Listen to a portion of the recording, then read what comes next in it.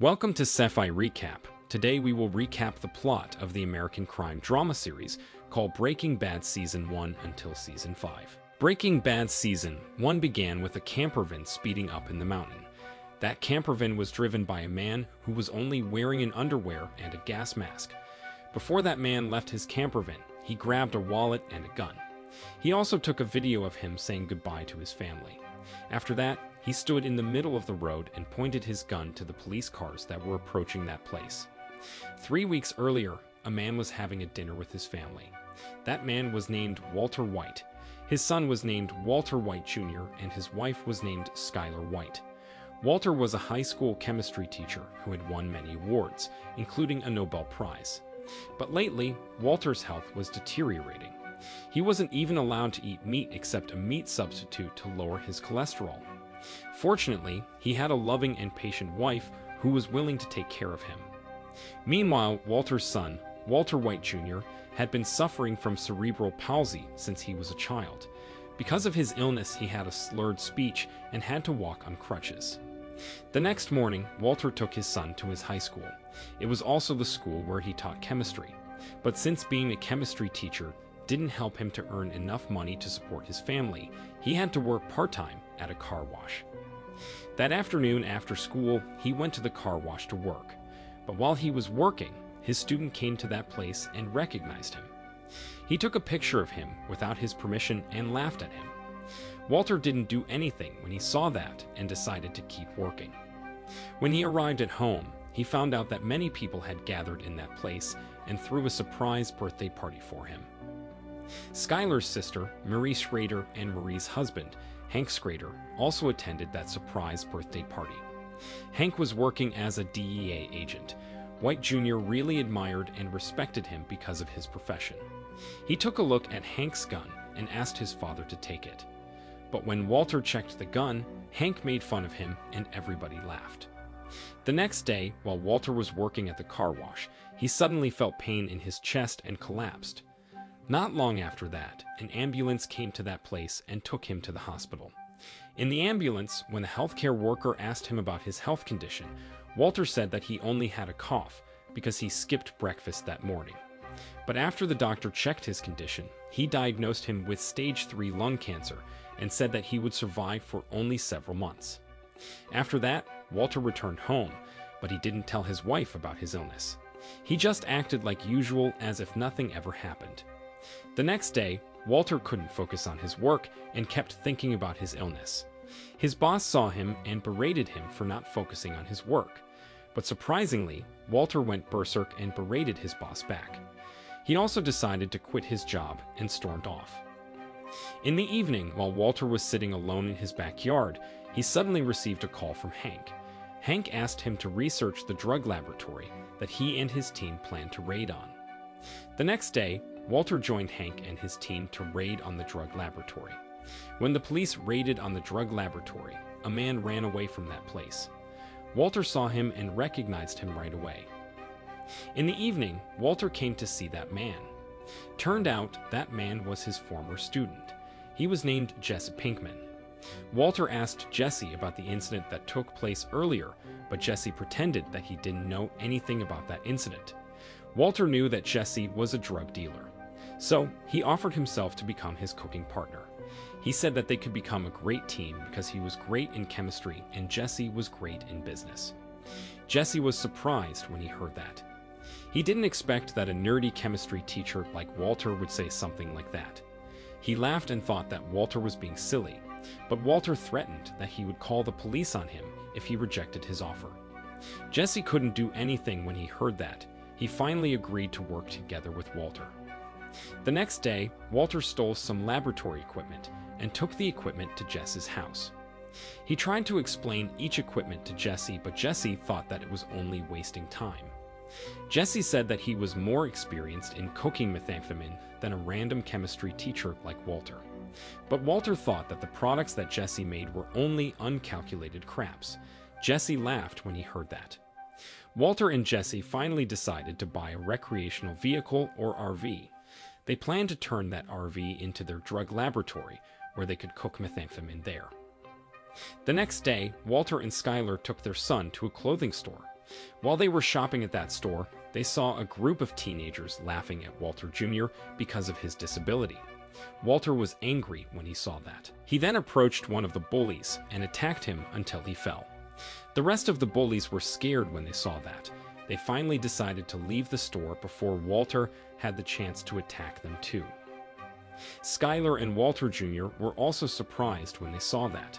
They couldn't believe that Walter could fight.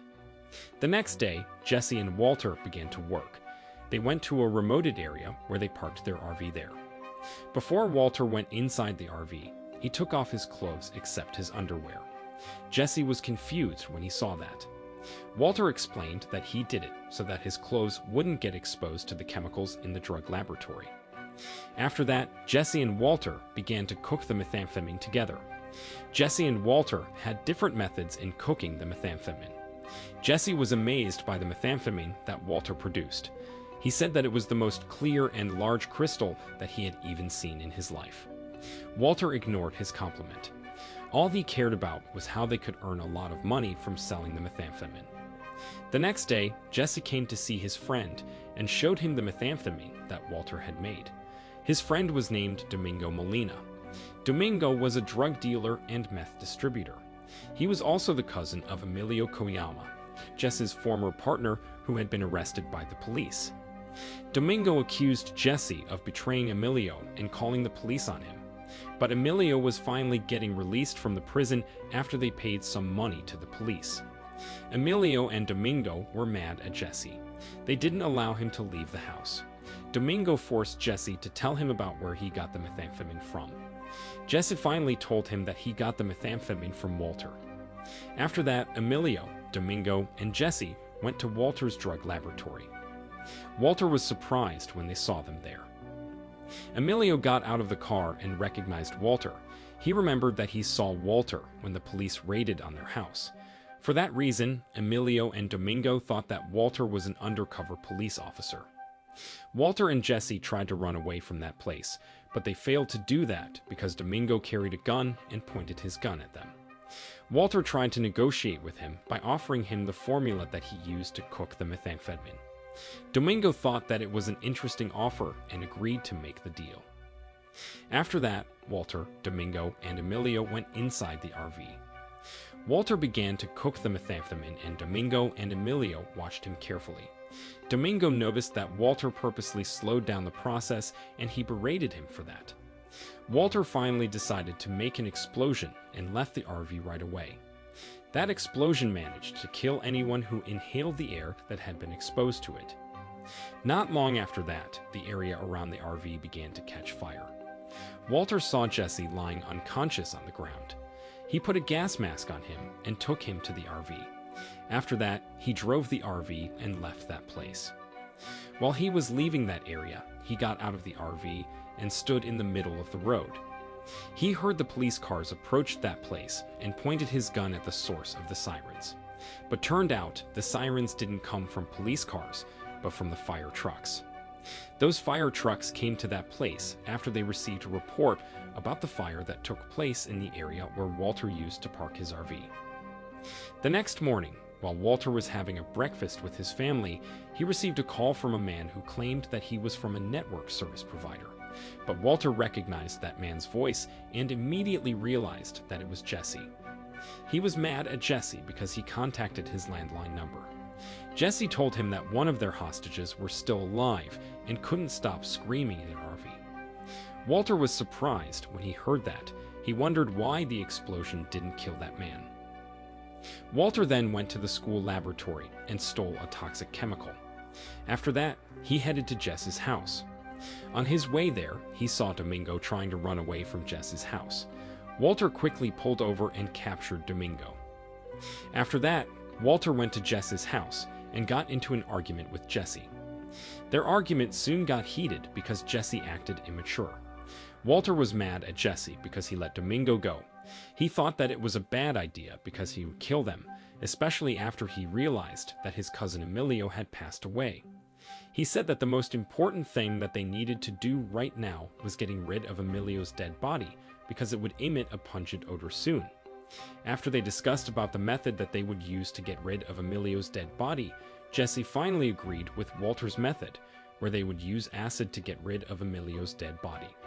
After that, they'd flipped a coin to decide who was going to do a certain task. It was finally decided that Jesse was going to get rid of Emilio's dead body, and Walter was going to kill Domingo. Jess then went to the supermarket to buy some equipment that he needed to get rid of Emilio's dead body. He was looking for a specified plastic that he would need to get rid of the dead body. At home, Skylar was tracing the number that called Walter in the morning. She was surprised when she found out that the number belonged to a drug dealer who liked to engage in numerous sexual affairs with women. In Jess's house, Walter went to the basement to kill Domingo. But when he arrived in that place, he gave Domingo food and water instead of killing him. After that, he returned to the kitchen and called himself a coward. He saw weed in that place and began to smoke it. The next day, Walter took his wife to an obstetrician to check her pregnancy. The obstetrician told them that Skylar's unborn baby was a girl. Skylar and Walter were happy when they heard that. Before they left that place, Skylar asked Walter about Jess Pinkman. Since Skylar had found out that Jesse was a drug dealer, Walter finally told her that he bought some weed from him to calm his mind. Skylar was shocked when she heard that. She couldn't believe that Walter had become a drug addict now. Walter told Skylar to calm down and asked her to respect what he was doing with his life. The next day, while Walter was teaching in class, he had another hallucination. But fortunately, he managed to deal with such situation. At home, Jesse was trying to take Emilio's dead body to his house. But suddenly, Skylar came to that place and entered his property. Skylar threatened that she would call the police on Jesse if he still sold marijuana to her husband.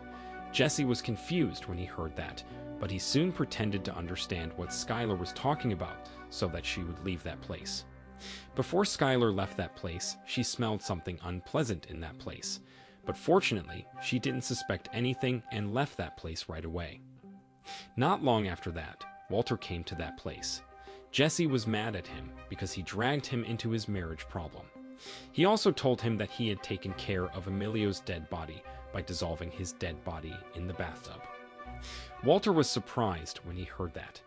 He decided to visit the said bathtub to see Emilio's dead body. But while he was heading to that place, the ceiling suddenly collapsed. Turned out, the ceiling collapsed because of the acid that they used to dissolve Emilio's dead body.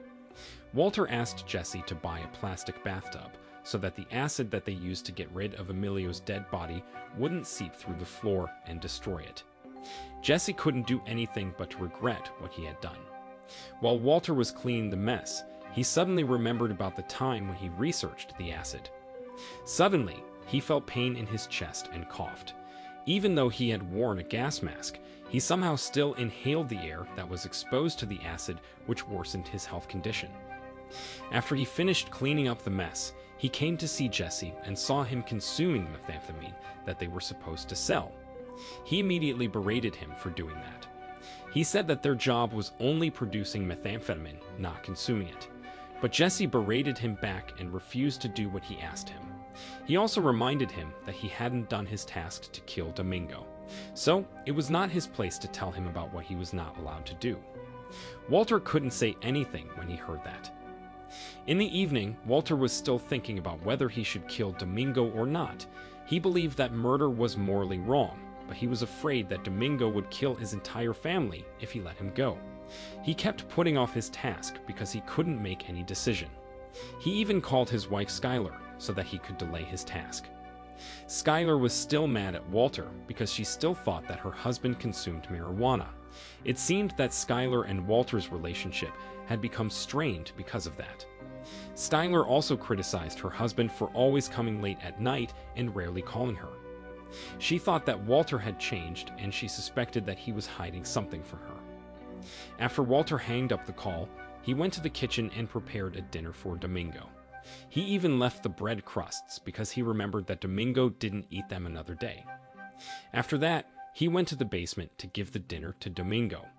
While he was entering that place, he suddenly coughed hard. He tried to continue to walk toward Domingo, but he couldn't stop coughing hard that he finally collapsed. But not long after that, he finally woke up from his faint. He quickly cleaned up the mess and returned to the kitchen to prepare another dinner for Domingo. After that, he went to the basement and gave the dinner to Domingo. Walter and Domingo then had a conversation. Walter revealed that he suffered from lung cancer. It seemed that he wanted to get to know Domingo better. Domingo knew that Walter wanted to kill him. He said that it would be easier for him to kill him if he didn't know anything about him. He sensed that Walter was actually against murder and didn't have the courage to kill him. So he tried to persuade him to change his mind. He promised that he would leave the town, forget everything about this, and pretend that he didn't know Walter if Walter let him go. From their conversation, Walter found out that Domingo was the son of the owner of the biggest furniture business in town. It seemed that that fact had made him become even more hesitant to kill Domingo. After thinking for a while, Walter finally decided to trust Domingo and betray Jesse. He then grabbed the key and planned to release Domingo. But before he returned to the basement, he took the pieces of the broken plate that he had thrown into the trash can. He put the pieces on the table and tried to put it together. While he was putting those pieces together, he kept condemning and asking himself why he was doing that. After that, he finally went to the basement. While he was walking toward Domingo, Domingo smiled at him. Even though Walter was still not sure about what he was doing, he told Domingo to turn his body around. Before he decided to open his handcuff, he asked him if he was angry at him. Domingo said that it was all right and that he just wanted to go home. But turned out, Walter knew that Domingo kept one of the pieces of the broken plate and he planned to kill him with it. Because of that, Walter finally killed Domingo. The next day, Jesse returned home and found out that his house had been cleaned up. He checked the basement, but he didn't find Domingo there. Everything had been perfectly cleaned up by Walter, as if he was saying goodbye to Jesse. While the police officers were investigating the location where the fire took place, they found the trace of Walter's drug laboratory there. Hank, Walter's brother-in-law, was the one who led the investigation. Hank checked the car that was left by Emilio and Domingo in that place and found a small bag of methamphetamine there. Hank thought that the methamphetamine was clearer and brighter than the usual methamphetamine. They also found the gas mask that Walter had thrown away in that place. While Walter was heading home, he remembered about what Domingo said to him last night. Domingo told him that this kind of world didn't suit Walter. After that, Walter finally returned home and told Skylar that he suffered from stage 3 lung cancer. Skylar was shocked when she heard that. A few days later, Walter invited Hank and Marie to join the barbecue party that was held at his house. At first, everybody seemed enjoying the party. They shared their life and laughed together. But suddenly, Hank asked Walter and Skylar about how they met each other. Walter finally told them about their love story. But while Walter was telling the story, Skylar burst into tears. She was sad when she heard that story because she remembered that Skylar suffered from lung cancer and that he wouldn't stay with her any longer. After that, Walter, Skylar, Hank, and Marie went inside the house and had a conversation. Skylar tried to convince Walter that everybody in that room wanted to support him and that he didn't have to hide his illness from them. Hank asked them how Skylar could suffer from lung cancer. Skylar said that it was probably because of the exposure of the dangerous chemical from the chemistry laboratory where Walter was working at 20 years ago. She still remembered that Walter complained that he didn't receive a gas mask when the chemical incident happened back then. Hank nodded and seemed to believe in that story. As a radiologic technologist, Mary said that she would help to provide the best radiologic technology for Walter's treatment. At home, Jesse and his 2 friends were consuming methamphetamine together. It seemed that Jess's friends were only using Jesse to get the methamphetamine. The next day, Skylar received a call from the hospital. The doctor said that he would charge $5,000 per consultation session. Walter was shocked when he found out about that, but Skylar told him not to give up just because of their financial problem. Skylar said that she could ask Hank or her parents to lend her some money, but Walter disagreed with her idea. He said that he would draw his pension to pay for his hospital bill instead. But turned out, Walter was lying to Skylar. Instead of drawing his pension, he took the money that he got from selling the methamphetamine. After that, he headed to the bank to deposit his money. On his way there, he saw a police car chasing him. He panicked when he saw that police car and pulled over, but turned out the police car was not after him. Walter felt relieved and laughed at his silly thought. After a while, he finally arrived at the bank. He joined the queue to park his car. But suddenly, a car came to that place, jumped the line, and stole Walter's parking space. Walter was mad when he saw that. The businessman who drove the car entered the bank and kept talking loudly to someone on his earphone.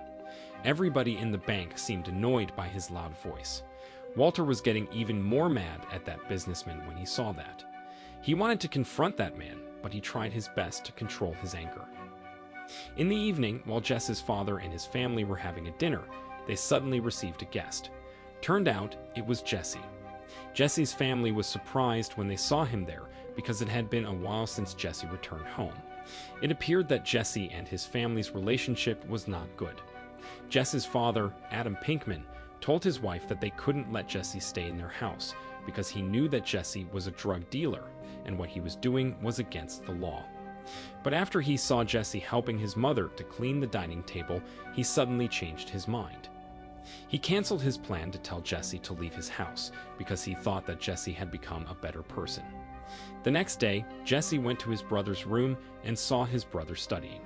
His brother was named Jacob Pinkman. Jacob was a smart student who had received many rewards for his achievements in school. Jesse saw those rewards and felt very proud of his brother. While Jesse and Jacob were having a conversation, their mother, Diane Pinkman, suddenly came to that place and warned Jacob. Jesse thought that Diane didn't like him spending time with his brother because she was afraid that he would give bad influence to his brother. But Jacob didn't think that their parents hated Jesse because they always talked about him all the time. Jesse was confused when he heard that. After that, he went outside and thought about what his brother said to him. It was hard for him to believe that his parents still loved him. When he returned to his room, he searched through his drawer and found his childhood toys. He felt sad when he saw those toys. Suddenly, he received a call from his friend. His friend told him that he wanted to buy all methamphetamine that he had. The next morning, when the household assistant was cleaning Jacob's room, she found some marijuana there. She reported it to Jess's parents, and Jesse's parents immediately confronted Jesse. Jess's parents were angry at Jesse because they thought that the marijuana belonged to him. They were disappointed at Jesse because he kept betraying and disappointing them, even though they had forgiven and given him many chances to become a better person. Adam also told Jesse not to return home anymore, and Jesse finally stormed off. While Jesse was leaving that place, his brother Jacob called him and approached him. Jacob thanked him for not telling their parents that the marijuana actually belonged to him. He asked Jesse to return the marijuana to him, but Jesse threw it away and destroyed it instead. Jesse told him not to smoke that marijuana because it was a dangerous type of marijuana. After that, Jesse went to Walter's house. Walter was mad when he saw him there. He said that Jesse didn't have a right to come to his house because he didn't have anything to do with him anymore. He told Jesse that it was over and that he refused to accept any offer from him. Jesse revealed that he came to that place to give Walter the $4,000 that they earned from selling the methamphetamine. While he was showing the money to Walter, he hoped that Walter was willing to become his business partner again. One afternoon, Walter and Skylar went to see the doctor to check Walter's condition. The doctor told them that he couldn't promise that he could cure Walter's cancer, but he suggested that Walter received radiation therapy and chemotherapy. He explained that those treatments were the best methods to treat cancer and even managed to increase life expectancy of several cancer patients. Despite that, there were some side effects of chemotherapy, such as hair loss, weight loss, tiredness, bruising and bleeding, and many more. Since Skylar went to see the doctor, she kept looking for more information about cancer. She even bought and read a book about cancer treatments. On the contrary, Walter seemed uninterested in his cancer treatment. He said that his treatment costed $90,000, and he didn't think that it was a good idea to waste that much money for his treatment. He explained that there was no guarantee that he would recover from his illness, and he was afraid that he would leave such a large amount of debt to his wife when he died. Walter Jr. was annoyed when he heard Walter and Skylar got into an argument. He interrupted them and told Walter to just give up and die. Walter was surprised when he heard that, but he refused to berate his son. Even though he seemed very meek from the outside, he was actually a very loving and responsible father to his family. While Walter was heading to a place, he coughed hard again. This time, he even coughed up blood from his throat. While he was looking at the blood, the obnoxious businessman who stole his parking space another day suddenly came to that place. That businessman was named Ken. Ken honked at the old woman who was walking past his car. Walter was annoyed when he saw that. He got out of his car and shoved a squeegee cleaner between the battery terminals of Ken's car. While he was walking away from that man's car, that car suddenly burst into flames. The man who owned the car was shocked when he found out about what happened to his car. One afternoon, Jesse finally decided to apply for a job because he got frustrated with his drug business. While he was attending the job interview, he told the interviewer that he was very good in marketing and selling goods. But since he didn't have any job experience, the interviewer refused to hire him. After that, Jesse saw his longtime friend who was working at the company that he applied for. His friend was named Brandon Mayhew. Jesse told Brandon that he cooked methamphetamine. Brandon seemed interested when he heard that. He asked Jesse to work together with him.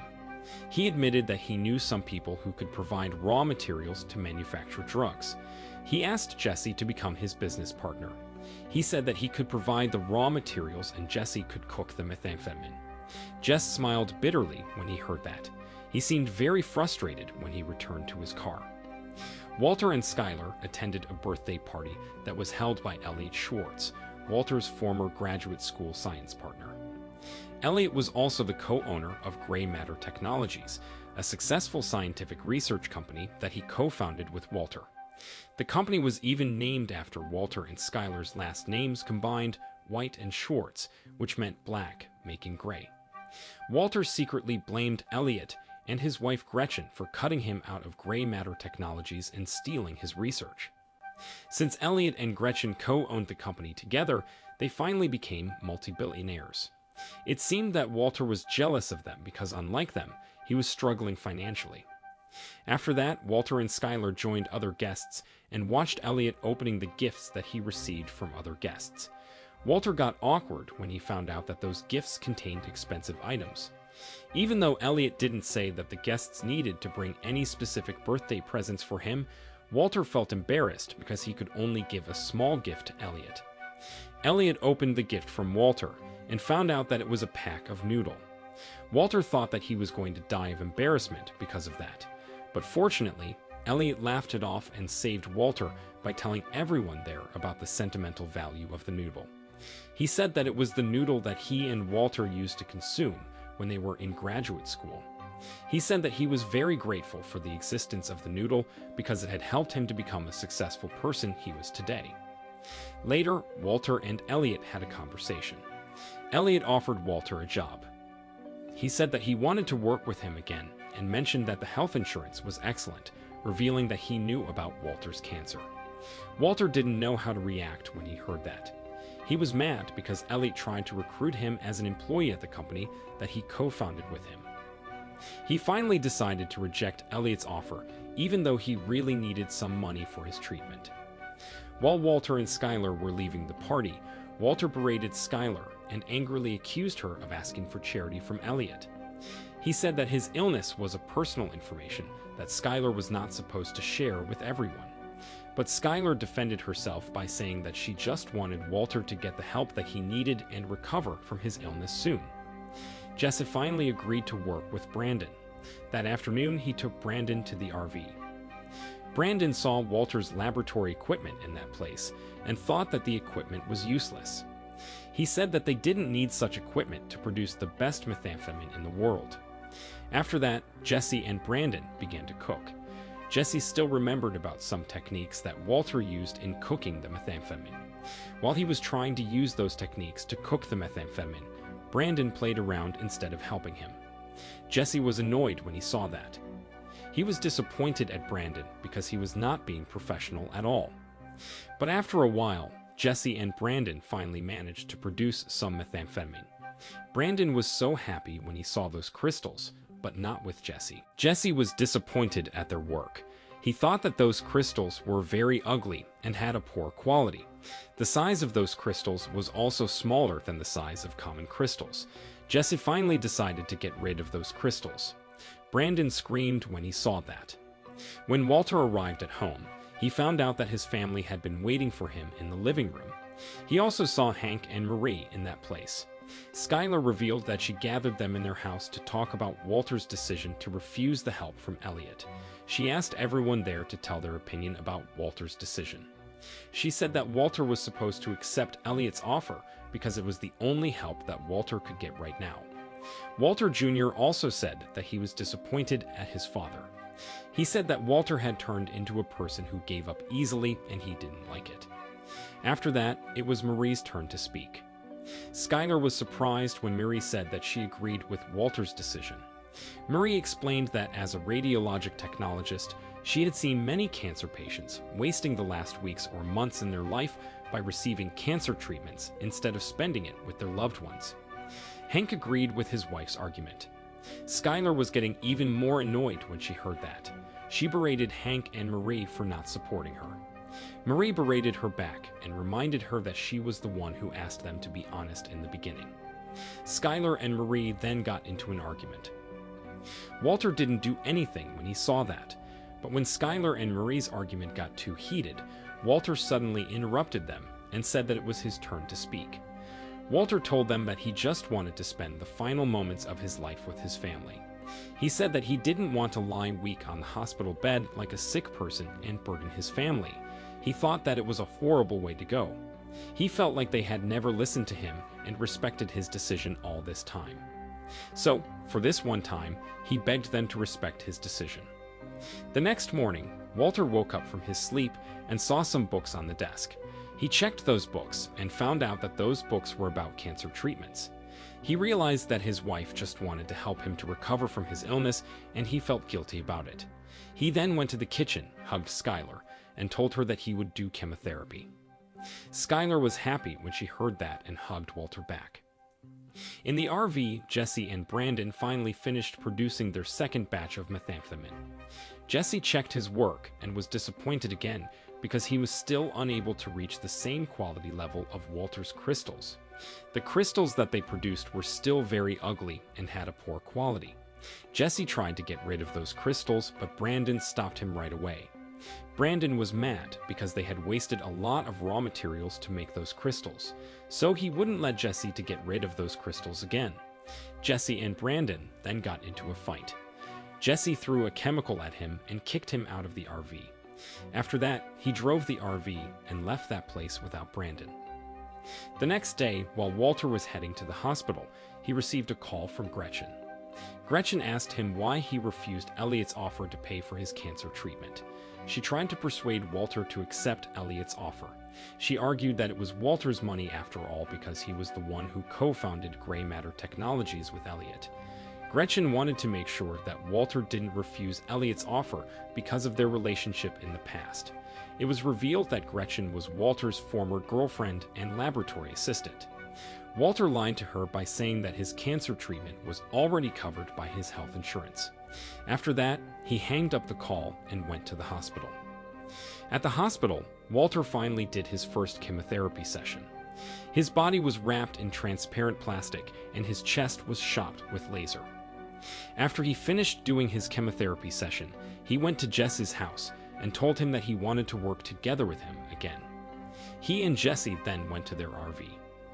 Walter was surprised and angry when he saw a mess in that place.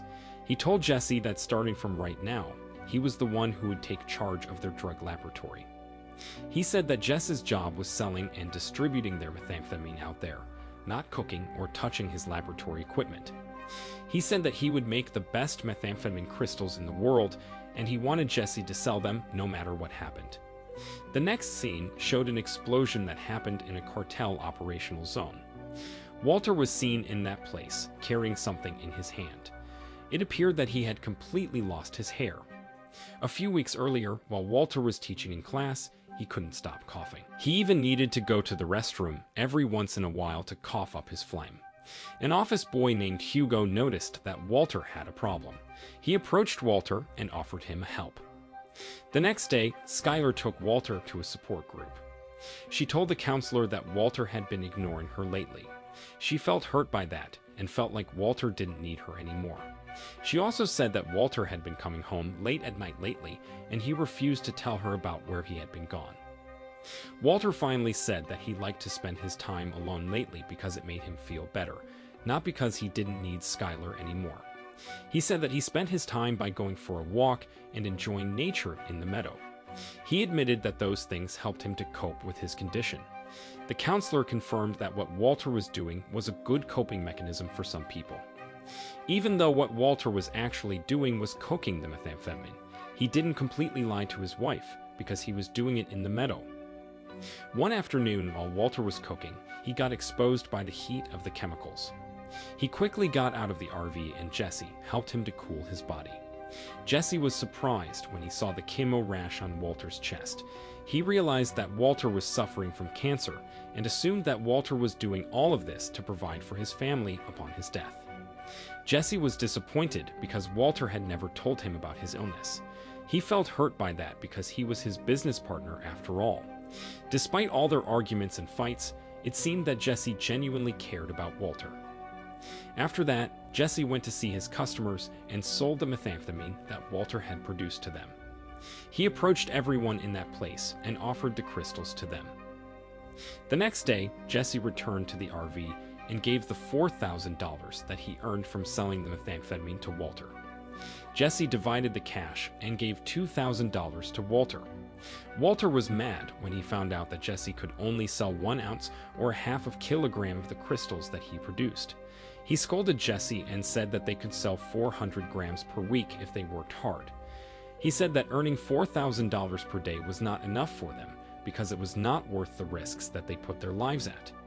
He asked Jesse to sell their methamphetamine to gangsters and made them their drug distributor. But Jesse said that the only drug distributor whom he knew was Domingo, and Domingo was already dead. Walter didn't care about that. He forced Jesse to find another drug distributor and sell their methamphetamine, no matter what happened.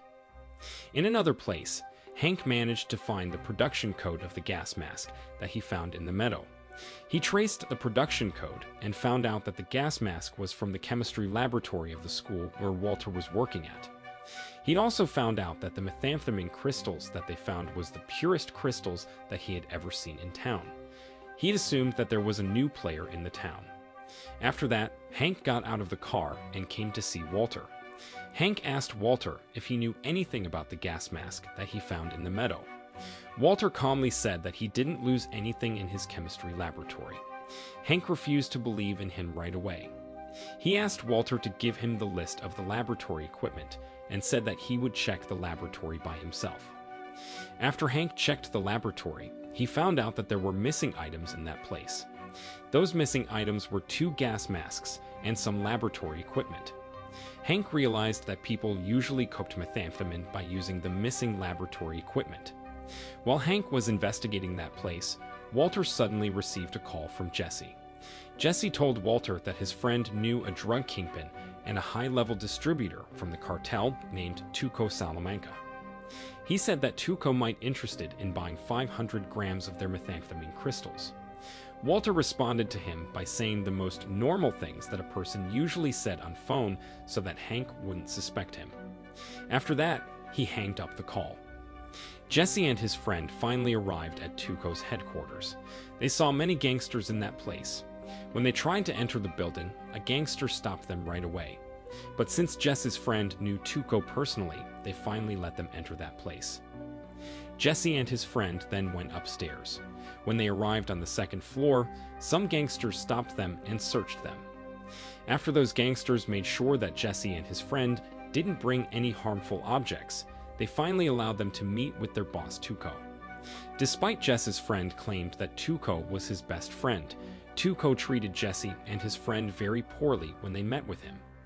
Jesse gave Tuco the methamphetamine crystals that had been produced by Walter. Tuco forced Jesse to eat those crystals first. After he made sure that it was safe for him to consume the crystals, he finally tried them by himself. He seemed amazed by those crystals and immediately agreed to make a deal with Jesse. He then told Jesse and his friend to leave that place, but Jesse refused to do that because Tuco hadn't paid him. Tuco was angry when he heard that. He berated Jesse for not trusting him. When the situation was getting out of control, Jesse suddenly grabbed his methamphetamine crystals back and tried to run away from that place, but Tuco's men stopped him right away and took him back to Tuco. Tuco tried to calm himself down and discussed about their deal with Jesse. Tuco said that he really wanted the methamphetamine crystals that Jesse brought. He then opened his safe and showed a large amount of money to Jesse. But instead of giving the money to Jesse, he used the money to beat him up until he lost his consciousness. The next morning, Hank and some police officers returned to J.P. Wynne High School, the school where Walter was teaching at. Walter was surprised when he saw Hank arresting Hugo. In the evening, while Walter and his family were playing a card game, they talked about Hugo, who was arrested by the police. Hank told them that the police arrested him because Hugo was one of the people who had access to the chemistry laboratory. He said that he had checked Hugo's personal background and found out that he had criminal records. He also said that they found some weed in Hugo's car. For those reasons, Hank concluded that Hugo was the person responsible for the laboratory equipment that went missing. Walter was feeling very guilty when he heard that. Because of him, Hugo had to lose his job and get sent to the jail. He regretted that he couldn't do anything to help Hugo. Later, while Walter was taking a shower, he saw his hair falling out. It seemed that the side effects of the chemotherapy that he did began to kick in. Despite that, Walter tried not to think about it too much.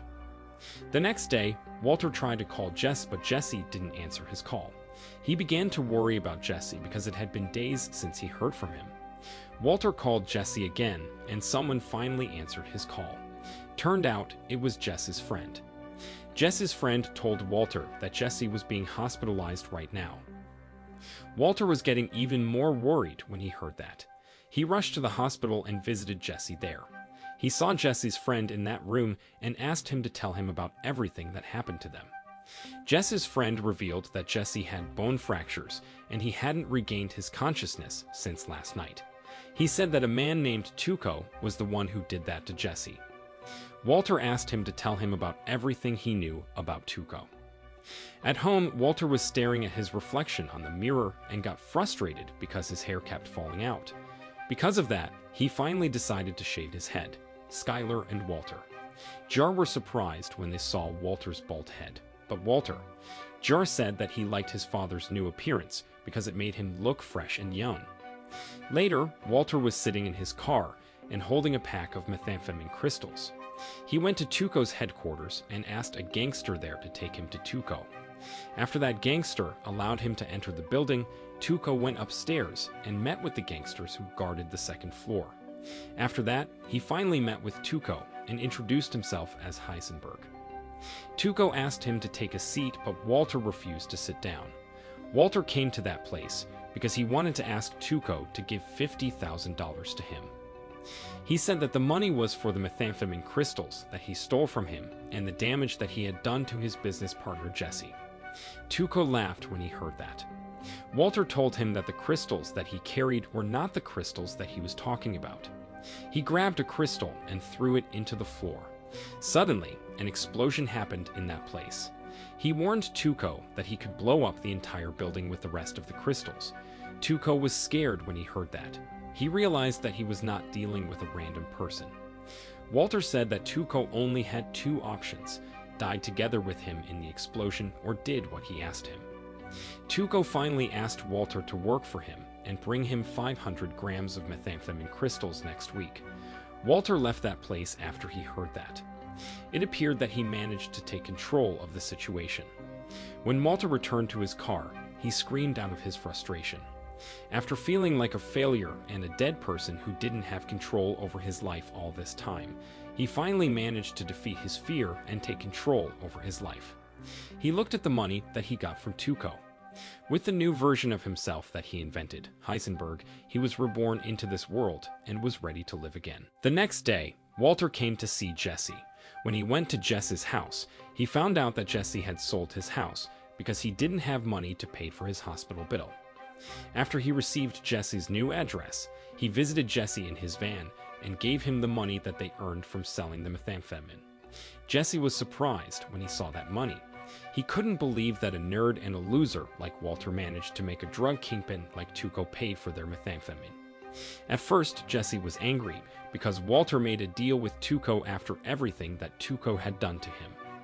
But after he realized that he needed that money, he finally stopped complaining. Walter also told him that he and Tuco had agreed to do business transaction every week. Jesse was mad when he heard that. He thought that it was impossible for them to produce 500 grams of methamphetamine per week because they didn't have enough raw materials. A week later, Jesse and Walter were waiting for Tuco at a wrecking yard. Even though Jesse agreed to help Walter to produce the methamphetamine that Tuco asked them, he couldn't stop complaining about everything. Walter was annoyed when he heard that. He finally told Jesse to leave that place if he didn't like what they were doing. He said that he would continue to do business transaction with Tuco with or without Jesse, but Jesse decided to stay. Not long after that, Tuco and his men finally arrived in that place. Tuco was disappointed when he found out that Walter only produced a quarter of the amount of the methamphetamine that he asked him. Walter explained that he had production issues. Jesse was afraid that Tuco and his men would attack them because of that. He didn't even have the courage to look at Tuco and his men in their eyes. While Tuco and his men were returning to their car, Walter asked them to pay him for 1 kilogram of methamphetamine that he produced. Tuco and Jesse were surprised when they heard that. Walter knew that Tuco and his men loved his methamphetamine, so he wanted to see how far Tuco would go to get his methamphetamine. He promised that he would give the rest of the methamphetamine to Tuco next week. He'd also promised that he would bring 2 kilograms of methamphetamine to Tuco the week after next week. But before he did that, he wanted to make sure that Tuco was able to pay for the methamphetamine. Tuco was angry when he heard that. He didn't like how Walter acted as if he was the one who took control of their business transaction. But even though he was angry, he didn't have the courage to touch Walter. He just threw his money in front of him. After Tuco left, Jesse and Walter talked about the deal that they made with Tuco. Jesse was mad at Walter for making that deal. He got frustrated at the thought of providing raw materials to produce 2 kilograms of methamphetamine, while they were struggling to provide raw materials to produce a quarter of 1 kilogram of methamphetamine. But turned out, Walter had prepared a plan for that. He suggested that they found an alternative to pseudo, the primary ingredient that they used to produce methamphetamine if they couldn't obtain it. Jesse smiled when he heard that. He thought that it was a brilliant idea. Walter then asked Jesse to find all chemical compounds that they could use to replace pseudo. The next day, Skylar and Walter threw a baby shower at home and invited their friends and family members to that party. Skylar opened the gifts that the guests gave to her. She opened a gift from Marie and was surprised when she found out that it was an expensive golden crown. Before Skylar and Walter went to sleep, they talked about the gift that Marie gave to them. Skylar suggested that they sold the golden crown because they needed money to buy newborn essentials. She argued that a baby needed diapers and formula milk more than a golden crown. Jesse finally found the chemical compound that they could use to replace pseudo. That chemical compound was methylamine. But Jesse said that it was also hard for him to obtain methylamine because it was not for sale. He said that he could obtain it from his friend, but his friend asked him to pay $9,000 for a pack of methylamine. It was because his friend needed to steal it from a warehouse that was heavily guarded by security guards. Walter suddenly had an idea. He said that instead of paying that large amount of money to Jess's friend to obtain the methylamine, he suggested that they stole the methylamine by themselves. He said that sneaking into a warehouse that was heavily guarded by security guards wouldn't be a problem. Skylar went to a jewelry store and talked to the manager there. She said that she wanted to sell the golden crown that she received from Marie. After the jewelry store manager checked the golden crown, he said that he was going to call the police and told his coworker to keep an eye on Skylar. Turned out, the golden crown was a stolen good. Skylar was shocked and confused when she heard that. After that, the jewelry store manager took Skylar to a private room. Skylar tried to convince him that she didn't steal the golden crown. She said that she received it as a gift from a guest that attended her baby shower. The jewelry store manager asked her about the person who had given the golden crown to her, but Skylar refused to answer him. The jewelry store manager said that he still remembered about the physical characteristics of the woman who had stolen the golden crown, and he thought that Skylar suited the description. Skylar began to get irritated by that man.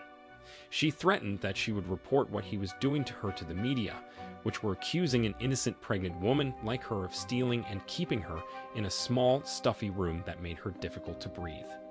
She then began to act like she had breathing difficulty. The jewelry store manager panicked when he saw that. He finally decided to let Skylar go, because he didn't want to take any risks. As soon as Skylar got out of the jewelry store, she called Marie and said that she wanted to talk to her. At night, Walter and Jesse went to the warehouse where the methylamine was kept. There was a security camera that was installed in that place. Walter and Jesse put on their masks, broke through the wired fence, and began to sneak into that place. They immediately hid when they saw a security guard approaching that place. When the security guard went to the restroom, Walter and Jesse came out of their hiding place and locked him inside. After that, they destroyed the steel door and went inside the warehouse. They were disappointed and confused when they found out that the methylamine that they were looking for was kept in barrels. After thinking for a while, they finally decided to exert their strength to move a barrel of methylamine. They finally managed to take the barrel to their van, but when they were about to leave that place, they couldn't start their van. They then decided to move the barrel to the basement of Jess's house. Walter said that they didn't have to worry about obtaining the methylamine for a while because the methylamine that they stole could produce a lot of methamphetamine crystals. He said that they could earn $80,000 per week with that methylamine. While Walter and Jesse were cooking, some people suddenly came to that place. Those people were the real estate agent and the potential buyers who were interested in buying Jess's house. Jesse was surprised when he saw them.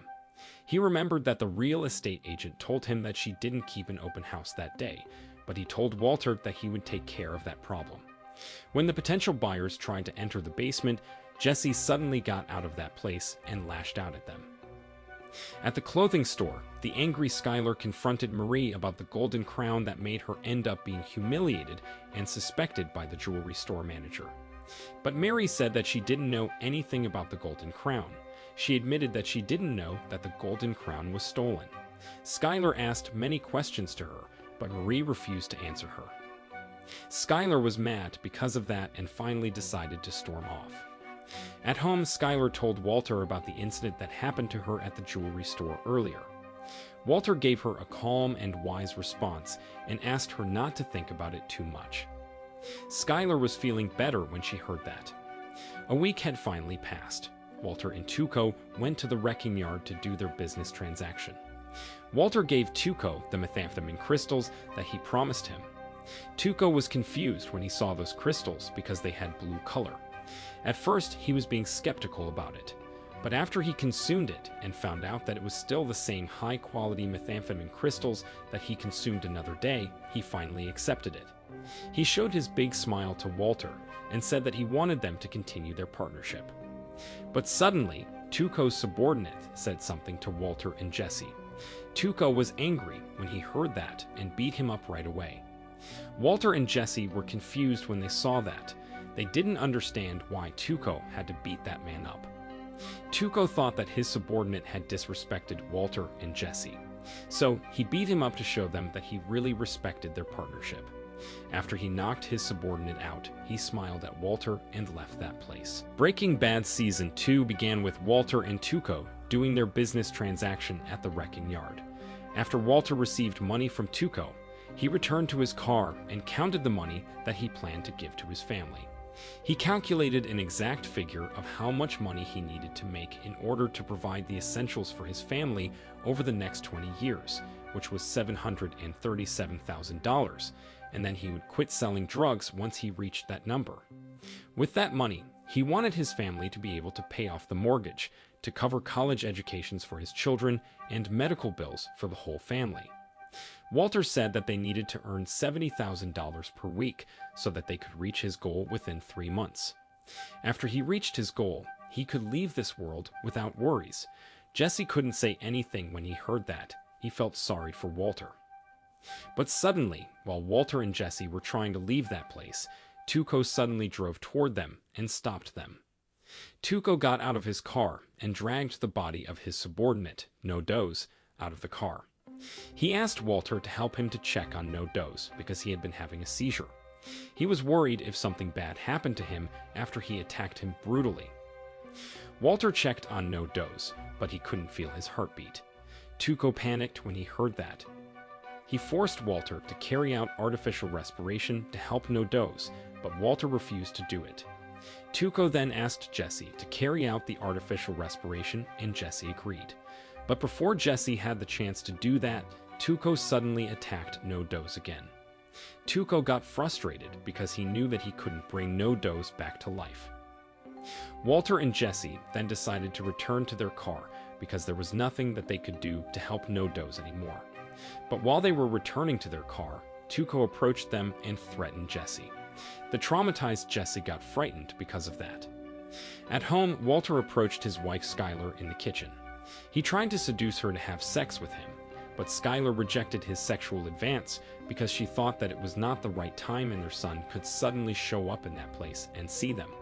But Walter ignored her and insisted on having sex with her. Skylar was mad because of that and finally snapped at him. She realized that Walter was doing that not because he was being romantic, but because he wanted to take out his anger and frustration on her. At night, Jesse went to a bar and met with a man. He and that man did a business transaction in that place. Turned out Jesse bought a gun from that man.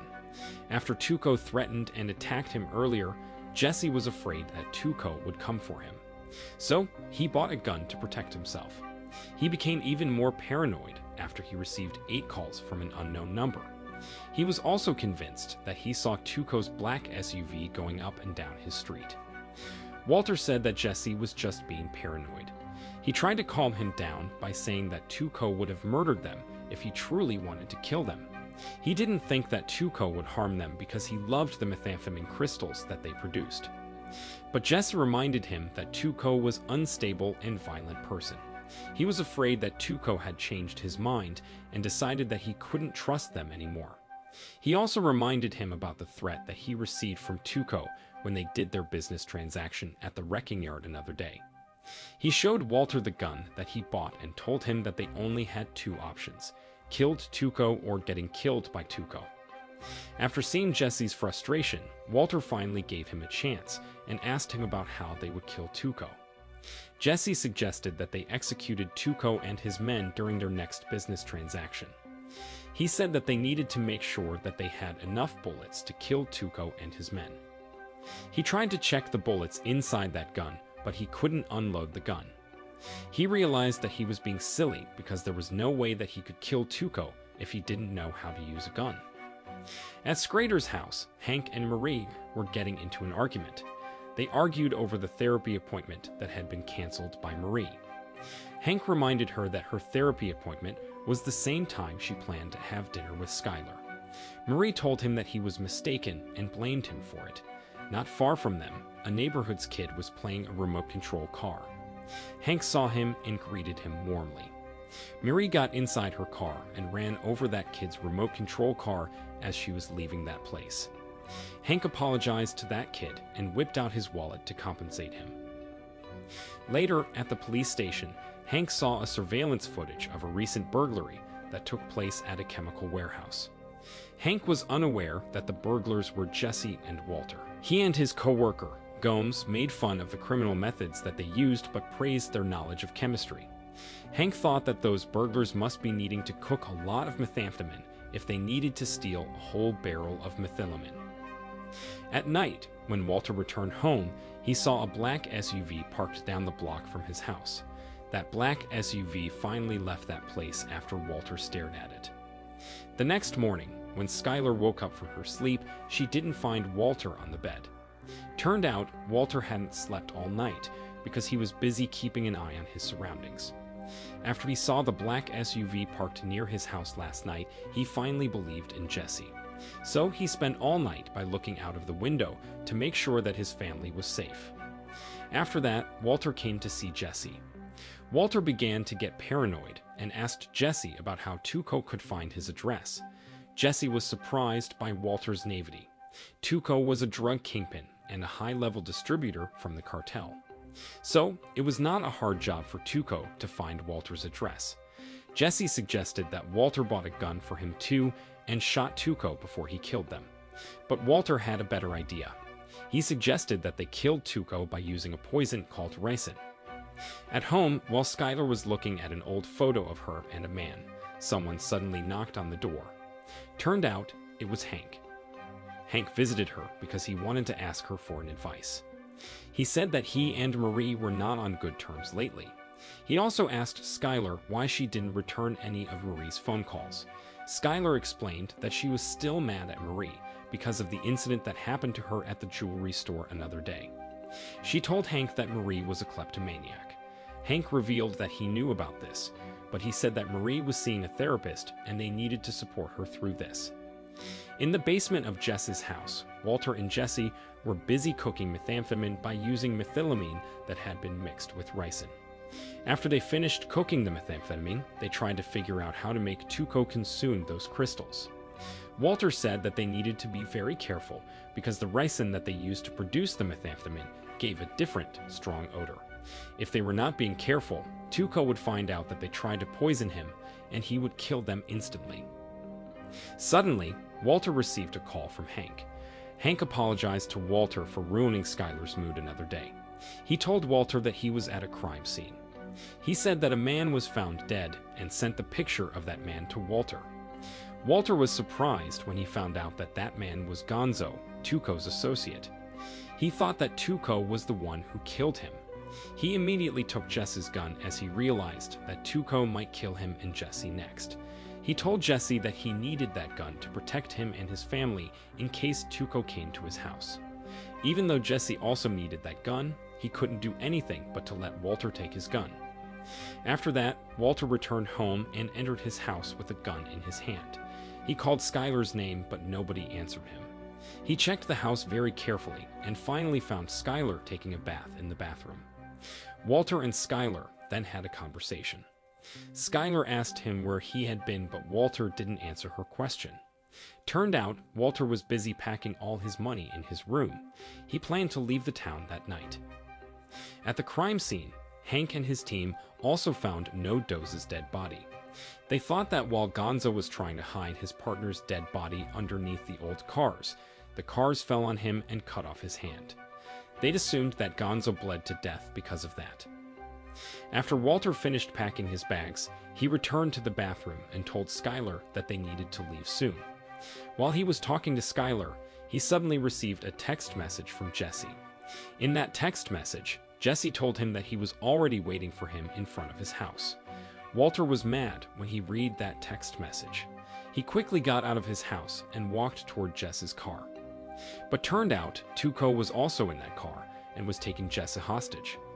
Tuco pointed his gun at Jesse and told Walter to get inside the car. Walter couldn't do anything but to do what he asked him. After Walter got inside the car, Tuco told Jesse to continue to drive the car. The next scene showed a desert in the middle of nowhere. Jess's car was seen in that place. It appeared that that car had been damaged. There were many bullet holes in that car and pieces of shattered glass on the ground. It was very quiet in that place. Nobody was seen in that place except a man who was lying unconscious on the ground. A few moments earlier, at the United States Federal Building, the police officers decided to arrest Tuco after they found Gonzo and No Dose's dead bodies. They investigated Tuco's personal background and found out that from 1996 to 1998, Tuco was selling methamphetamine that he bought from bikers in California. They also found out that Tuco killed some people in 1998 and unknowingly worked with a DEA informant in 2002. That DEA informant was Domingo, the drug dealer who had been killed by Walter, who went under the name of Crazy 8. Despite the DEA knew about the crimes that had been committed by Tuco, they couldn't arrest him because they didn't have enough proof. But now that they found Tuco's fingerprints in No Dose's dead body, they would be able to arrest him. With that strong evidence, Hank and his team planned to arrest Tuco soon. After Walter went missing, Skylar decided to hire a detective to find him. While Skylar was talking to that detective, Hank arrived at the White residence. Before Hank entered the house, he took a tracking device from Walter's car. It seemed that he began to feel suspicious of Walter, as he was the one who installed that tracking device in Walter's car. After that, Hank went inside the house and saw Skylar talking to the detective. Skylar told the detective that in the night when Walter went missing, she remembered that her husband seemed anxious. She asked Walter if he was all right, but Walter didn't say anything to her. After that, Walter received a text message from someone and got out of their house. Skylar admitted that she didn't see her husband anymore since then. In the desert, Tuco damaged 2 cell phones that belonged to Jesse and Walter and then threw them away. He also carried a rifle on his back. Turned out, he held Jesse and Walter captive inside the car trunk. Jesse and Walter almost died because they couldn't breathe properly inside that car trunk. But suddenly, Tuco finally opened the car trunk and told them to get out. Jesse tried to attack Tuco back, but Tuco threatened to kill him. Fortunately, Walter managed to reason with Tuco and save Jesse. In another place, Skylar and Marie were putting up Walter's missing posters together. Even though Skylar and Marie were still on bad terms, Marie was still willing to help Skylar to find her husband. When they returned to their car, Marie tried to talk to her about their problem, but Skylar asked her not to talk about it right now. In the desert, Tuco took Jesse and Walter to a shack and held them captive there. There was also an old man in that place. That old man kept looking at Jesse and Walter. He was sitting on a wheelchair and using a nasal cannula. Not long after that, Tuco came to that place and told Jesse and Walter to empty their pockets. Jesse and Walter immediately did what he asked them. Walter took out everything that he kept in his pockets, including the poisonous methamphetamine that he produced another night.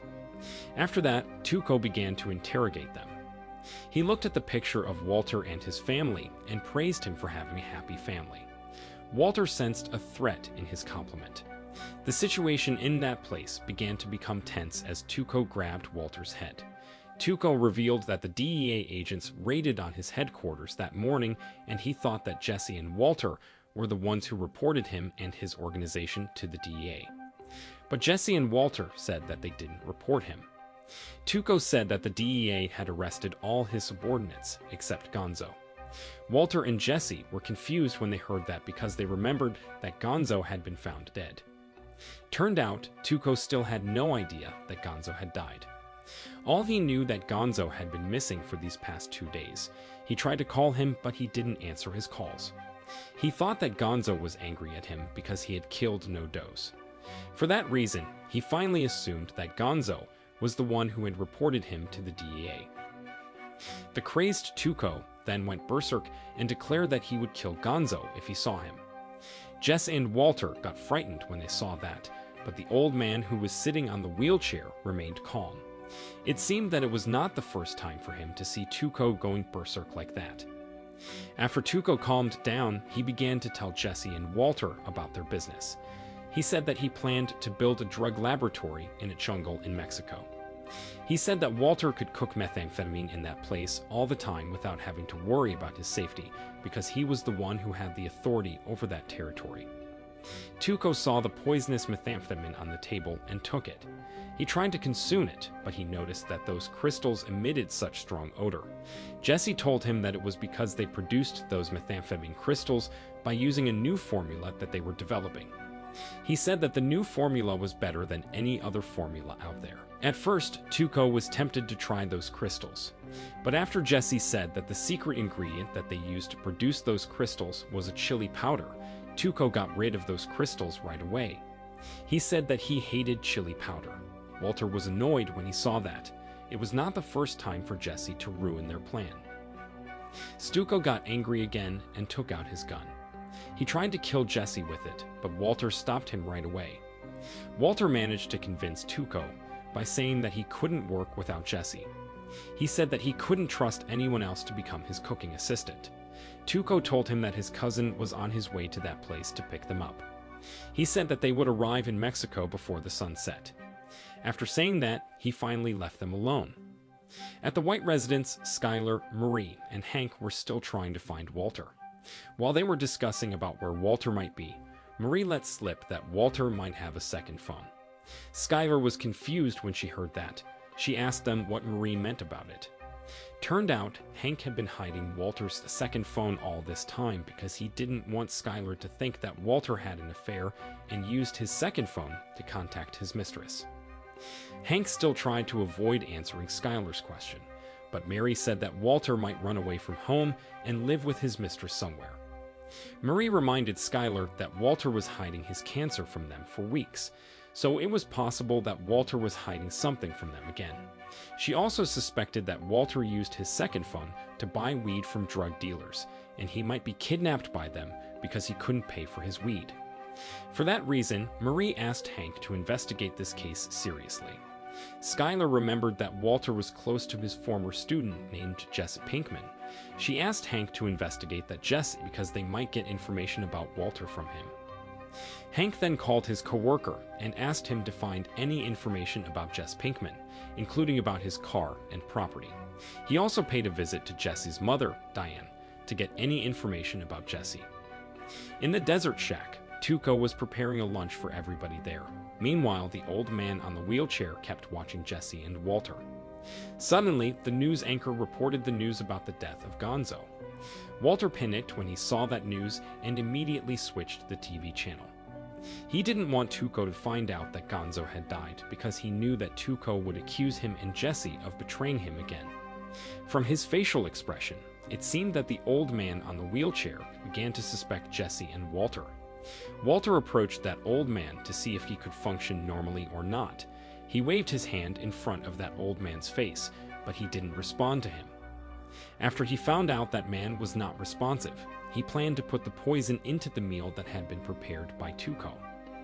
While Tuco was taking care of that old man, Jesse and Walter put the poison into the meal on the dining table. That old man saw what Jesse and Walter were doing, but fortunately, he couldn't tell Tuco about it because he was unable to speak. When Tuco tried to eat his food, that man stopped him right away by ringing the bell. Turned out, that man was Tuco's uncle, Hector Salamanca. Tuco asked him to calm down, but Hector kept stopping him from eating his food by repeatedly ringing the bell. Jesse and Walter panicked when they saw that. Instead of getting suspicious, Tuco laughed and thought that Hector just wanted to swap food with him. He finally gave his food to Hector, but Hector got rid of it right away. Even after they finished having their lunch, Hector kept ringing his bell and looking at Walter. Tuco realized that Hector wanted to tell him about something. He thought that Hector didn't like Jesse and Walter, but he didn't know about the reason why he didn't like them. He knew that Hector wouldn't dislike a person without a reason. So, he angrily asked Jesse and Walter about what they had done to his uncle. Walter told him that all he was doing was changing the TV channel while Hector was watching TV. He said that it was probably the reason why Hector was mad at him. Jesse tried to help Walter to explain about what happened, but he only worsened the situation. Tuco somehow realized that he was lying to him. He immediately grabbed Jesse by the neck, dragged him out of the shack, and brutally beat him up outside. Walter tried to calm Tuco down, but Tuco ignored him and kept attacking Jesse brutally. When Tuco was about to kill Jesse with his firearm, Walter finally admitted that he tried to poison him. In a state of disbelief and fury, Tuco was caught off guard and Jesse immediately attacked him with a rock. Tuco dropped his firearm and attacked Jesse back. While Tuco and Jesse were getting into a fight, Walter picked Tuco's firearm up and tried to shoot Tuco, but he was afraid that he shot Jesse instead. During such tense situation, Jesse reached for the gun, tucked in the back of Tuco's jeans, and shot Tuco with it. Tuco screamed in pain as the bullet penetrated his stomach. Jesse then got up and began to brutally attack the wounded Tuco like how Tuco attacked him all this time. He kicked Tuco into a hole in the ground and asked Walter to shoot him to death. But Walter had a better idea. He suggested that they let him die slowly by bleeding to death. He argued that it was more painful than killing him instantly by shooting him. After that, Jesse and Walter got inside a car and tried to leave that place. But suddenly, a car was approaching that place. Jesse and Walter panicked when they saw that car. They thought that it was Tuco's cousin. They immediately got out of the car and hid. Turned out, Tuco was still alive. He was struggling to get out of the hole and walk toward the car. Apparently, it was not Tuco's cousin who came to that place, but Hank. Hank got out of the car and approached Tuco. He thought that Tuco was Jess Pinkman, the man whom he had been looking for. But when he found out that that man was Tuco and not Jesse, he asked him to relax. Tuco saw his firearm in the car and reached for it right away. He tried to shoot Hank with it, but Hank fired his gun back at him. After Hank and Tuco got into a gun battle for a while, Hank finally managed to shoot Tuco in the head. Tuco died instantly because of that. Walter was surprised when he saw Hank in that place. He immediately sprinted and ran off into the desert. Jesse followed him right away. After walking in the desert for a while, Jesse and Walter began to get exhausted. It seemed that they couldn't get out of the desert. But after they walked for a few more hours, they finally reached an open road. They were soon looking for a free ride, and Walter managed to get one. Before Walter and Jesse parted ways, Jesse told Walter that it was a bold plan. It wasn't revealed yet about what Jesse meant by that. At a supermarket, a worker was confused when she found some clothes on the floor. Turned out, those clothes belonged to Walter. That worker picked those clothes up one by one and got shocked when she saw Walter walking naked in that place. A few days later, Walter woke up from his faint and found himself lying on the hospital bed. The doctor said that Walter lost his consciousness because of dehydration. Skylar and Walter Jr. visited him at the hospital. They were worried when they heard about what happened to him. Turned out, it was the bold plan that Jesse was talking about. Walter pretended that he lost his consciousness so that Skylar wouldn't question him about where he had been for these past few days. Walter Jr. praised his father for capturing the biggest drug dealer in town. Walter was glad that Skylar and Walter Jr. believed in the story that he invented. At the police station, Hank was being interrogated by his superiors. His superiors told him that what he was doing, which was confronting Tuco without any backup teams, was a reckless thing to do as it could put his life in danger. But Hank said that he went to that desert to look for Jess Pinkman. He admitted that he had no idea that he would meet Tuco in that place. He'd also said that he found Jesse's money and car at the shack. His superior thought that Jesse might have something to do with Tuco. He ordered Hank to find Jesse soon. Jesse and his friend Brandon Aka Badger parked their car near Jesse's house. Jesse waited in that car and saw some police officers monitoring that area. After those police officers left that place, Jesse rushed to his basement and packed everything in that place. Turned out, he planned to move the drug laboratory from his basement back to the RV. He asked Badger to help him, but Badger couldn't stop complaining. Jesse was getting even more frustrated because of that and finally snapped at him. Badger was shocked when he saw that. It was the first time for Jesse to snap at him, and it frightened him. It seemed that Jesse's personality had changed since he brutally attacked Tuco in the desert. Jesse asked Badger to help him to move the drug laboratory back to the RV because the RV was towed away by Badger's cousin, Clovis, and was stored on his lot for $1,000 storage fee. Jesse remembered that he left his money at the shack and he only had $590 in his wallet now. Because of that, he could only pay half of upfront. After negotiating for a while, Jesse and Clovis finally agreed to make a deal. One afternoon, Hank and his team raided on a motel called the Crossroads Motel. They managed to capture Jesse in that place. After that, they took Jesse to the police station and interrogated him. Hank asked Jesse about what he was doing at that motel. Jesse admitted that all he was doing in that place was partying for 3 days straight with a prostitute named Wendy. When Hank asked him about his stolen car and Tuco, Jesse said that he didn't know that his car was stolen. He also said that he wasn't familiar with a man named Tuco. Hank then showed him a bag that contained some money and asked him about it. There was $70,000 inside that bag. Hank said that the police would seize that money if Jesse didn't admit that it was his money. Jesse had no idea about what to say when he heard that, but after thinking for a while, he finally told Hank that the money didn't belong to him. Hank laughed and took the money. Jesse was desperate when he saw that, but he couldn't do anything to save his money. After that, Hank and Gomes returned to their room. Gomes told Hank to let Jesse go because they didn't have any strong evidence to charge him with the crime, but Hank refused to give in. Not long after that, Hank returned to the interrogation room. Jesse was surprised when he saw Hector in that place. At the hospital, Walter was being interrogated by the doctor. Walter began to get tired of that interrogation and confronted the doctor about what he truly wanted from him. He asked him to tell him about patient confidentiality. The doctor told him that without the consent of the patient, the hospital couldn't share any information that they obtained from the patient with their family or the police. After Walter heard that, he decided to invent a story and tell the doctor about that story. To convince that doctor, Walter also mentioned about the financial problem that he and his family were facing. The doctor was finally convinced by his story and decided to rearrange the schedule to send him home. In the interrogation room, Hector was looking at Jesse with anger. Jesse was ready to deny everything that Hector would say about him and what he did at the shack. He told the police that they couldn't trust Hector because he was mentally unstable. Even though Hector had a disability, he was still able to answer every question that the police asked him. Hank then asked Hector if Jesse was in his house another day. He also asked him if Jesse met with his nephew Tuco, but Hector didn't answer his questions. Gomes tried to help Hank by asking Hector the same questions, but Hector refused to answer him. Instead, Hector was looking at Jesse with hostility. For some reason, even though Jesse tried to poison Tuco at the shack, Hector refused to report him to the police and decided to save him. At night, while Walter was lying on the hospital bed, he received a call from Jesse. Jesse informed him that everything was going well. He said that the only problem that he had right now was that Hank seized all his money. Instead of responding to his story, Walter asked Jesse if he mentioned him during the interrogation. Jesse was annoyed when he heard that.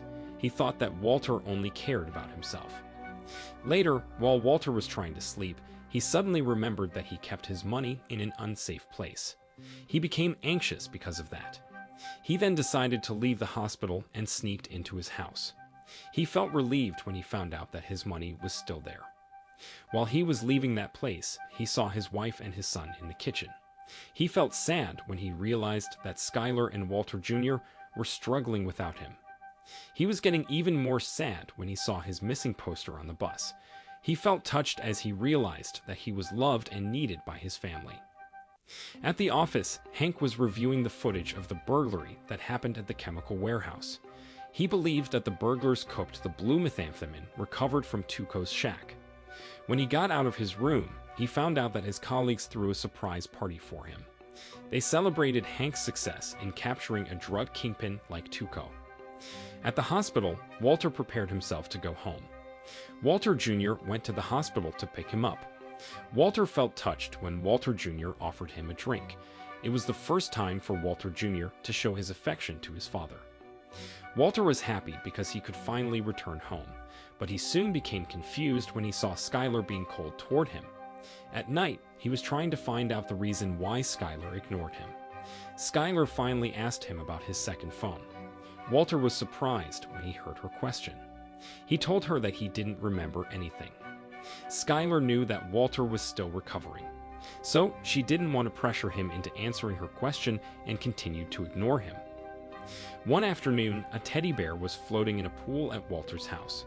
A man in hazmat suit took the teddy bear and put it into a plastic bag. There were also other items that were collected in that place and put into plastic bags. A few days earlier, Jesse went to a mini-market to meet with Walter. Walter told Jesse that they would begin to cook again once the situation was safe for them to do it. Jesse was confused when he heard that.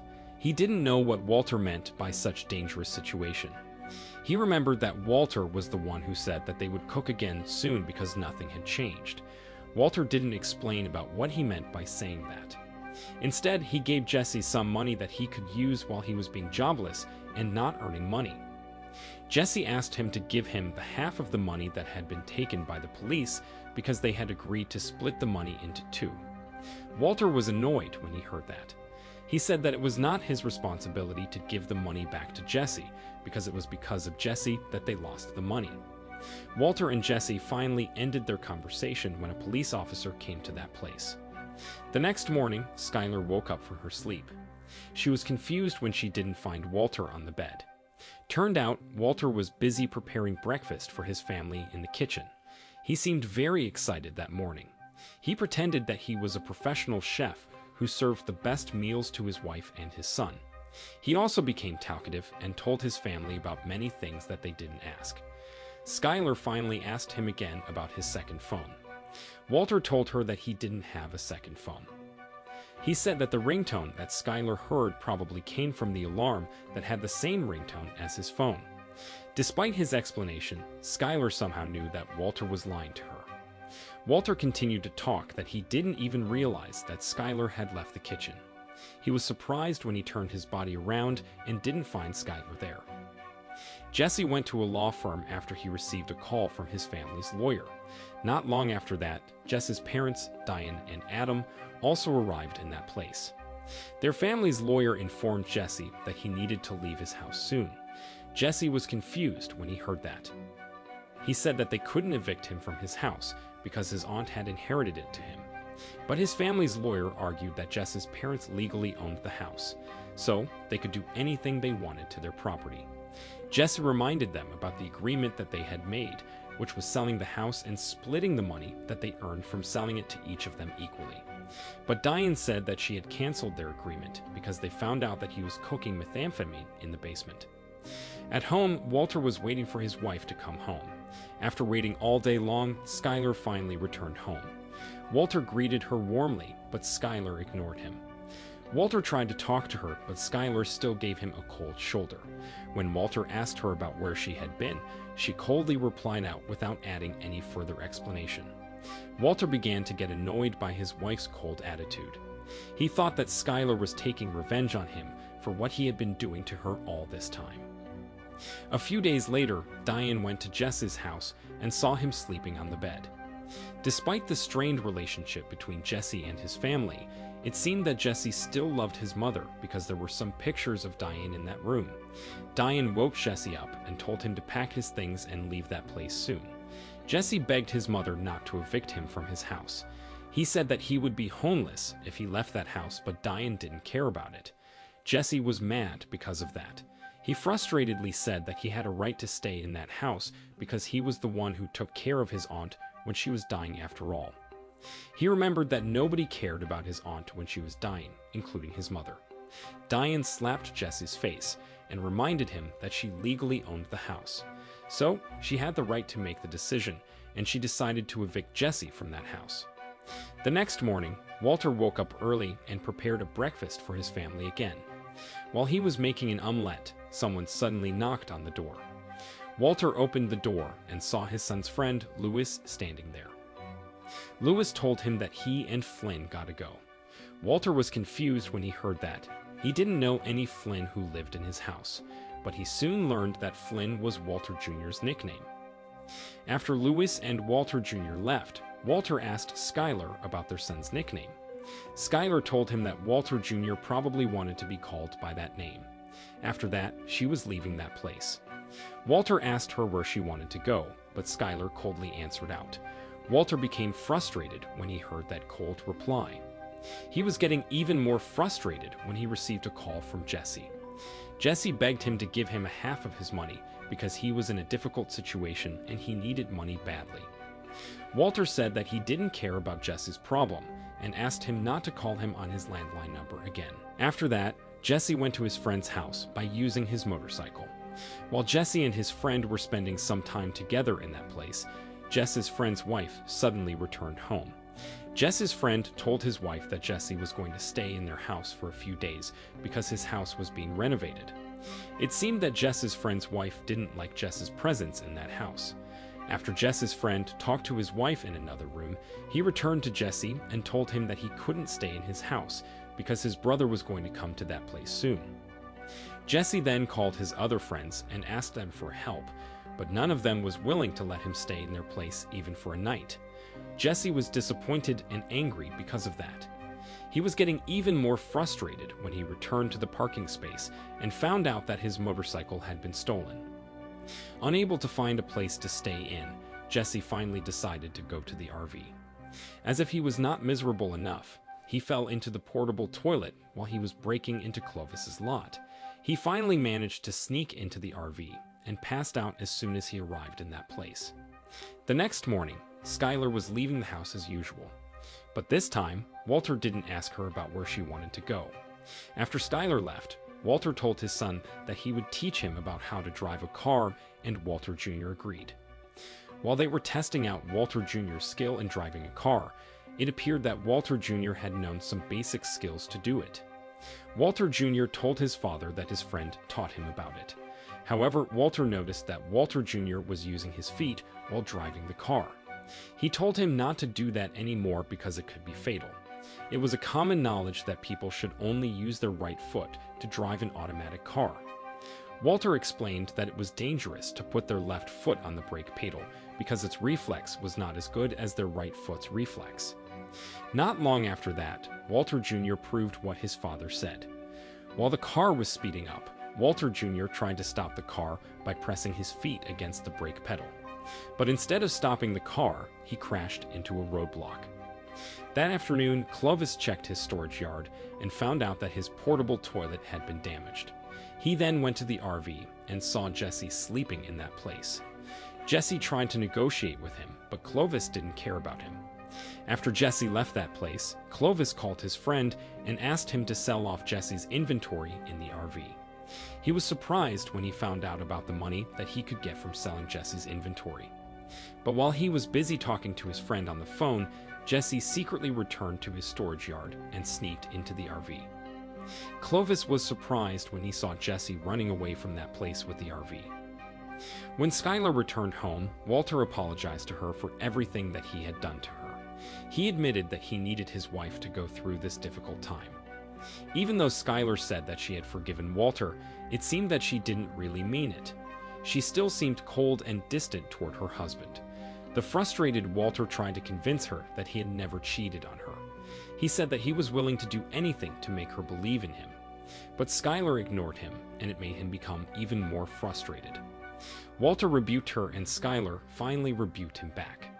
Skylar asked Walter to tell her about what was happening right now, but Walter couldn't say anything to her. Skylar decided that she had enough of him and left that place right away. Turned out, Jesse had arrived in that place. He was worried when he saw Skylar and Walter having a fight. Walter saw him in that place and immediately took out his anger and frustration on him. Jesse kept apologizing to Walter and acknowledging his mistake, but he said that he really needed money right now because he was facing an urgent situation. He kept asking Walter to give him a half of his money, which he claimed belonged to him.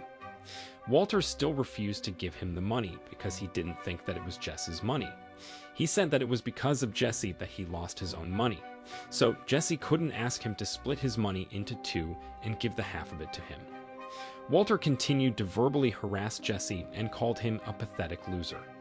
Jesse was irritated because of that. He finally lost his patience and attacked Walter. He managed to overpower Walter and almost strangled him to death. But fortunately, he managed to control his anger and stopped attacking Walter. After that, Walter took Jesse to his house. He finally decided to give a half of his money to Jesse. In the car, Skylar lit a cigarette and smoked it to take out her frustration. It seemed that she didn't care that it might harm her unborn baby. A few days later, Walter went to the hospital to see his doctor, but this time, Skylar didn't go with him. The doctor told Walter some good news. He said that a lot of his cancer cells had died and that Walter's hair would regrow soon. Despite that, the doctor said that those things couldn't guarantee that Walter would be cancer-free. He asked Walter to keep doing chemotherapy to prevent any unwanted complications. After that, Walter came to see the medical biller to pay off his hospital bills. As the medical biller printed his invoice, she asked him if he didn't have any health insurances. Walter saw the invoice and got shocked when he saw the total amount of money that he needed to pay. Jess returned to Clovis's storage yard and paid Clovis for the repairs and property damages, just like what he promised him before. Clovis was glad that Jesse kept his promise. After negotiating for a while, Clovis and Jesse finally made a deal to store the RV on Clovis's lot for $500 per week. Jesse also bought a used red Toyota Tercel from Clovis. After that, Jesse used his car to get around town. He was looking for a place for him to stay in for a while. But unfortunately, he got rejected by the owners of those places because he had a problem with his administrative data. Jesse then went to an apartment that was owned by a beautiful woman named Jane Margolis. At first, Jane also refused to allow Jesse to rent her apartment. But after Jesse told her about her depression and family problem, Jane finally felt bad for him and decided to rent him the apartment. Jesse was happy when he heard that. He was getting even more happy when he knew that Jane lived next to that apartment. Jesse and Walter returned to their RV and began to cook methamphetamine again. At first, they didn't say anything to each other and focused on cooking their methamphetamine. But after a while, Jesse finally began to speak. He said that it was useless for them to do it because their drug distributor, Tuco, had died. He explained that the worst scenario that they had was that he returned to the streets and sold those crystals to small parties and individuals. But the problem was, since the DEA interrogated him back then, they had been keeping an eye on him. So, it would be hard for him to do his illegal business transactions as usual. But Jesse realized that he needed to keep earning money so that he could pay his rents to Jane and Clovis. Walter also said that he had spent all his money to pay off his hospital bills, so they needed to find a way to sell their methamphetamine. They felt bitter as they realized that they didn't get anything from working hard all this time. Jesse lost more money than the money that he received. Meanwhile, Walter didn't have any money left for his family after he used it to pay off his hospital bills. Suddenly, Jesse had an idea. He said that if they couldn't find a distributor like Tuco, then they should take over Tuco's role as a distributor. He told Walter that he knew some people whom they could trust to work for them. He suggested that they paid those people to distribute the crystals for them while they were working under the radar to control their drug distribution and production. But Walter disagreed with that idea because he was worried about their privacy. He said that it was very risky for them to involve other people in their drug business, as they would find out about their true identities and might use it for harmful purpose. But Jesse said that Walter's opinion couldn't change anything because he was the one who took charge of the marketing division. The next day, Jesse invited his friends to his new apartment. This time, he didn't ask them to consume drugs together with him, but to talk about his drug business. He began to tell them about their drug business. He asked them to charge $2,500 for every ounce of the methamphetamine that they sold. He explained that they could take the $500 and give the $2,000 back to him. Jess's friends seemed interested in that offer. On the weekend, Walter and his family went to the Schrader residence to have a lunch together. While Skylar and Marie were busy in the kitchen, Mary couldn't stop talking. Skylar was sick of hearing her and finally silenced her. She also asked her to apologize and not to pretend that they didn't have any problem. But instead of apologizing to Skylar, Marie blamed her for selling the gift that she gave to her. Skylar was annoyed when she heard that. She warned Marie that it was the last chance for her to apologize to her. She threatened that she would cut her off if she refused to apologize to her. Mary finally broke down and apologized to her sister after Skylar said that she needed her sister back. At night, Jess's friends began to sell the methamphetamine crystals that Walter and Jesse produced. They went to the streets, approached some people there, and offered them the crystals, just like how Jesse did it back then. They went to different locations in the town and offered the methamphetamine to people who came from various backgrounds. While Skinny Pete was doing a business transaction with a woman, a police officer suddenly came to that place and chased him. Skinny Pete immediately sprinted and went inside a building to hide from that police officer. But when he arrived in that place, a man suddenly stopped him and pointed his knife at him. Turned out, the man was working together with the woman who was doing business transaction with Skinny Pete. That man threatened that he would kill Skinny Pete if he didn't give all his methamphetamine crystals to him. The next day, Walter met with Jesse to receive the money that they had earned from selling the methamphetamine. Walter counted that money and found out that he only received $50,000. He was confused because he was supposed to receive $60,000. Jesse explained that one of his men was robbed when he was selling the methamphetamine last night. He told him to just accept it and move on because it was the consequence of doing their job. But Walter refused to accept it because he thought that it was only a lazy excuse to fool themselves. He said that unless Jesse did something about it, more people would think that Jesse and his team were an easy mark, and it would definitely put their business in danger. He said that if Jesse wanted to become like Tuco, he needed to be a very effective enforcer who wouldn't forgive his men easily. Jesse was annoyed when he heard that. After everything that he had done all this time, he felt unappreciated by Walter. He then took $1,000 out of his money and threw it at Walter. It seemed that there had been misunderstanding between them. Walter just didn't want something bad happen to Jesse and his team because of their reckless selling method.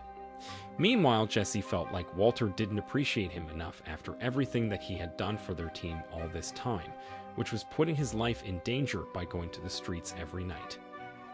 When Walter returned home, he greeted Skylar, but Skylar was still being cold toward him. Walter was worried when he saw Skylar eating some food that were harmful for her unborn baby. He tried to warn her about it, but Skylar ignored him. He then confronted Skylar about the cigarette pack that she had flushed down the toilet. Skylar finally admitted that she had smoked 3.5 cigarettes, and she didn't feel guilty about it at all. Later at night, Walter went to Jesse's apartment to give him the answer of the question that he asked him earlier. He returned Jesse's gun that he borrowed another day and asked Jesse to handle everything that stood in his way. He said that it was the answer of the question that he asked him in the afternoon. The next day, Hank parked his car near the local river. He got out of the car and walked toward the river. He held a lucite cube that contained Tuco's artificial teeth. His colleagues were the ones who gave Tuco's artificial teeth to him during the party that was thrown another day. They gave it to him as a gift because he had successfully captured Tuco. Hank then threw Tuco's artificial teeth into the river because he thought that Tuco was not the criminal whom he had been looking for all this time. He realized that Tuco was only a drug distributor who worked for the real criminal, who was responsible in producing the legendary methamphetamine crystals. So Tuco's artificial teeth meant nothing to him anymore. That afternoon, Jesse met with Skinny Pete.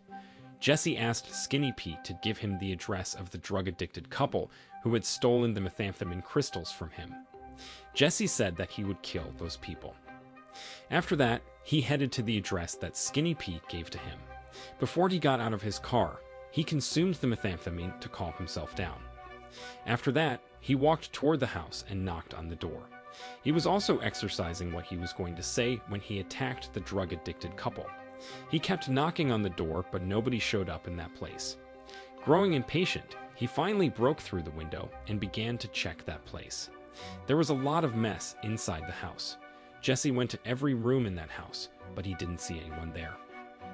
While he was waiting for the drug-addicted couple to come home, a little boy suddenly got out of a room. That little boy walked toward the TV and turned it on. He didn't care about Jesse's presence in that place.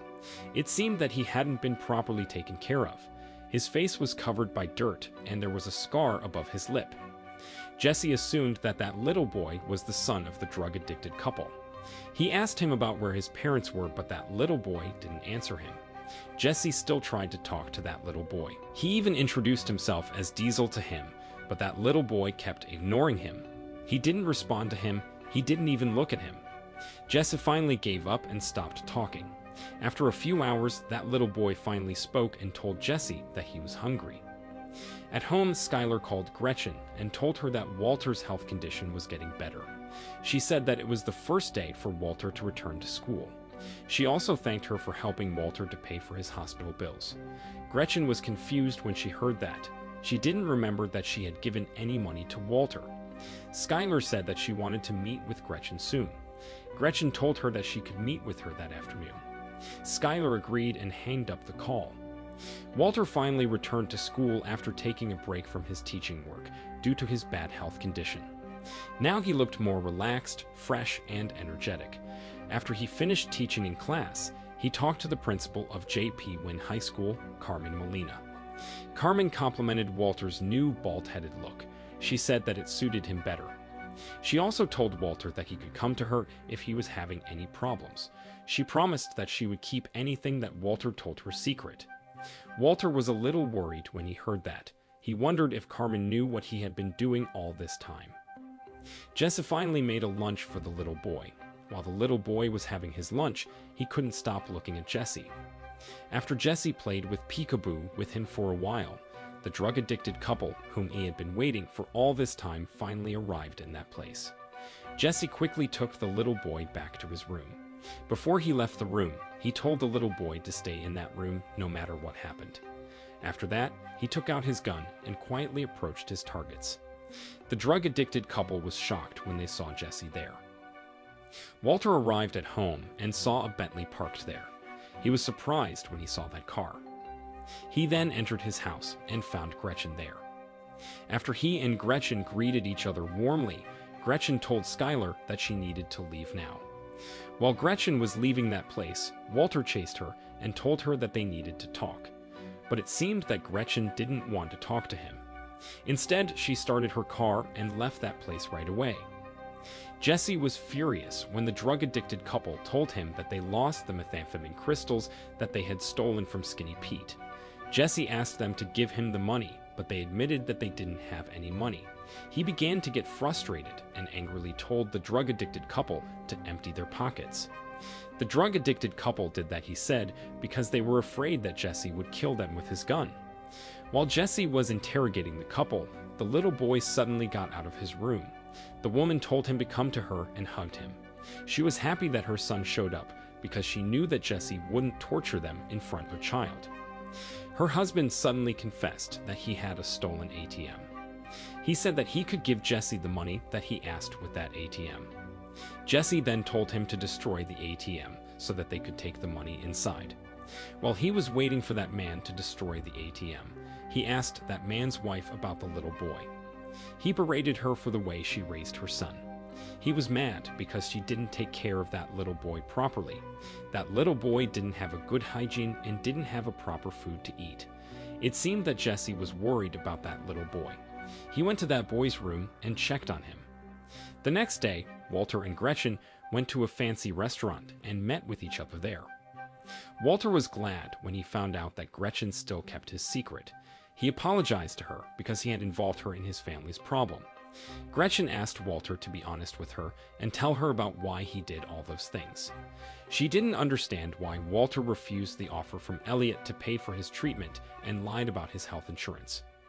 Walter said that he would do this in his own way, but Gretchen kept urging him to explain it to her. Walter began to get irritated when he heard that. He was mad because Gretchen tried to interfere with his personal life. He told Gretchen that he didn't owe her anything, so he didn't have an obligation to give her explanation. All he needed to give to her was an apology because he had dragged her into his lie. So far, Walter had apologized to Gretchen for 3 times, but Gretchen still forced him to tell her about the reason why he refused Elliot's offer to pay for his treatment. Walter finally lost his patience. He began to accuse Gretchen and Elliot of cutting him out of the company that he had co-founded, stealing his research, and making a lot of money from his company and his stolen research. Gretchen was surprised when she heard that. She said that Walter was the one who chose to leave himself. It was revealed that Walter and Gretchen were at one point engaged, but Walter decided to leave her without any explanation. Walter refused to acknowledge that fact. It seemed that he was really mad and hiding something from Gretchen. Gretchen's eyes began to get watery, but she tried her best not to cry. She finally decided to storm off after Walter said something offensive to her. The man was still trying to destroy the ATM, but he failed to do that. He was exhausted from doing it that he finally fell asleep. Jesse was also still in that house. He refused to leave that place until he got his money back. While he was waiting for that man to wake up, the little boy suddenly got out of his room and walked toward Jesse. While Jesse and that little boy were playing a peekaboo, the woman quietly approached Jesse and attacked him. Jesse immediately fell to the ground because of that. The drug-addicted couple took his gun and pointed it at him. If Jesse was the one who took them hostages earlier, now it was their turn to take him hostage. Jesse saw them laughing at him as he slowly lost his consciousness. The next morning, Walter returned home. Skylar asked him about where he had been. She also told him that Gretchen had just called her and said that she would stop paying for his treatment. Walter was surprised when he heard that. He tried to figure out about what he should tell Skylar about the money to pay for his next treatment. Skylar wondered why Gretchen suddenly stopped her financial aid. Walter said that Gretchen and Elliot were having financial problems. He remembered that the global financial crisis was happening right now. He used it to make up an excuse to explain about why Gretchen stopped helping him. He said that many companies suffered because of the global financial crisis, including gray matter technologies. Skylar finally believed in him after she heard that. Jesse finally woke up from his faint. He saw the drug-addicted couple cutting the ATM with a saw. He realized that he couldn't get up and attack them right away because his body was very weak. He finally decided to stay on the floor and pretend to be unconscious while watching them. The drug-addicted couple began to get into an argument. The woman verbally attacked her husband, and her husband verbally attacked her back. The woman was angry when her husband called her a prostitute, so she pushed the ATM that it crushed her husband's head and killed him instantly. Jesse was shocked when he saw that. He immediately got up and tried to help that man, but it was already too late. That man was already dead when he checked on him. The woman returned to her room and didn't show any remorse after killing her husband. Jesse pounded the ATM, and the ATM finally dispensed a lot of cash. Jesse quickly collected all those money and called the police. While he was leaving that house, he suddenly remembered about the little boy. He went to that little boy's room and took him outside. He told that little boy that he had a great rest of his life. After saying that, he finally left that place.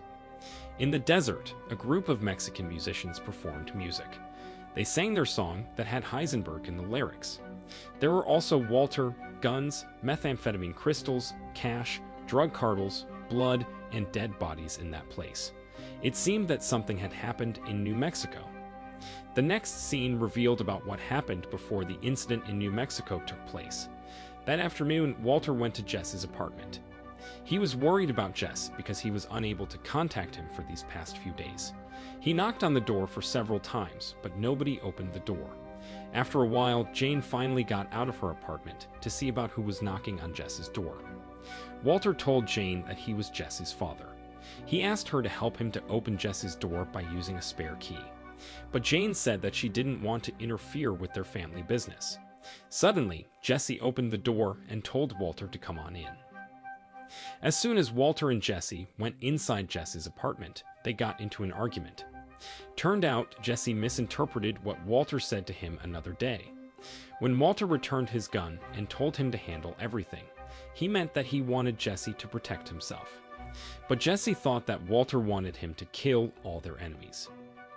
Jesse then told Walter about what he had been doing for these past few days. He said that he was heavily traumatized by the incident that happened at the drug-addicted couple's house that day. He said that it was because of Walter that the incident happened. He believed that the incident wouldn't have happened if Walter didn't tell him to handle everything. But he couldn't do anything about it because everything had happened. While Walter and Jesse were having an argument, Jesse suddenly received a call from Badger. Badger asked Jesse to give him some methamphetamine crystals because he was running out of his stock. Jesse ignored his phone call and went to sleep instead. He didn't plan to go out that day because he was still in a state of shock. Walter finally took over his job and brought the methamphetamine crystals to Badger. Hank got promoted at work and got transferred to El Paso, a city that was located on the United States-Mexico border. It seemed that Hart was having a hard time fitting in with his new coworkers because they spoke Spanish most of the time. Walter finally played the role of Heisenberg again. He dressed up as Heisenberg when he met Badger and gave him the methamphetamine crystals that he asked. As Heisenberg, Walter was confident, strong, cold, and authoritative. His persona helped him to convince Jesse's men that he was a drug kingpin. Before he left that place, Combo asked him if it was true that Jesse crushed the drug addict's head with an ATM. Turned out, the rumor about Jesse fighting back the drug-addicted couple who stole methamphetamine from Skinny Pete by crushing one of the drug addict's head with an ATM had been widely spread among the gangsters in town. Walter knew that the rumor was not true, but he coldly asked them about where they heard the rumor from and left that place.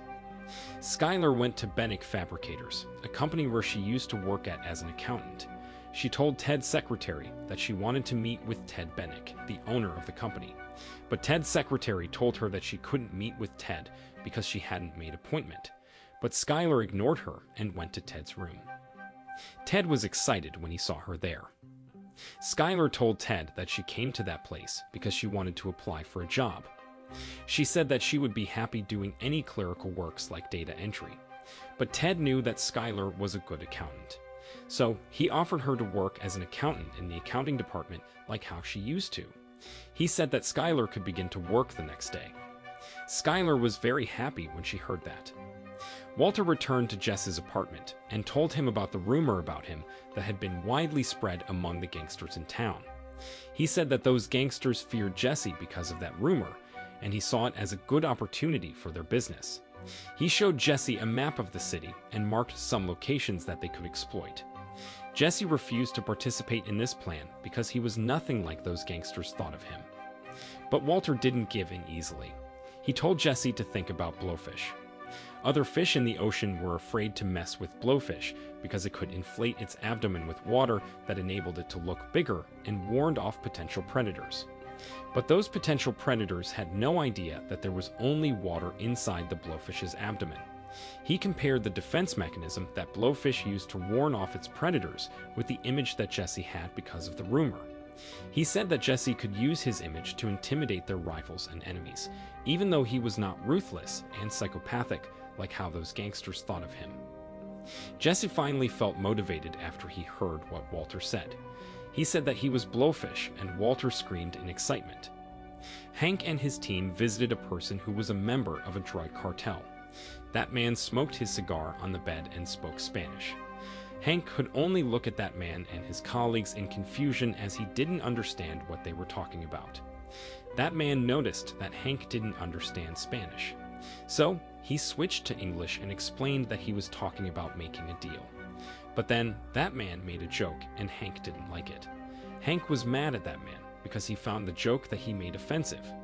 But until the meeting between the DEA and that man was over, that man didn't talk about their deal at all.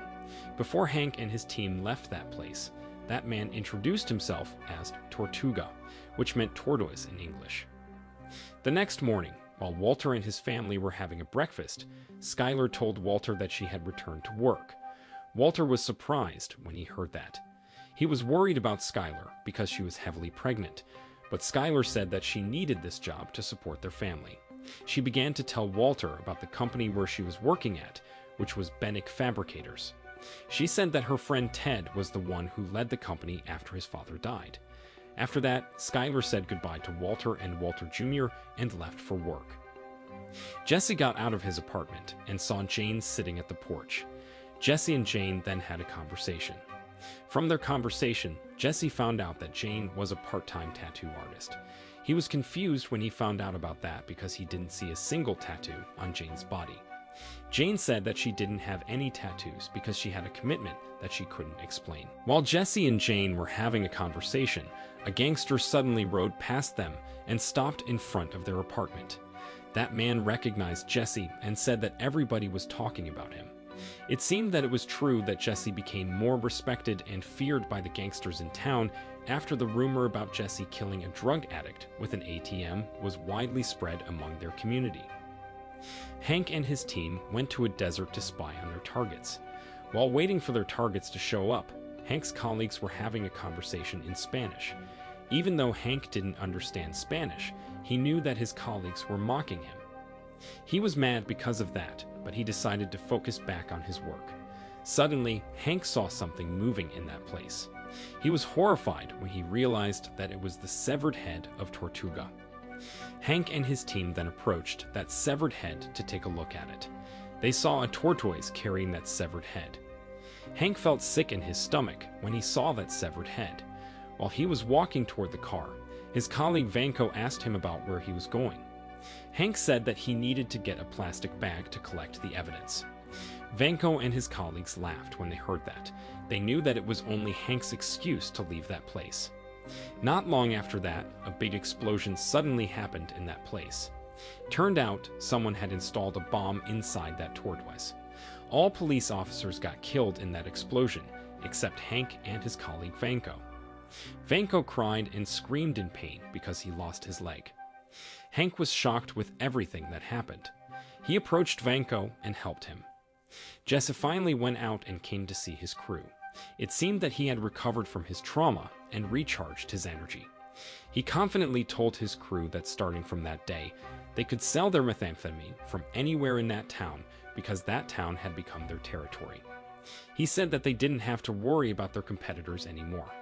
He remembered about Walter's advice to expand their territory and told his crew about it.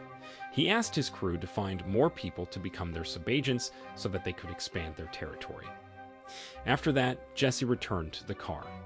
He told Walter that he had instructed his crew to do what he advised him. But Walter said that selling was not enough.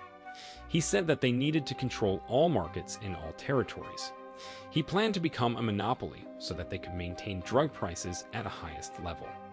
While Skylar was setting up her room, Ted suddenly came to that place and greeted her.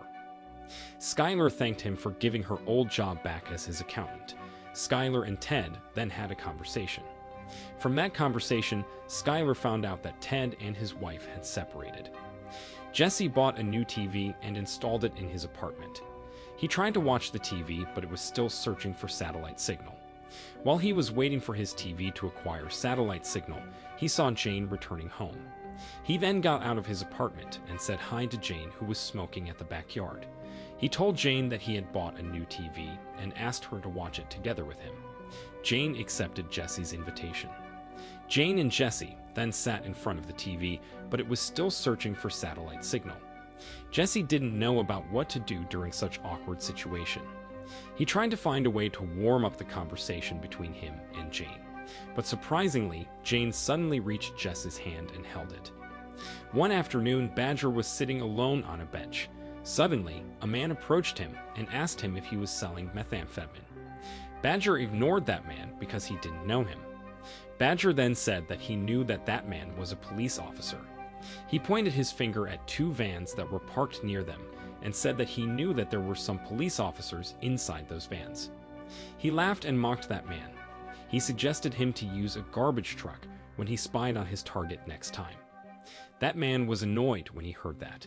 He finally got up and left Badger. Badger realized that that man was a real potential buyer and not a police officer who was working undercover. So he called that man and sold the methamphetamine to him. After they successfully did their business transaction, that man tried to leave that place. But suddenly, he took out his gun and pointed it at Badger. Two vans that were pointed by Badger also approached him. Some police officers got out of those vans and arrested Badger right away. Turned out, what Badger thought of that man and those vans was true. Badger hated himself for his stupidity. Jess's TV finally acquired satellite signal and showed some advertisements with catchphrase "Better Call Saul." Those advertisements were about legal services that were provided by Saul Goodman, a criminal defense lawyer. Saul believed that everyone was innocent, and he was ready to help them to prove their innocence. As Saul was talking on TV, Jesse and Jane were lying on the bed together. Jesse told Jane that he wanted to smoke, but Jane didn't allow him to do it. She asked him to go outside if he wanted to smoke. It was revealed that Jane had been doing drug therapy for 16 months, so his father, Donald, created that rule to prevent her from getting addicted to drug again. At home, while Walter was busy in the kitchen, he suddenly received a call from Marie. Marie told him that Hank had been acting strangely. Walter was worried when he heard that. He rushed to the Schrader residence to check on Hank. Hank asked Walter not to see him for a while because he believed that a dangerous drug cartel was after him. It seemed that Hank was still heavily traumatized by the horrible incidents that happened another day. Walter told him that he could share his problems with him. But Hank said that he was dealing with horrible and dangerous people, and he was afraid that Walter couldn't endure his story, especially to consider that Walter was only a teacher who was not used to see horrible incidents. But Walter said that despite their different backgrounds, they had something in common. He said that for 50 years of his life, he had never spent a single day without being afraid. But after the doctor diagnosed him with cancer, he wasn't afraid to live anymore, and he could sleep well at night. He said that there was nothing that made him scared because he knew that he was going to die eventually. Walter told Hank that their greatest enemy was the fear itself. So he asked Hank to get out of his bed and fight everything that stood in his way. Hank realized that what Walter said was true. He didn't expect that a weak-looking man like Walter was actually a strong and brave person. On the contrary, he felt bad about himself because even though he looked strong and tough from the outside, he was very vulnerable inside. Later, Walter went to Jesse's apartment. Walter and Jesse counted the money that they earned from selling the methamphetamine for these past few days. They divided the money into two and gave $44,000 to each other. Walter complained about the amount of the money that he got again. He argued that each of them was supposed to receive $48,000. Jesse explained that Badger hadn't given him the money that he earned from selling the crystals. He thought that it was probably because Badger was still sleeping. Walter forced him to call Badger and wake him up now. He said that Badger could return to sleep after he gave them their money. He reminded Jesse that it was important for him to be a very effective enforcer. He said that their business would only last if their crew was afraid of him. Jesse then called Badger and found out that he got busted. At the police station, Badger was being interrogated by the police officer who posed as a drug addict. Badger was mad because he thought that he had been trapped. That police officer kept urging him to tell him about the people whom he worked for. Suddenly, Saul Goodman, the famous local criminal defense lawyer, came to that room. He berated that police officer for interrogating his client without his consent. As a criminal defense lawyer, Saul had taken care of many criminal cases. He gave his business card to Badger and promised him that he would provide him with the best criminal defense. Saul might look like an eccentric person, but he was actually a great and smart lawyer. While he was heading out of the building, he ran into Hank and his colleagues. Hank made an offensive joke about him, but Saul immediately attacked him back. In the car, Jesse and Walter were talking about Saul. Jesse admitted that he was familiar with Saul. He said that Saul was the one who helped Emilio to get out of the prison twice. It was a common secret that all criminals in town would call Saul and ask for his help when they were in troubles. Jesse and Walter then flipped a coin to decide which one among them who should talk to Saul. After they flipped the coin, it was decided that Walter was the one who should do the job. Saul revealed that it was not easy for them to release Badger from the prison because the police and the DEA were also intervening in this case. The police and the DEA believed that Badger was associated with the drug kingpin named Heisenberg. Walter introduced himself as Badger's uncle to Saul. He asked Saul to help Badger and make the DEA stop intervening in this case. Saul said he couldn't promise him anything. He explained that the best scenario that they had was that Badger would be released from the prison after he stayed in that place for an unknown time until he got probation. Walter still tried to negotiate with Saul and begged him to make the DEA stop intervening in this case. He promised that he would give him $10,000 if he managed to make the DEA stop intervening in this case, but Saul rejected his offer. Walter explained that he didn't want his nephew Badger to say anything to the DEA because he was afraid that he would get killed by a cruel psychopath who had crushed someone's head with an ATM. Saul laughed when he heard that. He said that he knew that it was just a fake story that was made up by someone out there. He somehow knew that the person who had crushed the drug addict's head with an ATM was his own wife. Walter then returned to the car and told Jesse that they couldn't bribe Saul. He said that the only option that they had right now was kidnapping Saul. At night, Walter and Jesse executed their plan. They put on their masks and kidnapped Saul. They took him to a place and threatened that they would kill him. Even though Saul was being held captive, he felt relieved when he found out that Walter and Jesse were not Mexicans. Jesse told him that he was an associate of the man who came to see him and offered him $10,000 earlier. Saul explained that he refused to accept a bribe from a person whom he had just met because it could be very dangerous. He asked Jesse and Walter to calm down and said that he would see what they were doing to him as a merely negotiation tactic. He also promised that he would give the best criminal defense to Badger. But suddenly, Walter coughed hard. Saul recognized that cough and realized that that man was Walter, the man who came to see him earlier. Walter couldn't lie to him anymore and finally removed his mask. However, Saul had made a deal with Walter and Jesse. Saul said that in order to win this case, someone still needed to go to the prison, and it didn't matter who. The next day, Hank and his team were interrogating Badger in the interrogation room. Saul was also present in that place to assist Badger. Badger confessed that he got methamphetamine from a man named Heisenberg. Turned out, before the interrogation took place, Saul had prepared everything. He had chosen a man whom they would frame for this case. That man would pretend to be Heisenberg. That man was named Jimmy, a 50-year-old man who had stayed in the prison for 44 years. Because he spent most of his life in the prison, he was more comfortable living in the prison rather than living in the outside world. Saul said that they needed $80,000 to execute this plan, $50,000 for Saul and $30,000 for Jimmy. He explained that he got the biggest part of the money because he took the biggest risk in doing this. Meanwhile, Jimmy would be so happy to return to the prison.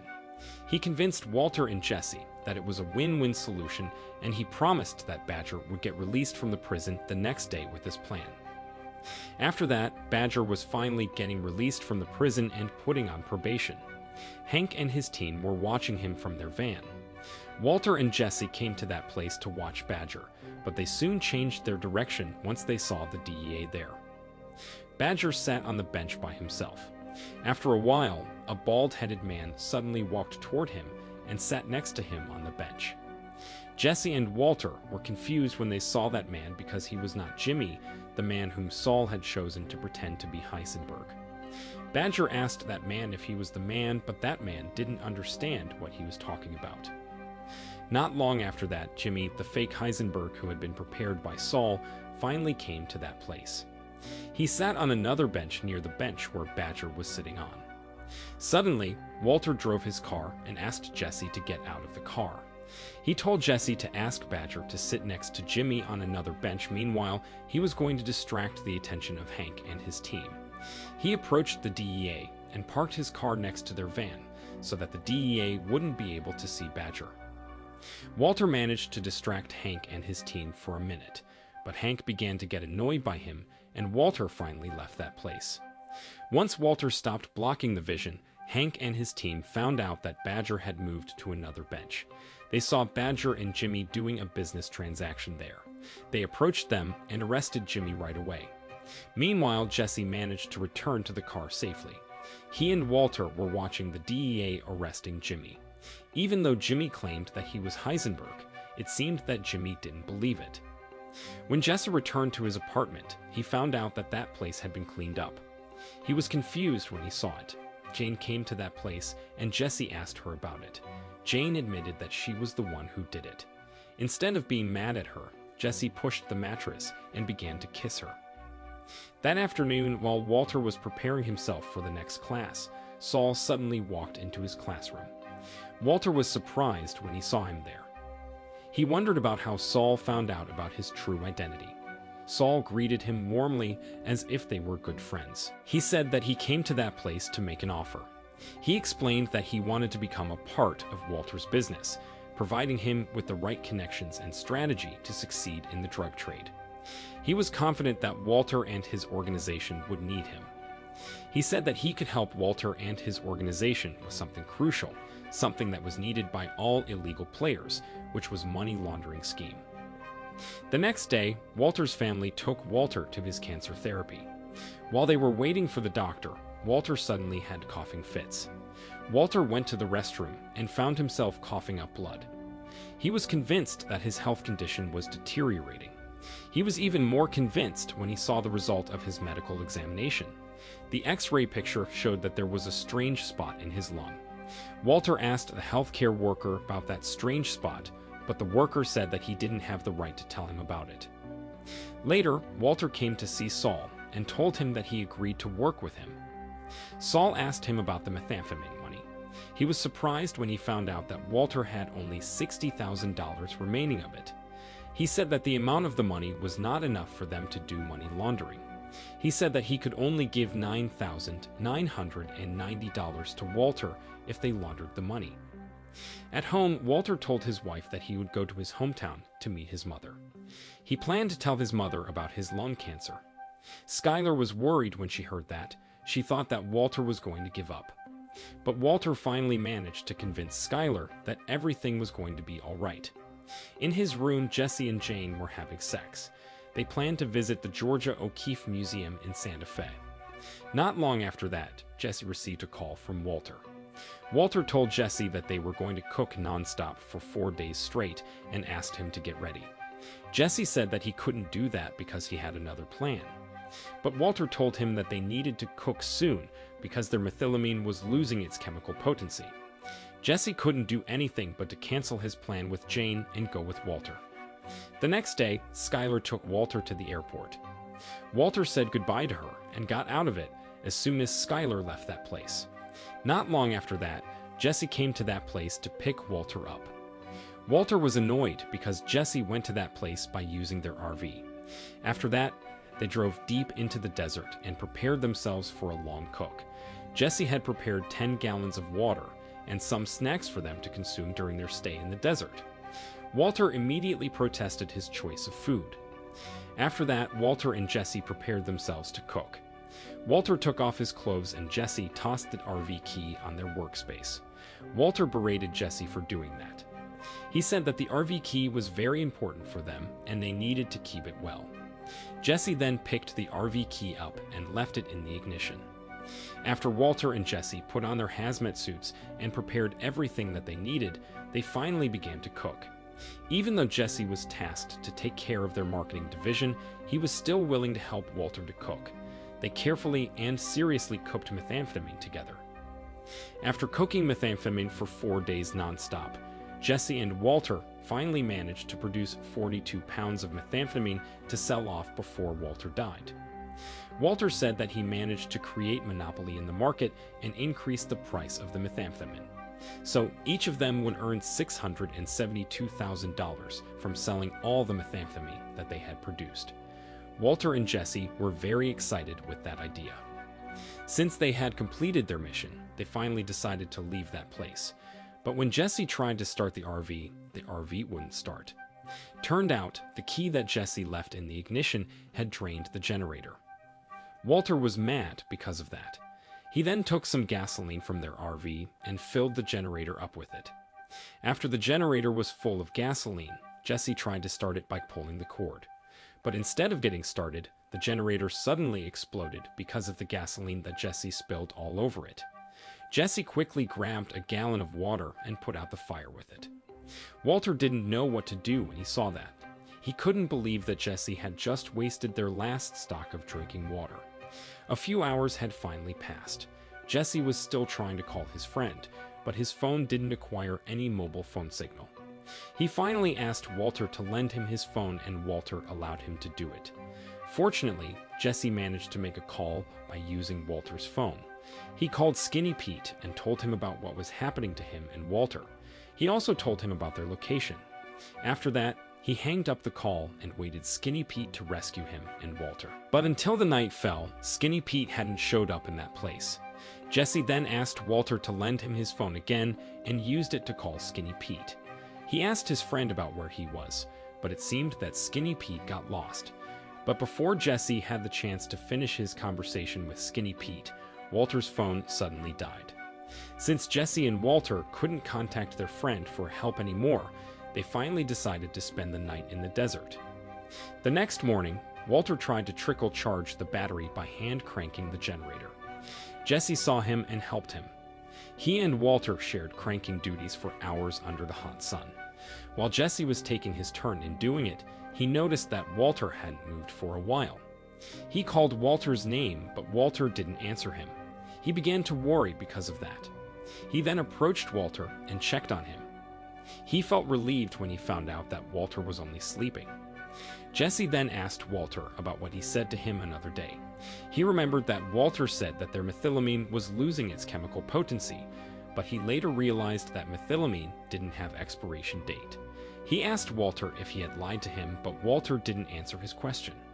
Instead, he took his turn to hand crank the generator.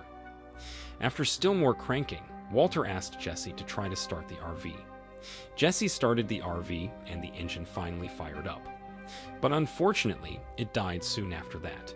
While Jesse was busy with the RV, Walter erupted into a heady fit of coughing and got off the RV. Jesse followed him and saw him sitting in a field of grass with a palm covered in coughed-up blood. Walter was convinced that his health condition was worsening. He believed that his time would come soon. After that, Jesse and Walter took a rest in the RV. Jesse tried to cheer Walter up by saying that he had tried his best for his family. But Walter couldn't help but to spiral down into pessimism and negativity. Jesse was tired of hearing that. He told Walter that he would walk in the desert to get help for them. Walter thought that it was a bad idea because he could die of dehydration. He explained that if the level of the electrolyte in his body was too low, his brain could stop communicating with his muscle and he might end up dead. Jesse was mad when he heard that. He scolded Walter for wanting to give up and refusing to fight for his life. He thought that Walter purposely didn't use his intelligence to help them to get out of this difficult situation. He told Walter that they had a lot of equipment in their laboratory and Walter could use them to help them to get out of this difficult situation. He said that there were a lot of things that Walter could create by using their equipment, such as a robot, a homing device, or even an alternative battery. After hearing that, Walter realized that Jesse was true. He finally got up from his bed and asked Jesse to get some coins, chemicals, rubbers, bolts, and other galvanized metals soon. After Jesse got all items that Walter asked him, they finally began to make a mercury battery. After they finished making the battery, they connected it to the RV and tried to start the RV. They felt relieved when they found out that they managed to start the RV. After that, Walter and Jesse went to the airport by using a different car. Before Walter got out of the car, he told Jesse that he really trusted him. Jesse said that whatever happened, his family would get his share. Later, Walter and his family came to see the doctor. The doctor revealed that Walter was in remission and his tumor had shrunk by 80%, but he said that there was no guarantee that Walter would be cancer-free. Walter's family was still happy when they heard that. While Walter and his family were hugging each other, the doctor interrupted them and showed them the X-ray picture of Walter's lung. He explained that the white spot that was seen in Walter's lung was the side effect of the chemotherapy that Walter did. He also said that the white spot was responsible for the heavy fit of coughing that Walter had been having recently. But he calmed them down by saying that it was a common side effect that happened in a cancer patient who was doing chemotherapy. He even suggested Walter and his family to celebrate the good news about Walter's health condition. After that, Walter went to the restroom and punched the tissue box angrily. Despite the good news about his health condition, it seemed that he was unhappy and angry about everything. The next scene revealed about some time in the future when an incident happened in Walter's house. Some people in hazmat suits collected the evidence in that place. There were also 2 dead bodies that had been put into body bags. Walter's car was parked near those 2 bodies. It appeared that the car had been damaged. A few days before the incident took place, Jesse and Walter met at the local restaurant. Jesse thought that Walter had stopped running their illegal business because of his deteriorating health condition. But surprisingly, Walter told him that he was in remission and his tumor had shrunk by 80%. Jesse was happy when he heard that. He asked him about what they were going to do next. He thought that Walter would ask him to cook with him again. But instead, Walter said that it would be the last time for them to do their business. And this time, they would only sell their methamphetamine, not producing it. Jesse was disappointed when he heard that, but he accepted Walter's decision. Knowing that Walter was in a good health condition was already enough for him to make him happy. On the weekend, Skylar decided to throw a party to celebrate the good news about Walter's health condition. Walter's friends and family members attended that party. They were so happy when they found out that Walter was in remission and his tumor had shrunk by 80%. Skylar thanked them for coming to that party and giving support to Walter. Despite the happy atmosphere, it seemed that Walter was the only person who was not excited with the good thing that happened to him. The guests then asked him to give a speech and Walter delivered it in a cold manner.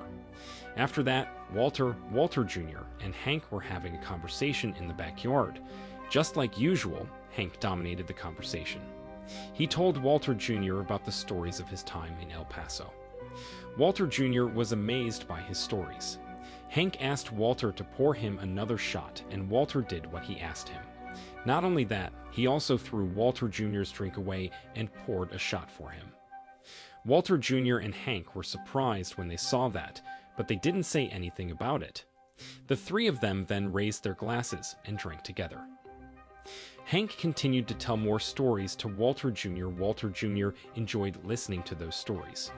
He was busy interacting with Hank and ignoring his father as if he was not there. While Walter Jr. and Hank were having a conversation, Walter kept pouring shots for the two of them. As soon as Walter Jr.'s cup was empty, Walter poured him another shot. Hank noticed that and asked Walter about what he was doing. When Walter tried to give another shot to his son, Hank covered Walter Jr.'s cup with his hand. But unfortunately, it didn't stop Walter from pouring another shot into Walter Jr.'s cup. Hank quickly withdrew his hand from Walter Jr.'s cup and asked Walter Jr. not to take that drink. After that, he grabbed the bottle and left the table. But suddenly, Walter angrily asked him to give the bottle back to him. Hank tried to calm him down, but Walter kept scolding him. While Hank and Walter were having a stare-down, Walter Jr. suddenly interrupted them by vomiting into the pool. Everybody in that place was worried when they saw that. At his apartment, Jesse was awkwardly preparing breakfast for him and his girlfriend Jane.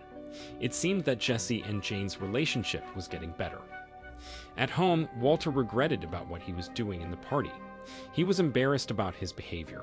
He called his wife and apologized to her for ruining the party. He admitted that he was out of control that time. He was not even sure about who he was when the incident took place. After that, Walter hanged up the call and apologized to his son. He said that he had successfully embarrassed himself in front of many people. He asked him not to worry about Hank because he had apologized to him. He added that he and Hank had decided to forget about the whole incident. At Jess's apartment, Jesse and Jane were spending some time together. But suddenly, Jane told Jesse that she needed to leave that place. Jesse peeked through the window to see what Jane was doing. Turned out Jane's father came to that place, and Jane was meeting with him. Jesse then got out of his apartment and greeted him too. He was trying to tell Jane to introduce himself as her boyfriend to her father, but Jane ignored him and asked her father to come inside of her apartment. Jesse was disappointed when he saw that. He returned to his own apartment and waited for Jane there. Not long after that, Jane knocked on the door and entered the room. Jesse was still annoyed at her for not introducing himself to her father, but Jane acted as if nothing happened. The annoyed Jesse finally confronted Jane about it. Jane told him that she was doing it to save him from her father. She said that the less her father knew about him, the better. Jesse was getting even more annoyed when he heard that. He said that it was not what he was talking about. He explained that he just wanted Jane to tell her father about their relationship, but Jane upset him more by implicitly saying that there was nothing between them. At the office, while Ted was heading out of the building, he walked past Skylar's room and saw Skylar there. He came to that room and asked Skylar about why she was still working at this hour. Skylar and Ted then had a conversation. At first, they were only talking about their work, but not long after that, Skylar began to tell Ted about his family problem. She told him that her husband was in remission and his health condition was generally good. She hoped that it could bring something good to her and Walter's relationship, but unfortunately, nothing had changed. She began to cry as she confessed that she was feeling guilty for not being more upbeat after receiving the good news about Walter's health condition. Ted was listening to her and showing her his sympathy. He even tried to comfort her by holding her hand. Skylar and Ted caught themselves looking at each other's eyes for a while before Skylar finally withdrew her hand. But after she finished wiping her tears, she held Ted's hand again. The next day, while Skylar and Walter Jr. were having a lunch together, they saw Walter coming to that place, carrying some equipment. Since Walter stopped cooking, he spent his leisure time by fixing things around the house. At his apartment, Jesse was spending some time alone. He was still sad about his relationship with Jane. But suddenly, Jane knocked on his door and slid a paper under his door. Jesse checked that paper and saw Jane's drawing there. Jane also wrote her apology in that drawing. Jesse smiled when he saw the drawing. At the office, Skylar began to get Ted's attention. She dressed up and put some makeup. When Ted walked past her room, she purposely dropped an item there. Ted heard the noise and went to Skylar's room to check on her. Meanwhile, at home, as usual, Walter was busy fixing things around the house. In the evening, he went to the supermarket to buy some equipment. While he was shopping, he saw a shopping cart that contained some items. He believed that the man who owned the shopping cart was going to use those items to cook methamphetamine. He approached that man and told him that he was buying the wrong items. That man was surprised and confused when he heard that. He wondered how Walter knew that he was going to cook methamphetamine. He began to get scared and finally ran away from that place. Walter could only smile when he saw what he had done to that man. After that, he waited in line to pay to the cashier. While he was waiting for his turn, he couldn't stop thinking about something. Suddenly, he got rid of the cans of paint that he planned to buy and got out of the supermarket without purchasing anything. He walked toward the man whom he saw earlier and intimidated him by telling him to stay out of his territory. The next day, a boy was riding his bike in a territory that belonged to a local gang. Combo was also seen in that place. He was busy offering methamphetamine to anyone in that place. Suddenly, a car came to that place. Combo approached that car and offered the methamphetamine to the men inside the car. Those men didn't say anything to him. Instead, they only gave him their intimidating look and left him after that. But turned out, those men were still around. They parked their car nearby and watched Combo from their car. Combo was worried when he found out that those men kept looking at him. He then called Skinny Pete and asked him to send help soon. While he was talking to Skinny Pete on the phone, the boy with the bike approached him and drove his bike near him. Suddenly, the man in the car honked his car twice. While Combo was still trying to figure out about what was happening, the boy with the bike suddenly shot him in the stomach to death. Walter and Skylar came to see the doctors. After Walter finished doing his chemotherapy, the doctors suggested that he did a lobectomy so that his cancer wouldn't spread. But they said that Walter needed to pay $200,000 to do lobectomy, and they were afraid that Walter couldn't afford it since he didn't have any health insurances. But Walter told them that he would do lobectomy. Skylar was surprised when she heard that. She wondered about how Walter would pay for that treatment, since Elliot had stopped giving him financial support. After that, Walter took his second phone that he was hiding in the ceiling. He called Jesse and got surprised when he found out that a member of Jesse's crew was murdered by a rival gang. As if the situation was not frustrating enough, Skinny Pete told Jesse that he refused to work for him anymore. Skinny Pete explained that he had lost his street credibility, since everybody had found out that Jesse was not the cold psychopath who had crushed the drug addict's head with an ATM. He was also afraid that he would get murdered or sent back to the prison since he was under probation. So he suggested them to run away from the town. Now that Badger got busted, Combo was murdered, and Skinny Pete quitted his job, Jesse didn't have a crew anymore. In the evening, Walter and Jesse came to see Saul to talk to him about their problems. Walter told Saul that they had lost their territory. He also said that all members of their crew had disappeared. So, they didn't have people who would distribute methamphetamine for them anymore. Saul smirked when he heard that. He thought that Walter and Jesse didn't know how to sell drugs. As their consigliere, he suggested them to stop trying and hire someone else to become their drug distributor, someone who was an expert at selling drugs. Walter immediately refused to do that. He said that they had a drug distributor before, but he was really bad at what he was doing. Saul somehow knew that Walter was talking about Tuco. He suggested them to hire an honest, competent, and professional businessman who would give their best for their team, not someone like Tuco. He added that it was important for their future drug distributor to be able to buy their drugs in large quantities and have experience in selling drugs for at least 20 years without getting traced by the police. Walter asked if Saul knew someone like that. Saul told him that he had a friend who knew a businessman who met the criteria. He said that he would arrange a meeting for them. At a local fast food restaurant, Los Palos Hermanos, Walter was anxiously sitting on his seat. Not long after that, Jesse came to that place. He looked high and agitated. He took a seat and told Walter that he was not sure about this meeting. Turned out, they came to that place to meet with Saul's businessman. Jesse was annoyed because Saul's businessman hadn't showed up yet. He was getting even more annoyed when he realized that they didn't even know their contact's name. He then decided to leave that place. Meanwhile, Walter stayed, hoped that the businessman would show up. Later, Walter came to see his wife, who was doing screening ultrasound. Because of his failed meeting with Saul's businessman, he had to come late to his wife's screening ultrasound. He apologized to Skylar and told her that there was a traffic. He was happy when he found out that his unborn baby would be born soon. While Skylar and Walter were heading to their car, Skylar told Walter that she needed to go back to her office now. She said that her boss Ted was having a birthday party, and she was the one who carried the birthday cake.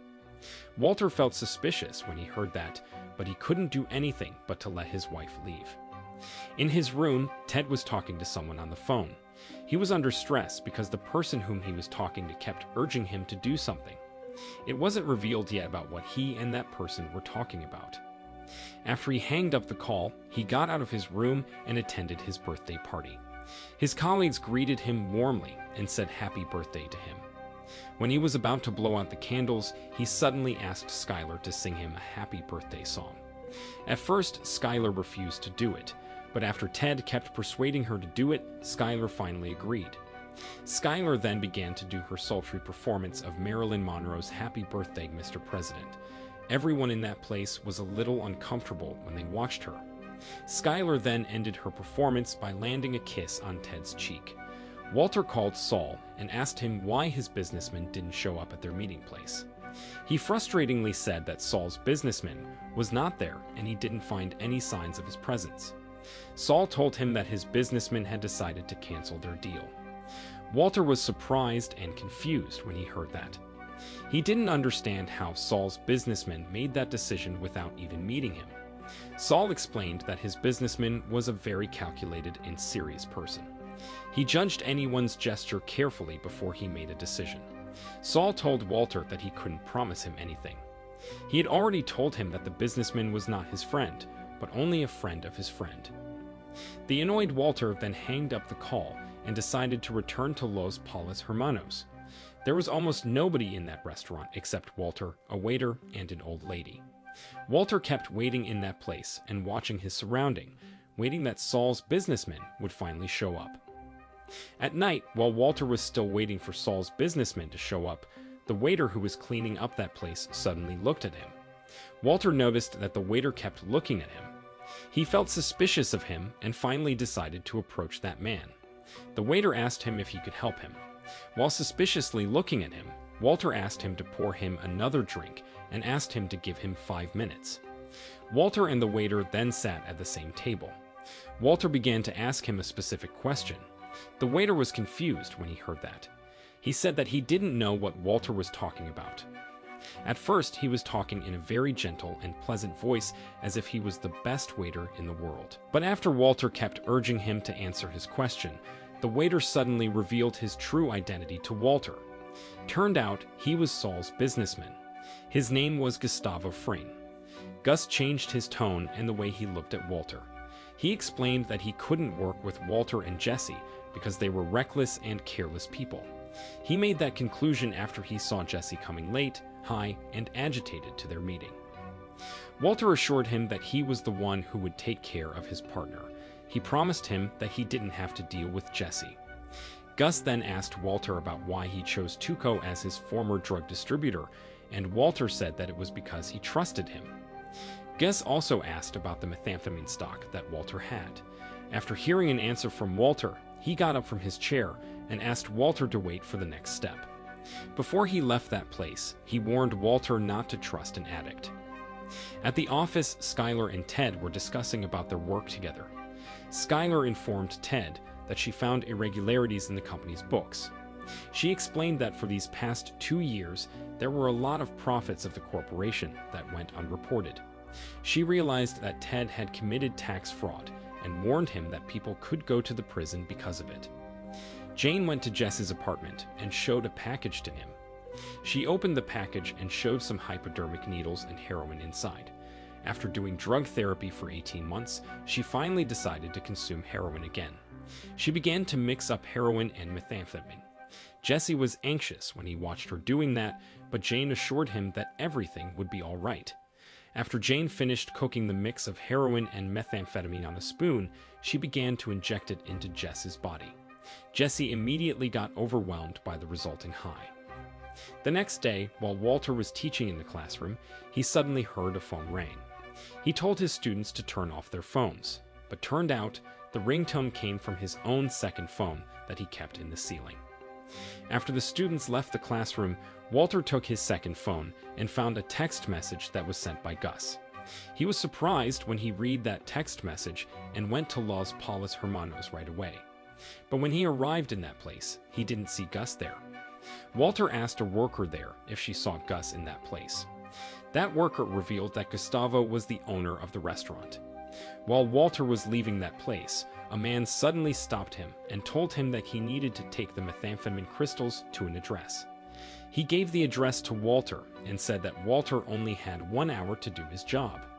If Walter didn't take the crystals to that address in an hour, then his deal with Gus would be canceled. Walter then rushed to his car and tried to call Jesse, but Jesse didn't pick up the phone. Walter then decided to go to Jesse's restaurant to take the methamphetamine crystals that Gus asked him. In another place, Skylar was suddenly having contractions. Walter finally arrived at Jess's apartment and repeatedly knocked on the door, but nobody opened the door. Walter then decided to break down the back door by using a stone so that he could enter that place. He was surprised when he saw Jesse lying unconscious there. He quickly woke him up and asked him about their methamphetamine crystals. While he was packing those methamphetamine crystals, he suddenly received a text message from Skylar. In that text message, Skylar told him that their baby was coming.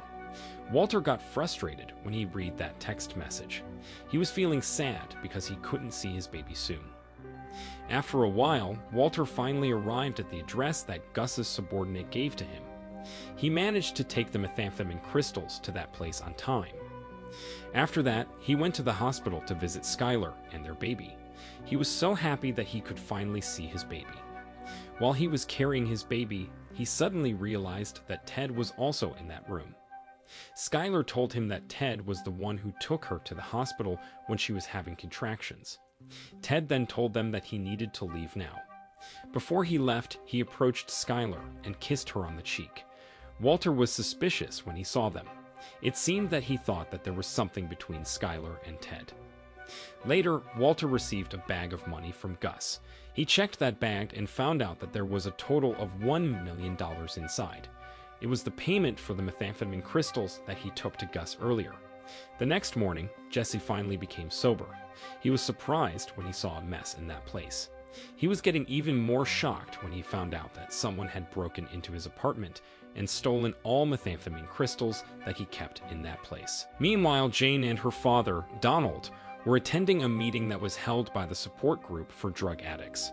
The participants took turns to talk about the positive experiences that they had while they stopped using drugs, except Jane.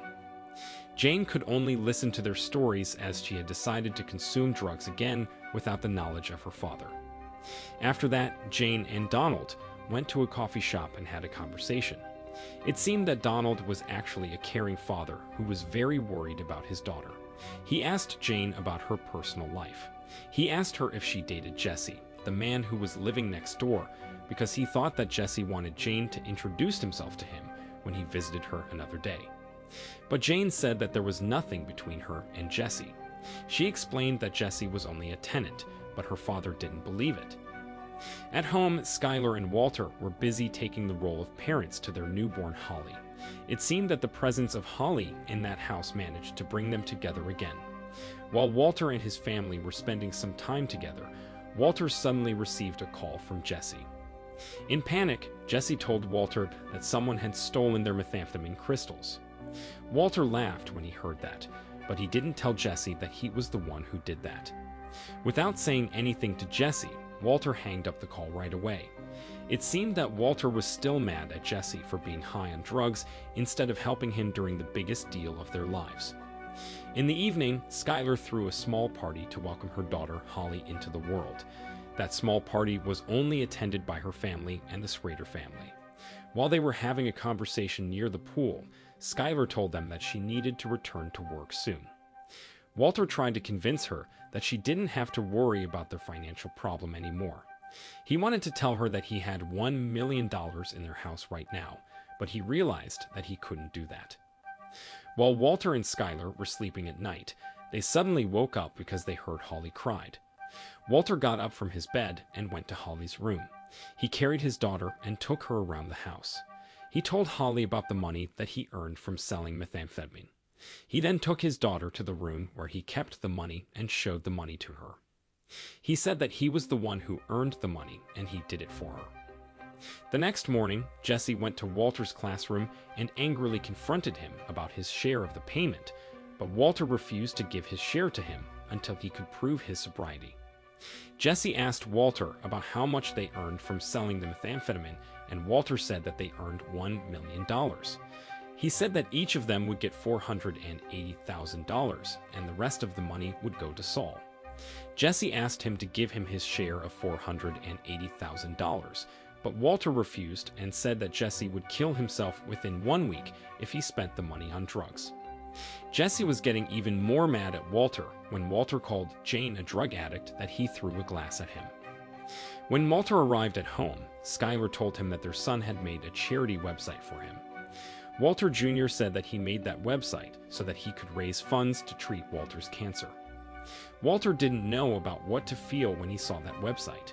He was happy to know that his son cared about him, but he was also feeling sad and mad. While Walter and Skylar were walking away from Walter Jr.'s room, Skylar scolded Walter for not appreciating what their son had done to him. Walter didn't say anything when she scolded him. He wished that he could tell his wife that they didn't have to create a charity website for him because he had had enough money to pay for his treatment. Later, Walter came to Saul's office and told him about his problem. He said that he had a lot of cash, but he couldn't use it to help his family.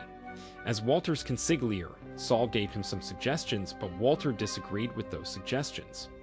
Walter said that he didn't want his family to think that money as a prize. He said that he wanted his family to know that he earned the money because of his hard work.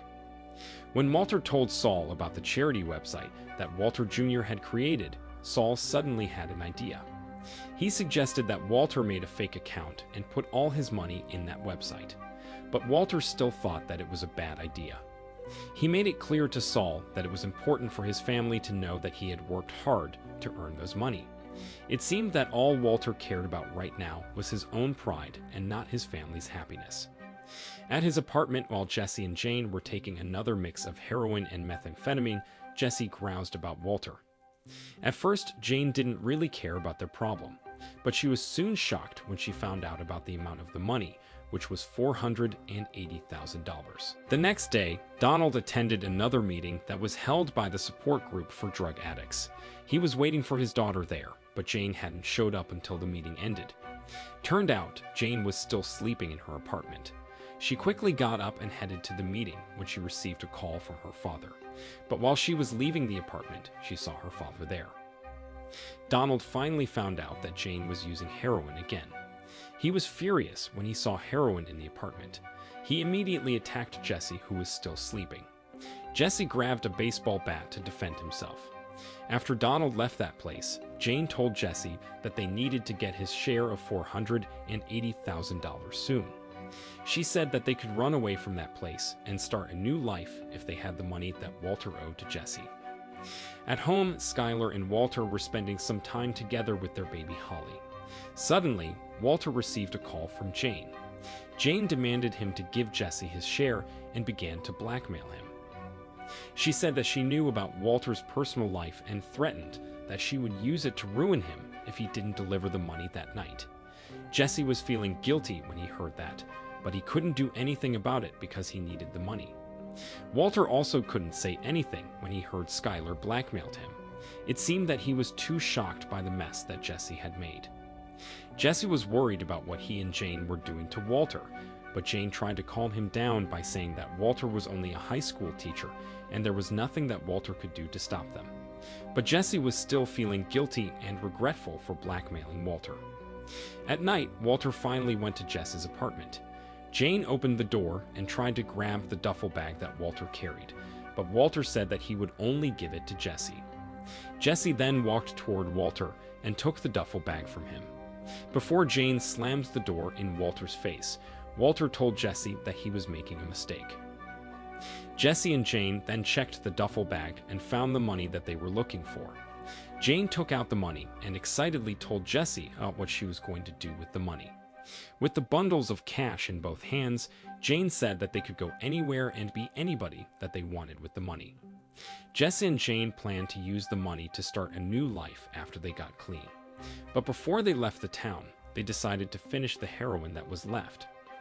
After Walter brought the duffel bag to Jesse, he went to a local bar.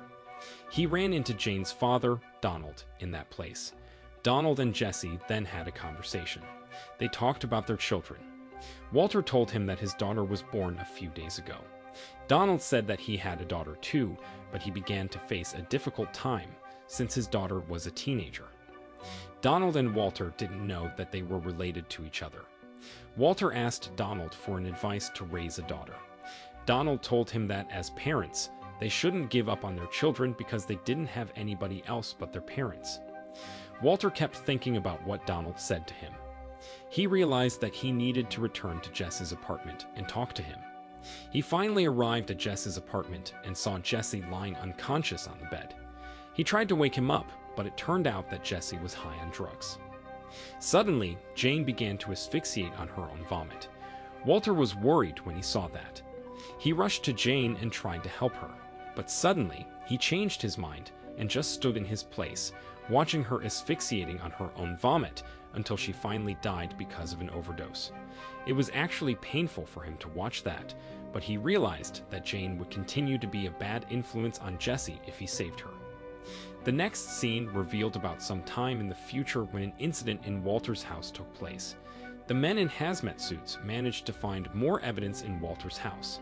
They even used metal detectors to help them to find more evidence. A black smoke was seen coming from the backyard of Walter's house. There were some helicopters flying over the area, watching the investigation that was conducted in that place. The next scene returned to the time when Jesse woke up from his sleep after getting high on drugs all night.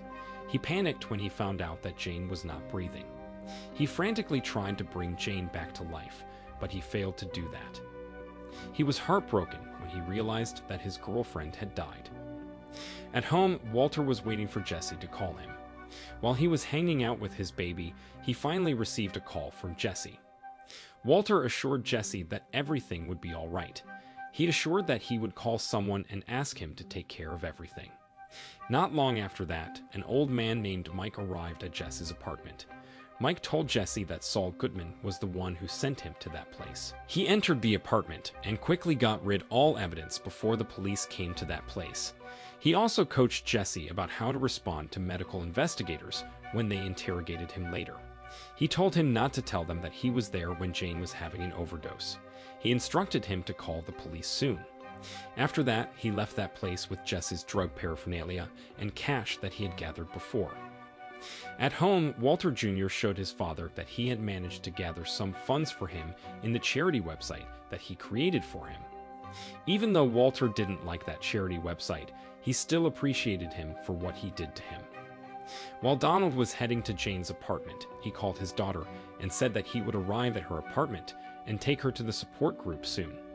But when he arrived at Jane's apartment, he saw the medical investigators carrying Jane's dead body. He was shocked and devastated when he saw his daughter's dead body being put into a body bag. He noticed the sketch that Jane made, picked it up, and left with it, with not even a glance toward the mortified and guilty Jesse, who was also in that room. At home, Walter found out that his funds that had been funneled into his son's charity website had attracted the attention of many people. At his office, Hank also raised funds for Walter. He asked his colleagues to contribute to Walter's charity. After that, he began to talk about the murder of Combo. In front of his colleagues, he regarded Combo as a dipshit wannabe banker. The DEA wondered about how an incompetent man like Combo could distribute blue methamphetamine, which he considered as the best high-quality methamphetamine crystals in the world. Hank assumed that it was because Heisenberg was still out there. Mike took Walter to a drug house named the Shooting Gallery. Walter went to that place to pick Jesse up. Mike warned Walter that that place was a dangerous place and advised Walter not to enter that house alone. But Walter ignored his advice and entered that house by himself. As he walked into that place, he found the atmosphere in that place was very frightening. That place was very dirty and there were many drug addicts there. After searching that place for a while, Walter finally saw Jesse passing out in a room. It seemed that since Jane died, Jesse had lost his will to live. Walter woke him up and tried to calm him down. Jess reached for him and began to cry. He was convinced that that was the one who had killed Jane, the person whom he loved the most in this world. Walter took him into his arms and tried to comfort him as if he was his own father. He was saddened to see him like that. Later, at home, while Walter changed his daughter's diaper, he suddenly remembered about the amount of the money that had been collected by Walter Jr. in his charity website. He went to Walter Jr.'s room and told him that it was time for them to stop his charity. Suddenly, Skylar received a call from a TV station. The TV station told Skylar that they were interested in inviting Walter, Skylar, and Walter Jr. to their show. They hoped that by inviting Walter and his family to their show, more people would know about Walter's charity and then help to contribute. Skylar and Walter Jr. were excited when they heard that. They thought that it was a good idea. Walter couldn't do anything but to agree to go to that show with them. At his office, Hank's superior, George, introduced Hank to 3 businessmen who had important roles for Albuquerque. One of those businessmen was Gustavo Frame, the owner of Los Palos Hermanos, who was also worked with Walter and Jesse. Gus saw Walter's picture on the donation jar and asked Hank about it. He asked Hank about what happened to Walter and put some money into the donation jar. Hank informed him that Walter was suffering from lung cancer and thanked him for donating some money. At a rehabilitation center called Serenity, Jesse and Walter had a conversation. Jesse told Walter that he now understood about what Walter said to him in the desert. He said that he deserved whatever happened. When Walter returned home, he saw the crew from the TV station already arriving in that place. Not long after that, the interview finally began. During the interview, Walter Jr. admitted that he really loved and admired his father. Walter was touched when he heard that. A few days later, once the money that was collected in Walter Jr.'s charity website was enough to pay for Walter's surgery, Walter finally went to the hospital to do his lobectomy. Before he lost his consciousness because of the anesthetic, he made a joke that made Skylar and Walter Jr. laugh. While Skylar was helping Walter to keep his personal belongings, she asked him about where his phone was. The tension between Skylar and Walter rose again when Walter accidentally asked her about which phone that she was talking about. Even though Skylar was mad at Walter, she couldn't confront him about it because Walter soon fell asleep. After that, a team of doctors came to that room and began to perform lobectomy on Walter. A few days later, Walter had recovered from his surgery. He looked more fresh and healthy after he did the surgery, and he admitted that he was feeling so much better. Skylar accompanied Walter to see the doctors. It seemed that Skylar was still mad at Walter because he was lying to her about his second phone. The doctors said that Walter would be able to live longer after he successfully did the lobectomy. They said that Walter should be very grateful about this. After Donald took a break from work because of the death of his daughter, he finally returned to his office. His colleagues saw him and welcomed him back. Donald admitted that taking a break from work didn't help him to feel better, so he decided to return to work that day. Turned out, Donald was working as an air traffic controller at the airport. As an air traffic controller, he was responsible for monitoring and directing the movement of aircrafts in Albuquerque. After Walter recovered from his surgery, he finally returned home. He was surprised when he found out that Skylar had packed her things and prepared herself to leave. Skylar told Walter that she and Holly would stay at Marie's house for 3 weeks. She said that she would give 2 days for Walter to pack his things. She also said that she wanted Walter to have left that house by Monday. Walter was confused when he heard that. He asked Skylar why she was doing that to him. Skylar finally told him that it was because he was lying to her. She explained that when Walter was under the initial effects of anesthesia, he accidentally revealed to her that he had multiple phones. Walter said that they had talked about this before and asked her to move on. But Skylar said that it was not only about his second phone. She said that she had found out about many of Walter's lies, including the ones when Walter claimed that he lost his memory, acted strangely, and disappeared without notifying her. She even once suspected that Walter was still secretly seeing his ex-girlfriend Gretchen. She made that assumption because Gretchen kept avoiding her. So, one day, she asked Gretchen about what really happened between her and Walter. Gretchen finally revealed to her that she and her husband had never paid for Walter's treatment. Skylar then confronted Walter about it and asked him where he got that much money to pay for his treatment. She said that she also called Walter's mother and found out that Walter's mother didn't know that Walter was suffering from lung cancer. So, she wondered about where Walter might be when he told her that he visited his mother in his hometown. Skylar finally decided that she couldn't put up with Walter's lies anymore and decided to leave him. While Skylar was leaving their house, Walter chased her and promised her that he would tell her about everything if Skylar wanted to stay. But Skylar was already too disappointed at him and finally left him. At his office, Donald was busy monitoring the movement of aircrafts in Albuquerque. While he was directing an aircraft to land, he suddenly got distracted by the grief over his daughter's death. Because of that, he couldn't focus on his work and caused 2 aircrafts to move closer to each other.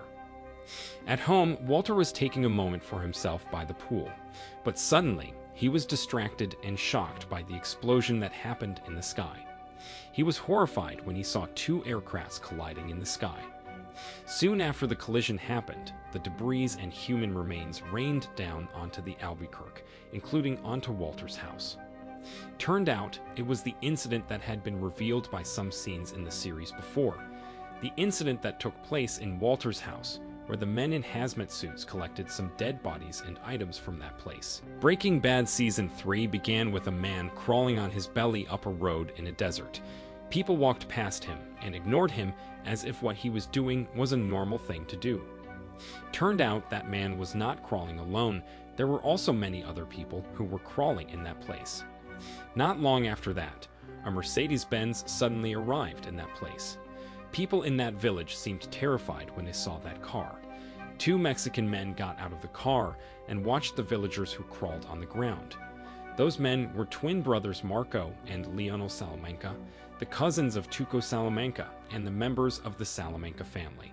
They were commonly known as the Cousins. Marco and Leonel then joined the villagers to crawl on the ground. They led the villagers to a building in the desert. Turned out that building was a shrine. There were many flowers, red candles, and skulls in that shrine. Marco and Leonel went inside that shrine and lit the candles. After that, they began to pray in front of the skulls. There was also a sketch of Heisenberg in that place. The skull that the cousins were praying to was called Santa Muerte or Saint Death. Santa Muerte was a personification of death and was associated with healing, protection, and safe delivery to the afterlife. Marco and Leonel were the worshippers of Santa Muerte, and the crawling that they did with other villagers earlier was a part of the religious ritual. People worldwide began to talk about the mid-air collision that happened in the sky over Albuquerque. It was estimated that there were 167 people who died because of the incident. It was revealed that the mid-air collision happened because of the error that was made by the air traffic controller, Donald Margulis. People believed that the incident was caused by Donald's personal problem. They believed that Donald lost his concentration while he was working because he was distraught by the grief over his daughter's death. After Skylar left the house, Walter had been living alone in his house. That afternoon, he finally decided to burn down all money that he had earned from selling methamphetamine.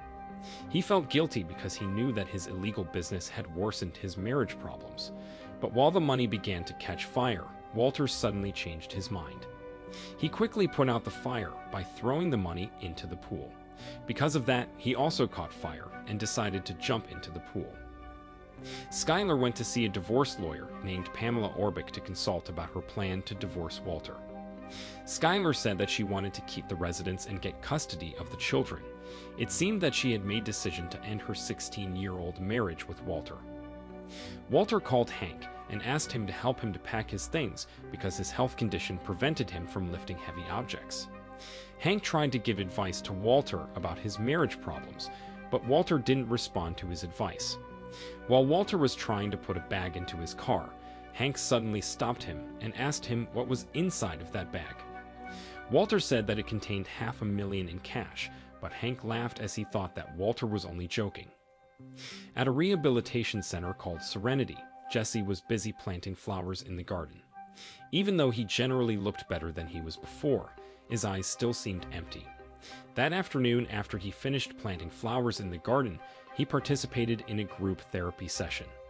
Everybody was actively engaged in the discussion, except Jesse. All he was doing was just being passive without saying anything. The next morning, all students of J.P. Wynne High School gathered at the school hall. They discussed about their feelings regarding of the mid-air collision that currently happened in their town.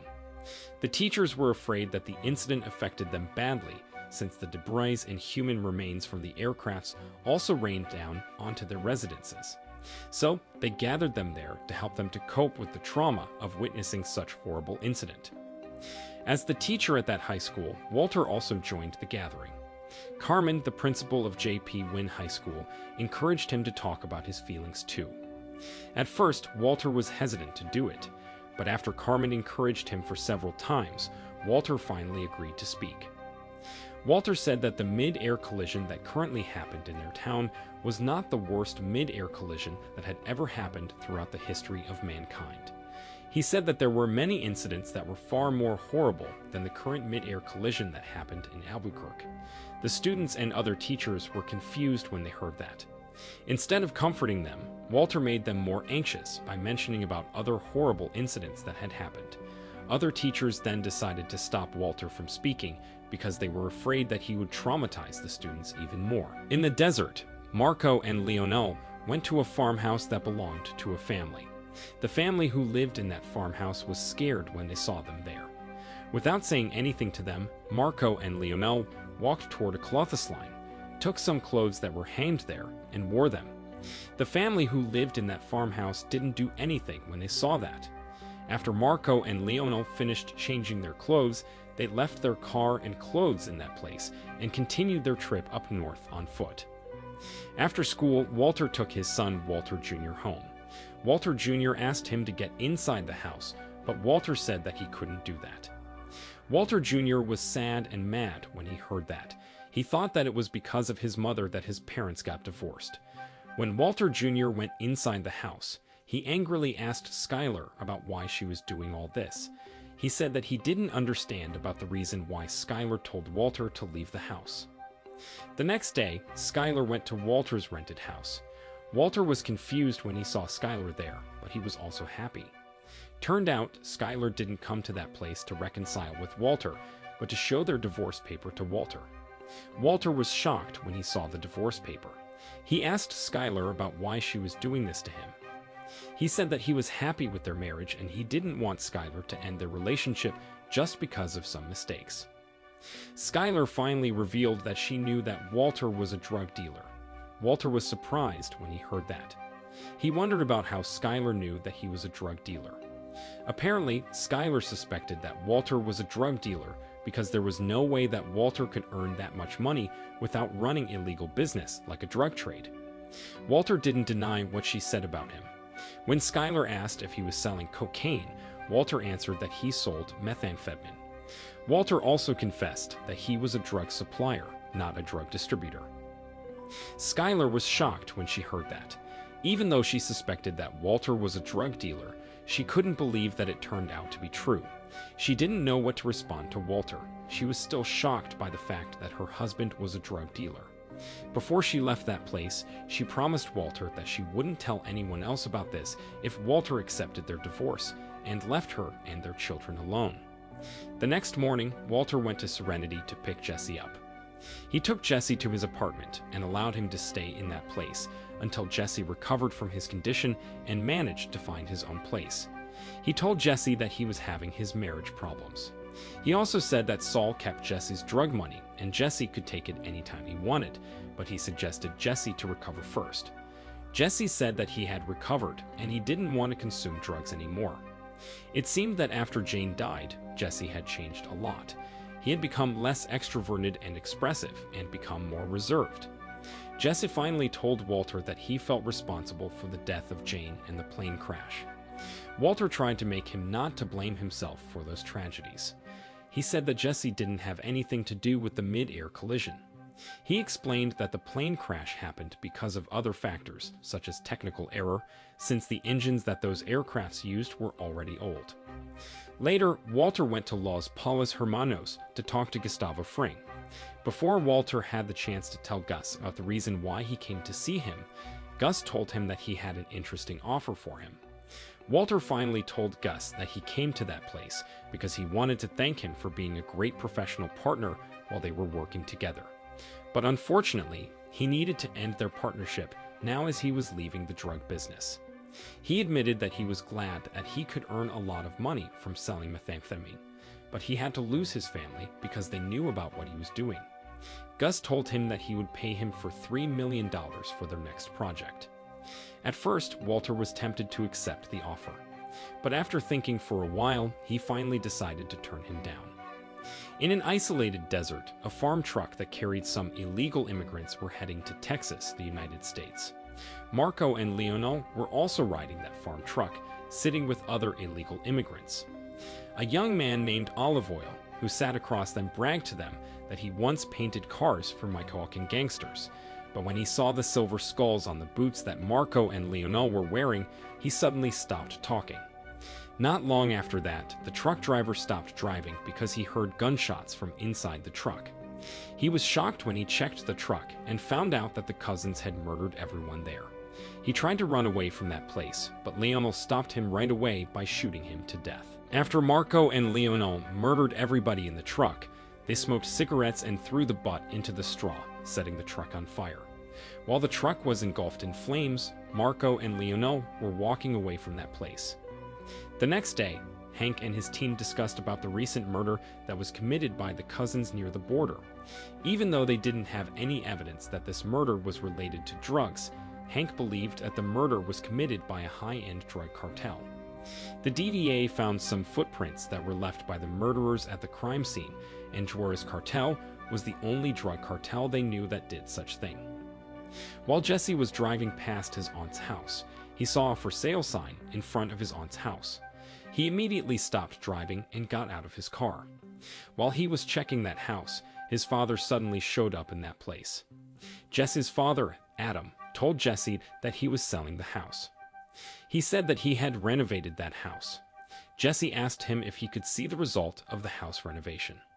He tried to approach the house, but his father stopped him and told him that he could see it on the website. Jesse understood and returned to his car without making any complaint. Saul went to Walter's apartment and encouraged him to start producing methamphetamine again. He promised that Skylar would never report him to the police because she knew that there would be consequences for her and her family if she did that. As example, Skylar needed to think twice if she wanted to report Walter to the police because her brother-in-law, Hank, worked as a DEA agent, and it would definitely ruin his career if the DEA found out that Walter was a drug dealer. The federal would also confiscate the white residence, and Saul knew that Skylar wouldn't want such thing to happen. Saul tried to convince Walter by saying that Skylar might threaten Walter if Walter returned to his drug business, but she would never report him to the police. But Walter said that it was not about he was going to the police, but about he was losing his family. Saul couldn't do much to comfort him when he heard that. After that, he returned to his car and called Mike. He told Mike that Walter had a marriage problem and he needed an investigator to solve this problem. He then gave Skylar's address to Mike and asked him to spy on Skylar. Apparently, Mike was a Marine Corps veteran and former Philadelphia police officer. After he retired from his works in the police and military, he worked as a private investigator for Saul Goodman and Gustavo Fring. With his calm and calculated personality and years of experiences, he easily became a great investigator. At home, Skylar went to Walter Jr.'s room and asked him to join the family dinner. While Skylar, Walter Jr., and the Schrader family were having a dinner together, Walter Jr. remained quiet. Skylar suddenly told Hank and Marie that Walter Jr. planned to work part-time. But instead of addressing her son as Walter Jr., Skylar addressed him as his alias, Flynn. Walter Jr. was mad when he heard that. He said that his name was Walter Jr., lashed out at his mother, and stormed off. While Marie and Hank were heading to their car, Mary said that she wondered about what truly happened to her sister Skylar. She didn't understand why Skylar had to kick Walter out of the house. She thought that Skylar was hiding something from her because Skylar would have told her if it was about Walter cheating on her. While Walter was returning from his work, he was surprised to see his son, Walter Jr., waiting for him in front of his apartment room. Jesse went to Saul's office to take his drug money that had been kept by Saul. Saul asked him to talk to Walter and persuade him to start producing methamphetamine again. He said that Walter could waste his great potential of being a drug dealer if he didn't return to his drug business. But Jesse ignored him and asked him if he needed a job. The cousins went to a nursing home to see their uncle, Hector Salamanca. Hector seemed angry when he saw his nephews there. It seemed that he wanted to talk to them about something. Marco and Lionel then took a Ouija board from a pile of board games to communicate with their uncle. They'd wanted to know about what made their uncle angry. Hector then began to use his bell to spell out the letters. After a while, Hector finally finished ringing his bell. Turned out, the letters that he spelled out was the name of Walter White. At the office, while Skylar was working, she suddenly received a call from Walter. Apparently, Walter Jr. had been running away from home because he was mad at his mother for not allowing him to see his father. But Walter told him to go home and said that Skylar had a good reason about why she was doing this to him. Saul and Jesse's parents, Adam and Diane, were having a meeting to discuss about their house sale. Saul told Adam and Diane that his client, the person who had bought the house, was unable to attend that meeting because he was very busy.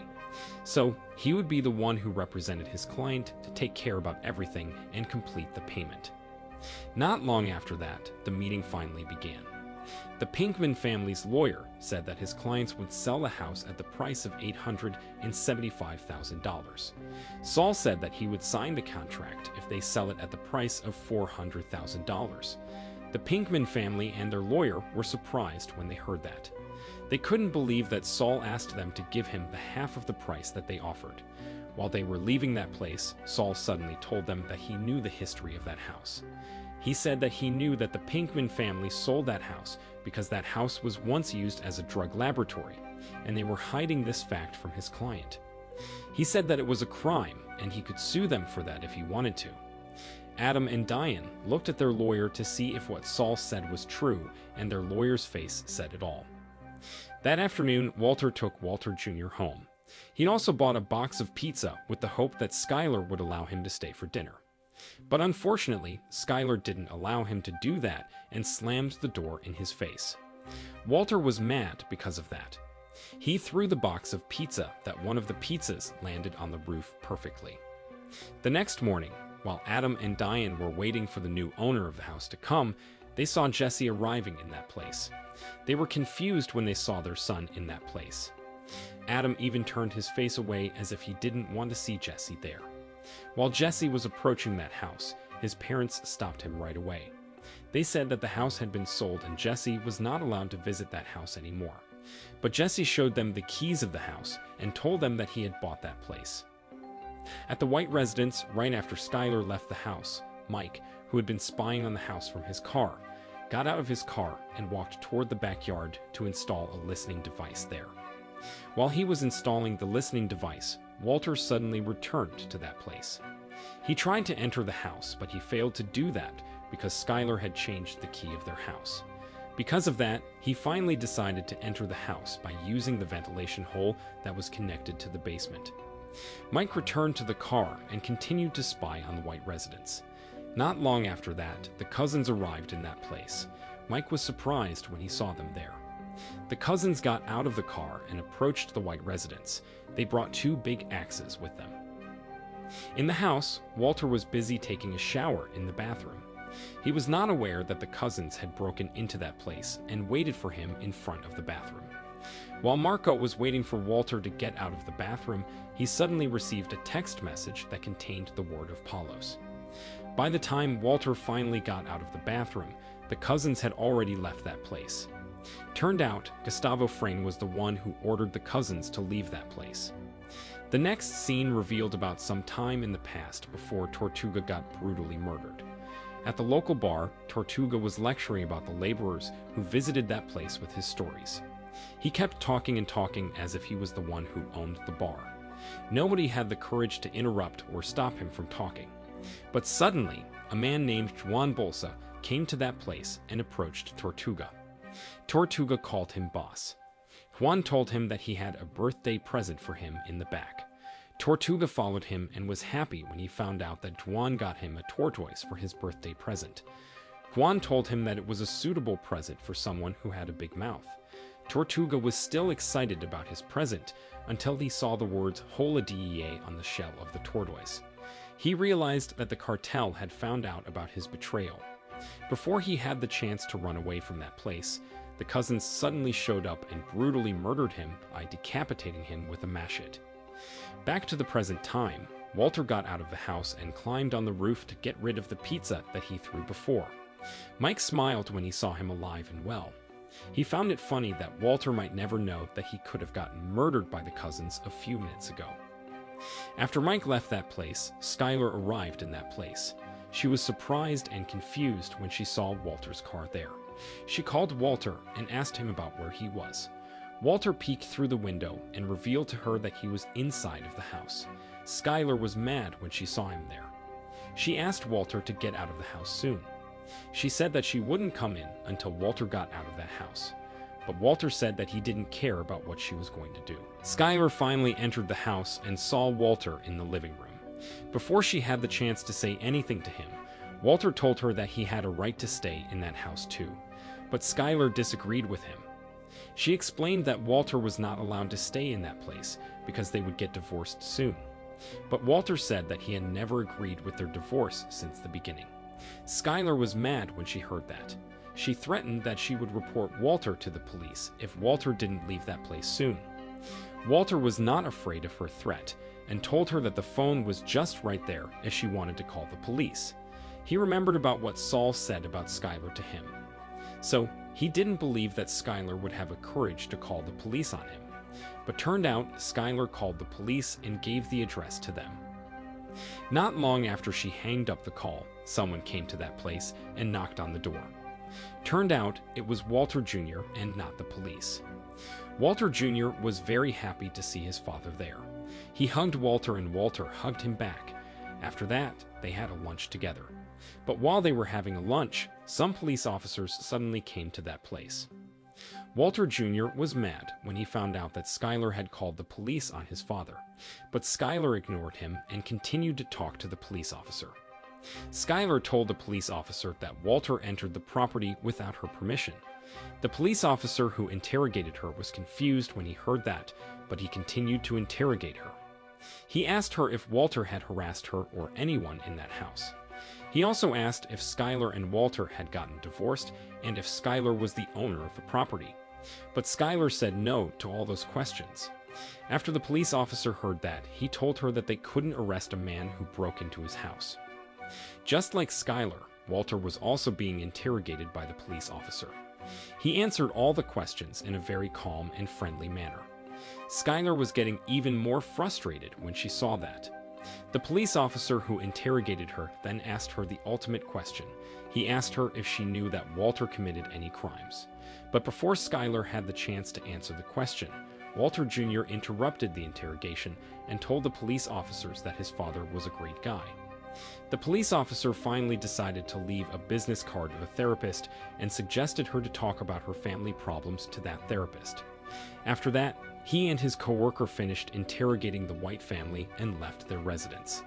After those police officers left that place, Walter Jr. began to lash out and blame his mother. Walter tried to calm him down and defend Skylar despite what she had done to him.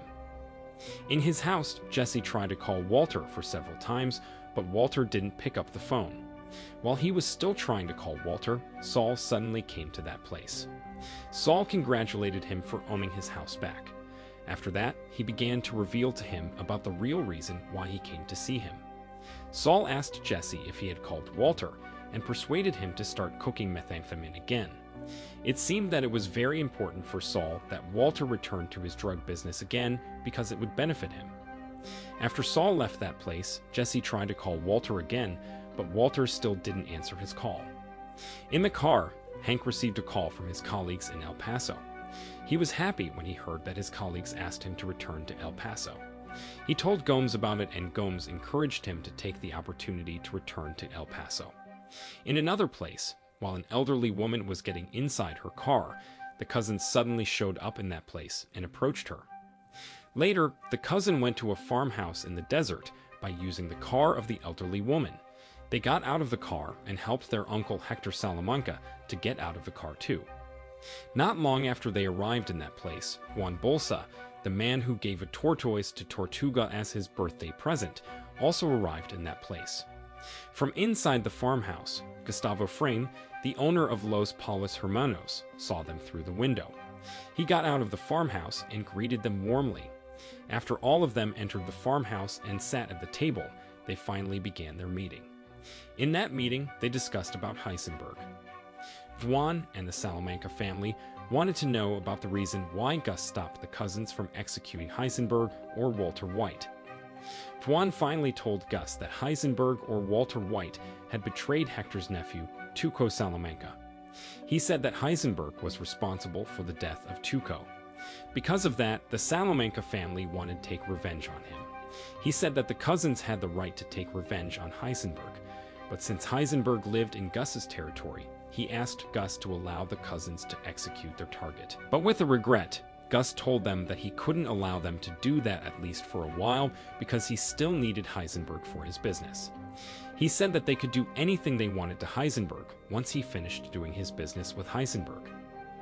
Juan then asked Gus to go outside and talk to him in private. Juan told Gus that he would try to persuade Hector to wait until Juan finished doing his business with Heisenberg, but he said that he couldn't promise anything about Marco and Leonel. He explained that Tuco's death was a very serious matter for the Salamanca family, and it had deeply humiliated them. So he urged Gus to finish doing his business with Gus as soon as possible.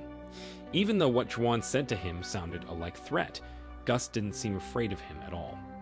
In his house, Jesse was still trying to call Walter, but Walter didn't pick up the phone. At home, Walter was sleeping in his child's room. He finally woke up from his sleep after he heard his daughter, Holly, cried.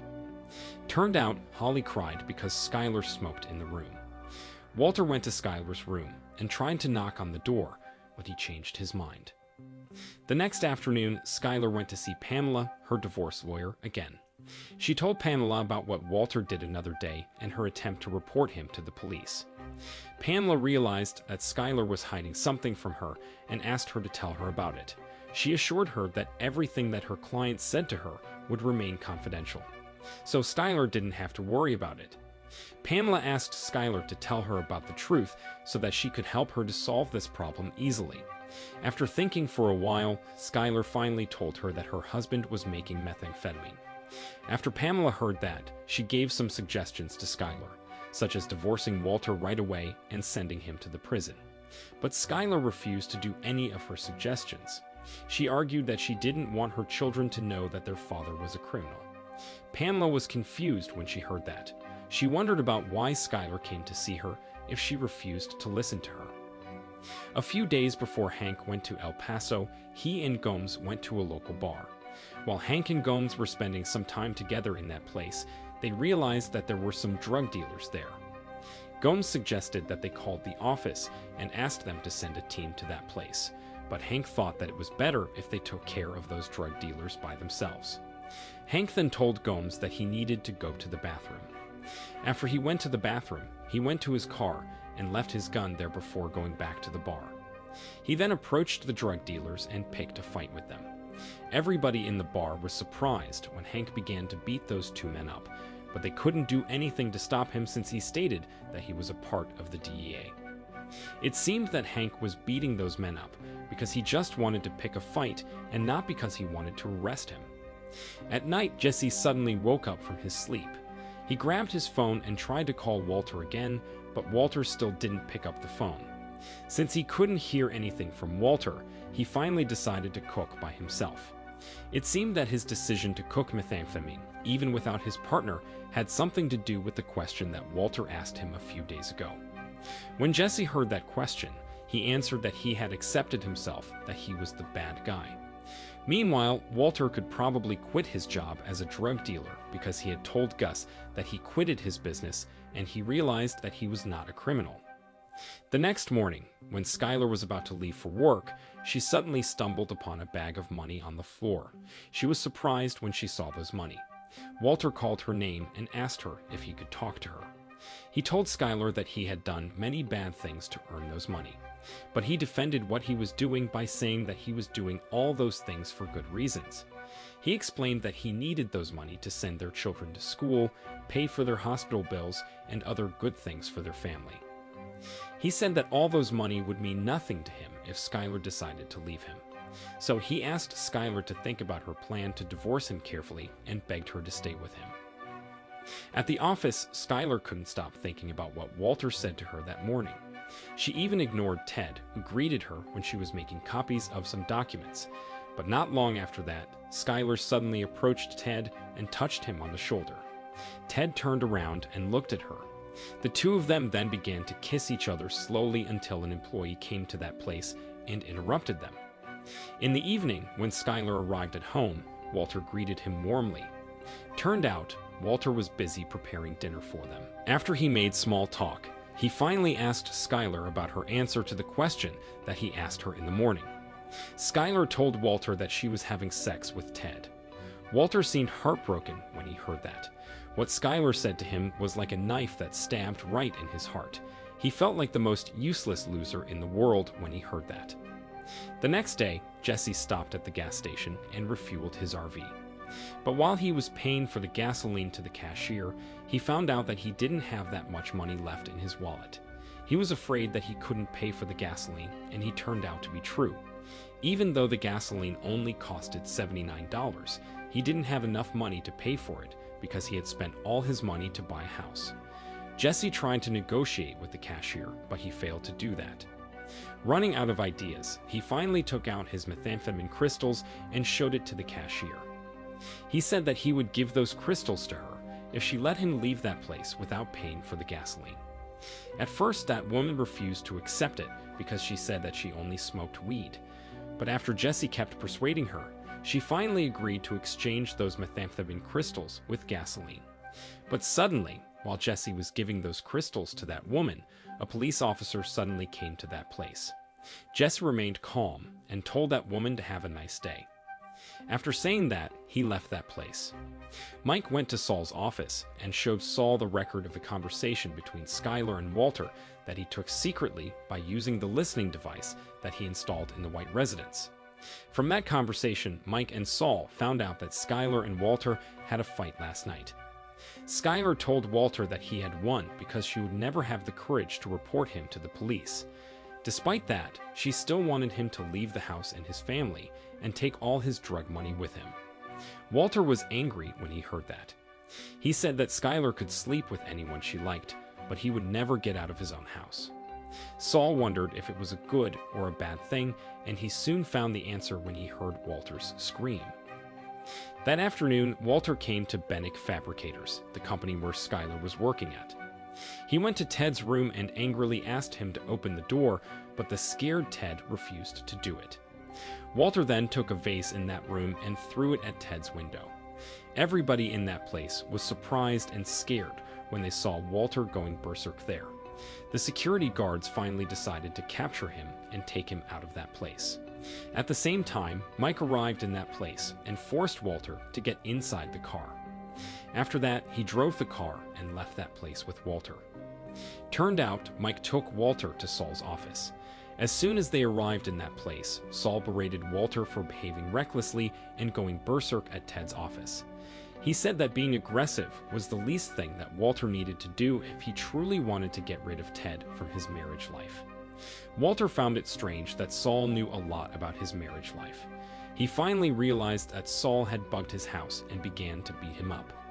He was getting even more angry when he found out that Saul had installed a listening device in his house without his permission. Fortunately, Mike managed to break up their fight before Walter had the chance to kill Saul. Later, Mike went to Walter's house and got rid of the listening device that he installed there another day. Before he left that place, he told Walter that there was nothing wrong about being spied on.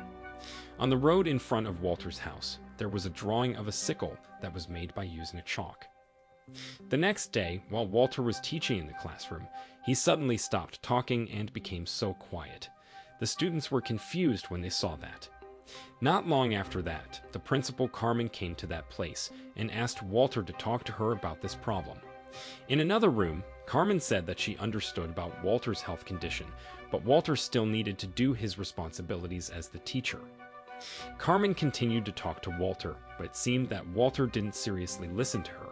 He was only smiling at her and began to touch her hair.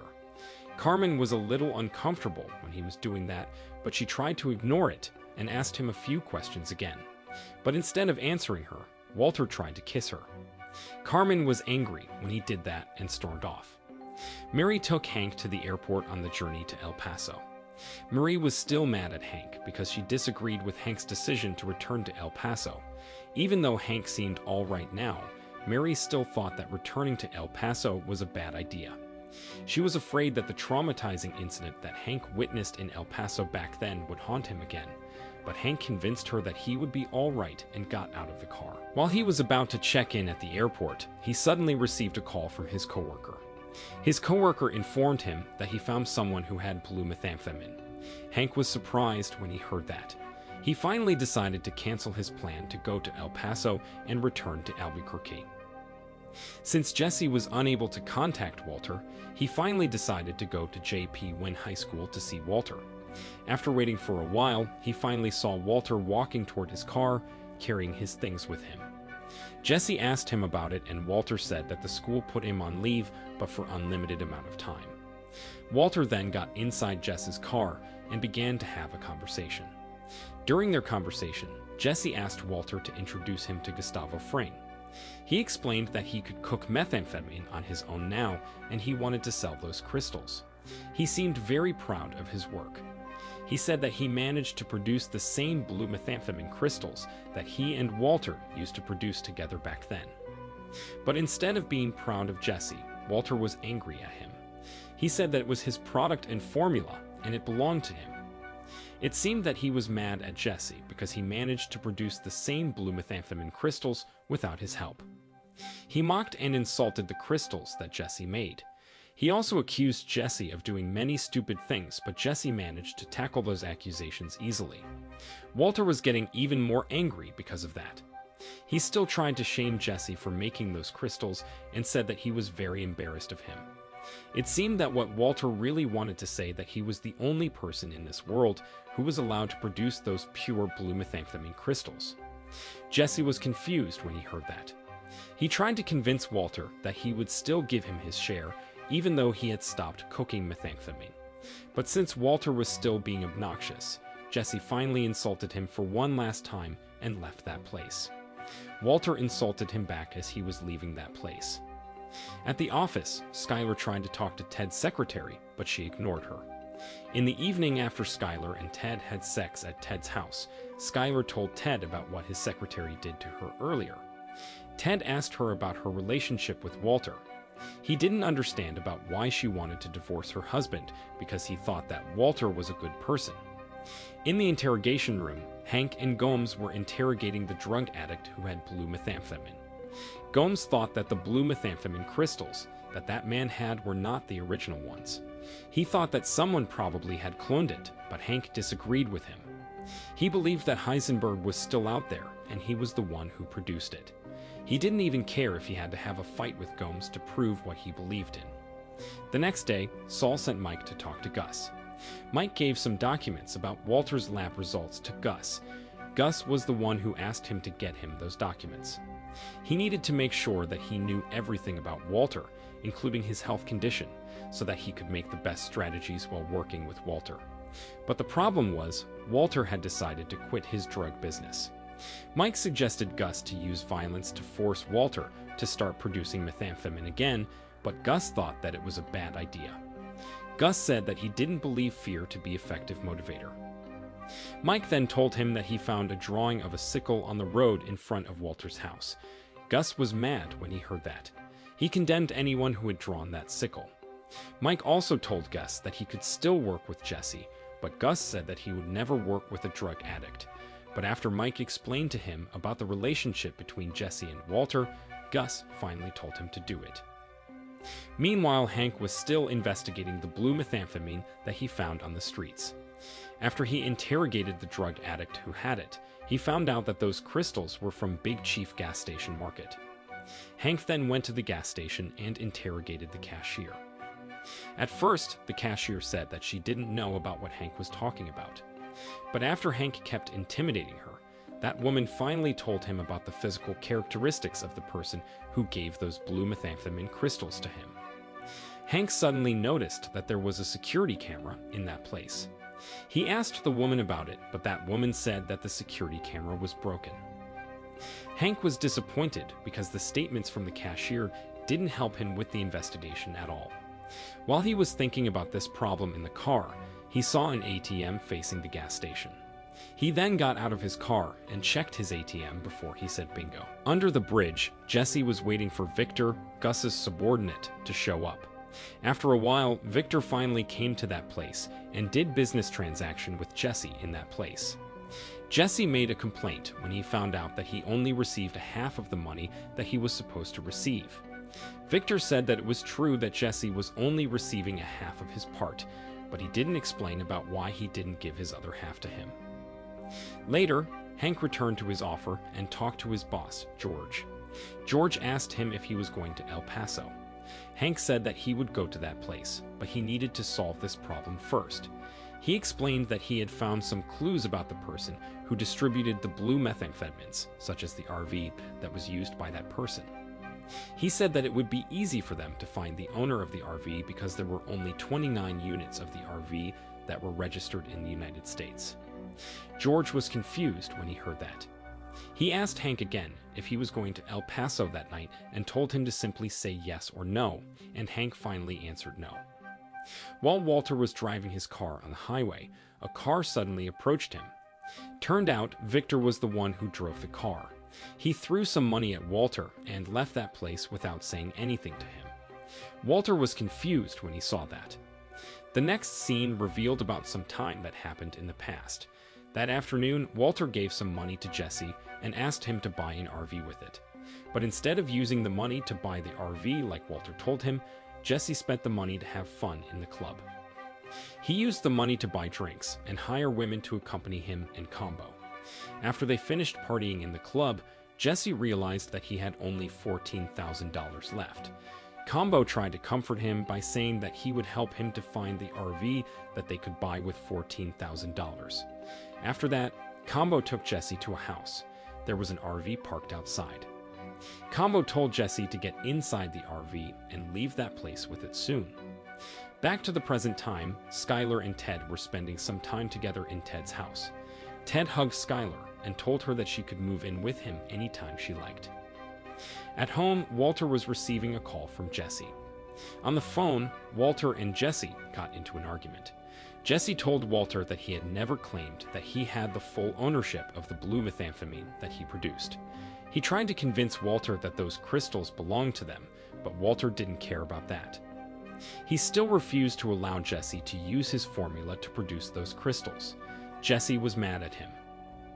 He didn't understand why Walter decided to get out of drug manufacturing, but still didn't allow him to cook. At night, Hank continued his investigation by staking out an RV with his partner Gomes. Gomes told Hank to do this another time because they hadn't gotten any warrants from the police, but Hank ignored his suggestion and got out of the car. He ran toward the RV and climbed it, but when he peered through the latch on top of the RV, he only saw an older couple playing cards. The older couple got surprised when they saw Hank in that place. Hank was embarrassed and apologized to them. He then returned to Gomes and suggested him to continue their investigation, but Gomes said that he couldn't do that because he needed to go to El Paso in place of him. Walter came to see Gus and confronted him about the money that Victor threw at him earlier. Walter asked Gus why he did all this to get him into drug manufacturing again. He also questioned Gus's decision to work with Jesse because he remembered that Gus once told him that he would never work with a drug addict. He arrogantly told Gus that Jesse could only work under his supervision. He bragged that Jesse would never produce such perfect blue methamphetamine if he worked with someone else. But Gus said that he was satisfied with the product that Jesse made. He then asked Walter to take a drive with him because there was something that he wanted to show him. Walter agreed, and Gus took him to an industrial laundry facility. Walter looked around that place and didn't find anything strange in that place until Gus showed him a huge washing machine. Turned out that washing machine was the entrance to a large-scale laboratory facility. Walter was amazed when he saw that place. That place was neat and equipped with high-end apparatus. While he was busy admiring that place, he asked Gus about how he could place the apparatus in such perfect places. Gus said that he had hired someone to set up that place. He added that that person would work with Walter to become his assistant. He continued to explain that they would receive the large chemical shipments every week. He boasted that all employees that worked for him were well-trained, and that place was equipped with an excellent filtration system. So, Walter didn't have to worry about the police, because they wouldn't be able to find out about that place. With such perfect setup, Gus asked Walter to produce 80 kilograms of methamphetamine per week. He said that Walter could work at any time that was convenient for him as long as he could reach their weekly goal. Even though Walter was impressed by the high-end apparatus of the laboratory, he finally decided to turn down Gus's offer. Gus was disappointed when he heard that, but he didn't blame Walter for his decision. He said that if Walter's decisions were made for his family's welfare, then those decisions were not bad. He understood that the role of a husband was very important for a family. He said that a husband should be able to provide for his family no matter what happened, even though he was not respected or loved by his family. At Ted's house, Ted asked Skylar to have a dinner together with him. But after thinking for a while, Skylar finally decided to decline his offer and return home. At home, Skylar was having a dinner with Walter and their son. Walter and Walter Jr. were happy to see Skylar there. It appeared that Skylar's relationship with her family was getting better. It seemed that Walter Jr. had forgiven his mother, and Walter was no longer mad at Skylar. At the office, Hank was checking the list of the RVs that had the same type with the RV that Jesse used. He read through the list, but he didn't find the RV that he was looking for. He asked his secretary, Janice, to check the DMV and look for any RVs that they might have missed. After that, he joined Gomez's farewell party. During the party, he encouraged Gomes to do well in El Paso and gave him a small statue. Later, Janice told Hank that she found an RV whose registration was never renewed.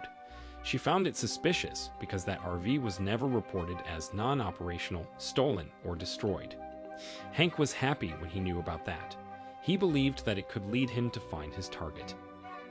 At home, while Skylar was doing a household chore, she walked past Walter's room and saw the bag of money in that room. She decided to check the bag and take a look at the money. She seemed amazed by the money. It seemed that she was thinking about doing something with that money. After that, she went to see her divorce lawyer, Pamela. She told Pamela that she had an affair with her boss, Ted. Pamela was confused when she heard that. She thought that her affair had nothing to do with her plan to divorce Walter. Skylar realized that it was true and quickly said that she had lied to her. She then changed the topic of the conversation and began to tell Pamela about the bag of money that she found at home. Pamela realized that Skylar wanted to ask her about how to use that money safely. She confronted Skylar about it, but Skylar denied it right away. Pamela reminded Skylar that she was a reputable divorce lawyer with a high hourly rate, so she suggested Skylar to find someone else if she just wanted to tell her about her personal problems. Skylar was embarrassed when she heard that. She realized that she had been saying something stupid to Pamela. That afternoon, Walter went to Saul's office to have a meeting with Saul and Jesse. After Saul kept persuading him to meet Jesse, Walter finally agreed to do that. Saul told Walter that Jesse agreed to give Walter the commission of 10% from all methamphetamine crystals that he produced and sold, but Walter still declined his offer. He showed a paper bag of money and told Jesse it was the last money that he had ever earned in this business. He also revealed that he had accepted Gus's offer to work with him for the next project where Gus would pay him for $3 million. Saul was excited when he heard that. He wanted to know about the commission that he was going to receive. Meanwhile, Jesse was furious because Walter decided to exclude him from this business. He lashed out at Walter, stormed off, and damaged Walter's windshield by throwing a stone at it. Since Gomes had left for El Paso, Hank continued his investigation by himself. That afternoon, he went to a house where Jesse and Walter took the RV back then. He talked to the woman in the house and asked her about the RV. That woman admitted that the RV had been stolen since a long time ago. Hank asked her why she didn't report it, and that woman said that her son was the one who stole it and she didn't want him to get arrested. Hank told her that he needed to see her son, but that woman said that her son had passed away. Turned out, that woman was the mother of Christian Ortega, or Combo. It was revealed that Combo stole his mother's RV and sold it to Jesse. Hank asked Combo's mother to allow him to see Combo's room, and that woman allowed him to do it. While Hank was looking around that room, he saw a picture of Combo and Jesse in that place. A police officer was heading to a house that was located in an isolated desert. He went to that house after he received a call from the son of the owner of the house. According to the son, he hadn't heard from his mother since he last visited her. After that police officer checked the house for a while, he found out that the owner of the house had died. He also saw Lionel in that place. He immediately pointed his firearm at him, but he didn't realize that behind him, Marco was walking toward him with an axe in his hand. In the blink of an eye, Marco brutally killed him with his axe. While Walter was looking for a new house, he suddenly received a call from Skylar. Skylar told him that she wanted to talk about their divorce. She said that in the divorce papers, Walter had officially agreed to divorce her and stated that he would continue to provide for his children. But Skylar objected to that statement and said that she would never let Walter feed their children with the drug money. While Walter and Skylar were getting into an argument on the phone, the real estate agent suddenly came to that place. Walter immediately hanged up the call and ended the conversation between him and Skylar. Walter told the real estate agent that he wanted the house that he visited right now, but the real estate agent said that that house was only for display and not for sale. Walter then asked him to name one thing in this world that was not negotiated. At Los Palos Hermanos, while Gus was instructing his workers, the cousins suddenly came to that place. Gus was surprised when he saw them there. It seemed that he didn't like their presence there. Jesse called Skinny Pete and Badger and asked them to come to his house. When Skinny Pete and Badger arrived in that place, Jesse showed them the blue methamphetamine that he produced. Skinny Pete and Badger were happy to see the crystal. They thought that Jesse invited them to that place to have a party, but Jesse told them that he wanted to talk about their business. Skinny Pete and Badger were not sure about that, but Jesse assured them that everything would be all right this time. Jesse explained that this time, they didn't have to go to other gangsters' territories to sell the blue methamphetamine. He suggested that they sold those crystals in small portions. He asked Badger to take care of technical matters and asked Skinny Pete to take care of the methamphetamine supplies. Skinny Pete and Badger finally agreed to work with him again. The trio then decided to make a deal. Turned out, Hank had been spying on Jesse's house. In his car, he saw Skinny Pete and Badger talking to Jesse. He waited for Jesse to leave the house as he might lead him to the RV that Combo stole from his mother. The next morning, Walter prepared himself to go to Gus's state-of-the-art super lab.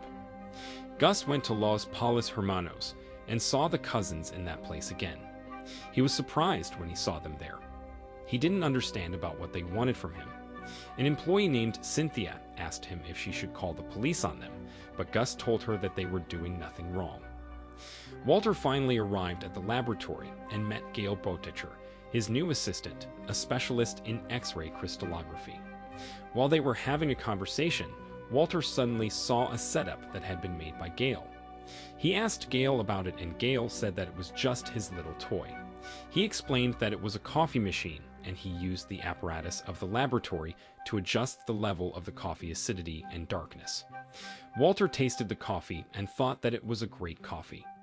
Gail told Walter that he was a very introverted and reserved person, but he had a libertarian attitude regarding the use of drugs by consenting adults. Walter asked him about why he joined the industry. Gail said that just like other people in this world, he was also looking for something. He said that he would stop looking what he was looking for until he met his expectations and got what he deserved. Walter and Gail soon recognized the love for chemistry, strong moral compass, and integrity in each other, and they got along well because of those good qualities that they shared. In his car, Hank was still spying on Jess's house. Suddenly, he received a call from Marie. Marie asked him about when he would be home. Hank said that he couldn't return home until Jesse gave him a lead. He believed that Jesse was the owner of the RV that he was looking for, but he still had no idea about where Jesse parked the RV. Marie remembered that her sister Skylar once told her about Jess Pinkman. She suggested Hank to call Walter and ask him about Jess because he might have sold him marijuana at some point. Hank thought that it was a good idea and called Walter right away. Before Hank asked Walter any questions, he told Walter that he didn't mean to attack Walter with his question. After he stated his disclaimer, he began to ask Walter if he had seen or known about the RV that was used by Jesse since he had bought marijuana from him. He told Walter that he suspected that Jesse used the RV as a mobile drug laboratory, but he admitted that he didn't have any leads right now. So it was important for him if Walter told him about the truth. Walter was surprised when he heard that. He was worried if something bad happened to Jesse. So he called Jesse and tried to warn him about the DEA. But he soon changed his mind as he realized that Jess's phone had been tapped by the DEA. Walter then decided to find another way to deal with this problem. He came to see Clovis and Badger and told them that they needed to destroy the RV soon. Clovis and Badger were confused when they heard that. They asked Walter about what was happening. Walter explained that the DEA was looking for the RV. Clovis then gave the RV key to Walter and told him to get rid of the RV from his property soon. But Walter said that they shared responsibility of the RV. If something bad happened to one of them because of that RV, then the rest of them would be dragged into the same problem too. Because of that, they needed to work together to destroy the RV. After Clovis heard that, he finally agreed to help Walter to destroy the RV. Badger asked them about Jess, but they ignored him. He then called Jesse and told him about Walter and Clovis's plan to destroy the RV. Jesse was angry when he heard that. He asked Badger to give him their location and rushed to that place. In his car, Hank finally saw Jesse leaving his house. He prepared himself and followed him right away. At Los Palos Hermanos, the frustrated Cynthia finally approached the cousins and said that they were not allowed to sit at the table if they were not ordering anything. Gus quickly interrupted her and told her that he would take care of them. He finally arranged an off-site meeting with them. While Walter was preparing everything to destroy the RV, the angry Jesse suddenly came to that place and lashed out at Walter. Jesse berated Walter for planning to destroy the RV without talking about it with him first. Walter was surprised when he saw Jesse there. He quickly peered through the window and saw Hank in that place. Jesse's anger soon turned into panic when he realized that Hank had followed him to that place. Hank got out of his car and approached the RV. He was happy because he finally found the RV that he was looking for. He began to check the windows and the door of the RV, but all of them were locked. He pounded on the RV door and tried to negotiate with Jesse by telling him to do things the easy way. But since there was no answer from Jesse, Hank finally grabbed a crowbar and tried to open the door with it. But suddenly, Old Joe, the owner of the junkyard, came to that place and interrupted Hank. Old Joe told Hank that he couldn't search the RV because he didn't have any warrants. When Walter heard that, he asked Jesse to talk to Hank. Jesse finally did what he asked and told Hank that it was his private property and he didn't want to be harassed. Even though Hank didn't like it, he realized that Old Joe and Jesse were right. He couldn't do anything but to wait until his coworker came to that place and brought the warrant. In the RV, Walter and Jesse were trying to find a way to get out of the RV before Hank's coworker came to that place. Jesse suggested that they just hit Hank and ran away from that place. But Walter thought that it was a bad idea, and he didn't want to be a murderer. He then called someone and asked that person for help. Not long after that, while Hank was waiting for his coworker to arrive in that place, he suddenly received a call from a fellow police officer. He was shocked when that police officer informed him that his wife Marie had a car accident and was being hospitalized right now. He immediately left that place and headed to the hospital where Marie was being hospitalized. But while he was looking for his wife at the hospital, he suddenly received a call from Marie and found out that she was all right. He was angry when he realized that he had been tricked by Jess Pinkman. At the junkyard, Walter and Jesse saw the RV getting destroyed. They felt a little sad when they saw that because they shared a lot of good memories with the RV. At sunset, Gus went to the desert to have a meeting with Marco and Leonel Salamanca. Gus made it clear to them that they wouldn't kill Walter until he finished working for him. But the cousins said that they had been waiting for a long time and they wouldn't wait anymore. Gus told them that they were not the ones who made the decision. He also reminded them that it was a DEA agent who killed Tuco and not Walter White. So, Walter was not the person whom they were supposed to kill. The cousins explained that they couldn't kill Hank because Juan told them not to mess with the DEA at the moment. But Gus didn't care about that. He reminded them again that it was not up to them or Guan to make the decision because the North Territory belonged to him, and they should obey him instead. Before he left the meeting, he gave them the name of the DEA agent in question, Hank Schrader, and hoped that his death might satisfy them. The next scene revealed the time when Marco and Leonel Salamanca were still a child. That afternoon, Marco and Leonel were playing outside. Hector Salamanca was sitting on the chair not far from him. That time, he was still active as a member of the cartel. He was also the head of the Salamanca family. While Marco and Leonel were playing together, Hector was talking to someone on the phone. That person was a big general, and Hector addressed him as Chicken Boss.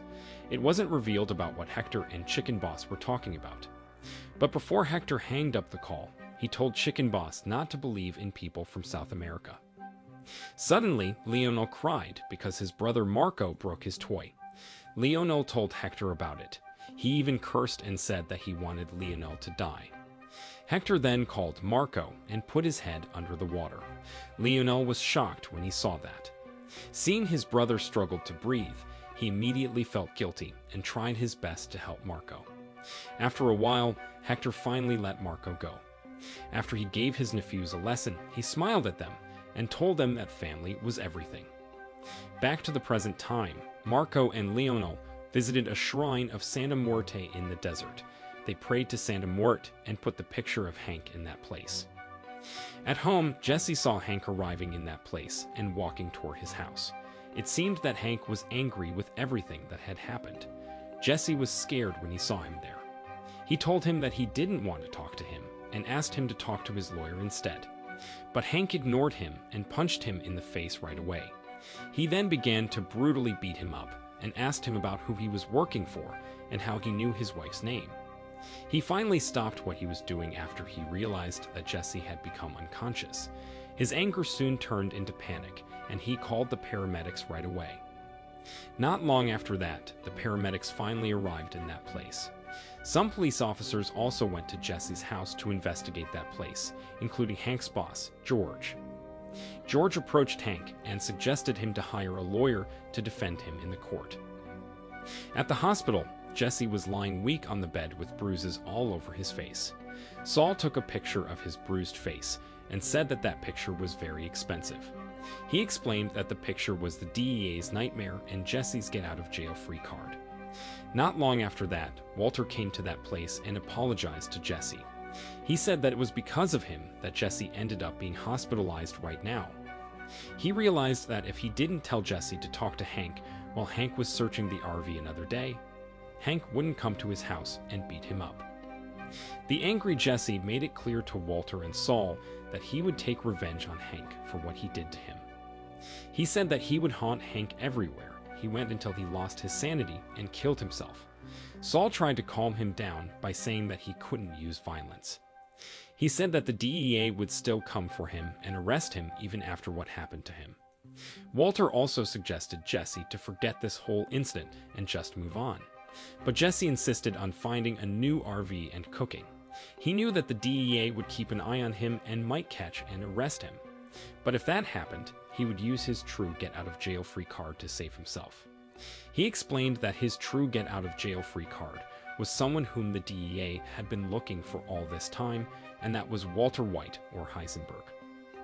Outside of Jesse's room, Walter and Saul had a conversation. Walter thought that Jesse was only threatening him, but Saul disagreed with him. Saul warned Walter to be very careful because everything could happen.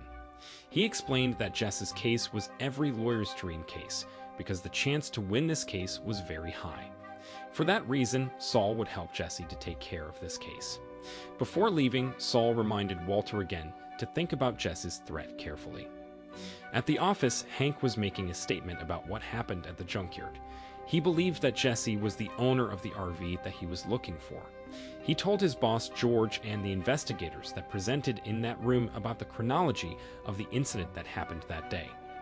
But when he tried to tell the reason why he went to Jesse's house, his lawyer suddenly interrupted him. The investigators told Hank that Jesse would sue him for assaulting him. He said that they had received the official document from him. Hank's lawyer said that they couldn't believe in Jesse's statement because Jesse was only a drug addict. But the investigators disagreed with him. They said that they had run tests on Jesse, and the results showed that Jesse was drug-free. Hank was getting even more worried when he heard that. He was afraid if he would receive serious consequences for what he did. After the meeting ended, Hank left the room and met his wife at the elevator. It seemed that he was devastated by the case. As soon as he saw his wife, he hugged her and cried. It was the first time in his life to cry in front of his wife. Marie hugged him back and tried to calm him down by saying that everything would be all right. The next day, Skylar visited Walter in his new house. Skylar revealed that she had heard about what happened to Hank. She said that Hank would lose everything if Jesse sued him for assaulting him. For that reason, she asked Walter to help Hank. She wanted Walter to call Jesse and talk about this problem with him. But Walter said that there was nothing between him and Jesse.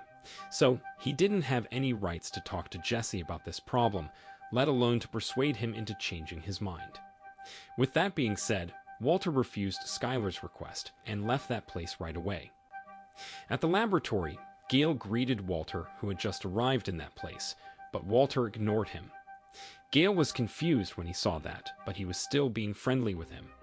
Walter told him to prepare everything before they began to cook, but Gale told him that he had done that, and they could cook right away. In another place, the cousins met with an arms dealer. The arms dealer took them to his truck and tried to sell them hollow point bullets. The cousins were not interested in those bullets. The arms dealer then offered them some vests. The cousins asked him if the vests were good, and the arms dealer said that he had never left his house without one. To prove what he said, Leono pulled out his gun and shot that man in the chest. Turned out, the arms dealer didn't lie. He managed to survive, and the cousins decided to buy the vests. At the laboratory, Walter berated Gale for making a mistake in adjusting the temperature. Gale was confused when he heard that. He defended himself by saying that he was just following the instruction that Walter gave him. But Walter denied that and kept blaming him. Turned out, Walter purposely irritated Gale so that Gale left his job and then he could replace him with Jesse. But Gale apologized to Walter and stopped them from getting into a further argument. At home, Hank was preparing himself to make his last statement about the incident that happened to Jesse. Before he left the house, Marie suggested him to create a fake story and tell the investigators that Jesse was the one who attacked him first. She also suggested Hank to mention about his trained muscles that would react first if there was any danger before his brain could process about what happened. Hank was amazed by her idea, but he refused to do that. He said that he wouldn't go to the court to lie because he had done many bad things before and he was afraid that he couldn't deal with them anymore. He confessed that since he killed Tuco Salamanca, he had been becoming unraveled and he had been eaten by his guilt from the inside. In another place, Walter called Gus and asked him to fire Gale for some reasons. He also asked him to replace Gale with his old assistant, Jess Pinkman. He explained that he could only reach a certain level if he worked with Jess Pinkman. He reminded Gus about their agreement, where he would be the one who took charge of the laboratory. So he had a right to choose his cooking partner. After hearing Gus's answer, Walter hanged up the call and returned to Jess's room. Turned out, he made the call in front of that room. When he arrived in Jesse's room, he told Jesse that he had a job offer for him. Jesse was mad when he heard that. He knew that Walter wanted him to become his assistant again so that he would drop his charges against Hank. But Walter denied that and said that he needed someone who was more than just an assistant. He explained that they would divide the money into two like usual. He said that they would earn $3 million for the next project, so each of them would receive $1.5 million. Even though it sounded like an interesting offer, Jesse decided to decline the offer. Walter tried to persuade him into accepting the offer, but Jesse insisted on saying no. Jesse said that he didn't want to have anything to do with Walter anymore because his life had been falling apart since he knew him. He said that he had lost his loved ones and he had never been more alone than this. Walter couldn't do anything when he heard that but to leave the hospital. But when he arrived at home, he suddenly received a call from Jesse. Surprisingly, Jesse told him that he agreed to accept the offer. At the office, Hank finally admitted that he had assaulted Jesse. The investigators were surprised when they found out about that. They asked Hank if what he stated in the papers was true, and Hank confirmed it. For that reason, Hank's boss, George, finally decided to suspend Hank without pay and confiscate his gun. While Hank was heading out of the building, George suddenly called him and informed him that Jess Pinkman chose not to press charges after all. Hank was surprised and happy when he heard that. While he was returning to his car, he called Marie and told her about the good news. But when he got inside his car, he suddenly received a call from an unknown number. That mysterious person told him that he had 1 minute to leave before 2 men came to that place to kill him. Hank panicked when he heard that. He thought that it was only a prank, but he was also afraid if it was true. He was immediately on guard and watched his surroundings. He tried to grab his gun, but he realized that it was confiscated. 1 minute had finally passed. In his car, he saw 2 men parting ways and heading to his car. Not long after that, in his rearview mirror, he saw Lionel standing behind his car, pointing his gun at him and shooting at him. Hank immediately put his car in reverse and floored it, pinning Lionel between another car. Suddenly, Marco appeared from the side and began to shoot at Hank, but Hank managed to escape from him. Marco saw a blood trail on the ground and followed it. While he was following the blood trail, he suddenly saw a man in that place. Marco was surprised by him and immediately shot him to death. While he was busy with that man, Hank suddenly showed up in that place and shot him in the chest. But unfortunately, Marco was wearing a bulletproof vest. He managed to survive and shot Hank back twice in the chest. Thinking that shooting Hank in the head would be too easy, Marco returned to his car to grab an axe. The dying Hank saw a bullet dropped by Marco and loaded it into a gun. When Marco returned to him and tried to kill him with his axe, Hank suddenly shot him in the head. Marco died instantly because of that. At the hospital, a nurse took Jesse to the hospital park because Jesse told him that he wanted to smoke. While he was smoking outside, an ambulance suddenly arrived in that place. Turned out that ambulance carried the wounded Hank. Jesse was surprised when he saw that. He didn't expect that Hank would collapse even before he took revenge on him. He was feeling happy and great because of that. The next morning, at the laboratory, Gale asked Walter about the reason why he decided to fire him. Walter didn't want to blame Gale. So he said that Gale had done everything perfectly, but they couldn't continue to work together because they had different basic principles. As example, Walter liked classical music, but Gale liked jazz music. Walter was afraid that their differences in those things would badly affect their work. Gale was confused when he heard that. He wondered about how those things were relevant to their work. It seemed that Walter was also feeling guilty and stupid when he said that. To make the situation more awkward, Jesse suddenly came to that place. Jesse was amazed by that super lab. Gale couldn't believe that Jesse was the one who would replace him as Walter's new assistant, but he couldn't do anything but to accept Walter's decision. After Jesse found out that there was no mobile signal in that place, he asked Walter if he had heard about what happened to Hank. Jesse was shocked when he found out that Hank had an incident and now was being hospitalized. He immediately left the super lab and rushed to the hospital. When he arrived at the hospital, he saw Marie and his family waiting outside Hank's room. He also saw Gomes and Hank's boss, George, in that place. Walter approached Walter Jr. and tried to talk to him, but Walter Jr. ignored him. Walter was confused when he saw that. He thought that something had happened to his son. Walter then asked George about the chronology of the incident that happened to Hank. George told him that they were still investigating this incident. He said that Hank was attacked by 2 cartel hitmen, but Hank managed to kill one and critically wound other. Gomes said that he was amazed by Hank because he managed to defeat those hitmen without any weapons. Marie was surprised and angry when she heard that. She berated George for not supporting Hank and not backing him up. She was also angry at Gomes because he had failed Hank as a partner. Gomes and George didn't say anything to defend themselves because they realized that what Marie said was true. Marie also blamed Walter for the incident that happened to Hank. She said that if Walter didn't know Jesse Pinkman, then this whole incident wouldn't have happened in the first place. Surprisingly, Skylar suddenly stepped in and stood up for Walter.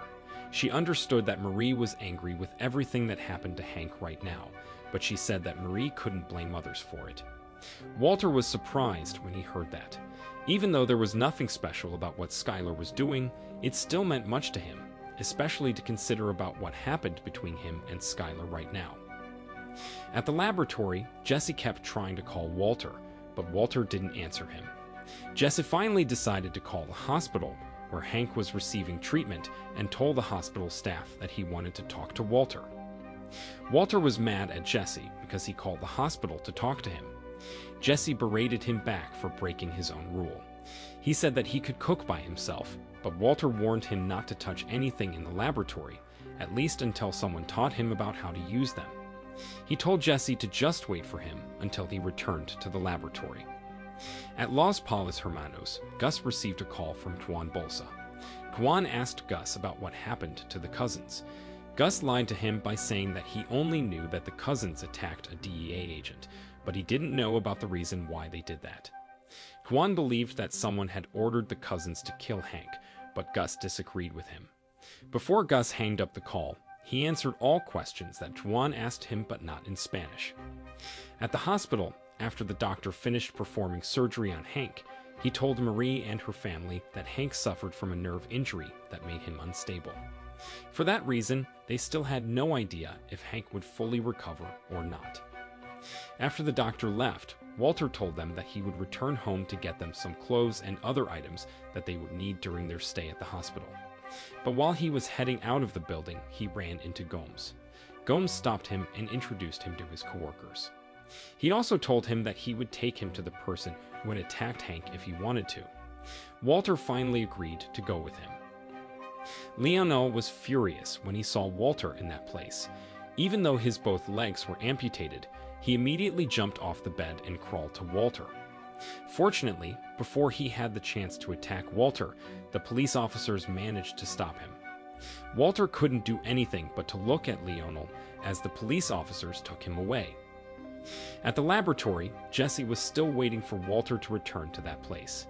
He kept waiting and waiting, but Walter hadn't showed up yet.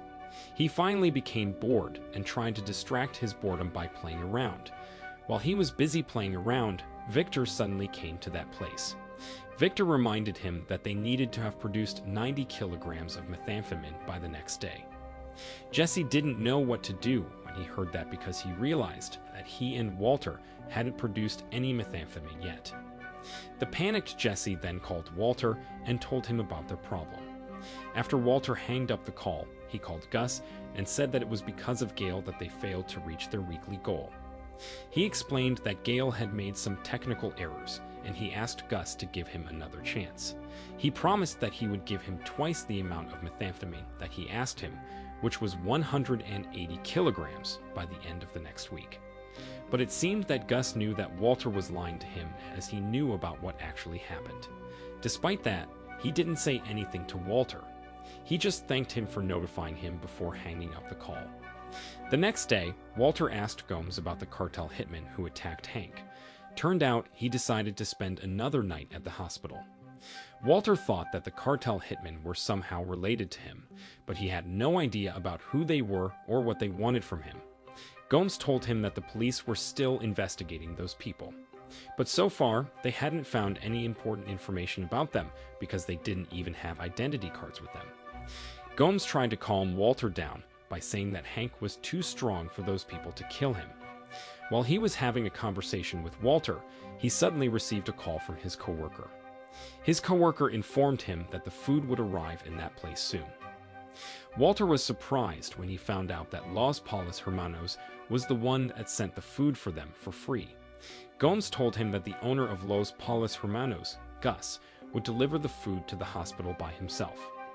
Walter was getting even more surprised when he heard that. Not long after that, Gus finally arrived at the hospital. Not only free food, Gus also gave $10,000 to Marie to pay for Hank's hospital bills. George suddenly remembered that Gus also donated some money when Hank started his charity for Walter. Walter was confused when he heard that. He wondered about what was Gus's motive in doing all this. He was getting even more confused when he saw Gus getting along with many police officers. He couldn't believe that there was another person who could camouflage better than him. While Gus was leaving that place, Walter followed him and asked him if he knew something about this case. He said that he was worried about his family's safety, but he still couldn't figure out about what was happening. Gus smiled at him and told him that everything would be all right. Not long after Gustavo Fring left the hospital building, Leonel Salamanca was reported to have a critical condition in his room. Walter and other police officers rushed to his room and watched him through the room window.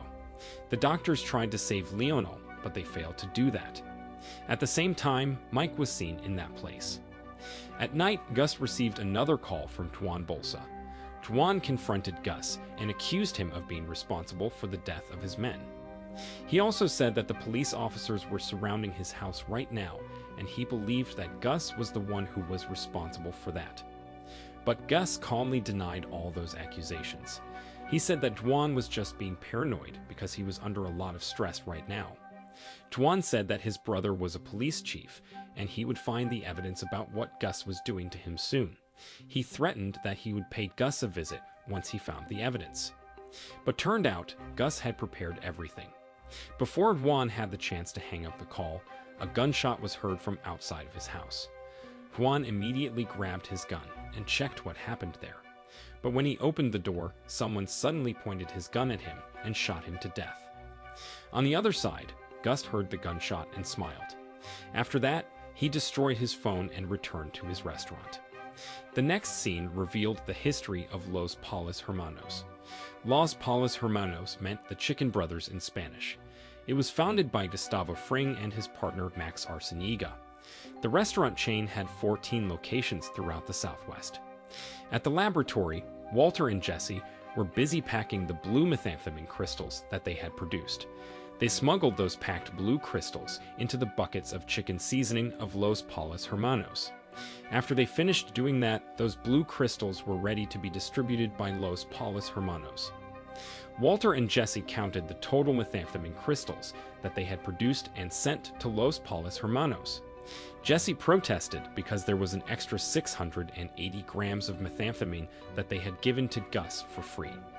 He was disappointed at Walter because he didn't charge Gus for those extra 680 grams of methamphetamine. He asked Walter not to be too generous to Gus because even without him doing that, Gus had been paying too little to them. He said that he had repeated his calculation for 10 times. For the next 3 months, they would produce 2,400 pounds of methamphetamine, and they were supposed to earn $96 million by selling all that methamphetamine. But instead, they would only receive $3 million from Gus, and they still needed to divide it into 2. Even though what Jesse said was true, Walter didn't care about that. Instead, he scolded Jesse for still complaining even though he had become a millionaire. Jesse was confused when he heard that. He didn't understand why Walter defended Gus instead of him. At the hospital, Marie, Skylar, and Walter visited Hank in his room after the doctor told them that Hank's health condition was getting better and they were allowed to see him. Not long after that, Gomes came to that place and showed Hank the map of detailing the blue methamphetamine's reappearance. Because of his current state, Hank could only give little reaction to that. He said that there was someone who called him and warned him about the cousins before they attacked him. He was curious about who that person might be. Marie told him that the police had investigated the call, but they were unable to trace the person whom Hank was talking about. Walter was also curious when he heard that. He wondered about who that person might be because he believed that this case was related to him after all. While Walter was thinking about it in his car, Skylar suddenly came to that place and got inside his car. Skylar was worried about their family's safety, but Walter assured her that everything would be all right. Jesse went to a nail salon to talk to Saul. Saul asked him to come to that place because he wanted to talk about money laundering. As Walter and Jesse's consigliere, Saul suggested Jesse to buy the nail salon to launder the money that he earned from selling methamphetamine. Jesse didn't know anything about money laundering, so he didn't understand about what Saul was talking about. Saul finally gave him explanation about it. He told Jesse that the government could suspect him if he had $1.5 million in his bank because he was unemployed. He warned Jesse that it would be dangerous for him and his business because the government could trace where the money came from and find out that he was a tax cheat. But if Jesse owned that nail salon, the government wouldn't have any reasons to suspect him and trace where the money came from. At first, Jesse was interested in his suggestion. But after Saul told him that he would charge him with a standard price, meanwhile, he would give a discount to Walter, he left that place right away. Jesse said that he wouldn't talk to Saul until there was a status equality in their team. Walter went to a farmhouse in the desert to talk to Gus. Walter carefully asked Gus about what was happening. He somehow believed that it was him who was supposed to be attacked by the cousins and not Hank. He suspected that the real target of the attack was him, but someone had sabotaged the attack, that the cousins attacked Hank instead of him. He also mentioned about the person who called Hank before he was attacked. He thought that the person behind all this was very smart and using a very good strategy. He explained that the strategy that the person used had saved him since the attack that was done by the cousins on the DEA would annoy the American government. Because of the attack, it was most likely that the government would get rid of the Salamanca cartel. Walter continued to say that the attack would benefit the person behind it because he would become a monopoly in the market. He finally revealed that he knew that that person was Gus himself.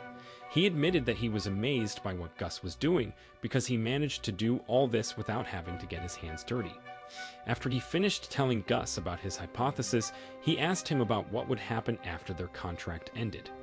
Gus suggested him to extend his contract with him. He promised that he would pay him $15 million per year. But Walter said that it was not about money. He explained that he did all this for his family's security. In other words, he wanted Gus to promise that he would protect his family. Turned out, it was the reason why he didn't care that he was underpaid, because what mattered the most for him was his family's security. In the evening, Skylar and Marie were talking about Hank's hospital bills. Suddenly, Ted came to that place. Marie was surprised when she saw him there. Ted went to that place because he wanted to check on Skylar. He was worried about her because he hadn't heard from her for days. He thought that Skylar had divorced Walter, but Skylar revealed that she hadn't finalized her divorce yet. It seemed that Skylar didn't like to see Ted visiting her place that evening. She told Ted to talk about this problem another time and promised that she would see him in 1 or 2 days. The next day, Jesse had a meeting with Skinny Pete and Badger. During that meeting, he poured his heart out to them. He told them that he missed his old days when he could cook whenever and wherever he wanted without getting pressured by his boss and his weekly goal. He thought that there was no point of being a bad guy if he still had responsibilities. What he hated even more was that his responsibility to pay taxes.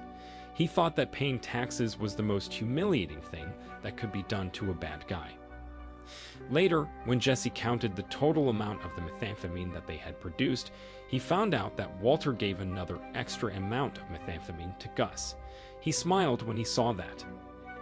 At the hospital, Marie, Skylar, and Walter were still trying to find a way to pay Hank's hospital bills. Mary said that her husband was a hero to many people, and she didn't want to see Hank using a wheelchair for the rest of his life. Suddenly, Skylar told Marie that Walter could help her to pay Hank's hospital bills. Walter was surprised when he heard that.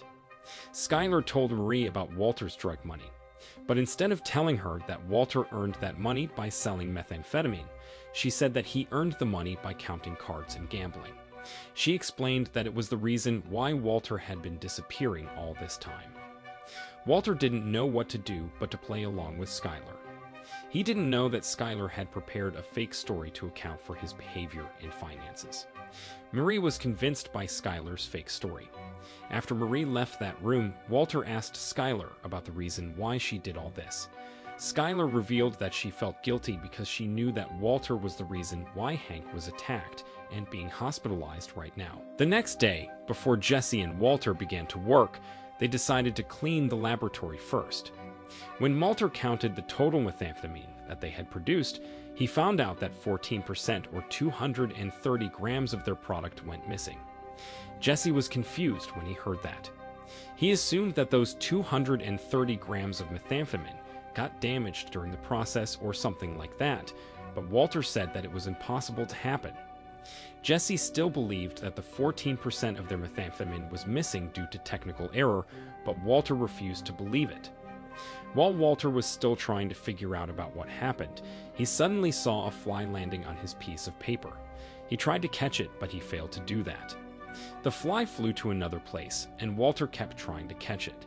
He even tried to attack it by using his shoe when that fly landed on the ceiling. But instead of catching the fly, he damaged a lamp, and the shoe that he threw at that fly got stuck on the ceiling. While Walter was trying to get his shoe back, the fly suddenly landed near him. Walter tried to attack that fly by using the broom in his hand, but instead of attacking the fly, Walter slipped and fell miserably. The next day, when Jesse arrived at the laboratory, he was surprised by the tight air pressure in that room. Turned out, Walter was the one who set up the air pressure. He did that because he was still trying to catch the fly. When Jesse asked him why he did that, Walter explained that their laboratory had been contaminated. Jesse asked him about the kind of contamination that they had, but Walter didn't answer him. Jesse began to get scared because of that. He thought that it was a serious contamination, such as a dangerous virus or something like that. But when Walter told him that it was only a fly, Jesse's fear soon turned into confusion. Jesse didn't understand why Walter would go that far for a fly. Walter explained that a fly was still a contamination, no matter how small it was, and they wouldn't start cooking before they caught the fly. A few hours had finally passed since Jesse and Walter tried to catch the fly. Tired of this foolishness, Jesse finally decided to cook secretly. But unfortunately, before Jesse had the chance to do that, Walter caught him and stopped him right away. He also hit him with the net that he used to hunt the fly. But not long after that, the fly suddenly landed on his face. Jesse asked Walter to give the net to him and hit Walter's head with it. It seemed that he purposely did that to take revenge on Walter for hitting him earlier. Later, Jesse returned to the laboratory after he bought some items that they needed to destroy the fly, such as glue traps. Walter and Jesse put those glue traps in every corner of the room. While they were waiting for the fly to get trapped, Jesse offered a cup of coffee to Walter. He secretly put sedatives into Walter's cup of coffee because he knew that Walter hadn't slept all night. He also knew that Walter was under a lot of stress lately. So, he did that to help Walter to get some sleep. Walter immediately drank the cup of coffee that Jesse brought to him without suspecting him. When the effect of the sedatives began to kick in, Walter began to talk about life. For the first time in his life, he told Jesse about his family. During his speech, he also implied that he had been living for too long in this world. He said that the longer he lived, the more chaos that he created. He was sad about this fact because just like other people, he also wanted people to miss him when he was gone. Jesse suggested him to take a rest, but Walter suddenly talked about the night when Jane died. Walter told Jesse that he met Donald Margolis before the mid-air collision happened. He thought that it was because of him that the incident took place. He said that if he didn't leave his house that night, maybe everything would have happened differently. Suddenly, the fly came back to that room and interrupted their conversation. This time, Jesse was the one who was obsessed to catch the fly. While he was climbing the stairs and trying to catch the fly, Walter said that he was very sorry about Jane, but he didn't tell Jesse about the truth. Jesse saw the fly landing right in front of him and immediately hit it with a piece of paper. He was excited because he finally managed to kill the fly that had been bothering him and Walter all day. When he was about to show his work to Walter, he found out that Walter had fallen asleep. Jesse took him to the couch and put him to bed. Later, before Jesse and Walter returned to their own house, Walter asked Jesse to come near him. Walter asked Jesse about the methamphetamine that was missing from their production. He was not trying to accuse Jesse of stealing it, but he said that he wouldn't be able to protect him if guests found out about it. The episode that focused on Jesse and Walter catching a fly in the laboratory was titled Fly. This episode had received many critics from Breaking Bad fans because of the poor plot development. But apparently, the point of this episode was to show the relationship between Walter and Jesse. The fly in the laboratory represented Walter's sin that he was trying to bury. His obsession of catching the fly represented his obsession to take control of the situation. But unfortunately, just like he failed to catch the fly, he failed to take control of the situation. The contaminated laboratory also represented the relationship between Walter and Jesse that had been contaminated by lies and secrets. The next scene revealed about the time when Jesse and Jane visited an art museum in the past. As someone who didn't understand contemporary art, Jesse mocked all paintings that were displayed at that museum. He didn't understand why so many people wanted to travel miles away from their house just to see a painting of a silly black line. Jane laughed when she heard that. As someone who loved and understood art, she explained that every art had different meaning for different person. She said that they couldn't interpret the soul of the painter just by looking at their artwork. She added that different light and situation would give different meaning to the same painting, but Jesse didn't care about all those things. Back to the present time, Hank was working with his physical therapist in an electromagnetic patient lifter. He struggled in pain to take another step and forced the lesson to be cut short. It seemed that after he was out of surgery, he became easily irritated even by small, harmless things. In another place, Skinny Pete and Badger joined a meeting that was held by the support group for drug addicts. Jesse also joined that meeting. During the break, Jesse approached Skinny Pete and Badger and told them that he couldn't give them the next methamphetamine stock on time because Walter was still suspecting him and keeping an eye on him. Turned out, it was true that Jesse was the one who stole the methamphetamine. He was also the one who asked Skinny Pete and Badger to come to that meeting. He asked them to sell those methamphetamine crystals to people who attended the meeting. It seemed that he really meant it when he said that he was the bad guy. At night, Skyler, Walter, and Walter Jr. were having a dinner together. Skyler invited Walter to that dinner to talk about Hank's hospital bills. After they finished having a dinner, Walter gave some money to Skyler. He said that that money was to help Hank to pay his hospital bills. But Skyler said that Hank was a very careful person. He wouldn't accept the money unless he knew where the money came from. So she wanted to make sure that Hank was unable to trace the money before she gave it to Hank. Walter tried to convince her that the money was untraceable, but Skyler still doubted him. To convince Skyler, Walter finally decided to take Skyler to Saul Goodman. At Saul's office, Skyler, Walter, and Saul were discussing about a scheme to launder the money. Saul suggested that they bought a laser tag franchise, but Skyler disagreed with his suggestion. She explained that a laser tag franchise wouldn't make any sense as it was not related to Walter's background. Saul tried to explain the idea behind his suggestion, but he finally gave up since Skyler kept interrupting him. Jesse went to the house of the woman whom he met in the Narcotics Anonymous meeting earlier. That woman was called Andrea. While Jesse and Andrea were making out, an old lady and a young boy suddenly came to that place. Turned out that young boy was Andrea's son. Jesse was a little mad when he found out that Andrea already had a child. Meanwhile, Skyler was taking Walter to the car wash where Walter used to work for 4 years. Skyler suggested that they bought the car wash to launder the money since Walter knew about the management and the work system. At night, Jesse was having a dinner with Andrea and her son at a restaurant. It seemed that Jesse and Andrea's son were getting along well. While they were talking, Andrea's son suddenly mentioned Thomas's name. Andrea was mad when she heard that. She scolded her son and told him not to talk about Thomas anymore. After that, Jesse, Andrea, and Andrea's son returned to Andrea's house. While Jesse and Andrea were hanging out in the bedroom, Jesse persuaded Andrea to try the methamphetamine. But suddenly, Jesse regretted what he had done. He was afraid that Andrea would get high on methamphetamine and abandoned her son because of it. It seemed that his personal experience had made him really care about children. Andrea told Jesse that her 11-year-old brother, Thomas, was once kidnapped and forced to work by some local gangsters. She also revealed that Thomas had murdered someone recently because the gangsters who kidnapped him ordered him to do it. Jesse was surprised when he heard about the time and the location where the murder took place. He suddenly remembered about Combo's murder. He thought that it was Combo whom Thomas murdered because the time and the location of those murders were the same.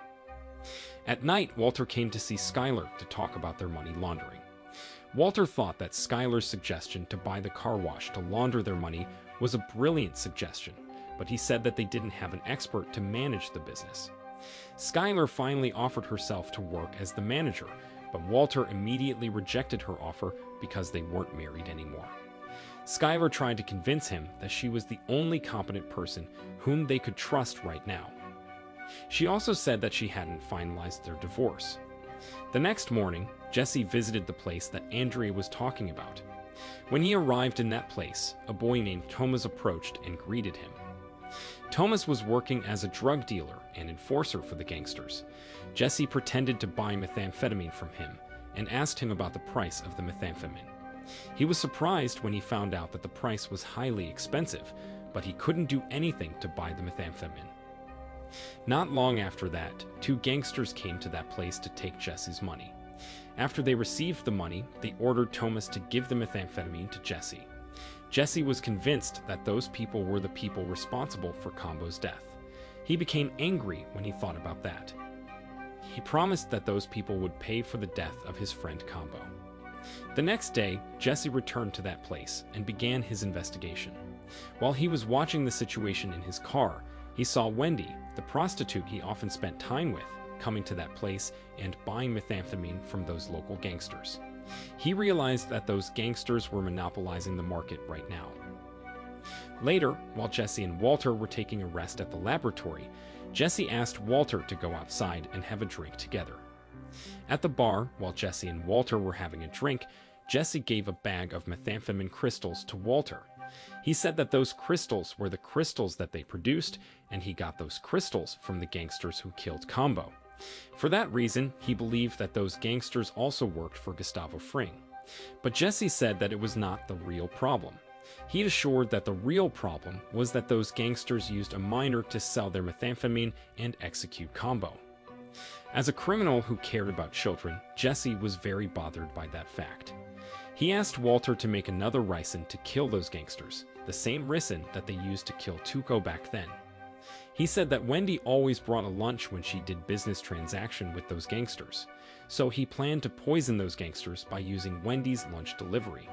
He tried to convince Walter that it was a great plan, because he remembered that Walter said himself that the ricin wasn't found when the police were performing the autopsy on Tuco's body. But Walter immediately disagreed with his plan because of his moral principle. He tried to stop Jesse from what he planned to do by arguing that they were not murderers. But Jesse ignored him and said that he would do it with or without him. After that, Jesse came to see Wendy in her place. He asked Wendy to work with him for this mission. He explained the murder plot to her. He instructed her to buy the methamphetamine from those gangsters like usual. But this time, they would put some poison into the lunch that Wendy would bring to those gangsters. At first, Wendy was not sure if she could do it, but Jesse convinced her by telling her about the cruel things that those gangsters did to children. Wendy finally agreed to work with Jesse after she heard the story. She thought that what those gangsters did to children were unacceptable, that she couldn't even imagine what she would do if it was her child who was exploited by those gangsters. At Saul's office, Walter told Saul about Jesse's plan to kill those gangsters.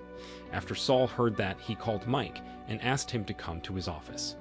Walter then told Mike about his situation.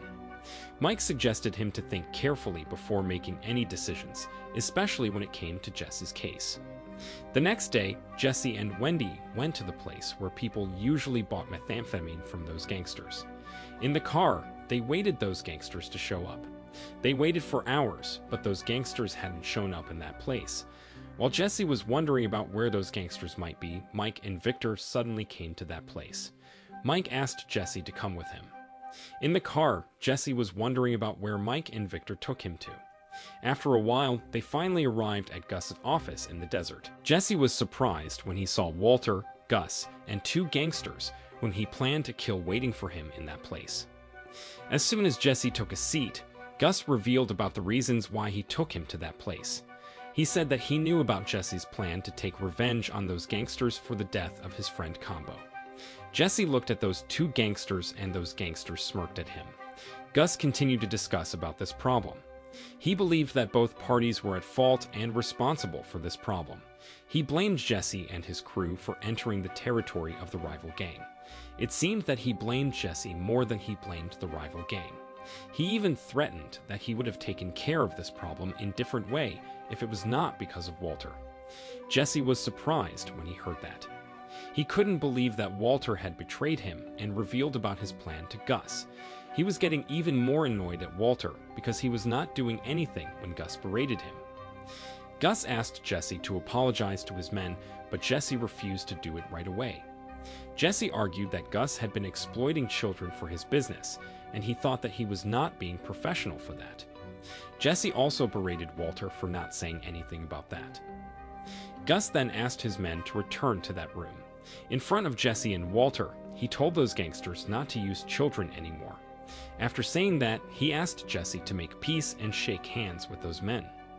Since Gus had declared that they wouldn't use children anymore, Jesse couldn't do anything but to do what he asked him. But judging from his face, it seemed that he was still angry with everything that was going on, especially at Walter. After that, Jesse and Walter finally headed home. In the car, Walter tried to talk to Jesse, but Jesse ignored him. He even refused to look at him because he was very disappointed at him. When they stopped at the traffic light, Jesse suddenly got out of the car without saying anything to Walter. At the hospital, the doctor said that Hank was getting better and allowed him to go home. While Jesse and Andrea were hanging out together in Andrea's room, Andrea suddenly received a call from someone. Andrea was shocked when she learned that her brother Thomas had been murdered. Andrea and Jesse then rushed to the crime scene where Thomas was found dead. When they came to that place, they saw many police officers in that place. The police officers admitted that they hadn't found the motive for the murder. Jesse was shocked when he saw Thomas's dead body there. At the laboratory, Walter was waiting for Jesse to show up, but he hadn't showed up yet. Walter kept trying to call Jesse, but Jesse didn't pick up the phone. At night, while Walter was having a dinner with Skylar and Walter Jr., he saw the news about Thomas's death on TV. He was surprised when he saw the news. He finally decided to leave the dinner and went to a place. In the car, Jesse was consuming his methamphetamine by himself. He was watching the situation in that place and waiting for the local gangsters to show up there. After a while, those gangsters finally showed up in that place. Jesse immediately grabbed his gun and approached those gangsters. Those gangsters realized that Jesse was approaching them. They immediately took out their guns and tried to shoot Jesse with their guns. But before they had the chance to do that, a car suddenly came toward them at high speed and finally crashed into them. Turned out, Walter was the one who drove that car. Before Jesse could process about what was happening, Walter got out of the car and shot those gangsters to death. Jesse was shocked when he saw that, but Walter told him to run. A few years ago, when Walter and Skylar were still a young married couple, they visited a house that they wanted to buy. That time, Skylar was pregnant. Walter Jr. Skylar and Walter looked like a happy married couple back then. While Walter and Skylar were looking around the house, Skylar tried to convince Walter to buy the house because the location was very strategic. But Walter disagreed with her and argued that the house was too small for them. Back to the present time, after Gus found out about the death of the two local gangsters, he asked Walter to go to the desert to have a meeting. Walter did what he asked him. When he arrived in that place, he saw a car approaching that place. Mike was the one who drove the car. When he saw Walter in that place, he stopped dragging the car right away. He called Walter and asked him to get out of the car and walk toward their car. Walter didn't know what to do when he heard that. He was afraid that Mike would do something bad to him, but he couldn't do anything but to do what he asked him.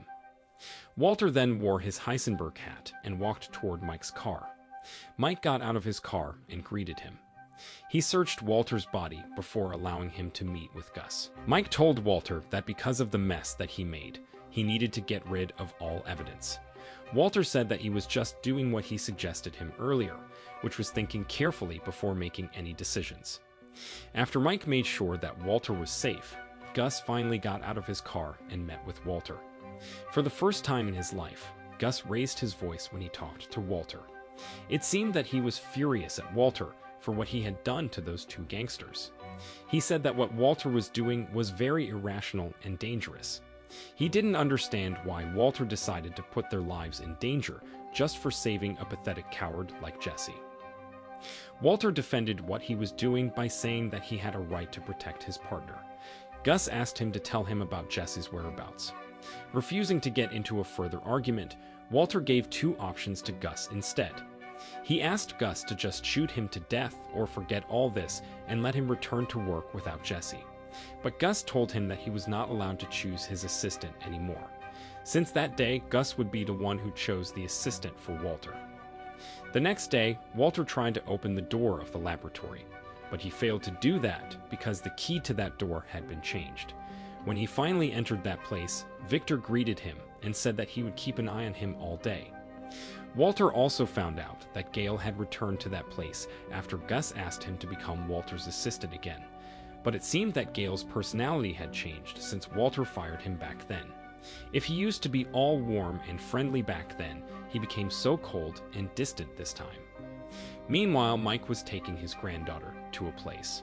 Before he left that place, he hugged his granddaughter and gave some balloons to her. At night, Mike went to a warehouse.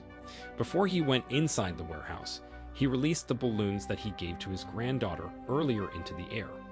Those balloons got stuck in the power lines, which resulted in the power outage in that area. Not long after that, two armed men got out of the warehouse to see about what happened in that place. While those men were checking the situation outside, Mike suddenly came out of his hiding place and shot those men to death. After that, he went inside that place and checked that place. A Chinese woman who only spoke in Mandarin screamed when she saw Mike in that place. It was revealed that that woman and her coworker were being taken hostage in that place. While Mike was searching that place, he realized that someone had been waiting to attack him there. Mike stayed calm and pointed his firearm at that man. He looked at a Chinese man who was sitting at his desk. That man helped him to guide him to shoot that man. Because of him, Mike finally managed to kill that man by shooting him right in the head. Turned out, that warehouse was used as Gus to supply chemicals for the methamphetamine production, but it was infiltrated by other gangsters. The Chinese man swore that he didn't betray Gus and Mike. He explained that he stopped the supply delivery because he was threatened and forced by those gangsters. But Mike doubted what he said and shot him in the hand. After that, Mike returned to Gus' office and told him that everything had been taken care of. It seemed that Gus was still not satisfied with what Mike did because he hadn't found out about Jesse's whereabouts. He urged Mike to find Jesse soon. At his apartment, Gale was enjoying spending his time alone by listening to music. Suddenly, someone came to that place and knocked on the door. Gale opened the door and got surprised when he saw Gus there. Gus took a seat and began to tell Gale about Walter's health condition. Gale was surprised when he found out that Walter suffered from lung cancer. Gus admitted that he was worried because he couldn't predict Walter's life expectancy. He said that he had spent a lot of money for building the super lab, and he couldn't even let the laboratory get closed for one day. But since he couldn't depend on Walter due to his health condition, he asked Gale to take charge of the laboratory. But Gale told him that he was unable to do that right now because Walter was such a master. He acknowledged his vast knowledge of chemistry and methamphetamine production, but he said that he would have understood and mastered all techniques and formulas that Walter used for cooking after joining 1 or 2 cooking sessions with him. Gus said that he believed in Gale and left that place. The next day, while Gale and Walter were cooking at the laboratory, Gus asked Walter about the techniques that he used to cook. Walter was suspicious when he heard that, but he couldn't avoid answering his question because Victor was there and kept watching them. Mike went to Saul's office and asked Saul about where Jesse was. Saul didn't answer him seriously and made a joke about it instead. Mike was mad because of that and began to threaten Saul. Even though he was working for both Saul and Gus, it seemed that his big boss was Gus after all. Despite being threatened by Mike, Saul refused to tell him about Jesse's whereabouts. He argued that doing so would violate his client's privacy and ruin his reputation as a good lawyer. But after Mike tried to attack him, Saul finally got up and told him about Jesse's current address. Later, Saul took Walter to the laser tag franchise that he was talking about another day. Turned out, Saul had been helping Jesse to hide in that place all this time. Saul came to that place to warn Jesse about Mike and Gus. He told Jesse to leave that place within 24 hours before Mike and Gus came to that place and found him. Walter finally realized about the reason why Gale bombarded him with many questions lately. He realized that Gale was trying to find out about the techniques and formulas that he used to cook the methamphetamine. He also realized that Gus would get rid of him once he found what he was looking for. Jesse was desperate when he heard that. He suggested that he and Walter turn themselves to the police soon. He said that Walter could defend himself by saying that he did this for his family. He added that Walter didn't have to work at Gus' laboratory anymore because the money that he earned from selling the methamphetamine was more than enough. He argued that turning themselves to the police would benefit them more rather than running away. He explained that they could give testimony about the crimes that were committed by Gus, and the DEA would help them for that. But unfortunately, Walter disagreed with his suggestion. Jesse told him that he couldn't do it anymore, and he would run away as far as he could from that place. Before Jesse did that, Walter asked him to help him to find Gale's address. He explained that he needed to talk to Gale without being watched by Victor. He said that he needed to do this to buy some time for them. Jesse didn't refuse to do what he asked him, but he didn't tell him that he would do it. Walter desperately instructed him about what he needed to do before leaving that place. At night, while Walter was spending some time with his family, he suddenly received a call from Jesse. Jesse told him about Gale's address. Before Walter hanged up the call, Jesse asked him again to go to the police station and turn himself in. After that, Walter prepared himself to head to Gale's apartment, but while he was walking toward his car, Victor suddenly came to that place and told him that there was a gas leak in the super lab. He said that Walter was ordered to go with him to that place soon. When Walter arrived at the laboratory, he saw Mike already waiting for him in that place. Mike told him about the gas leak that happened there, but Walter knew that Mike and Victor were lying about it. Mike told Walter to go down there right now, but Walter begged Mike not to do this to him.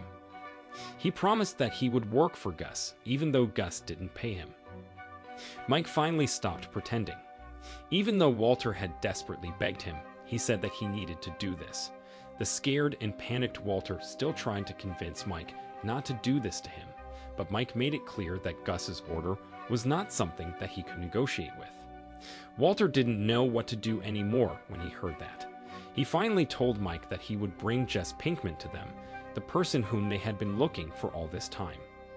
Mike thought that it was an interesting offer and finally agreed to spare Walter his life. In another place, when Jesse was about to smoke his methamphetamine, he suddenly received a call from Walter. Jesse asked Walter if he had gotten rid of Gale. Walter didn't answer his question and quickly explained his situation to him instead. He also asked him to find and kill Gale soon. Mike and Victor were surprised when they heard that. They immediately grabbed Walter's phone and pointed their guns at him. Mike was angry at Walter for what he was doing. He pointed his gun at Walter and prepared himself to execute him. Walter told him that Gus would still need him to cook his methamphetamine because Jesse was heading to Gale's apartment to kill him right now. He said that Mike couldn't kill him and Jesse because it was only them who were able to cook the methamphetamine. At the apartment as usual, Gale was enjoying spending his time alone by listening to music. Because of the loud music, he didn't realize that his phone rang and Victor tried to call him. Suddenly, someone knocked on the door. Gale opened the door and got surprised when he saw Jesse there. He greeted Jesse warmly, but Jesse immediately took out his gun and pointed it at his head. Without saying anything, Jesse began to cry and fired his gun. Breaking Bad Season 4 began with a flashback of Gus preparing his super lab. That time, he went to the laboratory and saw Gale receiving the apparatus and chemical shipments. Just like Walter, Gale seemed very happy when he received those shipments. He took the blue methamphetamine on the table and told Gus that he had run a test on those crystals. He said that those crystals were the purest crystals that he had ever seen in his life. He admitted that he was unable to produce the blue methamphetamine crystals that met the same quality of those crystals. He said that if those crystals belonged to their competitor, then he would give up right away because it would be hard for them to compete against them. Gus didn't seem to worry about that problem when he found out that the difference of the purity between the blue methamphetamine crystals and the crystals that he produced was only 3%. But Gale said that even though 3% sounded small and insignificant, it showed huge differences chemically. He explained that it was almost impossible to reach the purity of 99%. Gale finally asked Gus about the person who produced the blue methamphetamine crystals. Gus told him that those crystals were produced by a chemist who wanted to work for him. But Gus said that he still had no idea if he would hire that person or not because he was not sure about his capability. Gale thought that if Gus questioned that chemist's capability, then he didn't know what made him.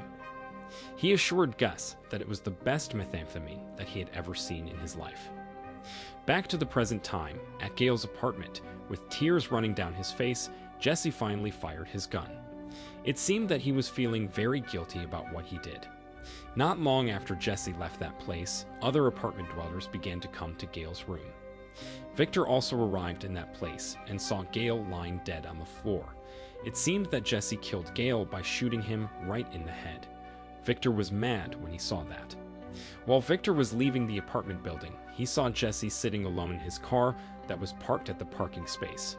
He immediately ran toward Jesse's car and pointed his gun at him, but Jesse didn't move a bit.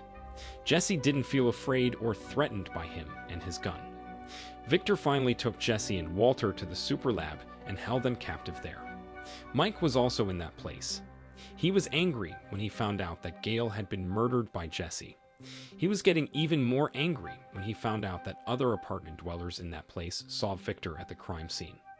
Walter was afraid about what might happen to him and Jesse, but it seemed that Jesse didn't care anymore about what was going on. He seemed traumatized by everything that had happened. Murray went to Skylar's house to talk about Hank's hospital bills. She noticed that Walter's car was parked outside and asked Skylar if she and Walter had reunited. Skylar was surprised when she heard that. She didn't know that Walter didn't take his car with him. She soon panicked because it was not usual for Walter to leave without taking his car. Skylar then drove Walter's car and parked it at the end of the housing complex. Before she left that place, she secretly installed a tracking device on Walter's car. At the laboratory, Mike and Victor were still holding Walter and Jess captive.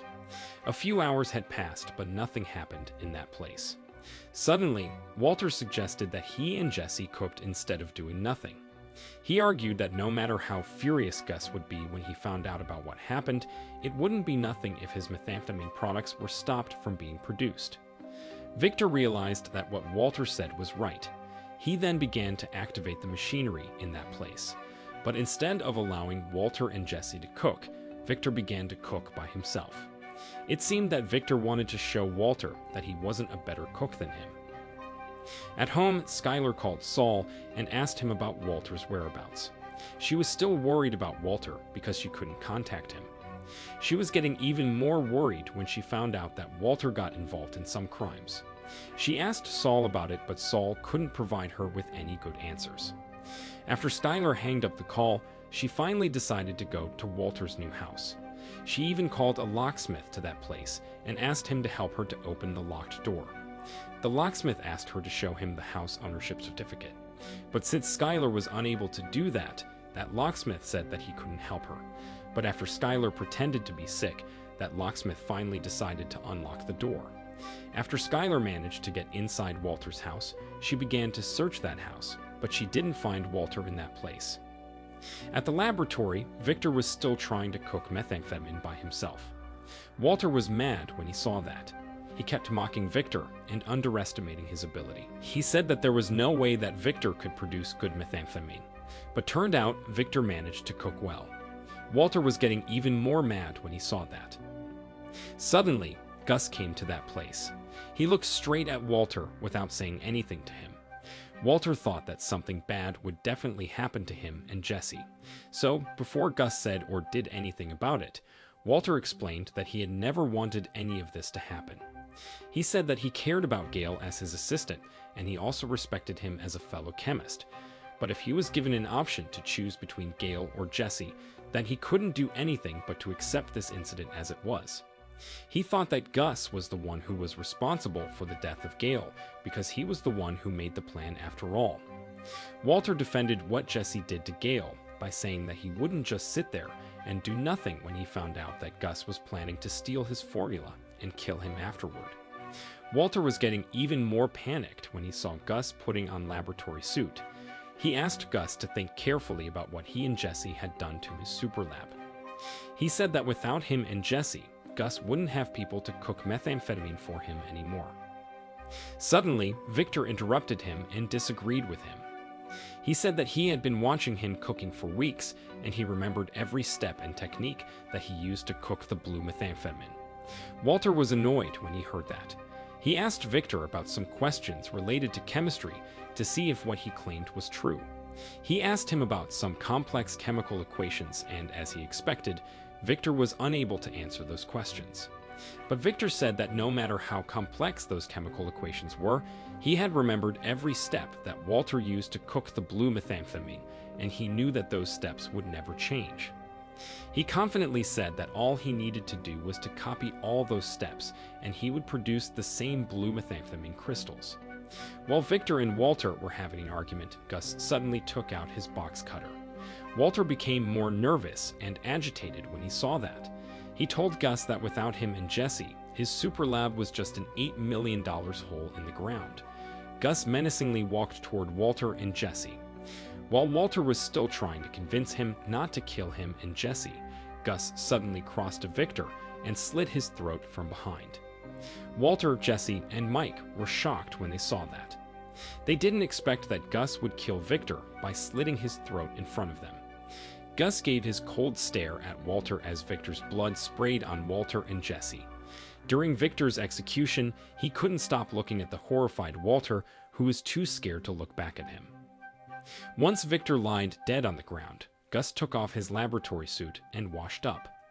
After that, he calmly told Walter, Jesse, and Mike to get back to work and left that place, leaving them to clean up the mess and get rid of Victor's dead body. After Gus left, Jesse, Walter, and Mike began to dispose of Victor's dead body by dissolving it in acid. After such a long, hard day, Jesse and Walter couldn't feel anything but to feel horrified and traumatized. While they were having a lunch together, Jesse showed his meaningless smile at Walter. It was the only thing that he could do right now, since everything didn't make sense to him anymore. Walter frowned in confusion when he saw that. The police officers went to Gale's apartment and began to investigate that place. They secured all evidence that they could find in that place and put the police line in every corner in that room. They also found Gale's laboratory notes on the desk there. A few days after Victor's murder took place, Walter came to see someone and bought a gun from him. That man suggested Walter to use a gun with a serial number if he planned to use the gun to defend himself. He explained that if he was caught by the police for using a gun, the gun with serial number would save him, as the law stated that the citizens were allowed to use a gun for self-defense. But Walter ignored his suggestion and insisted on buying a gun without serial number because he didn't want to get traced. At home, Jesse heard people knocked on his door.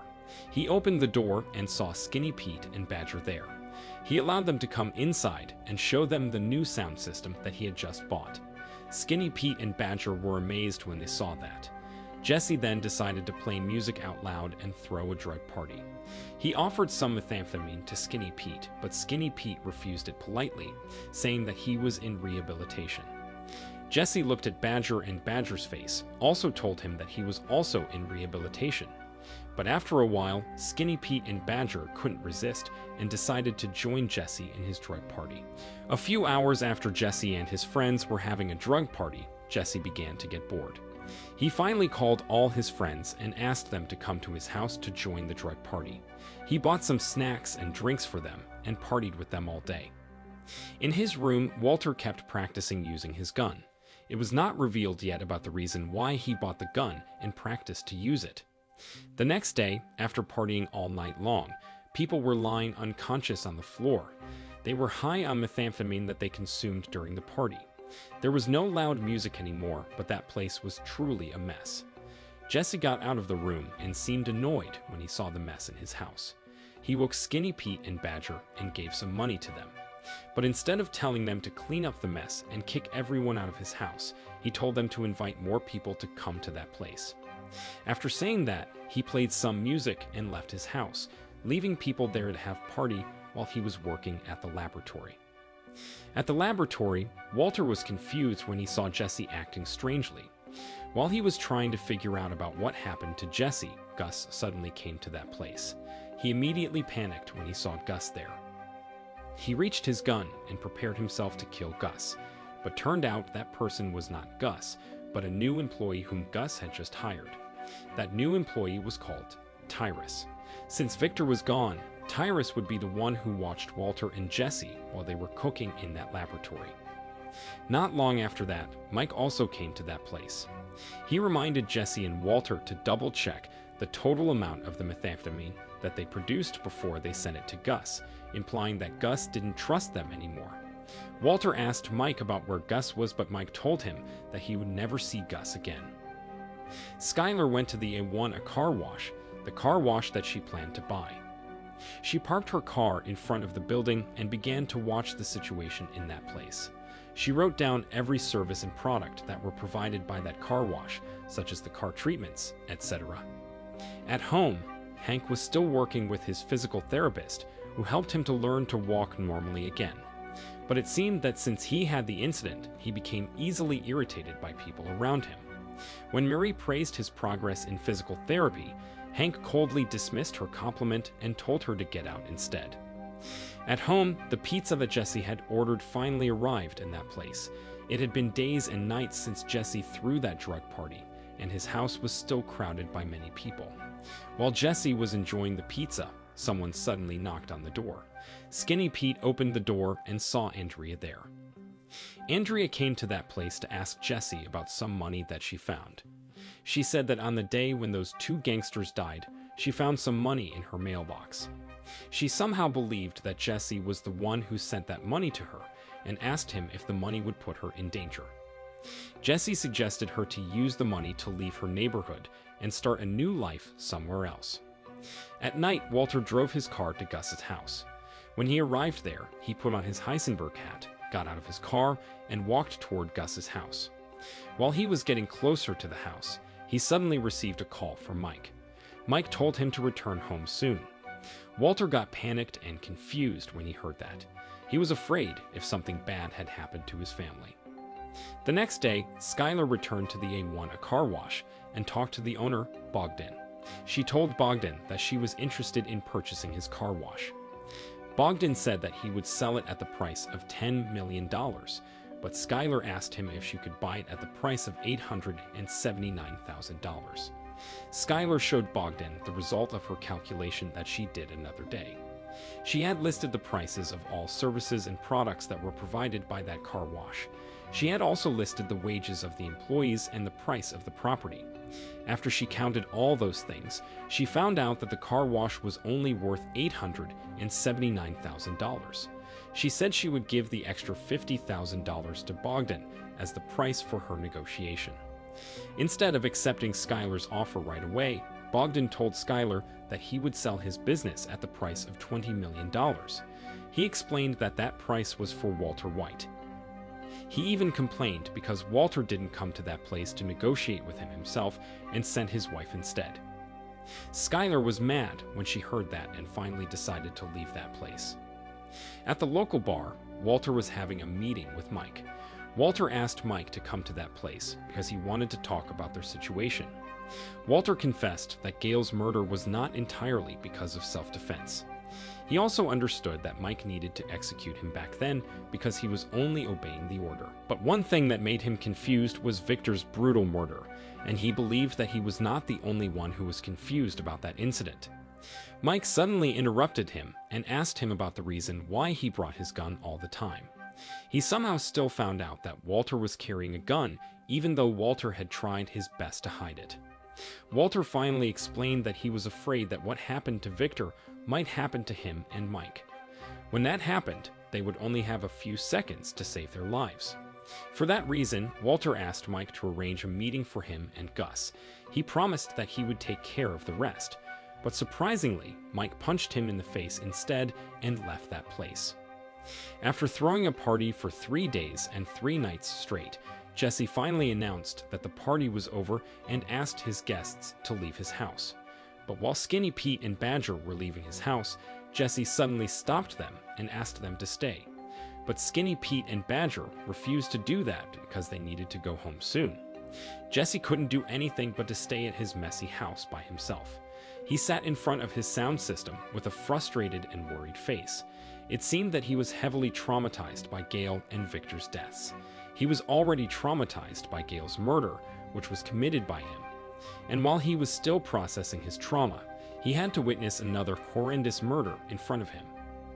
The next day, when Walter arrived in the laboratory, he found out that many security cameras had been installed in that place. He was angry when he saw that because it had violated his privacy.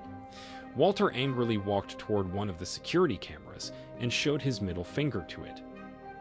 Skylar went to Walter's new house and told him that he wanted to talk about their plan to buy the A1 a car wash. After a while, Walter finally decided to open the door. Turned out, he had been avoiding Skylar for these past few days because he didn't want her to see his bruised face.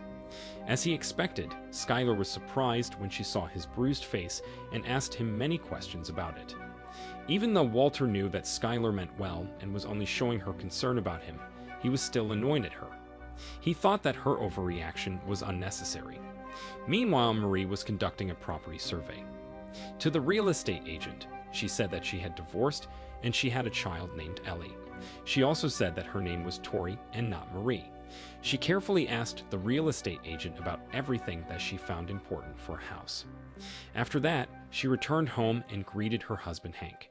It was still not revealed yet about why she lied to the real estate agent about her status, even though she was still married to Hank and they didn't have any children. At the laboratory, while Jesse and Walter were prepared to go home, they talked about the security cameras that had been installed in that place. Unlike Walter, who was mad and worried about those security cameras, Jesse didn't care about them. Jesse asked Walter to drive go-kart together with him instead, but Walter immediately refused his offer. But suddenly, Walter realized that he had been always rejecting Jesse's offer, so he continued to ask Jesse if they could do it another time. The next day, Skylar and Walter had a meeting with Saul. In that meeting, they discussed about their struggles to negotiate with Bogdan, the owner of a car wash. Surprisingly, Saul knew about everything that happened without Marie's explanation. But he said that they didn't have to worry because he had an interesting offer that Bogdan couldn't refuse. He said that Bogdan had a list of illegal activities related to his business, and he wouldn't want them to expose what he had been doing.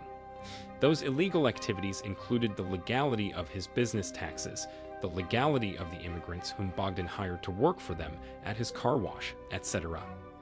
That afternoon, Marie conducted another property survey. The real estate agent approached her and asked her if she could help her. Marie asked her about the spoon collection that was displayed in that house.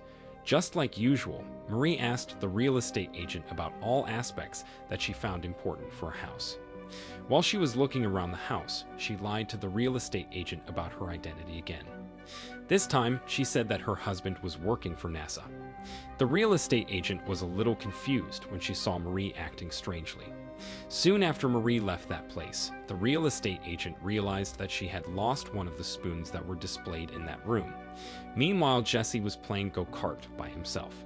Judging from his face, it seemed that he was still feeling frustrated about everything that happened. Even though Jesse was a drug addict, he had never murdered a person before, and he was strongly against murder. So, murdering Gail had destroyed something inside him. At night, when he returned home, he saw a friend of his friend stealing his personal belongings. He was shocked when he saw that, but he didn't do anything to stop him. He was getting even more shocked when he got inside his house. He saw people destroying and vandalizing his house. There were also some people who got into fights. Despite everything that happened in that place, Jesse decided to take a seat and smoked his cigarette instead. It seemed that the problems that he had in his head were bigger than the problems that he had in his house right now. The next day, Mary conducted another house survey. This time, she told the old couple that also visited that house that her name was Mimi. She explained that it was because she had never been lucky in her life. Suddenly, the real estate agent whom she saw another day showed up in that place. Marie was surprised when she saw her there. That real estate agent seemed angry at her. Even though she knew that Marie was lying, she didn't do anything to stop her. Knowing that the situation in that place would get worse, Marie decided to leave that house. But while she was leaving that place, the real estate agent followed her right away. That real estate agent tried to grab her bag, but Marie prevented her from doing that. Because of that, Marie's bag fell to the ground and revealed everything that Marie kept inside, including the items that she had stolen from that house. At home, Hank received a call from the police station. Turned out, Mary was taken to the police station because she was caught stealing from the house that was for sale. The frustrated Hank was getting even more frustrated when he heard that. It seemed that he was already tired of dealing with Marie's kleptomania. At the police station, Hank's colleague, APD Detective Tim Roberts, finally decided to help Marie to get out of the police station. When he approached Marie, Marie suddenly began to cry as if she regretted what she had done. In another place, Saul sent his man to investigate the waste that was generated by a car wash. The investigator said that he found some dangerous chemicals in that waste and it could damage the soil in the surrounding area. He said that if they didn't fix the problem soon, then they needed to close the car wash permanently within 2 weeks. Bogdan was surprised when he heard that. He asked the investigator if the instruction was regulated by the law. The investigator panicked when he heard that, but Murray quickly helped him by telling him about the law about waste pollution that had been violated by Bogdan's car wash. Turned out, Marie had been instructing him about what to say during his conversation with Bogdan. After Bogdan heard about the law, he finally couldn't say anything. After getting released from the police station, Marie finally returned home. Instead of apologizing to Hank about what she had done, she was being cold to him. Suddenly, Tim came to that place. He asked Hank to help him to solve the recent murder of Gail and analyze the important evidence that he found at Gail's apartment. Hank immediately refused to help him because he didn't work for the DEA anymore. But since Tim had helped his wife Marie to get out of the police station, he finally agreed to help him. Turned out, the important evidence that Tim found was Gail's notebook. Tim said that some notes in that notebook indicated that Gail was working at a methamphetamine laboratory. At home, while Skylar and Walter were discussing about their plan to buy the a car wash, they suddenly received a call from Bogdan. Bogdan told Skylar that he agreed to sell his car wash at the price that Skylar offered him. But Skylar asked him if he could sell it at $800,000. Walter was surprised when he heard that. He told Skylar to just accept Bogdan's offer, but Skylar refused to do it. Skylar argued that it was important for them to do this negotiation because it would save them when the government investigated them about their taxes. Walter thought that it was a bad idea because he believed that Bogdan wouldn't call them anymore. But turned out he was wrong. Not long after they hanged up the call, they finally received another call from Bogdan. Walter realized that he didn't know anything about negotiation and finance if he was compared to Skylar. At home, Jesse began to lose his sanity. His house was getting messier now, as many people were lying unconscious on the floor and there was a lot of trash everywhere. Not only his house, his mind was also getting messier. He threw his money into the mouth of a man who was sleeping on the floor and threw another money into the air. People immediately woke up and picked those money up when they saw that. Outside his house, a car was parked nearby. Tyrus was sitting in that car and watching Jess's house. Turned out, Gus was the one who sent him to that place. At home, Skylar and Walter celebrated their success in negotiating with Bogdan and acquiring the a car wash by having a drink together. Skylar once again showed her ability to pay attention to little details by asking Walter about how he could buy the champagne. It seemed that in terms of being a calculating person, Skylar and Walter were both great at it. In his room, Hank tried to get some sleep, but he was unable to do it. He finally grabbed the copy of Gail's notebook that Tim gave to him earlier. He began to look through the notebook and found something interesting there. It was revealed that Gus killed Victor because he was afraid that Victor's ability to cook methamphetamine would threaten Walter and then create a new conflict within his superlab. He'd also felt the need to kill Victor because many people had seen him at the crime scene. He was afraid that it would bring problem to everyone who was associated with him. Since Gus was also mad at Jesse and Walter for murdering Gale, he wanted to punish and warn them by brutally murdering Victor in front of them. He believed that Jesse and Walter wouldn't dare to mess with him anymore after witnessing such horrendous murder. At night, Mike was guarding Los Palos Hermanos' refrigerator truck that was delivering methamphetamine to a place. On their way to that place, the truck suddenly stopped moving. Mike realized that some people forced the truck off the road and tried to steal the methamphetamine. He immediately grabbed his firearm and prepared himself to attack those people. While he was waiting for them to get inside the truck, he heard them kill the truck driver. After that, one of them tried to get inside the truck, but their partner warned them not to do it. Mike then got into a position. Suddenly, the gunmen began to empty their guns into the back of the truck. After they thought that they had killed everyone inside, they finally opened the truck door. But as soon as they did that, Mike pointed his firearm at them and shot them to death. Even though Mike managed to kill them, his ear got injured after he got shot there. At home, Skylar was trying to get some sleep, but she couldn't stop thinking about the scheme to launder the money. She carefully studied everything that she needed to study in order to create such a perfect scheme, including gambling, since the plan was that Walter would confess that he was gambling. She even attended a seminar about gambling to learn more about gambling. She wanted to make sure that she knew everything about gambling so that she could answer any questions that were given by Hank. Not only that, she also gave a script to Walter and asked him to remember it carefully so that they would have the same answers when Hank asked some questions to them. After they thought that everything was ready, they finally visited Hank in his house. Before they had a dinner together, Hank told Walter and Walter Jr. that there was something that he wanted to show them. Hank showed his stone to Walter Jr. and tried to explain about the stone to him. But while he was doing it, Walter suddenly interrupted him and showed his vast knowledge about the stone to them. After that, Hank began to show them the video of Gale performing karaoke. Walter was shocked when he saw that video. Hank told Walter Jr. that Gale was the biggest public enemy in Albuquerque. During the dinner, Walter couldn't stop thinking about the video of Gale performing karaoke that he watched earlier. It seemed that he was haunted by his guilt, that he couldn't even remember the script that Skylar had prepared for him. But fortunately, he managed to get himself together again.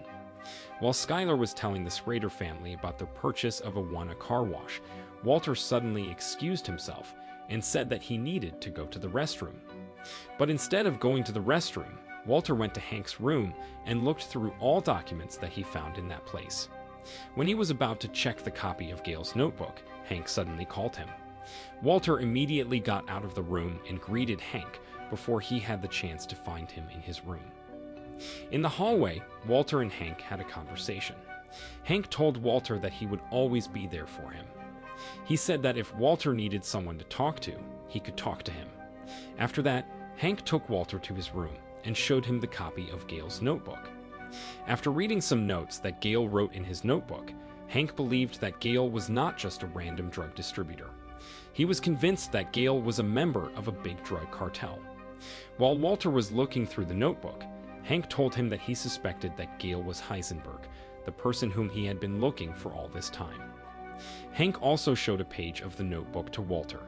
In that page, Gale wrote a quote that he dedicated to an unknown person with initial WW. Hank thought that the person with initial WW in question was Walter White, but Walter showed him that it was addressed to the American poet Walter Whitman. Hank called Walter genius when he found out about that. He praised Walter's vast knowledge about many things. Walter felt a little relieved because he managed to take control of the situation again. But suddenly, he remembered about what Hank said to him back then.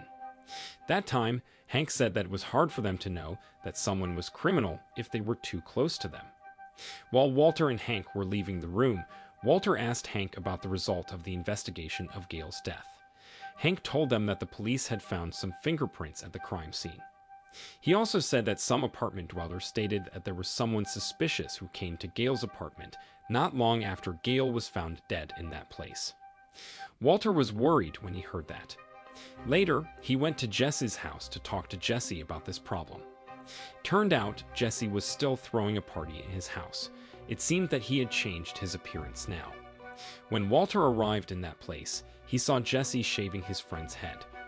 Walter immediately grabbed his hand and took him to another room. In that room, Walter asked Jesse if he had left some fingerprints when he murdered Gail. Jesse said that he didn't care about what was going to happen to him anymore. He didn't care if the police found his fingerprints or arrested him. He didn't even care if he was alive or dead. He then took out $100 and said that he would give it to anyone who would kick Walter out of his house. The next day, Walter went to Saul's office and talked to Saul about this problem. Saul said that the police would have arrested Jesse if it was Jesse's fingerprints that they found at Gail's apartment. So he asked Walter not to worry about it. But Walter said that it was impossible for him not to worry about it when his partner Jesse said that he didn't care if he was alive or dead. He was worried about Jesse's sanity because Jesse had also allowed homeless people to stay in his house. He was afraid about the safety of everyone around him, including his family and Jesse. For the first time in his life, Walter showed his concern about Jesse. It seemed that he had thought of Jesse as his family member. Saul finally admitted that he couldn't help Walter about it. He even revealed that he was also afraid of Gus by asking Walter if he had ever mentioned his name to Gus. The only suggestion that he could give to Walter was that whatever that might happen, he could do this on his own. The next day, while Jesse was leaving the house, he asked a man in that place to buy breakfast and alcoholic beverages for everyone there. He wanted to make sure that the party was still going on when he returned home later. While that man was leaving, another man in that room gave a suspicious stare at him. In the evening, when Jesse arrived at home, he gave the blue methamphetamine that he had stolen from Gus's super lab to everyone who stayed in his house. He then grabbed a woman's hand and took her to his room. When Jesse arrived in that room, he found out that all money that he kept in that place had been taken by someone, but he didn't care about it. The next morning, Mike went to Jesse's house and woke Jesse up. When Jesse went downstairs, he found out that everyone had left that place except a man who had stolen Jesse's money. Mike asked Jesse about what they should do to that man, but Jesse said that he didn't care about it. Mike was worried when he saw Jesse acting strangely like that. When he returned to Gus's office later, he told Gus about Jesse's strange behavior. He said that they needed to do something to Jesse, even though Walter might disagree with it. The next day, Walter was worried about Jesse because he hadn't heard anything from him. He went to Jesse's house and knocked on the door, but nobody opened the door. He was afraid if something bad happened to Jesse. So he broke through the window and went inside Jess's house. He searched that place, but he didn't find anyone there. He tried to call Jess, but Jesse left his phone there. Walter was getting even more worried about Jesse when he found out about that. After that, Walter returned to the laboratory. He angrily walked toward the security camera that was installed in that place, stared right into it, and asked Gus about where his cooking partner was. Turned out, Mike was taking Jesse to a place. On their way to that place, Mike asked Jesse if he didn't want to know about the place where he was taking him to, and Jesse shortly said no. Meanwhile, Walter was speeding up his car and leaving a voice message to Skylar's number. He told Skylar that he cared about her and their children. After a while, he finally arrived at Los Palos Hermanos.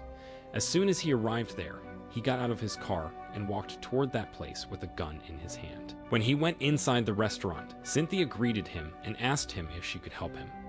Walter told Cynthia that he wanted to meet Gus now. Cynthia said that Gus was not in his room, but Walter insisted on meeting with him. While he was waiting for Gus to show up, he kept watching his surrounding and holding the gun that he kept in his pocket. He also carefully paid attention to everyone in that place. Suddenly, he received a call from Mike. Mike asked him about what he was doing at that restaurant. Not long after Walter hanged up the call, he realized that he was being watched by a security camera. He then got up from his seat and went straight to Gus' office, but when he entered the room, he didn't find Gus in that place. After a while, Mike and Jesse finally arrived in an isolated desert. Jesse finally realized that it was the end of everything for him. It seemed that he was no longer didn't care about his fate. He quietly grabbed some keys from his pocket and planned to attack Mike with those keys. When they approached the windmill, Mike finally stopped driving. He then got out of his car, grabbed a shovel, and began to dig a hole by using the shovel. Jesse was confused when he saw that. but he soon found out that Mike came to that place to collect some money that had been buried there. Even though he was still confused about what was happening, he finally changed his mind and canceled his plan to attack Mike. At home, Hank received another visit from his colleague Tim. Hank told Tim that he believed that Gale and Heisenberg were the same person, but he admitted that he had no idea about the person who had killed someone as powerful as Heisenberg. Tim showed him the sketch of Gale's murderer, but Hank didn't recognize that person. That person didn't look like Jesse or Badger. Before Tim left that place, Hank asked him not to drag him into this problem anymore, because he believed that Heisenberg was already dead and he was not a DEA agent anymore. Tim understood and began to pack his things. While Mike was entering a building to collect some money, Jesse was waiting outside and watching the situation in that place. Mike finally returned to the car and told Jesse that he didn't have to do that. Jesse asked him if he took him to drive around to become his bodyguard, but Mike said no. For hours, Mike and Jesse had been driving around to various sites to collect the payments that had been deposited by Gus's dealers. Mike began to get annoyed by Jesse's physical expressions of boredom and impatience. Jesse couldn't stop wondering about why Mike took him on this errand.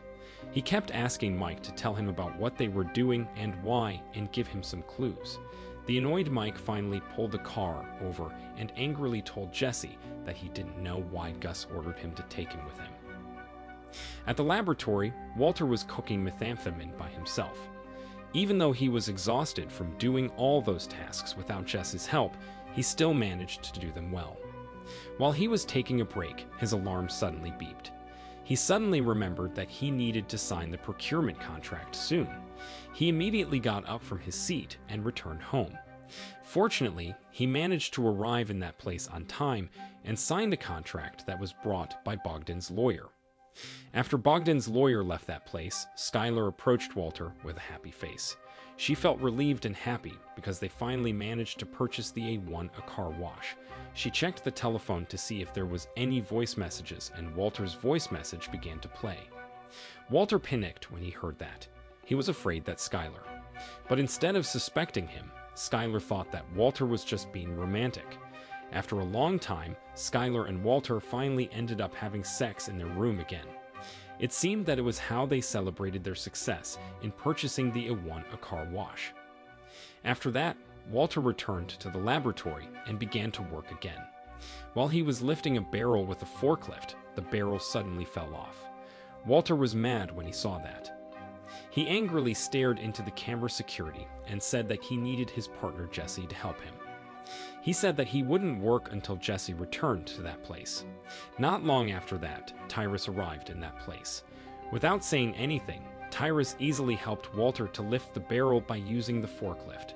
Walter was annoyed when he saw that. Now he had to return to work without being able to see Jesse. At night, Mike and Jesse were still driving around. When they arrived at an abandoned warehouse, Jesse asked Mike if it was the last drop site that they would visit. While Jesse was waiting for Mike in the car, a man suddenly showed up in that place and walked toward the car. That man carried a shotgun with him. Jesse panicked when he saw that man. He immediately tried to run over that man and ended up crashing into that man's car. When Mike got out of the building, he found out that Jesse had already left that place. But not long after that, Jesse returned to that place and picked him up. Jesse told Mike about the man who tried to kill him with a shotgun, and Mike said that he saw him. Jesse tried to relieve his stress by smoking his cigarette in the car, and Mike allowed him to do so. At home, Walter and his son were having a breakfast together. It seemed that Skylar and Walter had decided to reunite. Skylar also said that Walter would move back into that house at the end of the week. Walter felt relieved when he heard that, but he soon got annoyed again when he saw the mug that was used by Walter Jr. That mug had a writing that said Bennick Fabricators, the company that was owned by Skylar's boyfriend, Ted. The next day, Walter went to the laboratory and finally saw Jesse in that place. He immediately interrogated Jesse about where he had been. He was very worried about Jesse, but Jesse told him that nothing bad happened to him. Jesse explained that he didn't go to work another day because he had to become Mike's bodyguard all day. Walter was surprised when he heard that. It was hard for him to believe that Jesse was tasked to escort Mike. Jesse continued to exaggerate the story by saying that he even saved him and Mike from a gunman who tried to rob and kill them. He also said that he needed to go with Mike again that afternoon and complained that he had 2 jobs now. Gus and Mike were having a meeting in the car to discuss the attack on Jesse. It was revealed that Gus was the one who set up the attack. Mike said that he had done what Gus asked him, which made Jesse believe that he was a hero and Mike now owed Jesse. Despite that, Mike still had no idea about what Gus was planning to do. At the Schrader residence, the Schrader family and the White family were having a dinner to celebrate the White's success in purchasing a car wash. Skylar managed to convince Hank with Walter's gambling addiction story. With that story, she explained about why she and Walter had an unstable relationship and why they managed to find new wealth. After a while, Hank finally brought Heisenberg to their conversation. He said that he despised Gale or Heisenberg, but he admitted that Heisenberg was a genius. He thought that what Heisenberg was doing was so stylish. The drunk Walter began to get irritated when he heard that. His pride got the better of him, and he said that the notes that they found in Gale's notebook were most likely copied from another person's work. He continued to dismiss Gale's work by belittling it and saying that there was nothing special about it. Skylar was nervous when she heard that. She was afraid that Walter would reveal that he was Heisenberg himself. Walter finally finished his talk by saying that maybe Heisenberg was still out there. The next afternoon, Hank looked through the new documents about the investigation of Gale's death. It seemed that he was triggered by what Walter said during the dinner last night. According to those documents, he found out that the foods that Gale consumed were only cheap and organic ones. He concluded that Gale was probably a strict vegan. But suddenly, he saw a picture of Los Pollos Hermanos. He became suspicious when he saw that picture because there was no way that a strict vegan would eat fried chickens. At night, 2 men were guarding Los Pollos Hermanos' refrigerator truck that was delivering methamphetamine to a place. On their way to that place, the truck suddenly stopped moving. Not long after that, the truck driver screamed and a gunshot was heard. The 2 men who guarded the truck were surprised when they heard that. They quickly pointed their firearms at the container door. But this time, the robber who stopped the truck connected the hose from the container vent to the car exhaust. After he locked the container door, he started the car and the smoke began to fill in the container. After that, he returned to his group and waited until their targets died because of asphyxiation. The men who guarded Los Pollos Hermanos' truck tried to get out of the truck by shooting at the door. But unfortunately, before they had the chance to save their life, they slowly lost their consciousness due to asphyxiation. After the robbers made sure that their targets had died, they got inside the truck and stole the methamphetamine. At home, Skylar couldn't stop thinking about what Walter said during the dinner at Hank's house last night. She also realized something about Walter's voice message that she heard another day. Skylar suspected that Walter had something to do with Gale's death. She approached Walter and said that she had been thinking about what he said during the dinner all night. She finally realized that Walter didn't send the voice message as a romantic gesture, but as a farewell message. She knew this after she replayed the voice message and realized that Walter was scared when he was saying that. She was afraid that something bad would also happen to Walter if it was true that Gale was his cooking partner. Walter refused to tell Skylar about the truth because he didn't want to make Skylar more worried about him. He said that he was only saying those things because he was under the influence of alcohol. So he asked Skylar to just forget about it, but Skylar refused to believe him. She urged him to go to the police station and tell the police that he was in danger. But suddenly, Walter began to change his tone of voice and berate Skylar. He said that he was not in danger and claimed that he was the danger himself. Skylar was scared when she heard that. It was the first time for her to see Walter talking to her that way. While Walter was taking a shower in the bathroom, he realized that he had overreacted and only worsened the situation. When he got out of the bathroom, he tried to apologize to Skylar, but Skylar had already left that place. In the evening, Bogdan asked Walter to go to the A1 car wash because he wanted to hand over the keys. Bogdan told Walter that he sold the property as it was. It seemed that he was afraid that Saul's man, who posed as the investigator back then, would return to that place and make a big deal of that property. Bogdan couldn't believe that he had sold his car wash to his ex-employee. He kept lecturing Walter that it was not easy to be a boss because he would have great responsibilities, but Walter didn't respond to him. But when Bogdan began to get more annoying, Walter finally asked him to hand over the keys. The next morning, Walter was having a breakfast with Walter Jr. Skylar didn't join them because she hadn't returned home. Walter and his son were talking about Walter's gambling addiction story. Walter Jr. said that he was fine with Walter being a gambler and asked him not to be ashamed of himself. He also thought that Skylar was just overreacting like usual. Walter finally asked him to ride a car together because he didn't want his son to continue to talk badly about Skylar. Turned out, he took Walter Jr. to a car dealership. He wanted to buy a used car for his son, but it seemed that his son was more interested in the car that was displayed on the advertising banner than any used cars that were displayed in that place. Because of that, Walter finally decided to buy the car that Walter Jr. wanted. Walter Jr. was very happy to receive that new car. Later, Walter went to the super lab and saw Jesse there. Before they entered the building, Walter asked Jesse to have a talk.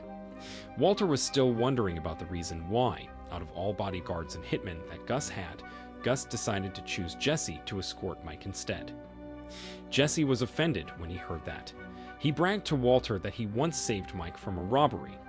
Walter was getting even more confused when he heard Jesse's story. He thought that the robber gave up too easily, as if he didn't really want to rob. He began to wonder if Gus was the one who set up the attack. He suspected that Gus did this so that Jesse would see himself as a hero and important person. His theory was that Gus couldn't control him and he couldn't kill Jesse because of him. But by making Jesse believe that he was a hero, Gus could pit Jesse against Walter easily. It seemed that Gus's plan began to work. Later, when Jesse had to leave the laboratory because Mike had picked him up, Walter complained and scolded him. Turned out, Mike took Jesse to a house. He asked him to just wait in the car and watch the situation in that place. But as soon as Jesse found out that that house belonged to a drug dealer, he got out of the car and said that he would take care of this problem. He said that he knew how to deal with those people. After Jesse left, Mike smiled quietly while seeing him walking away. Jesse entered the house and saw a man carrying a shotgun there. He told that man that he wanted to buy methamphetamine, but that man said that he didn't sell it.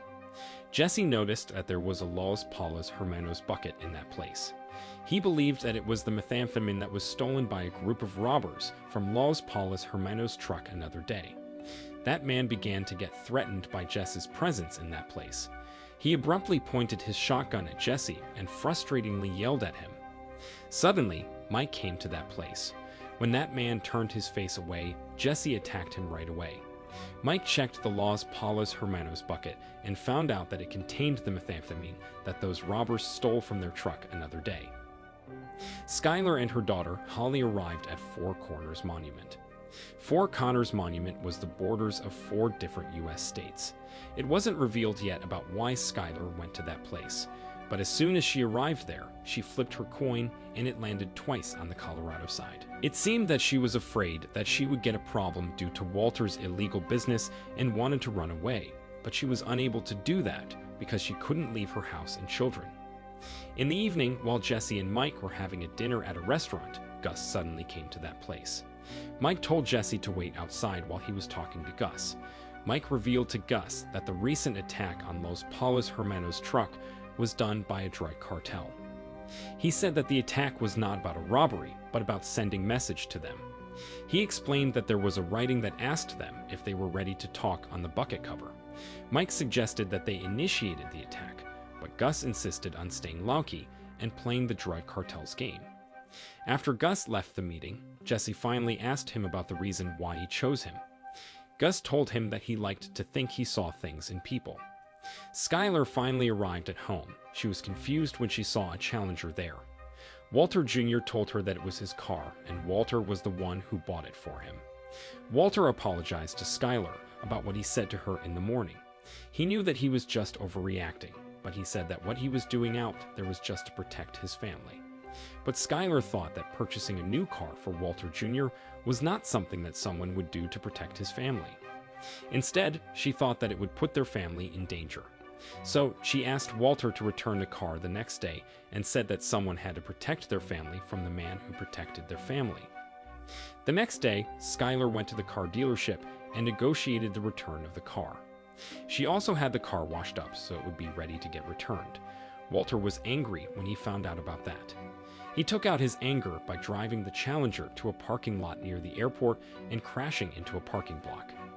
After that, he took the ownership papers, stuffed them in the gas tank, and lit them afire to blow up the car. It was the second time in his life to blow up the car. Walter kept waiting for the car to blow up, but it seemed that the wind that was blowing in that place prevented it from happening.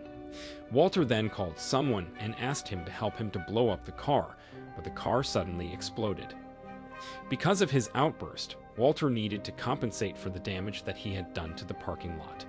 He consulted about this problem to Saul. Saul said that he would cover up the outburst, but it would cost Walter $52,000. The tired Walter asked him not to tell the details to him and just tell him when it was done. After that, Walter suddenly asked Saul to find a hitman for him because he was afraid that Gus was still trying to kill him. But Saul said that the best assassin he knew must know Mike and Mike must know him as well. So he suggested him to ask Jesse to kill Gus if he really wanted to kill him, but he was unable to meet him. Walter thought that it was a good idea. He then came to see Jesse and began to talk about all the bad things that Gus had done to them. He said that he found it suspicious that Gus suddenly became nice to them. He warned Jesse to be careful and not to be easily deceived by Gus. Jesse didn't respond to him and continued to paint the wall. But after Walter kept talking to him about Gus, Jesse finally snapped at him and told him that he would kill Gus. The next day, Skylar and Walter began to launder the money. Skylar was stunned when she saw Walter dropping off about $250,000. She said that she didn't know how to launder the money that Walter earned from working at Gus's super lab because they only earned $3,800 daily through their car wash. She was getting even more confused when Walter told her that they would receive the same amount of money per 2 weeks. Skylar was shocked when she realized that the money that Walter earned per year was about $7 million. She said that it would become a new problem to them because there was no way that a car wash could earn that much money. Walter couldn't help to give the solution to that problem. He asked Skylar to take care of this problem because Skylar was their accountant after all, but Skylar said that she had never wanted any of this. Walter was angry when he heard that.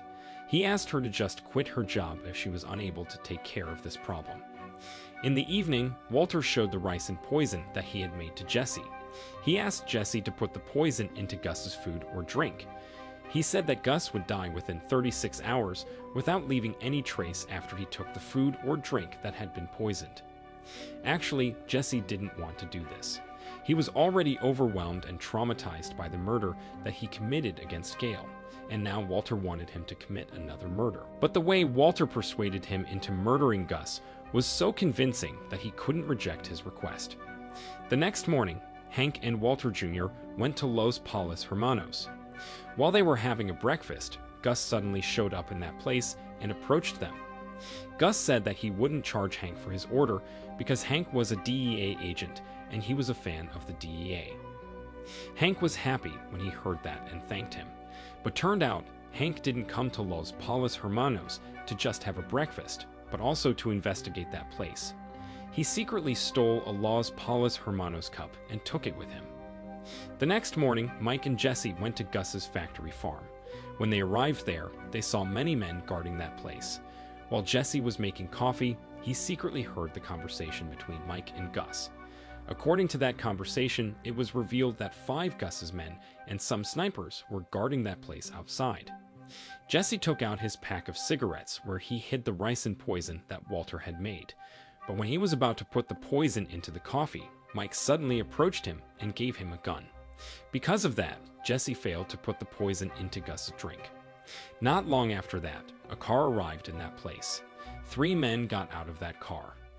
Jesse had no idea about who those people were, but he assumed that they were Gus's rivals. Turned out, those men were the members of the cartel who hijacked Los Palos Hermanos' truck another day. Gus asked them to attend the meeting because he wanted to talk about border issues, but he was soon disappointed when he found out that the members of the cartel who came to that place were fewer than he expected.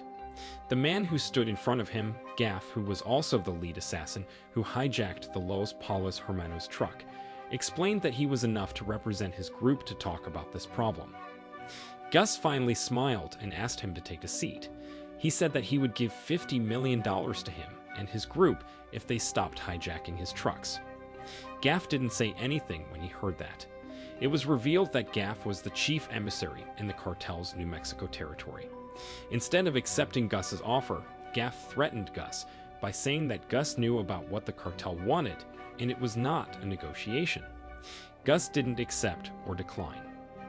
In the car, Jesse was still wondering about the reason why Gus asked him to come to that meeting, even though he was only an assistant of their cook and not a part of their organization. Mike told him that Gus might choose him because he had loyalty, but he regretted that Jesse's loyalty was for the wrong guy. Jesse was surprised when he heard that. He couldn't stop thinking about what Mike had just said. He began to question his reality and realized that Walter had never appreciated him for what he had done all this time. The next day, Hank finally returned to the DEA office. He came to that place to talk about Gail's murder case. After studying the documents about Gail's death, Hank concluded that Gail was a genius chemist who worked for Heisenberg or even possessed the same great abilities that Heisenberg possessed. He found out that the code that was written on the picture of Los Palos Hermanos was a serial number of a giant air cleaner that was worth $300,000.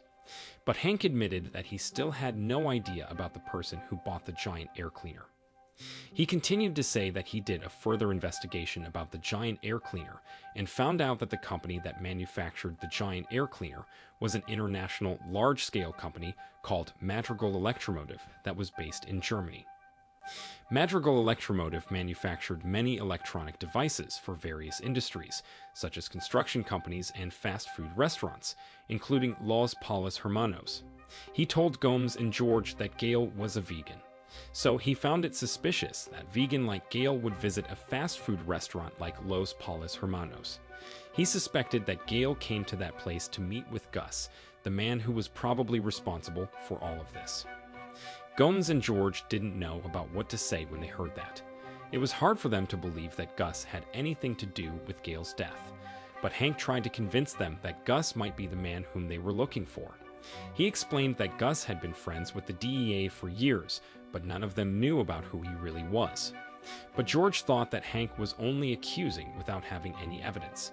Hank then showed him the pictures of Gus's fingerprints that were found at the crime scene. George and Gomes were surprised when they saw that. In the evening, Gus visited Hector in the nursing home and told him about how his nephews, Marco and Leonel Salamanca, died.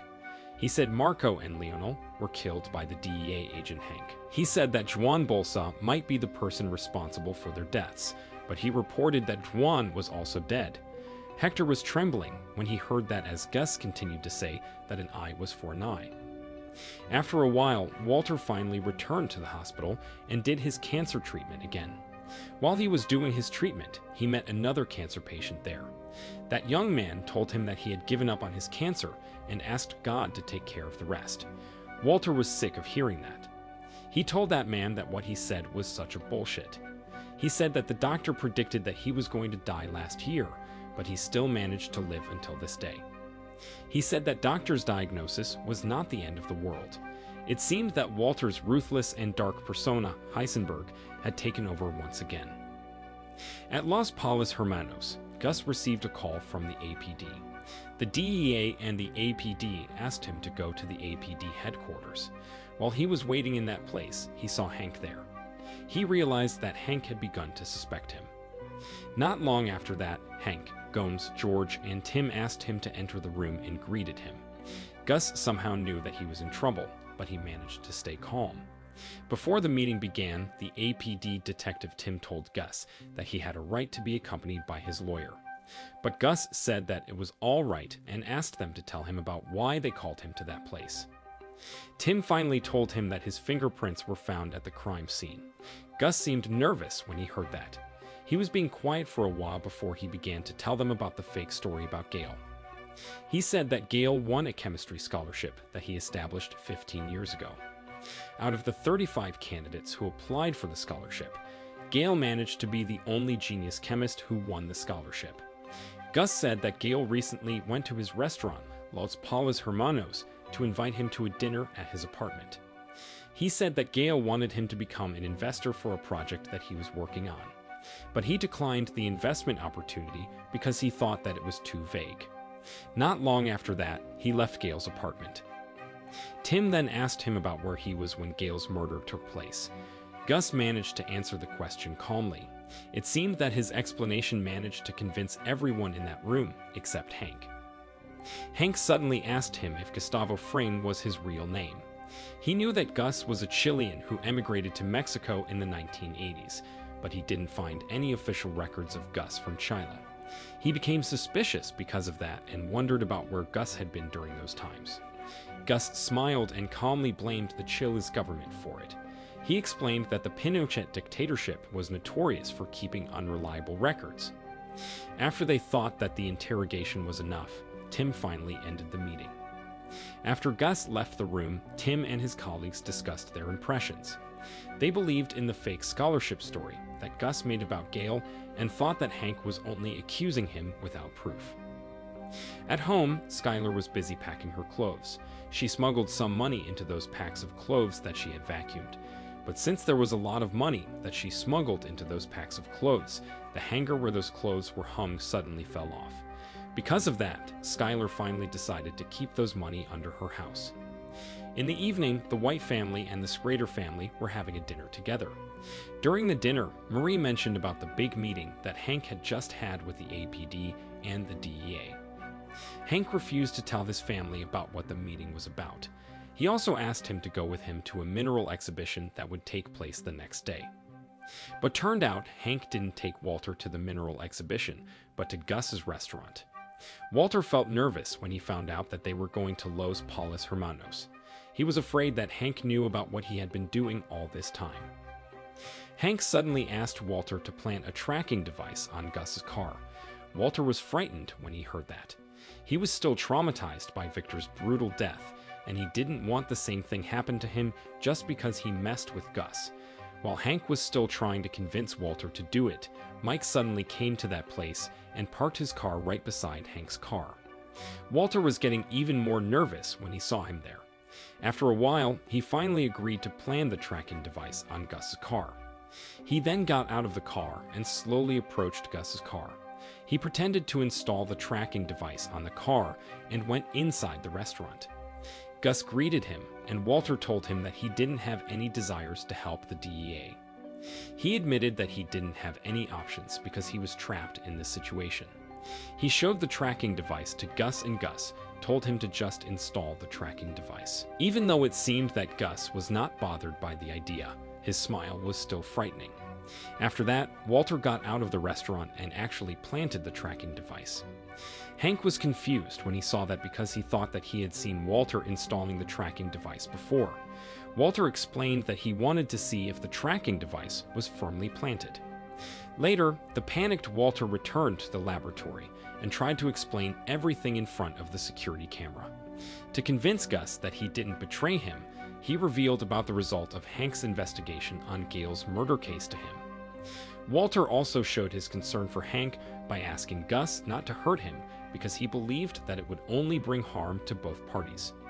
After that, Walter went to Jesse's house and berated Jesse for still being unable to poison Gus. He urged Jesse to kill Gus before Hank captured him. He argued that they would also be in danger if the DEA managed to capture Gus. So, before that happened, Walter asked Jesse to kill Gus. But Jesse thought that Hank and the DEA would be unable to capture Gus because Gus was too smart for them. He said that it was Hank that would get hurt first if he attempted to catch Gus. He began to get irritated by Walter, who kept giving orders to him. He told him that he didn't think that he could kill Gus because he rarely saw him lately. Walter became suspicious when he heard that. When Jesse went to the restroom, Walter quietly checked his phone and found out that he was lying to him. In his room, Gus received a call from Mike. After he found out that Hank was after him, he ordered Mike to investigate Hank. Mike reported to him that Hank was taking action on his own, But Mike asked Gus not to worry about Hank because Hank hadn't found anything yet. He said that the biggest problem that they had right now was the cartel. Before leaving his restaurant, Gus removed the tracking device that Walter installed on his car and threw it into the trash can. After that, he went to the nursing home to see Hector. He took a seat in front of Hector, but as usual, Hector refused to look at him. Gus then began to tell Hector that the cartel had delivered ultimatum to him. He also said that a DEA agent began to investigate his past. The next scene revealed about Gus' past. A few years ago, when Gus was still young, he and his colleague Max were visiting a place that was owned by the cartel. While they were waiting there, Hector suddenly showed up in that place and urinated in the pool. The young Hector was very arrogant and rude. He ignored Gus and Max and didn't offer drinks to them even though they were guests there. Not long after that, Don Eladio, the Don of the cartel, finally arrived in that place and greeted Gus and Max. Unlike his subordinate Hector, Don Eladio was being very warm and friendly to his guests. He even praised Gus's fried chickens for several times. Gus introduced Max to him as the chef at Los Palos Hermanos. Max was the person responsible for the recipe of the delicious fried chickens. Meanwhile, Gus was responsible for managing the business. After talking about fried chickens for a while, Don Eladio finally told Gus and Max that he knew that they were not only selling fried chickens at their restaurant. He knew this because the last time his men went to their restaurant, they took methamphetamine with them and not fried chickens. Don Eladio felt disrespected that Gus sold methamphetamine to his men without his approval. He thought that Gus wanted to challenge him, but Gus denied it right away. Gus explained that the methamphetamine that he gave to Don Eladio's men was only samples. He said that he did this not because he wanted to be rude to Don Eladio, but because he wanted to gain attention of him. Max helped Gus to explain about their situation. He tried to convince Don Eladio that their only intention was to work for him and his cartel, but it seemed that Don Eladio was not interested in what they offered. He thought that methamphetamine was only for the poor and selling it wouldn't bring any benefits to him.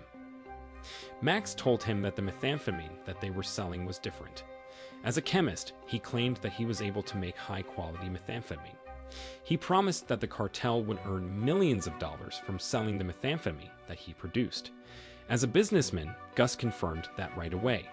He explained that the cartel wouldn't earn much money right now because they only distributed cocaine in Mexico, where they couldn't provide the materials for cooking.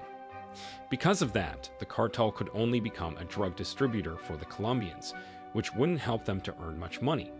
Gus said that it was very risky for their business because they only earned so little money, but they needed to take all risks at the same time. But by selling methamphetamine, Gus promised that it would bring many benefits for the cartel because they produced their own methamphetamine and they would take all the profits. Don Eladio began to get interested when he heard that, but he was wondering about something. He asked what Gus would give to them if Max was the one who cooked the methamphetamine. Max quickly defended his business partner by saying that Gus was a loyal and successful businessman who knew many important people in the industry. He promised that Gus would bring a great benefit for them because he always managed to do everything successfully. He also revealed that Gus was the one who paid for his education in chemistry at university. It was very obvious that Max defended him because he felt like he was owing him his life. But suddenly, while Max was trying to convince Don Eladio to accept their business proposal, Hector shot Max in the head. Max died instantly because of that. Gus was horrified when he saw that. He was furious at Don Eladio and his men for killing his best friend, but he couldn't do anything about it. He could only cry and regretted that he couldn't protect Max while he was defending him. Back to the present time, in the nursing home, Gus commanded Hector to look at him, but Hector refused to do that. Before he left that place, he told Hector that maybe he could do it another time. Hector was angry when he heard that. A few days later, Hank asked Walter to return to Los Palos Hermanos to remove the tracking device that they had installed on Gus's car. When they checked the GPS data, Hank was disappointed when he found out that Gus had only gone between his house and his restaurant. Walter said that maybe Gus was not the person whom he was looking for after all, but Hank thought that Gus was either squeaky clean or a very careful person. In another place, Skylar was excited when she found out that they would earn a lot of money from their car wash business. She called Walter and told him about it. She said that Walter didn't have to cook methamphetamine anymore and suggested him to find a way to leave that business. The next day, Hank called Walter and talked to him about Gus's GPS data. He said that it was hard for him to believe that Gus had only gone between 2 places while he was owning 14 fast food chains. Hank knew that Gus's main distribution center was not far from town and suggested that they checked it. Walter panicked when he heard that because the main distribution center that Hank was talking about was the Super Lab.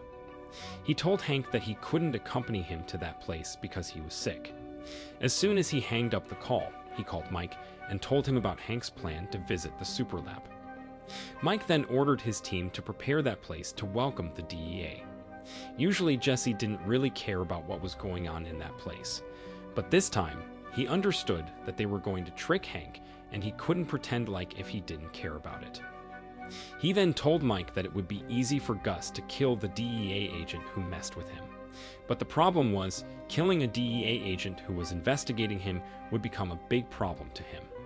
Beside that, the DEA agent was Walter's family member.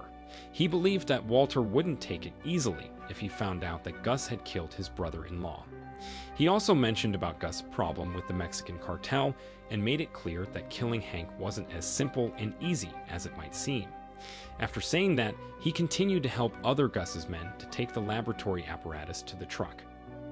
But suddenly, while they were doing that, a sniper shot one of them to death. Jesse was horrified when he saw that. He was shocked to see that man collapsing and bleeding that he couldn't even move his body. Fortunately, Mike immediately saved him when the sniper was targeting him. Jesse couldn't do anything but to feel shocked and traumatized. Suddenly, Gus got out of the building and walked freely in the open space as if there was no sniper who constantly fired his firearm at him. After a while, the sniper finally stopped firing his firearm at him. Turned out that sniper was Gaff, the chief emissary in the cartel's New Mexico territory, who talked to Gus in the meeting another day.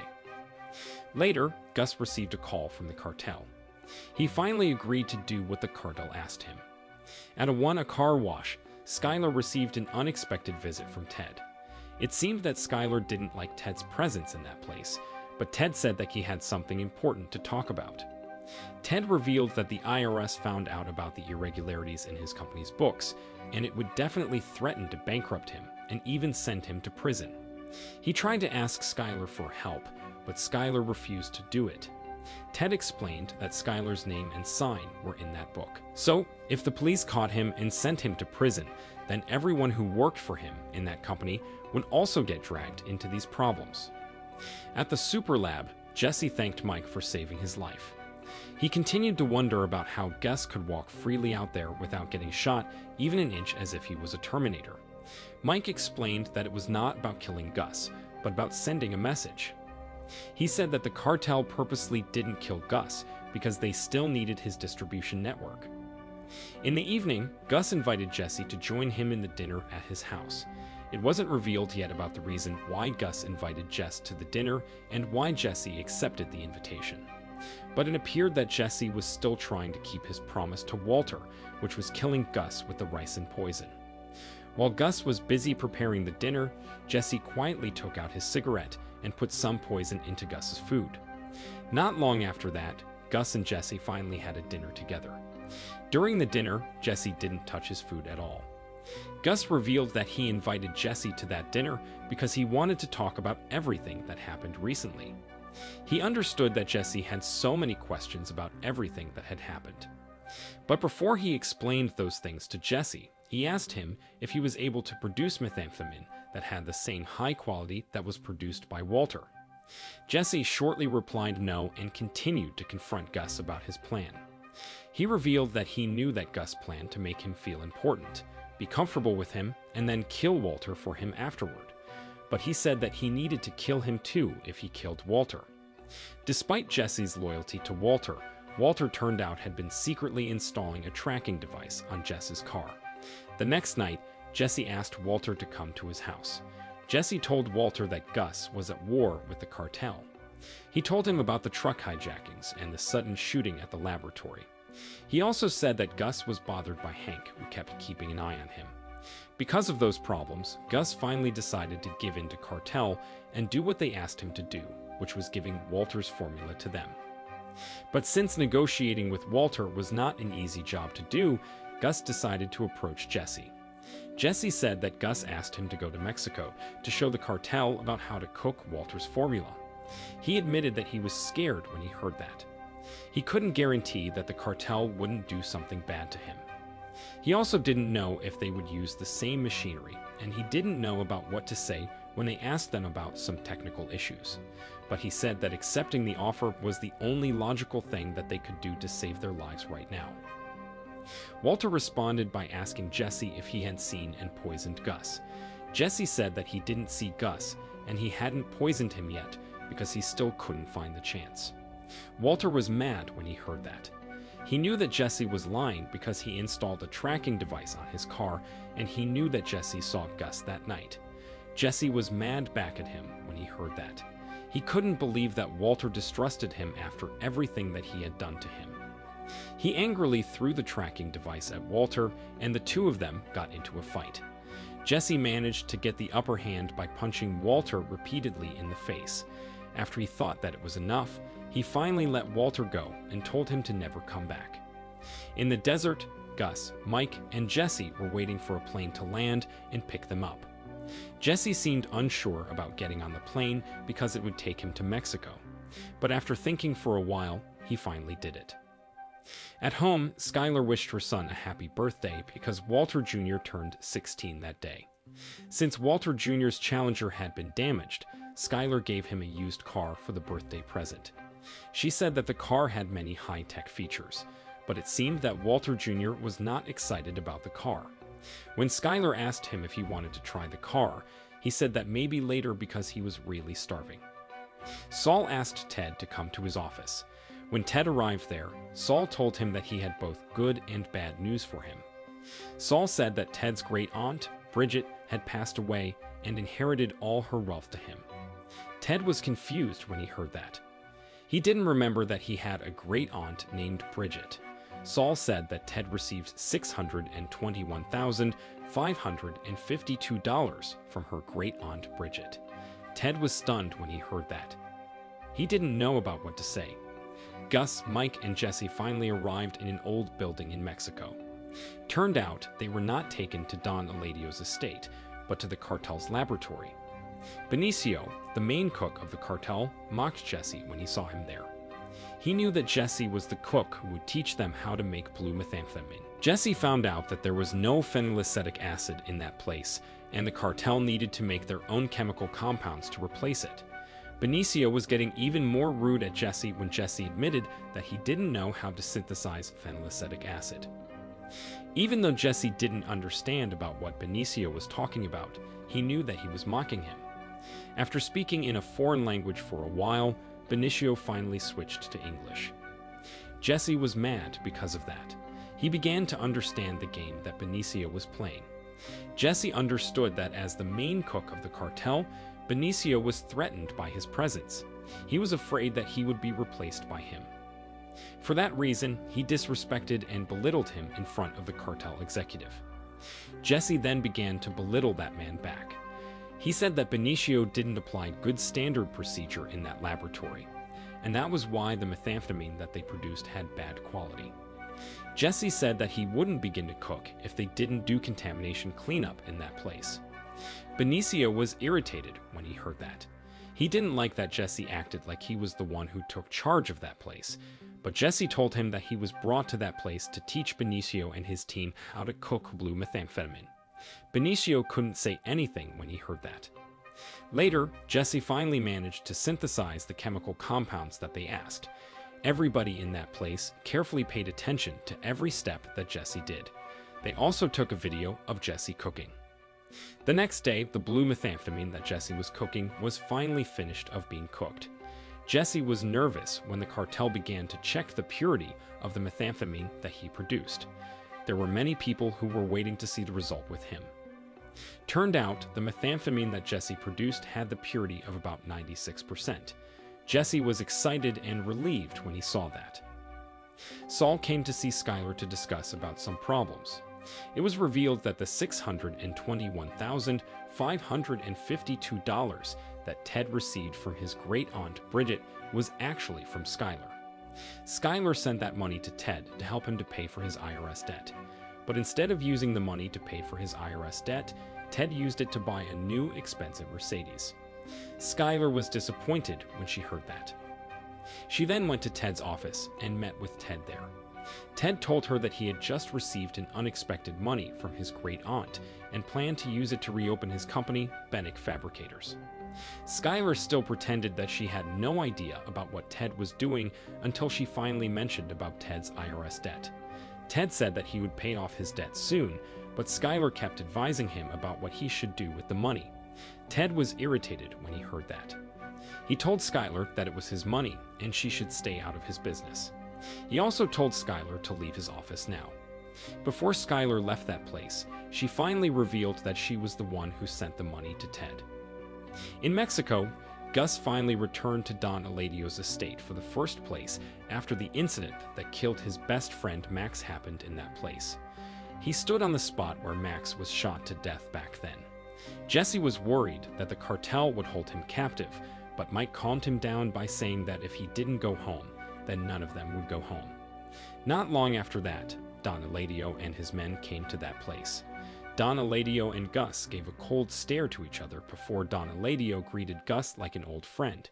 Despite that, Gus was still being cold to him. He then introduced Jesse and Don Eladio to each other. He told Jesse that Don Eladio would be his new boss. Benicio suddenly interrupted them and said that Jesse was not a chemist. But Don Eladio said that he didn't care about that, because the methamphetamine that Jesse produced was better than the methamphetamine that Benicio made.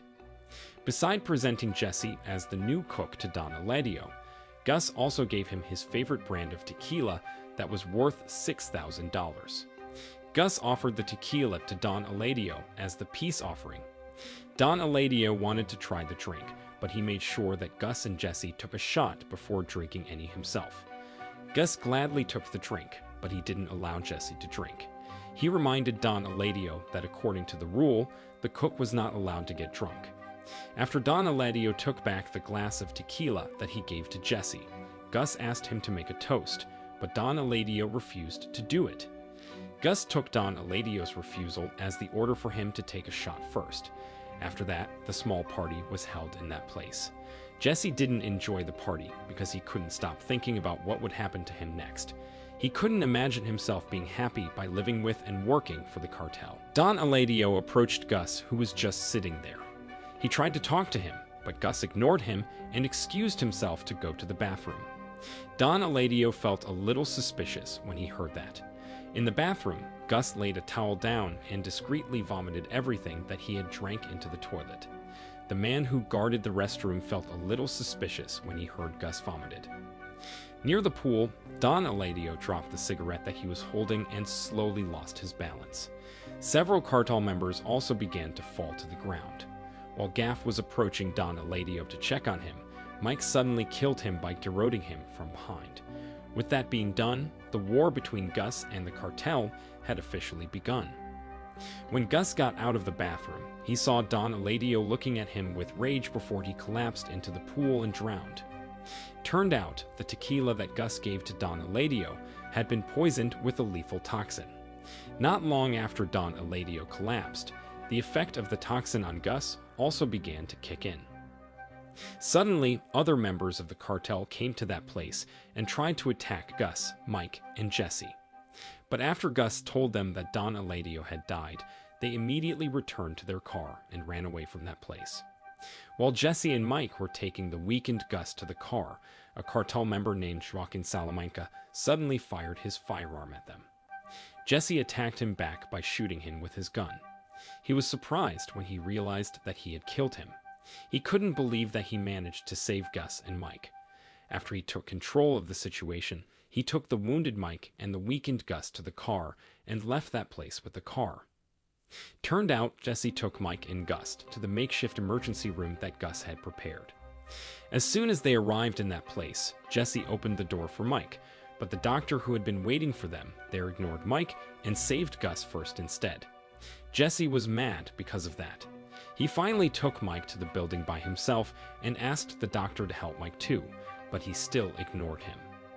In the car, Hank and Walter were spying on Gus's factory farm. They had been waiting in that place for hours. Walter told Hank about the cartel war that he read on the newspaper.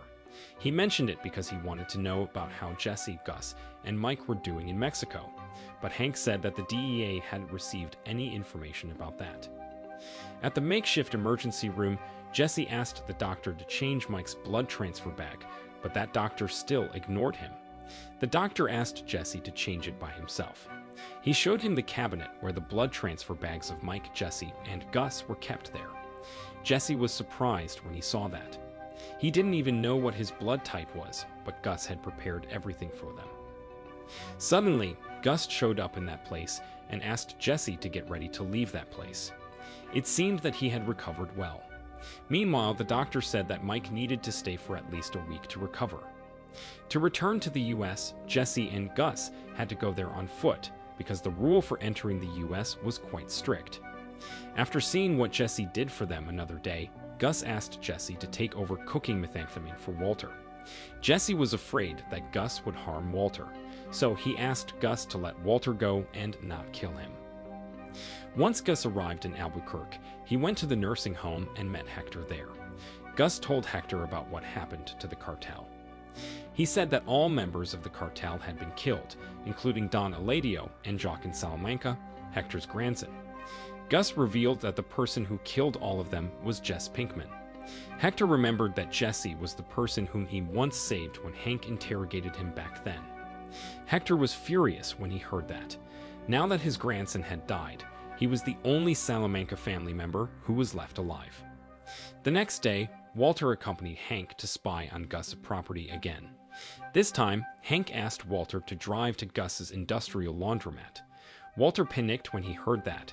He was worried if Hank would find out that the industrial laundromat was only a cover for the methamphetamine laboratory. So, he pretended not to see the industrial laundromat when he drove past it. When Hank asked him to turn around, Walter purposely crashed into another car. Because of that car accident, Hank needed to wear a neck brace. Walter apologized to him and said that he didn't see another car coming.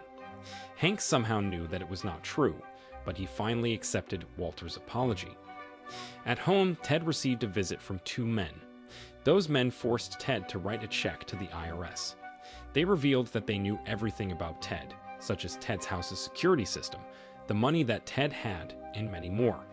They threatened that they would use them to harm Ted if Ted didn't do what they asked him. Ted panicked when he heard that. While he was writing the check, he suddenly ran past them to run away from that place. But unfortunately, he tripped on an area rug, crashed into a kitchen island, and lost his consciousness. After being absent from work for 4 days, Walter finally returned to the super lab to cook. He realized that someone had cooked in that place while he was not working. He realized that Jesse was the one who did it because Jesse was the only person who could cook blue methamphetamine beside him. In the evening, Walter went to Jesse's house to check on Jesse. Walter was relieved and surprised when he found out that Jesse had returned to the US safely. He tried to talk to Jesse, but Jesse refused to talk to him. Walter asked Jesse not to replace him as the cook at the super lab. He said that Gus would kill him if he did that. He kept begging Jesse not to do it, but Jesse, who was still angry at Walter for what he said to him before he left for Mexico, kicked him out of his property instead. Suddenly, Tyrus and his coworker showed up in that place and attacked Walter with a stun gun. Walter collapsed immediately because of that. When Walter woke up from his faint, he found himself being tied up in a desert. Gus removed his head cover and told him that he had been fired from the super lab. He also asked him to stay away from Jesse. Walter was not afraid by his threat. He even threatened Gus back by saying that Gus couldn't do anything to stop him from doing whatever he wanted. He knew that Gus couldn't kill him because if he could, he would have been dead. He also knew that no matter how hard Gus tried to persuade Jesse into killing him, Jesse would never have the courage to kill him. It seemed that Walter had figured out everything to anticipate Gus' plan. Gus was mad because of that. but he said that even though he couldn't kill Walter because of Jesse, he could still kill Hank, Skylar, Walter Jr., and Walter's infant daughter. Walter was frightened when he heard that. As soon as Gus let him go, Walter went to Saul's office and asked Saul to call someone who would help him and his family to disappear. He said that he didn't want him and his family to be identified anymore. Saul said that it was a serious decision, and Walter needed to pay a great amount of money because he was a criminal. He said that Walter needed to pay at least $500,000 if he wanted to use the service for him and his family. Walter couldn't do anything but to agree to pay the amount of money that Saul asked him. Before he left that place, he asked Saul to warn the DEA that Gus wanted to harm Hank, but Saul said that he couldn't do it because it was very risky for them. The last option that they had right now was to put the blame on the cartel. Saul promised that Hank would still be protected if they used that reason. After that, Walter rushed to his house to collect all his money, but he didn't find the money in the place where he kept it. Skylar suddenly showed up in that place. Walter asked her about where she kept the money, but the scared and guilty Skylar couldn't say anything to him. But after Walter angrily asked her about where the money was, Skylar finally told him that she had given all her money to Ted. Walter went hysterical when he heard that. He screamed and laughed uncontrollably, as if he had lost his sanity. Skylar was getting even more frightened when she saw that. Suddenly, she heard the telephone ring. Turned out, Marie was the one who called her. In panic, Marie told Skylar that Hank received a death threat from someone. While Skylar was answering the call, Walter couldn't stop laughing hysterically. Hank ordered the DEA to evacuate Walter and his family from their house soon. While Walter and Skylar were packing their things, Walter suddenly told Skylar that he couldn't join them. Skylar was mad and surprised when she heard that. She said that it would be dangerous for Walter to stay in that place without any protection from the police, unlike in Hank's house that was protected by the DEA. Despite that, Walter insisted on staying in that place. It was a tough decision and could be the last thing for Skylar to see Walter, but Skylar couldn't do anything to stop him. As the person who planned all of this, Walter understood about what Hank was thinking about. He knew that Hank thought that it was such a bullshit, but he still asked the DEA to watch his house because he didn't want his wife to worry. Not long after that, the DEA sent their team to Hank's house. Meanwhile, Walter was sitting by himself in his house, waiting for Gus's men to come to that place and kill him. He knew that Gus was a man who always meant what he said. So, he couldn't do anything but to wait for Gus to realize what he said to him in the desert back then. In Hank's house, everybody was worried and scared about everything that was going on, except Hank. Hank thought that it would be useless for Gomes to just stay there. So he asked Gomes to search Gus's industrial laundromat instead. Gomes said that he couldn't do that because he didn't have any warrants, but Hank kept persuading him to search that place, and Gomes finally agreed to do that. When Gomes arrived in the industrial laundromat, he told the manager about what Hank said to him earlier. Because of that, he finally managed to get the permission to search that place. He took a bloodhound to the building and took many pictures of that place. He had no idea that in a room beneath him, Jesse was cooking methamphetamine in the super lab. In his room, Gus was watching the situation in that place through the security camera. He called Jesse and tried to persuade him to allow him to kill Walter. He called Walter a traitor, but Jesse still disagreed with his idea to kill Walter. Even though Jesse and Walter were not in good terms lately, Jesse still tried his best to protect Walter from Gus. The next day, Jesse was being taken to the desert because it was dangerous for him to park his car in the super lab. He called Walter, but immediately hanged up the call once he was connected to him. Not long after that, he received a call from Saul. Saul asked him to come to his office soon. When Jesse arrived in that place, Saul gave him all his money that he kept in that place. Saul explained that he would disappear from that place forever. Jesse was confused when he heard that. He asked Saul about why he did that and what had happened. Saul told him that Gus threatened to kill people whom Walter cared about. Because of that, Walter asked him to make him and his family disappear. The problem was, Saul would be also in danger if he helped Walter to hide from Gus, and that was why he needed to run away. In Hank's house, Marie and the others began to get bored because they couldn't go anywhere. Skylar was worried about Walter. She tried to call Walter, but Walter didn't answer her call. At home, Jesse was also worried about Walter. While he was thinking about Walter, he suddenly received a call from Andrea. Andrea told him that her son, Brock, was sent to the hospital. Jesse panicked when he heard that and rushed to the hospital. When he arrived there, Andrea told him that the doctor hadn't found about the cause of Brock's illness. The only thing that they knew was that Brock's health condition was worsening now. Jesse then went out of the hospital building to smoke his cigarette.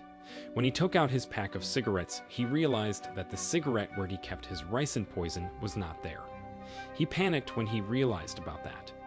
He returned to the hospital building and urged Andrea to tell the doctor that Brock might sick because of ricin poisoning. After that, Jesse rushed to Walter's house. Walter peeked through the window before he opened the door for Jesse.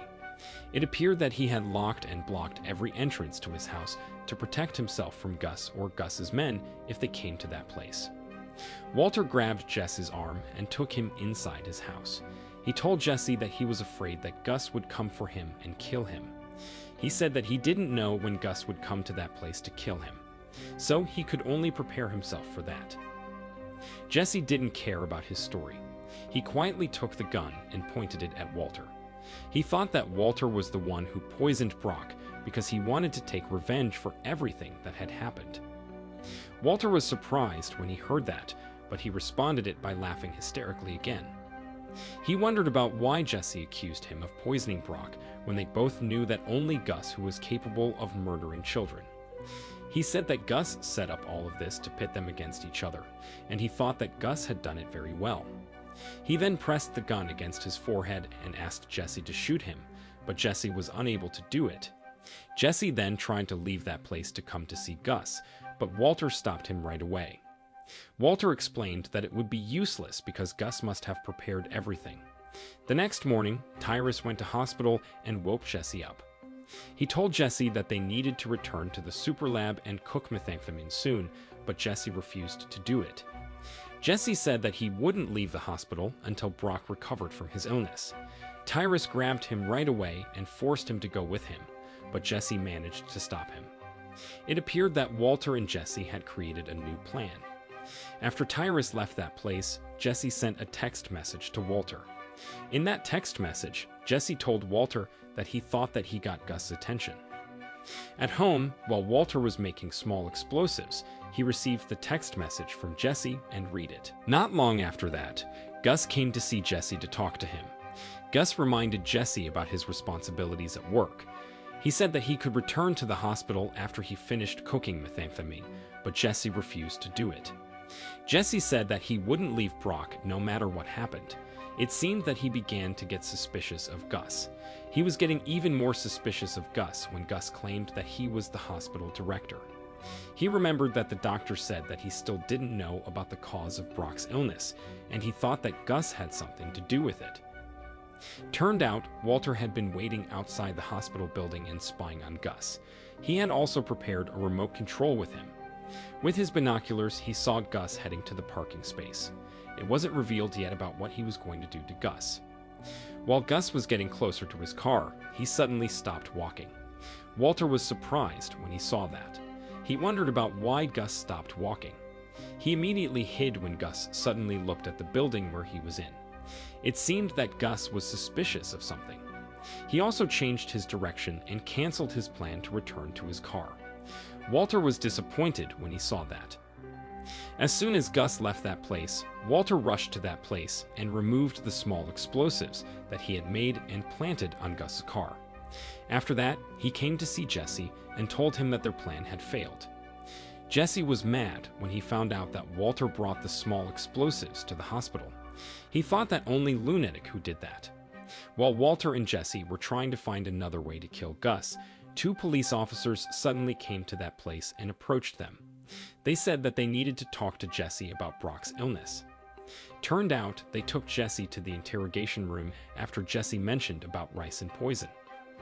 In the interrogation room, those police officers asked Jesse to tell them about how he knew about such specific kind of poison. Jesse explained that he was just guessing it, and he had probably heard it from TV series of Discovery Channel. Even though Jesse was not a suspect, those police officers kept pressuring him by asking him many questions. Jesse was sick of hearing them. He finally told them that he wanted to talk to his lawyer, Saul Goodman.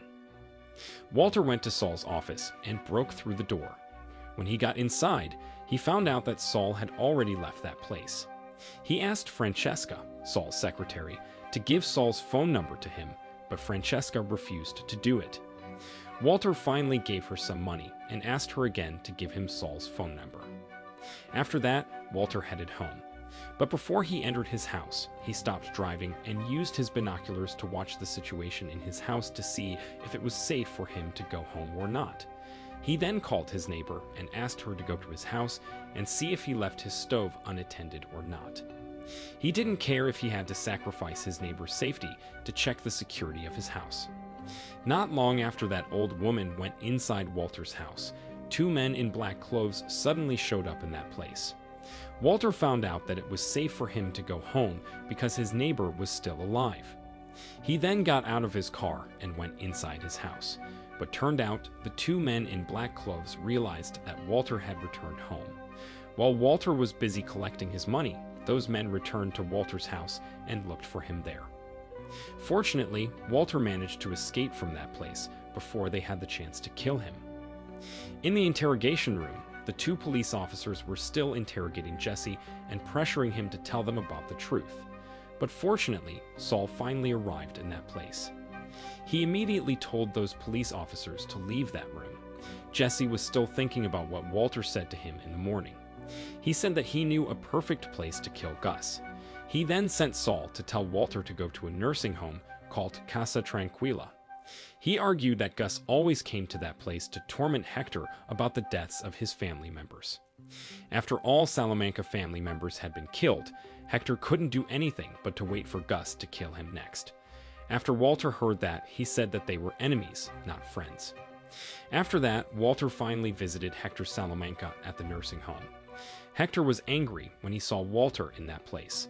Walter knew that Hector despised him, but he knew that Hector despised Gus even more. So he offered him an opportunity to take revenge on Gus. It wasn't revealed about what was Hector's response on Walter's offer. But after that meeting, Hector asked his translator to arrange a meeting with the DEA soon. Not long after that, the DEA heard about Hector's request. Gomes went to Hank's house and told Hank that Hector wanted to help their investigation by providing them with some information about the cartel. He thought that it would be an interesting offer since they were also worried about the cartel. Hank finally agreed to have a meeting with Hector. But during that meeting, all Hector did was only mocking the DEA. He didn't give them the information about the cartel like how he promised them earlier. It seemed that he asked the DEA to arrange that meeting because he only wanted to play a trick on them. Turned out, Hector arranged that meeting because he wanted to give a sign to Gus. He knew that Gus would find out about that meeting, and he was right. While Hector was being taken to the car, Tyrus watched him from his car. Tyrus called Gus and told him about the meeting. Before Gus had the chance to go to the nursing home, Walter went to that place and talked to Hector. It seemed that Walter and Hector had agreed to make a deal, but it was still not revealed yet about what Walter planned to do next. Not long after that, Tyrus arrived in that place. He went to Hector's room and checked that place carefully. The situation in that place was getting more tense when the person who lived next to Hector's room saw Walter hiding in that place. But fortunately, Walter managed to escape from that place safely. Once Tyrus left that place, Walter came out of his hiding place and ran away from that place. In the interrogation room, the police officer who interrogated Jesse told Jesse that he had guessed it wrong. He revealed that the police had investigated Brock's illness and found out that he was not sick because of ricin poisoning. It meant that Gus was not the person responsible for all of this. Jesse was surprised when he heard that. He immediately left that place and headed somewhere. But when he was about to get inside the taxi, a man suddenly approached him and knocked him unconscious by using a stun gun. A few hours had finally passed. Tyrus called Gus and told him about every detail that he needed to hear before he could decide if it was safe for him to visit Hector at the nursing home. It was revealed that they always made sure about the safety of the nursing home before Gus went to that place to visit Hector. After Tyrus made sure that everything was clear, Gus finally went to Casa Tranquila. When he arrived in Hector's room, he looked at Hector angrily. He wanted to remind Hector that it was unforgivable for the member of the cartel to betray the cartel and work for the DEA. But when he was about to inject Hector with dangerous poison, he suddenly realized that that place had been planted with explosives. Unfortunately, it was too late for him to realize it because those explosives exploded before he had the chance to run away from that place. Despite that, he still managed to stay calm before he finally breathed his last. Walter was relieved and happy when he found out that Hector Salamanca, Gus, and Tyrus died in that explosion. The local media soon covered the news about their deaths. At the super lab, Jesse was still cooking methamphetamine under the supervision of Gus's man. When the bell rang, that man handcuffed Jesse and still forced him to cook. After that, he opened the door and found Walter standing there. Walter pointed his gun at him and shot that man to death. Jesse was frightened when he saw Walter there, especially when Walter told him that Gus had died. Walter had somehow become ruthless and cold now, as if something had changed inside him. Before Jesse and Walter left that place, they destroyed the super lab that was worth $8 million by burning it down to get rid of all evidence. After that, they went to the hospital. With watery eyes, Jesse told Walter that he was afraid that Brock was unable to survive. He also revealed that Brock was not poisoned by ricin, but by the berries from a plant called Lily of the Valley. It meant that Gus was not the one who poisoned Brock. Gus was feeling guilty because of that. Despite that, he still tried to make peace with everything because Gus still had to go eventually. In Hank's house, the Schrader family, the White family, and some agents of the DEA were watching the news about the deaths of Gus, Hector, and Tyrus. They were shocked when they saw that news. Skylar called Walter and told Walter about the news, but Walter told her that he won. Skylar didn't know about what to respond as she realized that Walter was the one who killed Gus and the others. Even though Gus had died now, his loyal right-hand man, Mike, was still out there. It was also revealed that Walter was the one who poisoned Brock so that he could persuade Jesse to kill Gus. It seemed that after he killed Gus, his ruthless and criminal persona Heisenberg would take more control of him and help him to become the next kingpin of the drug empire. Breaking Bad Season 5 began with some time in the future where Walter celebrated his birthday at a restaurant alone. He ordered a vegetarian meat like the one that he used to order before. He torn the meat into small pieces and placed them on the plate as if he missed the time when he used to have that menu. It was revealed that Walter didn't live in Mexico anymore. He had also changed his appearance. He was not bald-headed anymore, and he looked disorganized. It seemed that he had lived a different life. Back to the present time, since Gus died, Walter finally could return home without having to worry about anything. Before Skylar and their children returned to that place, Walter got rid of all materials that he needed to make the explosives that killed Gus, Tyrus, and Hector. He also got rid of the poisonous plant Lily of the Valley, the plant that he used to poison Brock. After a while, Skylar and their children finally arrived in that place. Walter greeted them warmly, but Skylar ignored him. Walter was confused when he saw that. He didn't understand about the reason why Skylar was being cold to him again. Walter Jr. told Walter about Gus's death. He said that the DEA concluded that Gus was the one who attempted to kill Hank back then. He still wanted to talk to his father, but Walter interrupted him and went to his room. In that room, Walter asked Skylar about why she was being cold to him again. Skylar revealed that she ignored him not because she was disappointed or mad at him, but because she was scared of him. She began to get scared of him after she saw him laughing hysterically like a lunatic in the basement. Now that she had found out that Walter had also killed Gus, she was getting even more uncomfortable being around him. Hank and his team were investigating Gus's super lab that had been burned down. Hank kept complaining about Gus each time he found something in that place. Unfortunately, there wasn't a lot that he and his team could find in that place. But suddenly, he shone his flashlight at the upper floor and spotted a security camera there. In Mexico, Mike was still recovering at the temporary medical facility. While he was feeding the chickens, the doctor approached him and told him that Gus had died. Mike was shocked when he heard that. He asked Walter and Jesse to meet with him and rushed to their meeting place. When they arrived in that place, Mike angrily got out of his car and pointed his gun at Walter. Walter told him that they had a big problem now. He said that the police found the security camera at the super lab. He said that they needed to secure the footages of that security camera before the police found them. Unfortunately, before they had the chance to do that, the police managed to find the laptop that contained the footages of the security camera first. Mike called his police officer friend and asked him to help him with this problem, but his friend told him that he couldn't do that because the police had secured the laptop and brought it to the evidence room. Mike, Jesse, and Walter were desperate when they heard that. Mike then decided to leave Albuquerque and suggested Jesse to do the same. Walter was still trying to do something about the situation. He asked Mike to give him the details of the evidence room that Mike's friend was talking about. Mike laughed when he heard that. He explained that the laptop had been registered in the system and held in a room that was being guarded by the police for 24 hours. He said that taking that laptop from that room was like taking that laptop from the moon. Walter argued that they just needed to destroy the laptop without having to enter the room. He said that all they needed was a device to do it.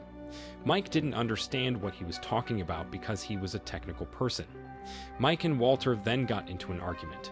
Jesse suggested them to use magnet, but Mike and Walter ignored him. Jesse was annoyed because of that. He finally spoke louder, interrupted them, and asked them again about how about magnet. Walter and Mike finally agreed with Jesse's suggestion. The next day, they went to a junkyard to check the strength of the scrap magnet. They wanted to see if they could use the magnet to break into the evidence room's wall that had 60 centimeters wide or not. After they thought that the scrap magnet was strong enough to break into it, they decided to rent it. They planned to operate the scrap magnet from inside the van. However, Mike was still not sure about their plan. Jesse begged him to help them because they needed 3 people to do it. Since Mike felt like he owed Jesse his life, he finally agreed to help Jesse and Walter. While holding the laptop, Jesse was asked to stand 3 meters from the car. After they prepared everything that they needed in the van, they were ready to use the giant magnet to destroy the laptop. The magnet began to attract everything around it, including the van and other magnetic materials. But after operating the giant magnet for a while, the laptop that Jesse was holding was still functioning well. Walter then asked Jesse to walk slowly, but before Jesse had the chance to do it, the laptop that he was holding was pulled away from his hands and got smashed against the van. Even though they managed to destroy the laptop, Mike was worried about the sound that they produced from using the magnet to destroy the laptop. Walter calmed him down by saying that they only needed 60 seconds until they could leave that place. Skylar went to the hospital to visit Ted. She was surprised when she saw him in a very poor health condition because of his severe neck injury that he got in the earlier incident. She was feeling very guilty about what happened to Ted, but she couldn't do anything about it. At night, before Mike, Jesse, and Walter executed their plan, Mike damaged some security cameras and unlocked the gate. After that, Mike gave a signal for Jesse and Walter to come to that place. Walter then drove the van and parked it right outside the evidence room that they were targeting. Like professionals, Walter and his team began to execute their plan fast. The police officer who guarded that place felt a little suspicious when Walter activated the device, but he didn't do anything about it. He was just wondering about what was happening out there. But suddenly, the computer screens went blank and the computers shut down. 60 seconds had finally passed since Walter and his team executed their plan. Their van was even attracted by the giant magnet that they operated in that place. The police officers panicked when they realized about what was happening in that place. They rushed to the source of the magnet and found the van that was used by Walter and Jesse. Fortunately, when they arrived there, Walter and Jesse had already run away from that place by using Jess's car. In the car, Mike scolded Walter and Jesse for leaving the equipment behind. He was worried if the police would be able to trace them by using the equipment, but Walter dismissed his concerns by saying that he had made sure that they didn't leave any fingerprints or vehicle registration plates behind. But Mike was not sure about that and asked him about how did they know. Walter was sick of him and coldly told him that it was because he said so. Not long after that, the police officers investigated the evidence that they found at the crime scene. Those evidence included Gus's laptop, which was found destroyed together with many other items in that place. Those police officers also found a picture of Gus and a man named Peter in that place. They saw an address and a phone number that were written on the paper behind that picture. The next day, Saul asked Walter to come to his office. He said that he wanted to discuss about some important problems. Walter was mad at Saul for allowing Skylar to give his money to Ted without his permission. Saul didn't like the way Walter blamed and pressured him. He told Walter about everything that he had done to help him, including his help to hide Jesse's cigarette that contained the ricin poison. It was revealed that Walter was the one who stole Jesse's cigarette and poisoned Brock by using the lily of the valley. Walter did that so that he could pressure Jesse into agreeing to work with him to kill Gus and blamed Gus for his own death. Saul confessed that he had never committed such horrendous work before. He said that it was the first and the last time for him to put himself in danger because of Walter. For that reason, he said that he needed to end their partnership, but Walter refused to accept his decision. He coldly approached Saul and told him that they were done when he said that they were done.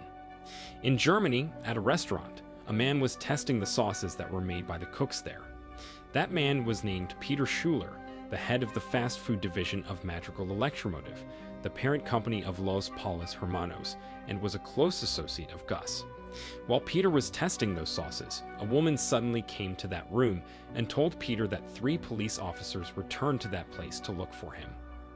Peter got up from his seat and headed to those 3 police officers. He saw those 3 police officers waiting for him in a room, but instead of meeting with them in that room, he grabbed an automated defibrillator and went to the restroom. The police officers rushed to the restroom when they found out that Peter went to that place. They tried to enter the restroom, but the door was locked by Peter. In the restroom, Peter used the automated defibrillator to commit suicide. It was revealed that Peter committed suicide because he didn't want to get arrested due to his connection with Gus. He was afraid that more people would get into trouble if he got arrested. At home, Walter was afraid that Jesse would find out that he was the one who took his ricin cigarette. Because of that, he decided to do something by making a new fake cigarette with fake ricin. After that, he went to Jesse's house and pretended to help Jesse to find his missing ricin cigarette. They searched that place for hours, but they still didn't find the ricin cigarette that they were looking for. While they were taking a break, Walter asked Jesse to check his robotic vacuum cleaner. Jesse did what he said and found the fake ricin cigarette that Walter made there. He soon cried when he saw that. He was feeling very guilty because he had once accused Walter of taking his ricin cigarette. Walter took advantage of Jesse's guilt and vulnerability by asking him to become his cooking partner again. The next day, Jesse and Walter visited Mike in his house. They came to that place to offer him their partnership. They told Mike about their plan to start producing methamphetamine again and said that they needed Mike to become their distributor and supplier. They knew that Mike had a great network and he could use it to help them to provide all materials that they needed to cook. Walter promised that they would distribute the money that they earned from selling methamphetamine evenly because they were their own bosses. Mike thanked them for the offer, but he decided to decline it. He explained that Walter was a time bomb and he didn't want to be around him when the bomb exploded. Walter was not angry when he heard that. He calmly accepted Mike's decision to decline his offer and even shook his hand. At the DEA office, the DEA was having a meeting with the CEO of Magical Electromotive, Herzog. In that meeting, Herzog confirmed that Peter was the head of the fast food division of Magical Electromotive, the parent company of Los Pollos Hermanos, but he admitted that he didn't know about the illegal activity that was carried out by Gus. He promised that his company Magical Electromotive would help the DEA to investigate this case. After the meeting, Hank, George, and Gomes continued to discuss about the case. George apologized to Hank because he didn't trust him before. Because of his close personal friendship with Gus and his failure to identify Gus as a drug lord, he was forced out as the head of the DEA. At a restaurant, Mike was meeting with a woman named Lydia. Lydia was also seen attending the meeting between Magical Electromotive and the DEA that took place another day. At first, Lydia refused to sit at Mike's desk because she was afraid that she would be suspected. But after Mike convinced him that it was safe, Lydia finally joined Mike at his desk. Lydia asked Mike if he knew about the person who had murdered Gus. She said that because of Gus's death, she found out about 11 men who could put them in danger. She explained that those 11 men were hired by Mike and Gus to work for them and not reveal anything to anyone. But since there was no one who would pay them anymore, Lydia believed that at least one of them would reveal about what had happened. Mike said that he knew the people who worked for him. He understood that Lydia was feeling afraid and confused because of everything that had happened, but he thought that murdering those 11 men was a bad idea. A few days later, the DEA asked people who were associated with Gus to come to their office. Those people included Mike and a man named Dwayne Chow. In the interrogation room, Hank checked Mike's personal background and found out that Mike was once working as an investigator and received licenses from 3 countries. He'd also found out that Mike was the head of security at Los Palos Hermanos and was once working as a police officer. He felt suspicious when he found out about those facts. He wondered about the reason why Gus hired a highly qualified person like Mike to only become the head of security at his restaurant. He suspected that Mike was doing something else to help Gus to manage his drug empire. The situation in that room slowly became tense. From just interrogating Mike, Hank began to make serious accusations against him. Mike knew that Hank didn't have the right to pressure and accuse him because he was not a suspect. He finally calmly asked Hank and Gomes if he was arrested or not. Mike and Gomes couldn't say anything when they heard that. They were surprised when they found out that Mike was not affected by their pressure at all. While Mike was leaving that room, Hank suddenly mentioned about millions of dollars that were found in Gus's offshore bank accounts. One of those bank accounts was under the name of Kaylee Ehrmantraut, Mike's granddaughter. There were $2 million that was kept in that bank account. Hank found out that those money were from Los Palos Hermanos, the Super Lab, and other Gus businesses. But since Mike hadn't touched the account, Hank finally decided to let him go and not arrest him. But he said that he would arrest the 10 men who worked for Mike. He also said that one of Mike's men would talk to them about what happened. At Saul's office, Walter, Jesse, and Saul were discussing about the strategy that they would use to cook methamphetamine. Walter said that they needed a proper laboratory with high security, and it was not definitely an RV or a laboratory that was located in the middle of nowhere. He believed that they could also build the same methamphetamine laboratory that Gus built. Jesse interrupted him by saying that they had a problem because Mike was still unable to find methylamine for them to use to cook. Because of that, Jesse suggested that they used pseudoephedrine again, but Walter rejected his suggestion right away. Walter explained that they couldn't use it because he was afraid that it would badly affect the quality of their product. Saul said that there was no methamphetamine distribution in Albuquerque recently, so he suggested that they moved fast to seize the great opportunity. At home, while Mike was spending some time with his granddaughter Kaylee, he suddenly received a call from Chow. Chow told him that the DEA had frozen all his bank accounts. He asked Mike to come to see him so they could talk about their further agreement. Turned out, he was forced at gunpoint to make that call. The man who forced him was named Chris. He was one of Gus's former employees. Not long after that, Mike finally arrived in Chow's house. Chris saw him coming to that place. He pointed his firearm at the door and waited for Mike to knock on the door, but nothing happened. Wondering about why Mike hadn't knocked on the door, Chris peeked through the door to see the situation outside. While he was doing that, Mike suddenly showed up behind him and pointed his firearm at him. Chris was surprised when he saw Mike there. He wondered about how Mike found out that he was in that place. Mike ordered him to sit on the couch. Not far from there, Chow was seen dead.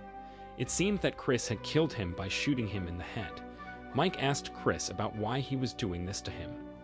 Chris finally admitted that Lydia was the one who asked him to kill all Gus's former employees.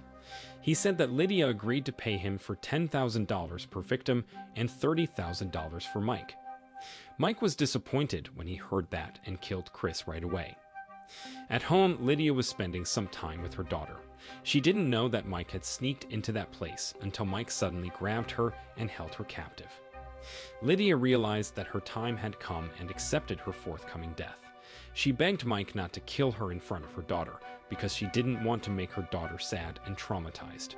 She also begged him to leave her body in the house so that her daughter wouldn't think that she abandoned her, but Mike coldly said that her daughter would never see her again.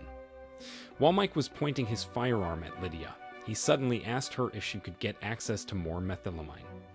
He said that he would let her go if she managed to find more methylamine for him. After that, he called Walter and told him that he accepted his offer.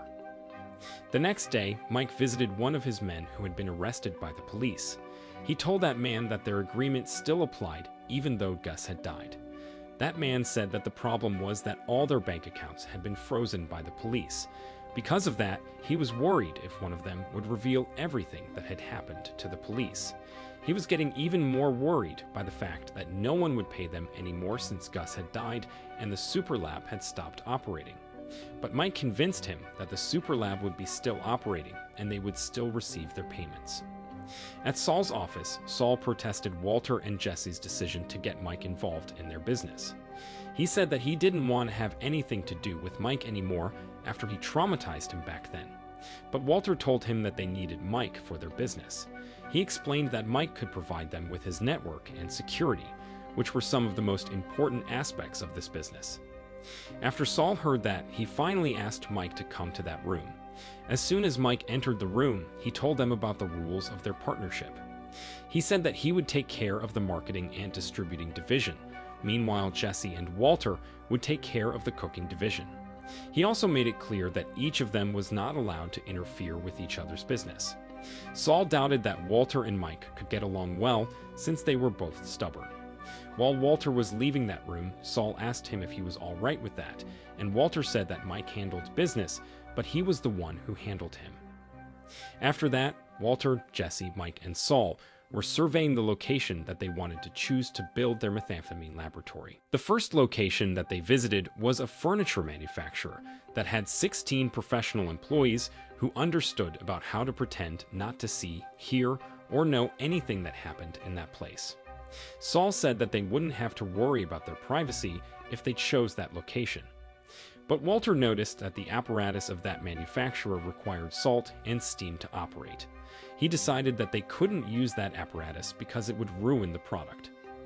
The second location that they visited was a food manufacturer. Saul thought that it was a bad idea to use a food manufacturer as their methamphetamine laboratory because the government would always inspect that place. Because of that, they left that place and visited the third location, a property that was owned by an obedient man. Saul thought that it was a perfect place because he knew that the owner was easy to be manipulated and controlled. But Jesse didn't like that place because it didn't have ventilation. Mike also disagreed if they used that place to become their laboratory because it was near a police station. But surprisingly, Walter said that that place was perfect after he saw some tarpaulins there. Walter explained that the owner of the property would regularly call the pest control service to get rid of pests in his house. When the pest control took place, the house would be covered by tarpaulins for 3 days straight, and they could use that moment to cook methamphetamine. He knew that the cooking process might emit strong odor that could be smelled from outside, but he believed that no one would be willing to enter the house. He said that they just needed to cook methamphetamine for one batch and then move to another place. He revealed that the pest control service, Vamonos Pest, came to 3 to 4 houses per week, and they could use the houses that they visited to cook methamphetamine. He said that all they needed was portable equipment to move from one house to another. After the team heard Walter's explanation, they finally agreed to create a mobile laboratory inside residential houses that were fogged by Vamonos Pest. After that, they began to execute their plan. With the help of Saul's network, they managed to find some people from Vamonos Pest to work with them. Before they began to work, Mike told them to ignore Walter and Jesse while they were cooking inside the residential houses. He made it clear that they were not allowed to talk about everything that was happening around them. He also instructed them not to speak unless they were spoken to and do everything that they were asked to without questioning it. In Jess's house, Walter and Jesse were discussing about the portable equipment that they would use to cook methamphetamine. Jesse said that it was important for them to modify the equipment so that they could carry them anywhere easily. He also suggested that they used white plastic like the one that he saw in the methamphetamine laboratory in Mexico, to prevent the methamphetamine odor from permeating the houses. While Walter and Jesse were still having a discussion, Andrea and Brock suddenly came to that place. Turned out, Brock had recovered and had been released from the hospital. Walter greeted him warmly, but Brock was not very excited to see him there.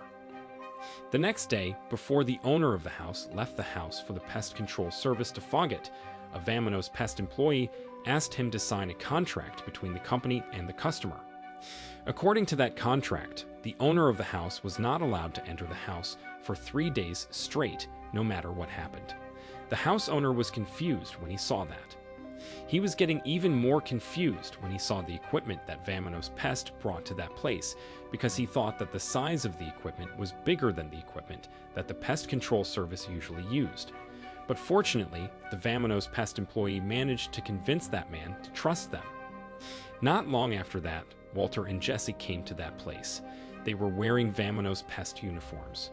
When they arrived there, the house had been perfectly covered by tarpaulins. The equipment that they needed to cook had also been prepared, and the place had been set up. Because of that, they could immediately begin to cook methamphetamine again.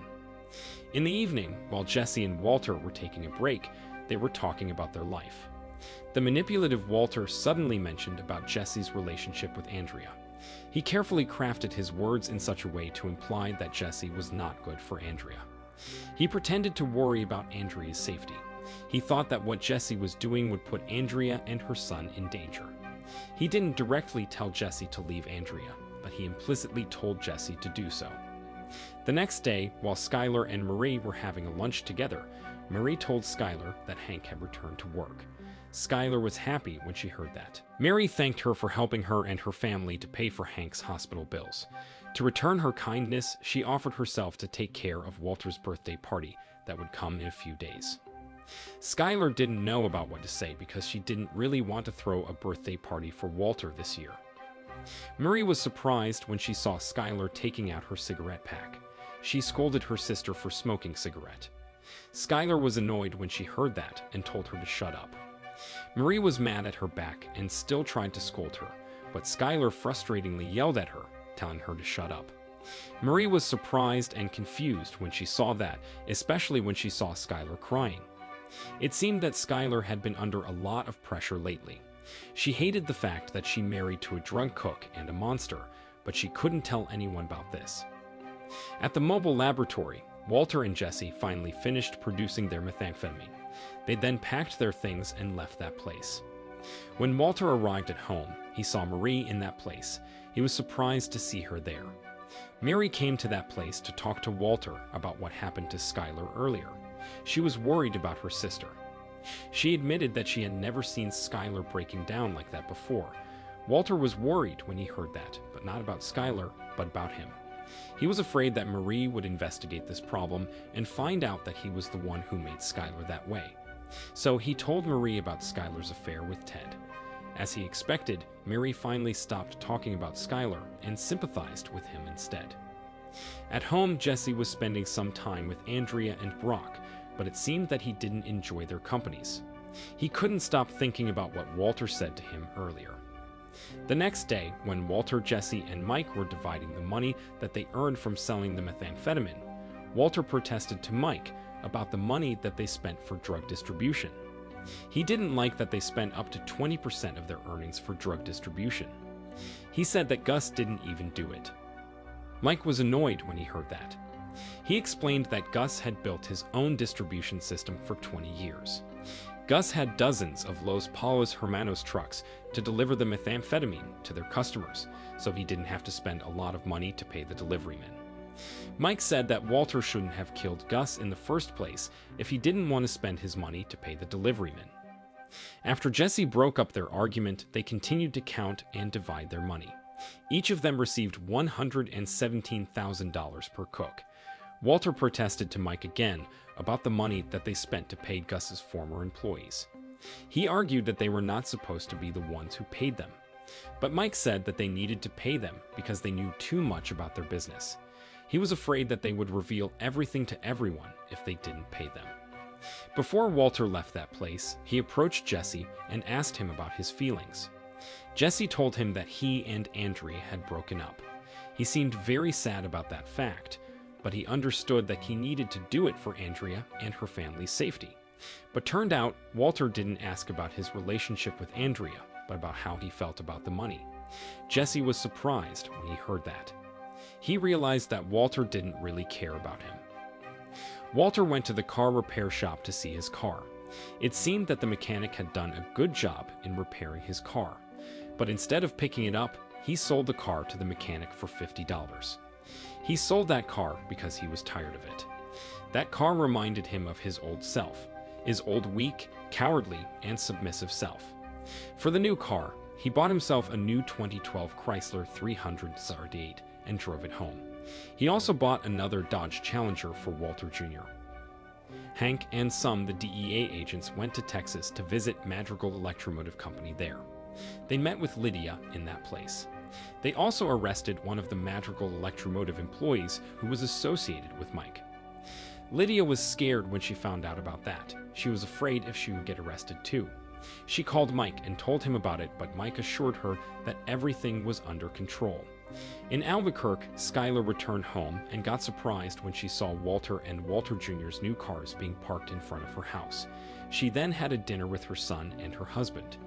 During the dinner, she didn't smile or laugh at all. Walter thought that Skylar was mad at him because he bought those new cars. He told her that he bought those cars by using an installment plan. So Skylar didn't have to worry that anyone would suspect him. At the DEA office, Hank and his team were still investigating Gus's drug empire. Hank said that he suspected Lydia, but he didn't have any evidence that she got involved in Gus's business. He also suspected that Mike had ordered all Gus's former employees to stay quiet because none of them had revealed anything to the police. He thought that it was possible since Mike was the head of the security. For that reason, he wanted to send a team to spy on Mike. But the problem was, they found another blue methamphetamine in Albuquerque. They wondered about who produced the blue methamphetamine this time. Since George had left his position as the head of the DEA asked Hank to become the next head of the DEA. They believed that the DEA could be better under Hank's leadership. Hank gladly accepted the offer right away. At the laboratory, Walter asked Jesse to allow him to leave early because it was his birthday and he wanted to celebrate it with his family.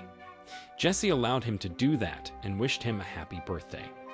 But when Walter arrived at home, he didn't see his family throwing a birthday party for him. Walter asked Skylar about it, and Skylar said that there would be only a small dinner.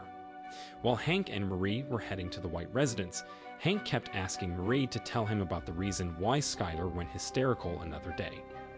Mary finally told him that Skylar was having an affair with Ted. During the dinner, Skylar didn't seem happy or excited at all. The mood in that place became uncomfortable because of that. Walter and Hank tried to lighten the mood in that place, but the atmosphere there was still gloomy.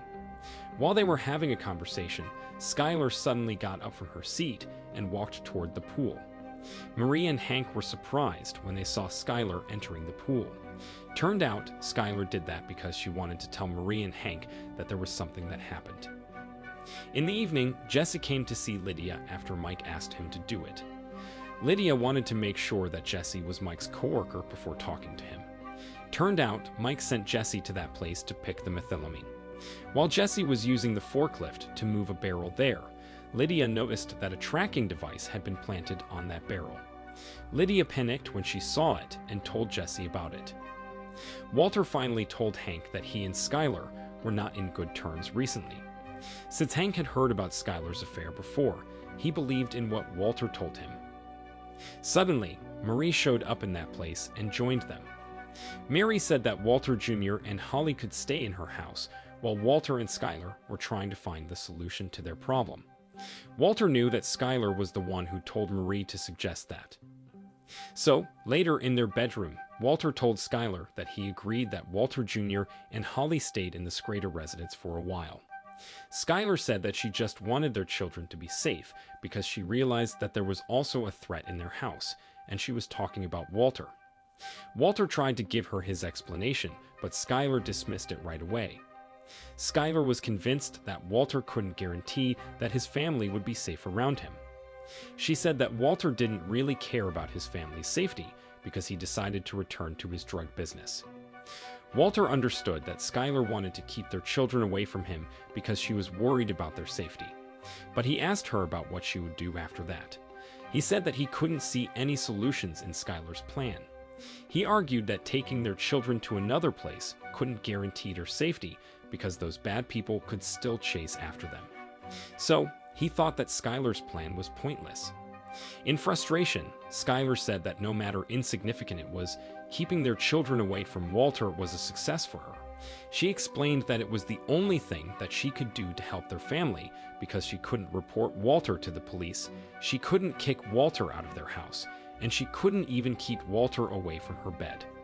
Another thing that she could do right now was waiting for Walter's cancer to come back.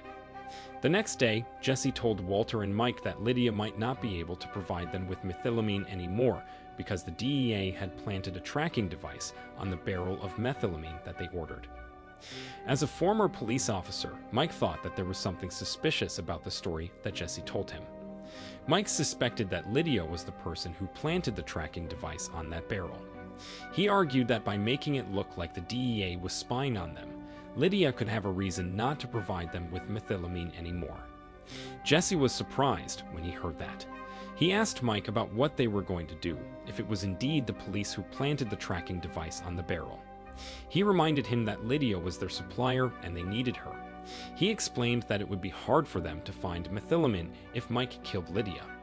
But Mike said that a little decrease in production was nothing compared to letting that crazy woman alive. Jesse didn't know about what to say anymore to stop Mike. He asked Walter to give his opinion about this problem. Walter said that the most important thing for them that they still got access to methylamine.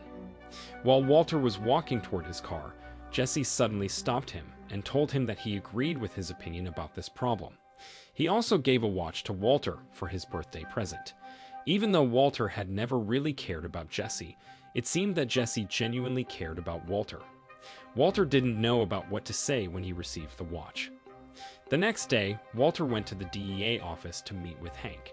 He came to that place to tell Hank about his marriage problems. He said that Skylar didn't love him anymore, and he didn't know about what to do to fix his marriage problems. Hank felt bad for him when he heard that, especially after he remembered that Skylar had betrayed him. But he didn't know about what suggestion that he should give to Walter because he was as clueless as him.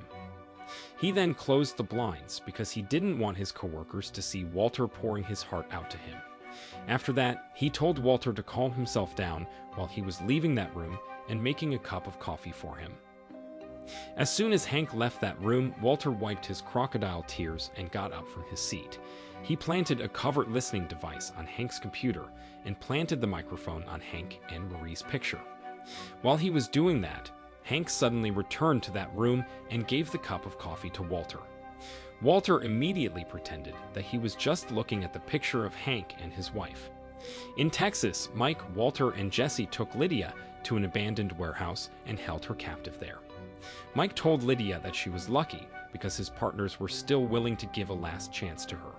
He then asked her to call the DEA and tell them the things had been written down on the paper. He threatened that he would shoot her to death if she did anything suspicious. Turned out, Walter planted a covert listening device in Hank's room to see if it was really Hank who planted the tracking device on the barrel of methylamine. After waiting for a while, they finally found out that Hank and his team didn't plant the tracking device on that barrel. It meant that Mike's guess that Lydia was the one who planted the tracking device herself was true. Now that Walter and his team found out about that fact, Walter asked Jesse and Mike to take as many as barrels of methylamine that they could before the police arrived in that place. He said that he would kill Lydia while Jesse and Mike were doing that. But Jesse somehow believed that Lydia was not lying to them. Not long after that, they heard another conversation that took place in Hank's room. It was revealed that one of Hank's men was the one who planted the tracking device on the barrel without Hank's permission. Despite that, Mike still insisted on killing Lydia because he was afraid that she would put them in danger sooner or later. Besides, they couldn't use Lydia anymore since the DEA had been spying on that warehouse. Lydia was frightened when she heard their conversation. She finally interrupted them and told them that she could direct them to an ocean of methylamine and she was ready to discuss about it with them. After Walter and his team discussed about what they were going to do to Lydia, they finally agreed to give her another chance. Walter then told Lydia that they agreed to make a deal with her. Lydia said that there was a methylamine shipment every Wednesday at 4 in the afternoon by using a freight train that ran through New Mexico. She suggested that they stole the methylamine from that train before that train arrived in Texas. Mike rejected Lydia's suggestion right away because they would definitely be sent to prison if they did that. Lydia then opened the map and showed them a 3-mile desert that was known as Dark Territory. She explained that Dark Territory was a dead zone for all lines of communication. It meant that there were no surveillances, alarms, or telephone services in that place. For that reason, Lydia thought that it was a perfect place for them to rob the train. She promised that she would inform Walter and his team about all they needed to know about the train once it left for Texas. She said that they had 6 hours before the train passed through that dark territory. At night, Walter and his team returned to Jess's house and discussed about Lydia's suggestion to rob the train. Mike still thought that it was a bad idea. He suggested that they cooked the methamphetamine by using pseudoephedrine instead. Pseudoephedrine was the material that they used to produce methamphetamine back then after all. But Walter disagreed with Mike's suggestion because using pseudoephedrine to produce methamphetamine wouldn't help them to earn a lot of money. He realized that Mike didn't really care about the amount of money that they earned from selling methamphetamine. All Mike cared about was that he had enough money to pay all Gus's former employees. Mike and Walter then got into an argument. Walter managed to dominate the conversation and even dismiss Mike's ego easily. While they were having an argument, Jesse suddenly offered a brilliant suggestion. He suggested that they robbed the train in such a way that no one would ever realize that it had been robbed. Walter and Mike thought that it was a good idea. The next day, Walter, Jesse, and Mike went to the location where they planned to rob the train. They checked and searched that place carefully. After a while, Jesse finally found a perfect place for them to rob the train. Walter then called Saul and asked him to send 2 excavators to that location. He used those excavators to plant 2 giant tanks in that place. They filled one of the tanks with water and left another one empty. They were helped by Saul's men to do that. One of Saul's employees was named Todd. Saul sent him to that place to help Walter and his team to execute their plan. Todd was confused when he saw what Walter and his team were doing. Jesse explained that they used the water to deceive the company that delivered the methylamine. By replacing the methylamine with the water, the company wouldn't realize that they had been robbed. Jesse made it clear to Todd that only them who were allowed to know about that robbery. Todd understood and nodded his head. Walter added that this action was more complicated than it sounded. He explained that methylamine was lighter than water, so it was important for them to make sure that they filled the tank with the right amount of water. Walter also said that they didn't plan to rob all methylamine that was carried by the train. He said that they would only rob a small amount of methylamine and replace it with water. With this strategy, he was confident that they could rob the train over and over again, and the company that delivered the methylamine would never find out about the robbery. If the methamphetamine that they produced had a bad quality, they would blame China for it. Todd was amazed when he heard that. He couldn't believe that Walter and his team had thought about everything. In the evening, when Walter returned home, he saw Skylar and Walter Jr. getting into an argument. Turned out, Walter Jr. had run away from Hank's house. He refused to return to that place until Walter and Skylar could tell him about the good reason why he needed to stay there. Walter then went to Walter Jr.'s room and asked his son to return to Hank's house now. Walter Jr. was somehow afraid of him and did what he asked him without having the courage to protest. After that, Walter talked to Skylar. Skylar asked Walter about what he had been doing all day, and Walter told her that he had just robbed a train. The day when Walter, Jesse, and Mike planned to rob train finally came. Walter asked Saul's employee to use a truck to stop the train from moving. Not long after that, the train that they had been waiting for was approaching that place. Under the bridge, Jesse, Walter, and Todd were waiting for Mike to give them any commands. The train driver panicked when he saw a truck in front of them. Fortunately, he managed to stop the train before it had the chance to crash into that truck. Once the train stopped moving, Walter, Jesse, and Todd began to move. They connected the hose to the tank and prepared other equipment that they needed to steal the methylamine. The train driver got off the train and checked the truck to see the problems that it had. Mike commanded Walter and his team to move now when he saw that. Jesse was tasked to steal the methylamine. Meanwhile, Todd was tasked to fill the space that was left by the methylamine that they stole with water. It seemed that Walter and his team had prepared everything well for this robbery. As soon as the hose was connected, Jesse pulled the lever. All they needed to do now was to wait for the methylamine to be transferred to their tank. The train driver tried to start the truck, but he failed to do that. He then suggested that they pushed the truck instead. Little did he know that that truck had been equipped with a special lever that prevented it from getting started or being moved. So, no matter how hard that train driver tried to push the truck, he would never be able to move it. After a while, Walter and his team managed to transfer some methylamine to their tank.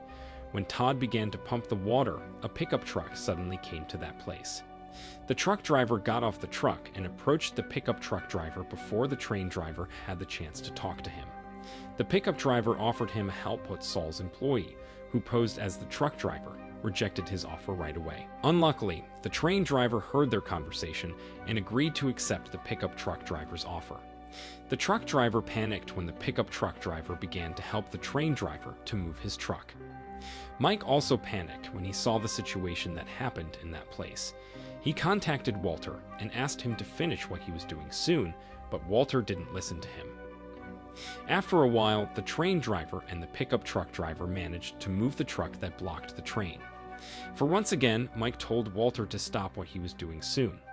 The train driver had returned to the train, but Jesse was still hiding under the train. Jesse panicked when he realized that he was in danger. He yelled at Walter and urged him to give him any commands before the train driver drove the train again. It might not be too dangerous for Todd because he was on the top of train, but it definitely would put Jesse in danger since he was still under the train. Suddenly, the train began to move. Jesse shocked because of that, but fortunately, he managed to survive. Instead of apologizing to Jesse, Walter laughed when he saw that. While Walter was laughing, Jesse and Todd were still trying to process their shock and trauma.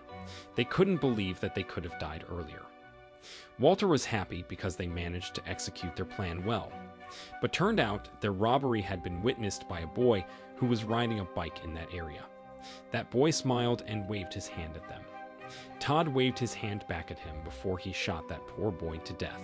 Jesse shocked and screamed when he saw that. In the evening, Walter and his team returned to their office.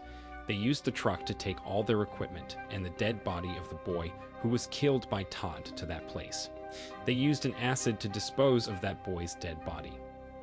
All of them looked very guilty for what happened to that boy, except Todd.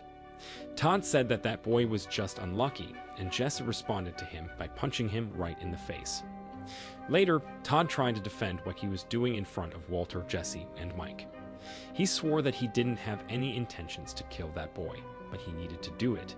He was afraid that that boy would report them to the police if he let him go. Jesse thought that what he said was such a bullshit.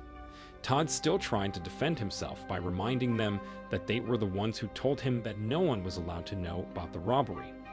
Walter then broke up their argument and asked Todd to leave them. Todd was afraid that Walter and his team would fire him. So, before he left that place, he told them that this business was his priority and he truly wanted to become a part of their team. He also said that he had a great network because he was the nephew of Jack Walker. Jesse was getting even more annoyed at Todd when he heard that. After Todd left that room, Jesse told Walter and Mike that Todd was only saying that to intimidate them. But Mike confirmed that what Todd said was true. He said that Todd was indeed the nephew of Jack Walker, the leader of a criminal gang with white supremacist or neo-Nazi ideologies. But Mike said that there was nothing that they should worry about because he promised that he could handle Todd.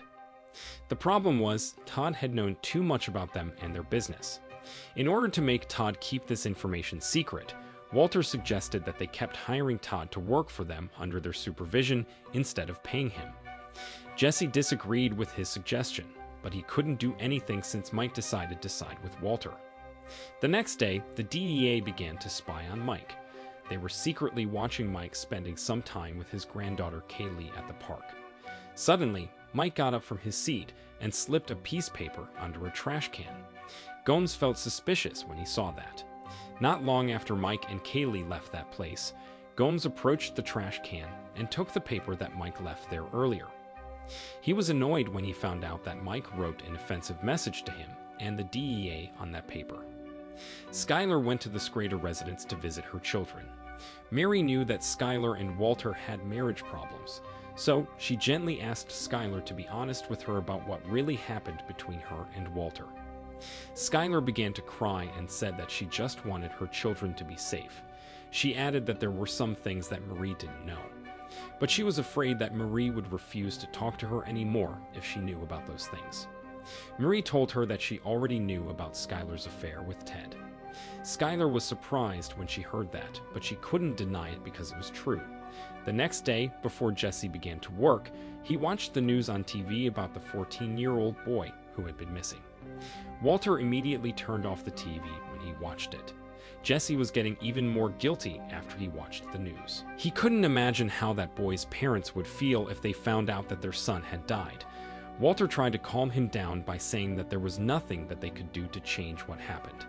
He even asked Jesse to go home early and said that he would take care of their work. While Jesse was leaving that place, he saw Walter whistling happily. Jesse was surprised and confused when he saw that. In the evening, when Walter arrived at the office, he saw Mike and Jesse waiting for him there. Mike informed Walter that Hank had been spying on him for these past few days. Walter panicked when he heard that, but Mike assured him that there was nothing to worry about. Instead of getting calm, Walter berated him for not telling him about it sooner. It seemed that he wanted to show them that he was the boss there. Mike began to get irritated by his annoying behavior. He finally told him that he was out. Walter accepted his decision and said that Jesse would take over his tasks from now on, but Jesse suddenly said that he was out too. Walter was mad when he heard that. He said that the methylamine that they had stolen was worth millions of dollars, and it would go to waste if they didn't use it to produce methamphetamine. Mike revealed that he and Jesse had agreed to sell their methylamine. He said that he knew someone who would be willing to pay $15 million for the methylamine. For that reason, he suggested Walter to sell his methylamine too, but Walter refused to do it right away. Walter thought that the $5 million that each of them would receive from selling the methylamine was not enough, but Jesse disagreed with him. Jesse said that $5 million was a lot of money.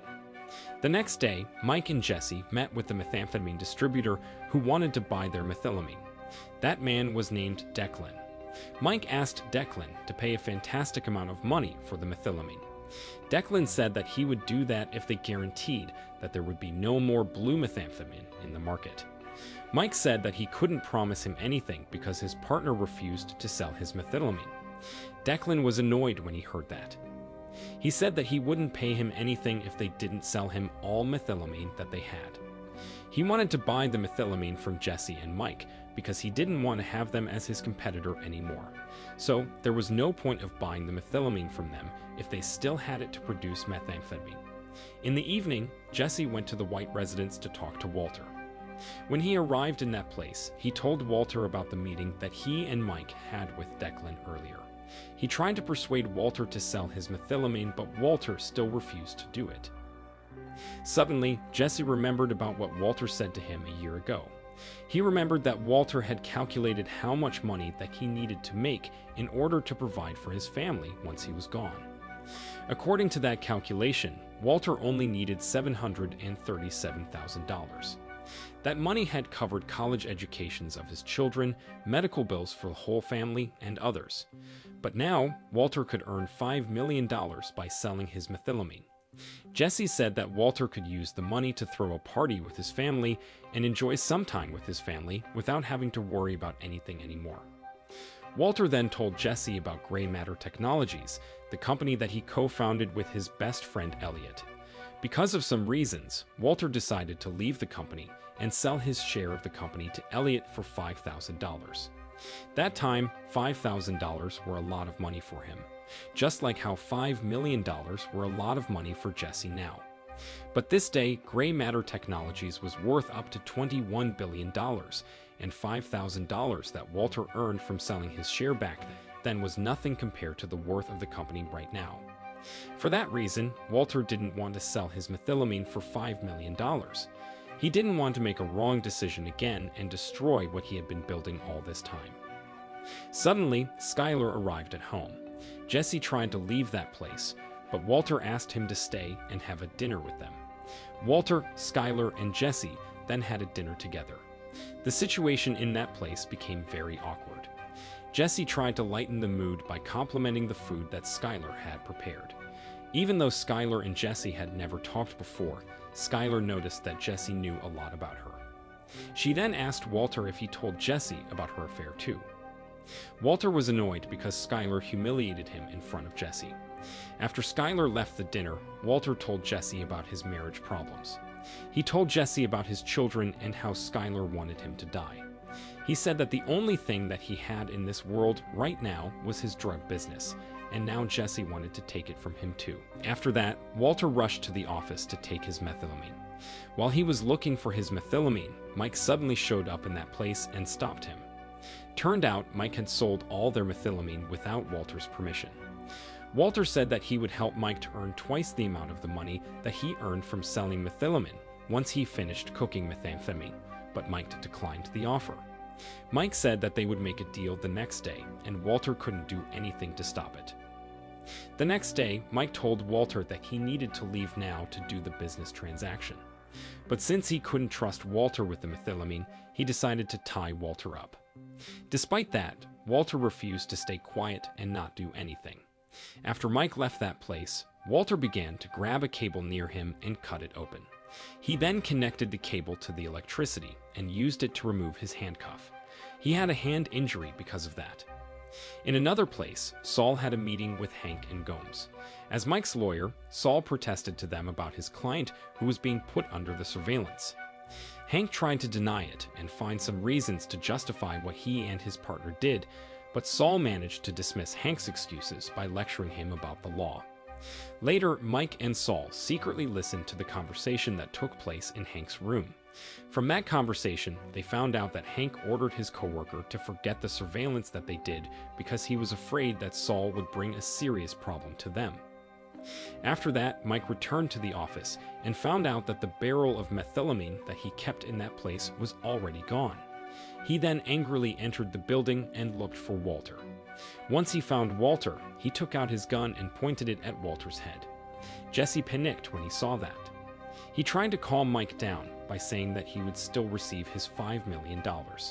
But before that, he needed to listen to Walter's explanation first.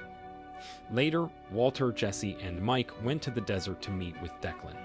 When they arrived in their meeting place, Walter got out of the car and told Declan that the methylamine that he was waiting for would never come. He arrogantly said that he was the only person in the world who knew about what to do with the methylamine. He offered Declan to become their methamphetamine instead. Declan laughed when he heard that. He thought that it would be silly if he worked for Walter because he could cook his own methamphetamine. Walter said that he knew that the methamphetamine that Declan produced was only a worse version of the blue methamphetamine that he produced. For that reason, he gave Declan an opportunity to distribute the original blue methamphetamine with the purity of 991% instead. He said that they could sell it with higher price than the price that they gave to them. Declan was offended by his suggestion. He was mad because Walter wanted him to become his subordinate. He could have just shot Walter to death, and Walter would have died with the blue methamphetamine in his hand. But he realized that if he killed Walter and Jesse, he wouldn't have the opportunity to earn $130 million from the methylamine. Walter then asked Declan to give $5 million to Mike as the upfront payment. Declan was amazed by the way Walter negotiated with him and handled the situation.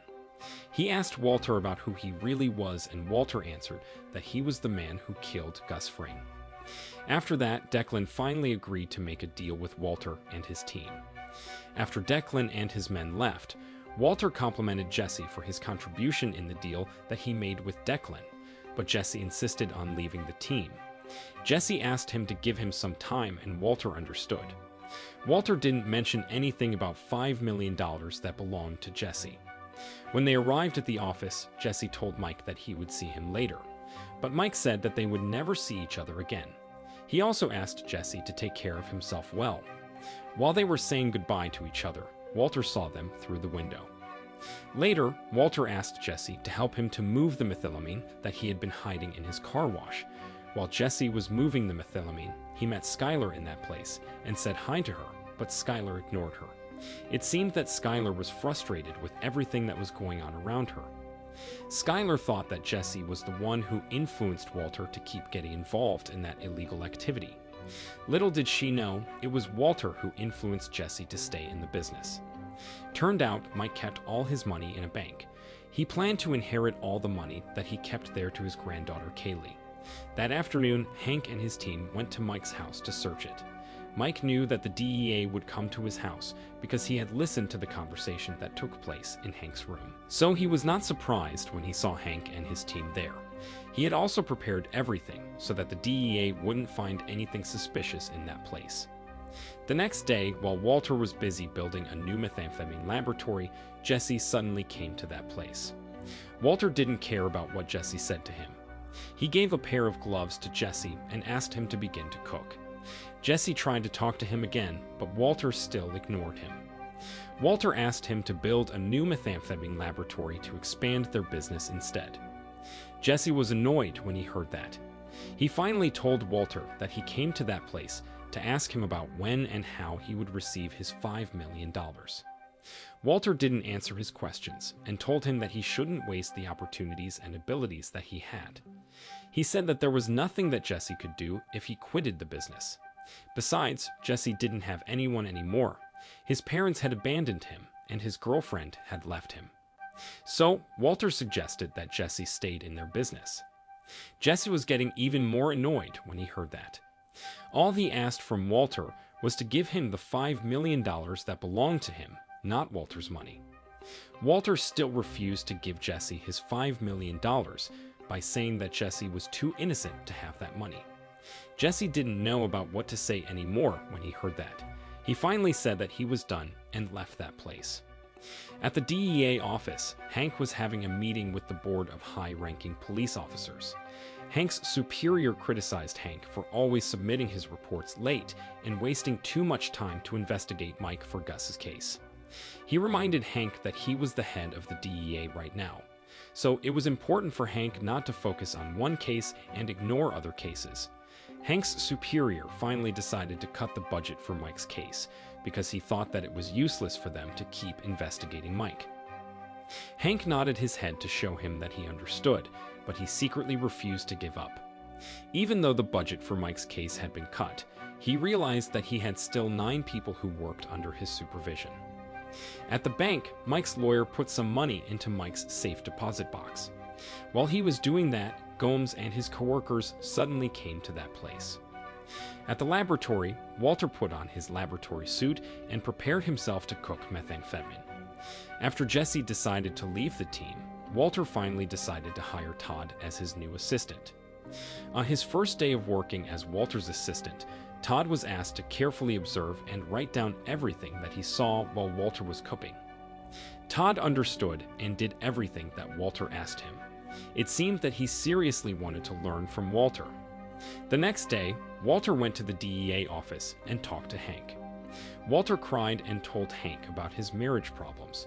He said that his marriage problems were worsening day by day. After pouring his heart out to Hank for a while, he asked Hank if he could have a cup of coffee. When Hank left his room to make him a cup of coffee, Walter immediately removed the covert listening device that he planted in that place another day. While Walter and Hank were still having a conversation, Steve suddenly came to that place and informed Hank that he had successfully made a deal with Mike's lawyer. Walter was worried when he heard that. He was afraid that it would bring a problem to him. In the afternoon, while Mike was spending some time with his granddaughter at the park, he suddenly received a call from his lawyer, Dan. Dan told Mike that there were some problems about his money and asked him to meet with him to talk about those problems. Mike felt a little suspicious when he heard that. Not long after he hanged up the call, he received a call from Walter. Walter told him that the DEA had gained some information about him and they were heading to his location right now. Mike panicked when he heard that. He was getting even more panicked when he saw some police cars arriving in that place. At Saul's office, Walter, Jesse, and Saul had a meeting to discuss about Mike's problem. Saul was mad when he found out about what happened. He said that the only thing that they could do right now was to pray that Mike wouldn't get arrested by the DEA. He said that it would be over for them if Mike revealed everything to the DEA. Jesse doubted that Mike would betray them, but Saul said that there was a possibility because Mike's bank account had been frozen by the DEA. Saul also reminded them that Mike still had 9 henchmen, and he was worried that they would reveal everything to the DEA if they were not paid. While they were discussing about that problem, Saul suddenly received a call from Mike. Mike asked Saul to get him his bag that contained his passport and some money.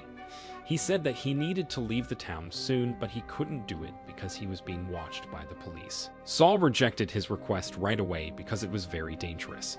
But suddenly, Jesse interrupted them and said that he would do it. He said that all Mike needed to do was to tell him about everything that he needed. Mike rejected his offer because he didn't want to put Jesse in danger.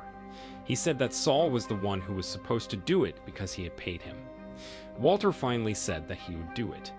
Jesse was surprised when he heard that. After a while, Walter finally managed to find the bag that contained Mike's passport, money, and gun. He took that bag to the location that Mike gave him, which was a forest that was located near the river. When he arrived in that place, he saw Mike already waiting for him there. Before Walter gave the bag to Mike, he asked Mike to tell him the names of his 9 employees. He was worried that those 9 men would become a problem to him once Mike left the town. But Mike refused to do what Walter asked him and grabbed the bag from Walter's hand. After that, he walked away without thanking Walter. Walter was angry when he saw that. He sarcastically said, "You're welcome," and Mike turned back, asking him about what he said. Walter and Mike then got into an argument. Mike disagreed that his 9 employees would become a problem to Walter. He said that the only problem that Walter had was Walter himself. He argued that Walter was the one who had ruined everything. Before Walter came to his life, everything was perfect for him and Gus. They had Gus as an expert. They had their own methamphetamine laboratory, and they had loyal employees who worked for them. He said that all the disasters that had occurred since Gus died were Walter's fault because of Walter's pride and ego. After Mike finished lashing out at Walter, he returned to his car. Walter refused to stay quiet. He suddenly chased Mike and shot him in the stomach. Mike drove away and managed to escape from him. But after a while, Walter finally found him sitting at the river bank, accepting his forthcoming death. Mike said that it was over for him. Walter panicked as he realized about what he had done to Mike. He apologized to Mike for everything that he had done to him. But Mike told him to shut the fuck up and let him die in peace.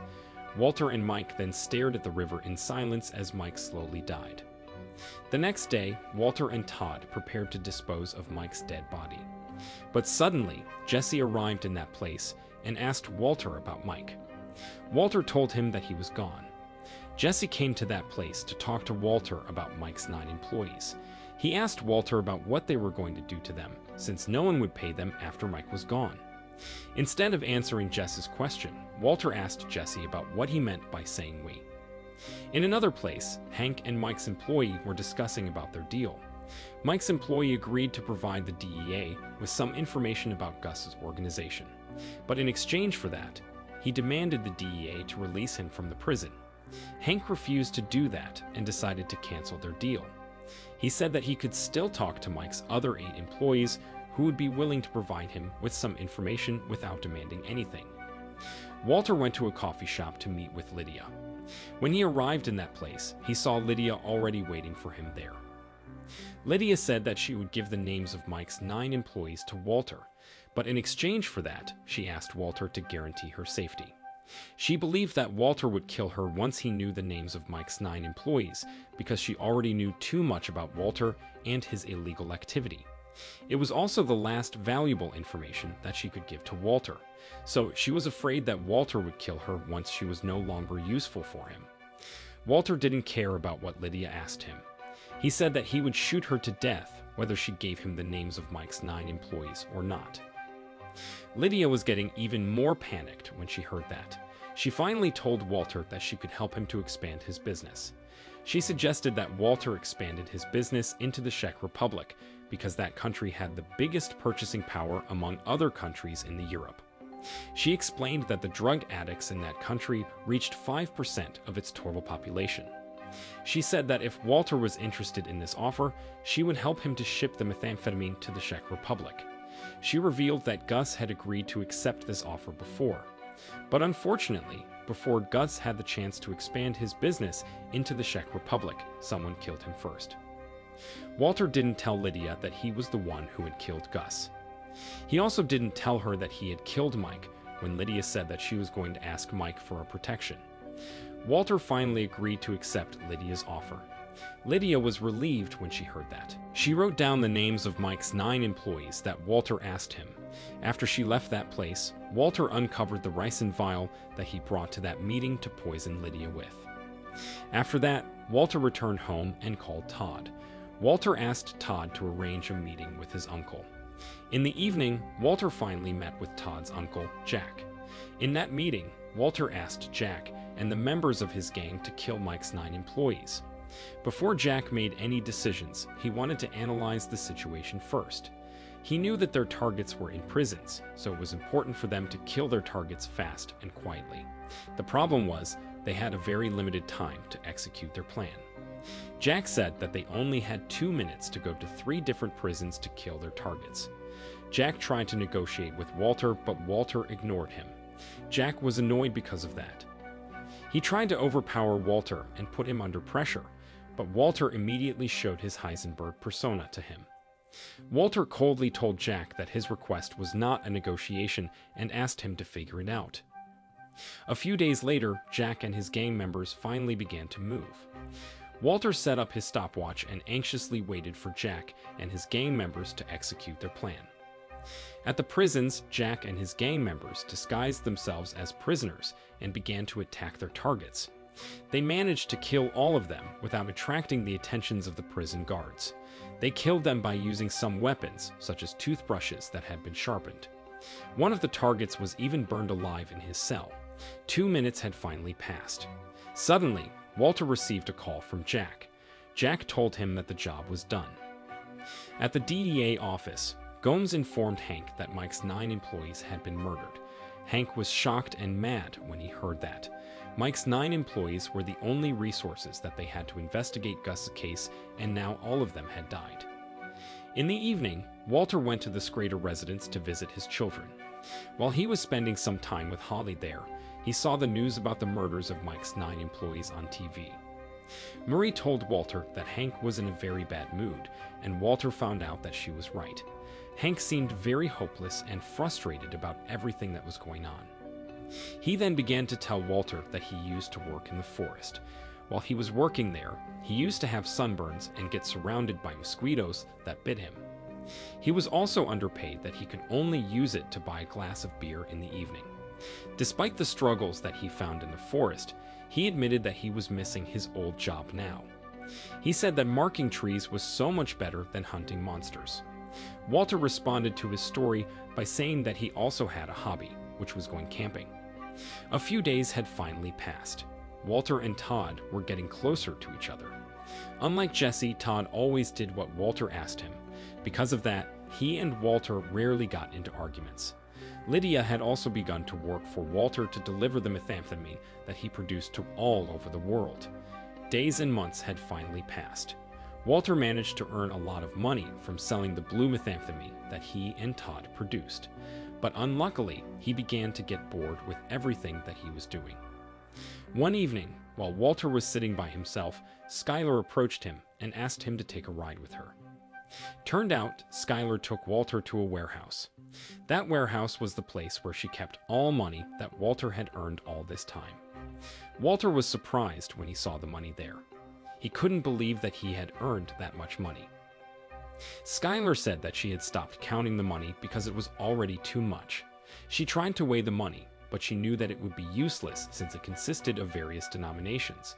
Because of that, she finally decided to keep the money in that warehouse and try her best to keep it dry and keep the termites away from it. She admitted that she didn't know about what to do with the money anymore. She had thought about laundering the money again, but she realized that 100 car washes wouldn't even be enough for them to hide the money.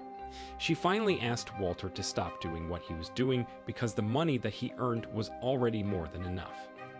The next day, Walter went to Jesse's house and talked to Jesse. Jesse was surprised and confused when he saw Walter there. He didn't know about what Walter wanted from him anymore. After a while, Walter finally revealed that he came to that place to give Jesse the $5 million that belonged to him. Jesse opened the duffel bags that Walter gave to him and got shocked when he saw the money inside. When Walter returned home, he approached Skylar in the kitchen and told her that he was out. Skylar was surprised and happy when she heard that. Time had finally passed. Walter's relationship with his family was getting better. He had reconciled with Skylar and their children had also returned home. One afternoon, the White family and the Schrader family had a lunch together. Skylar seemed happy and well. She didn't frown anymore and seemed enjoying the family gathering. Suddenly, Hank excused himself to use the restroom. In that restroom, he saw a book and checked it. That book was written by Walter Whitman, the writer that Gale mentioned in his notes. While checking that book, he saw a handwriting that was made by a person with the initial GB. In that handwriting, the writer said that it was an honor working with his other favorite W. Hank suddenly remembered the time when he joked that the WW mentioned in Gale's notes referred to Walter White, and Walter said that he got him. Hank was shocked when he realized that Walter was the Heisenberg whom he had been looking for all this time. The next scene revealed about some time in the future where the White residence had become an abandoned building. Some boys even used the pool to skateboard. Not long after that, Walter arrived in that place. He saw a no trespassing sign being displayed on the fence. He entered the house and found out that that place had been vandalized by people. He also saw some boys skateboarding in the pool. He checked an electrical outlet and found the ricin that he hid in that place. While he was returning to his car, his former neighbor saw him. That woman was shocked when she saw him there that she dropped the bag of groceries. Back to the present time, Hank was still shocked and overwhelmed by his realization that Walter was Heisenberg. He couldn't believe that the monster whom he had been chasing all along was his own brother-in-law. When he returned to the dining room, he tried to pretend that nothing had happened, but he failed to do that. He finally decided to leave the gathering early by claiming that he was sick. While he was heading home, he couldn't stop thinking about how Walter had deceived and endangered him all this time. The thought blurred his vision and stole his breath that he finally lost his concentration and crashed into a neighbor's mailbox. After spending 3 hours in the emergency room, Hank finally decided to go home. He asked Marie not to tell Skylar about it, at least not for a while. After that, he looked through the notes of Gale Bowtitcher again.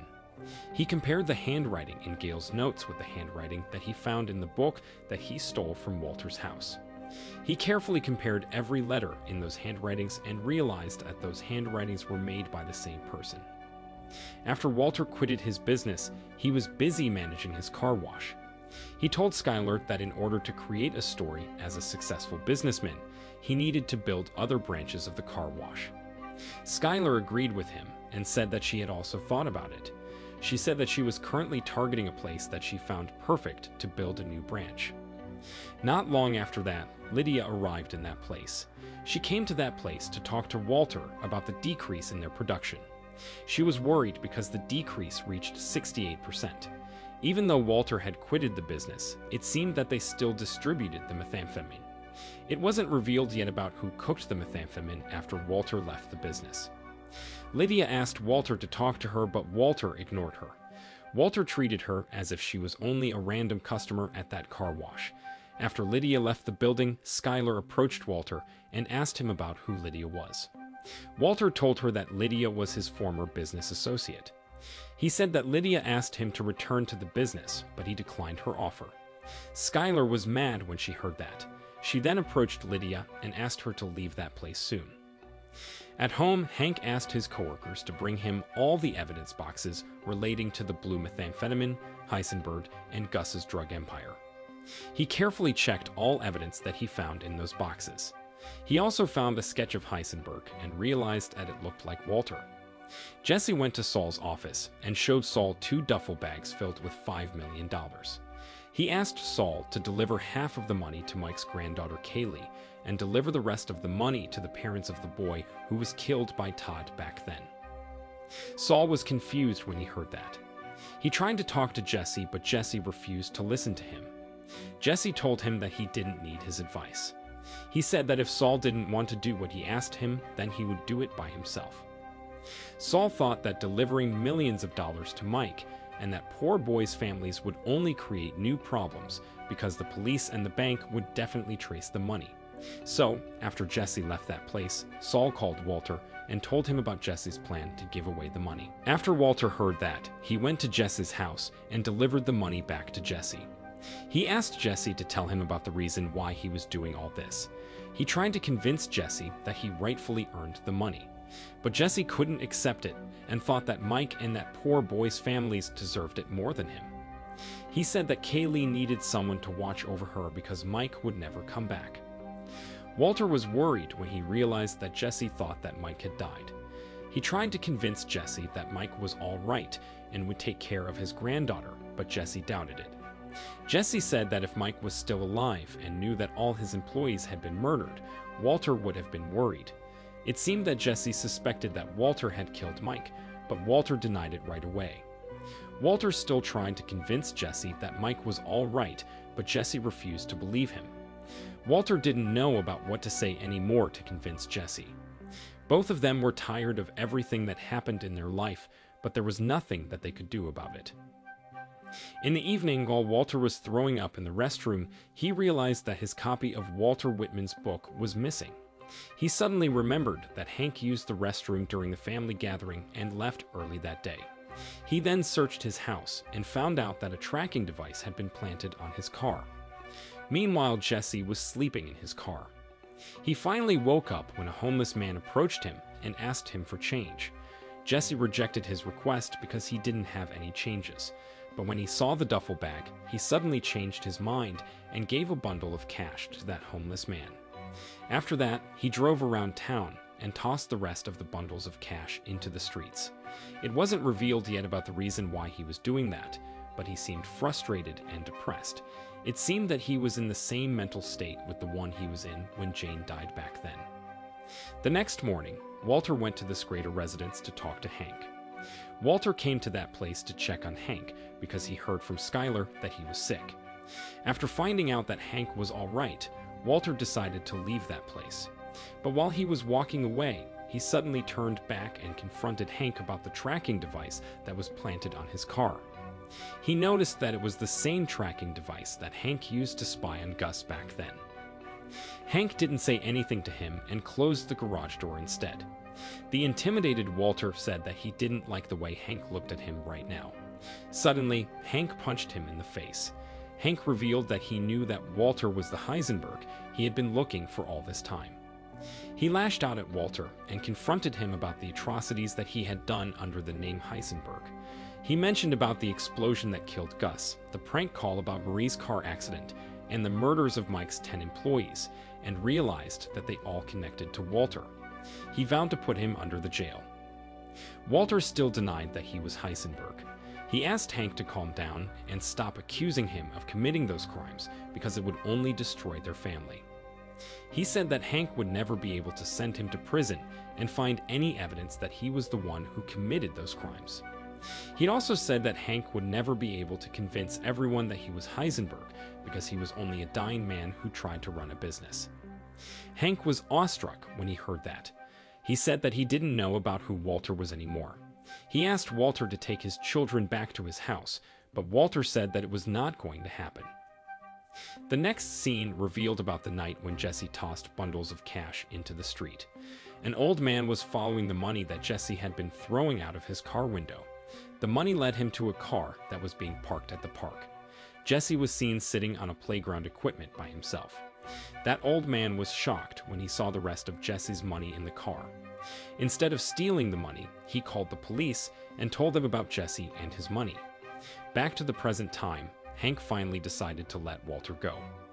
As soon as Walter got inside his car, he called Skylar, but his call was answered by an employee.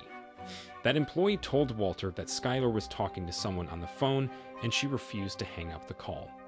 Walter was surprised when he realized that Hank was the one who talked to Skylar on the phone. He then rushed to the car wash, but he didn't find Skylar in that place. It wasn't revealed yet about the reason why Walter seemed panicked and worried about Skylar talking to Hank. Turned out, Hank and Skylar decided to have a meeting at a coffee shop. When Hank saw Skylar in that place, he immediately hugged and comforted her. Hank said that he finally understood about the reason why Skylar behaved the way she did all this time. He still tried to comfort Skylar by saying that he understood that Skylar must be scared and frustrated to live with a monster like Walter. But now, he said that Skylar could tell him everything and start a new life. He promised that he would help her, but he needed her to provide him with some evidence first. He gave a recorder to Skylar and asked her to tell everything that she knew about Walter and his illegal activity. Skylar refused to do it because it was too risky, but Hank kept demanding her and urging her to give her testimony. Skylar began to get scared and asked Hank that she wanted to talk to her lawyer. Hank thought that it was a bad idea because involving a third party in this problem would only worsen the situation. Skylar began to get more scared and panicked when Hank became aggressive and hasty. She finally went hysterical and left that place. Saul sent his men to the warehouse where Skylar kept all Walter's money. He ordered those 2 men to take all that money from that place. Those men were shocked and amazed when they saw the money in that place. They were tempted to rob the money and run away with it, but they were too scared to do it after they remembered about the horrible murders of Mike's 9 employees that took place in the prisons. Walter went to Saul's office to talk to Saul about his problem with Hank. Saul said that Walter's drug money was the only evidence that Skylar could give to the DEA. Without that money, Skylar could only give her testimony, but it wouldn't be seen as a concrete proof. Not long after that, Saul's men arrived in that place with all Walter's money that they picked up from the warehouse. They offered help to move the money because it was very heavy, but Walter refused their offer and decided to leave with the money by using the van. Turned out, Walter took the money to a desert.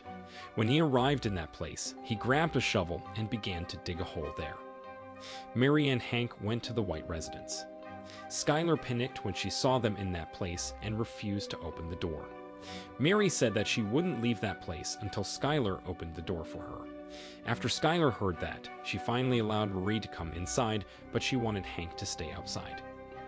Mary said that she had heard about what happened and asked Skylar to give her an explanation. Skylar didn't say anything to her and cried instead. Marie was angry when she found out that Skylar had been taking a part in the crimes that had been committed by Walter since the incident that happened to Hank took place. She slapped Skylar's face and threatened that Skylar would never be able to stop Hank from arresting Walter. Skylar went hysterical when she saw Marie taking her daughter with her. She asked Marie to give Holly back to her, but Marie refused to do it. Holly cried because she was afraid of what happened around her. Mary finally returned Holly to Skylar after Hank interrupted them and forced her to give Holly back to Skylar. In the desert, Walter was still digging the hole. He continued to dig the hole even until the night had come. After he finished digging the hole, he buried all the barrels that he carried in that place. He also marked the coordinate of the location and remembered it. After that, he destroyed all electronic devices that he brought to that place to avoid people from finding the money that he buried there. When Walter returned home, Skylar told him that she didn't say anything to Hank. She tried to talk to Walter, but Walter didn't respond to her. While Walter was taking off his clothes, he suddenly collapsed. 5 hours later, Walter finally woke up from his faint. He told Skylar that he would turn himself in. He also asked her to keep the money and use it wisely for their children, but Skylar disagreed with his plan. She said that Walter couldn't give himself up without giving up the money. She thought that the best thing that they could do right now was just to stay quiet. The next day in the desert, Lydia met with Declan to talk about the steady decline of their business operation. It was revealed that Todd was no longer working for them as a cook since he and Declan got into a fight. Lydia suggested that they used Todd as a methamphetamine cook again, but Declan refused to do it. Lydia then checked the methamphetamine laboratory and found out that that place was incredibly dirty. She said that it was important for them to produce high-quality methamphetamine so that they could expand their business into the Czech Republic. Suddenly, a man came to that place and asked Declan to check the disturbance outside. Declan followed him and asked Lydia to stay in the laboratory. Lydia then covered her ears as if she knew about what would happen. Not long after that, gunshots were heard outside. After a while, Todd opened the hatch to the laboratory and helped Lydia to get out of that place. Lydia covered her eyes because she didn't want to see the dead bodies of Declan and his men there. Turned out Todd, Jack, and the members of Jack's gang had killed Declan and his men. At home, Marie approached Hank and suggested him to tell the DEA about Walter, but Hank said that telling the DEA about what Walter had done would put him and his career in danger. He knew that the DEA would question his credibility once they found out that the infamous drug dealer they had been looking for all this time was his own brother-in-law. He explained that reporting Walter to the DEA without evidence would only ruin his reputation and career, so it was important for him to find concrete proof of Walter being Heisenberg first. The next day, Gomes informed Hank that the police had found and arrested Jesse. Turned out Jesse was brought to the interrogation room for throwing his money into the streets. Hank went to the interrogation room and saw Jesse there. He thought that it was a good opportunity for him to extract any information from Jesse. Later, Todd called Walter and said that he understood that Walter had retired and left the business operation to him. But he explained that he couldn't get along well with Declan and his men, and that was why he needed to get rid of them. For that reason, there would be a little change in the management of their business operation, and Todd was willing to explain to Walter about the details if Walter needed it. After that, Todd had a lunch with his uncle Jack at a restaurant. From their conversation, it was revealed that Todd asked Jack to participate in the methamphetamine cooking. It seemed that it was the new change in the management of their business operation that he was talking about. Hank entered the interrogation room and approached Jesse gently. Just like how he approached Skylar at the coffee shop earlier, he seemed comforting and respectful to Jesse. He said that he knew that Heisenberg was his own brother-in-law, Walter, and he offered to help Jesse. He promised that he would release Jesse from the prison and forget about his case if Jesse told the police about everything that he knew about Walter, but Jesse dismissed his offer right away. Hank still tried to approach Jesse by saying that he understood about how Jesse was feeling. He said that just like Jesse, Hank was also deceived, used, and endangered by Walter, even though he was a part of his family. He also knew that Jesse and Walter were not in good terms lately. Suddenly, Saul came to that place and angrily asked Hank and his coworkers to leave his client alone. At home, Walter received a call from Saul. Walter was surprised when Saul told him about what happened to Jesse. He asked Saul to help Jesse to get out of that place soon because Saul was Jesse's lawyer after all. After that, he went to the bedroom and sat in front of a camera. It seemed that he was going to film a confession video. Skylar asked him if she was sure about it, and Walter said that he was ready. Later, at a restaurant, Skylar and Walter were waiting for Hank and Marie to come to that place. Not long after that, Hank and Marie finally arrived in that place. Walter asked them to meet with them because he wanted to talk about his children. He asked them not to interfere with his nuclear family's business anymore. He said that he didn't want his son to know about all of this since he had been through a hard time. Hank said that he didn't care about that. He promised that Walter Jr. would find out that his father was a monster when he and his team knocked on his door to arrest him. Walter arrogantly said that it would never happen. Hank and Mary continued to verbally attack him. Walter knew that the meeting would lead to nowhere. So he got up from his seat and left a DVD for Hank and Marie on the table. After that, he and Skylar left the restaurant. At home, Hank and Marie watched the DVD and found out that it contained a confession video that was made by Walter. In that confession video, Walter confessed that he was forced by Hank to work as a drug cook. He said that Hank used his abilities as a chemist to help him with his illegal business. He said that Hank threatened to kill him if he didn't do what he asked. As the head of the DEA, Hank had many connections and used them to handle the business. Walter also claimed that Hank gave him to Gustavo Fring to be enslaved by him. At that point, he admitted that he wanted to give in, but he couldn't do that because Hank and Gus threatened to kill his family. He said that he didn't have the courage to report Hank to the police because he was afraid of what Hank would do to him with his privileges as the DEA agent and the member of his family. Walter then began to tell a fake story about Hank and Gus. He said that one day, Hank and Gus had a fight. Gus tried to kill Hank, but he failed to do that. As a result, Hank had to suffer from severe injury and end up being admitted to the hospital. Walter stated that he was the one who paid for Hank's hospital bills because Hank didn't want the police to find any suspicious transactions in his bank account. Walter said that he had the proof for this statement. He continued to say that after Hank recovered, he planned to take revenge on Gus by killing him and Hector in an explosion. Walter also said that Hank once kept his children away from him for 3 months so that he could control him easily. Walter ended his confession by desperately saying that after everything that Hank had done to him, he didn't even have the courage to take his own life. Mary and Hank were shocked when they watched that video.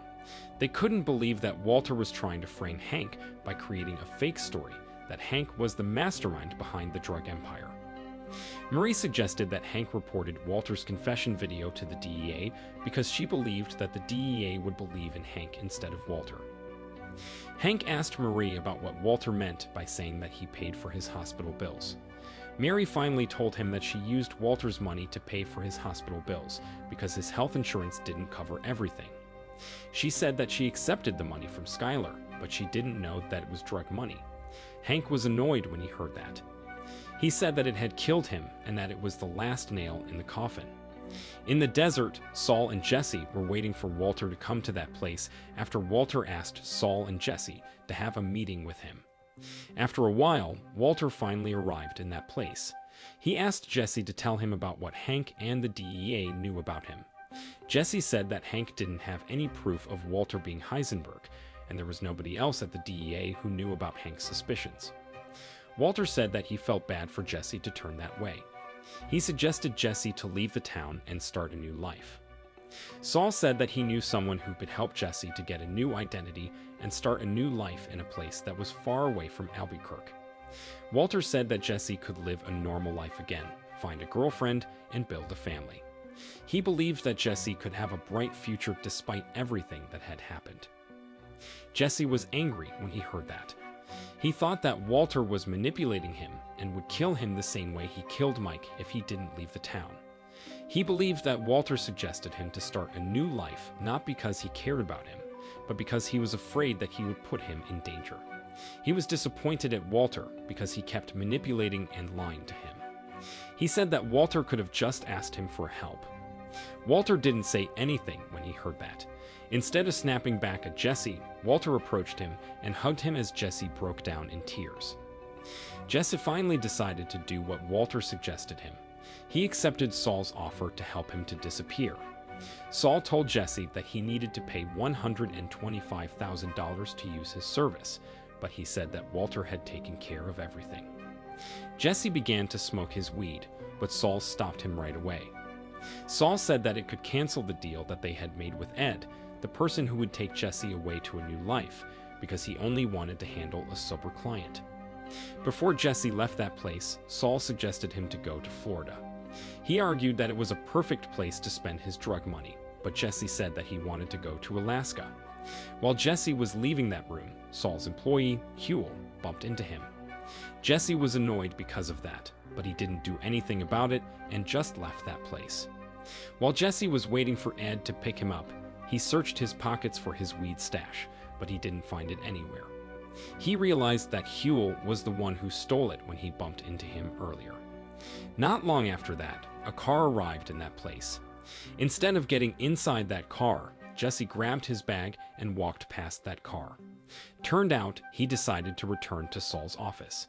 He angrily entered that place and began to beat Saul up. He also took out his gun and pointed it at Saul. Saul didn't understand why Jesse went berserk just because of the weed, but Jesse revealed that it was not about the weed, but about the rice and cigarette. Jesse realized that Saul was the one who had Huel stole it from him and gave it to Walter to poison Brock. After he understood about what had happened, he grabbed Saul's keys and stormed off. As soon as Jesse left that place, Saul called Walter and warned him about Jesse. Walter panicked when Saul told him that Jesse knew that he was the one who poisoned Brock. He rushed to his car wash and grabbed a revolver that he kept in that place. The furious Jesse went to the white residence and began to douse that place with gasoline. Not long after that, Walter arrived in that place. He saw Jesse's car getting parked in front of his house and realized that Jesse was already inside his house. He then got out of his car and sneaked into his house through the back door. He carefully checked every room in his house while carrying his revolver. He saw a fuel container in that place, but he didn't find Jesse anywhere. After that, Walter asked some cleaners to come to his house to clean up the gasoline that had been soaked in his house. Saul also sent his 2 employees to make sure that Walter's children and car wash were safe. Walter then called Jesse, but Jesse didn't answer his call. He then sent a voice message to him. In that voice message, Walter told Jesse that he understood that Jesse was angry at him, but he promised that he would do anything to make up for his mistakes. The cleaners tried to clean up the gasoline in Walter's house, but the scent was still there. Walter told them that the scent of the gasoline needed to be gone before his wife returned home, but the cleaners said that there was nothing that they could do about it anymore. Walter then tried to figure out about what he needed to say to Skylar about the scent of the gasoline. He finally decided to douse his clothes and car with gasoline.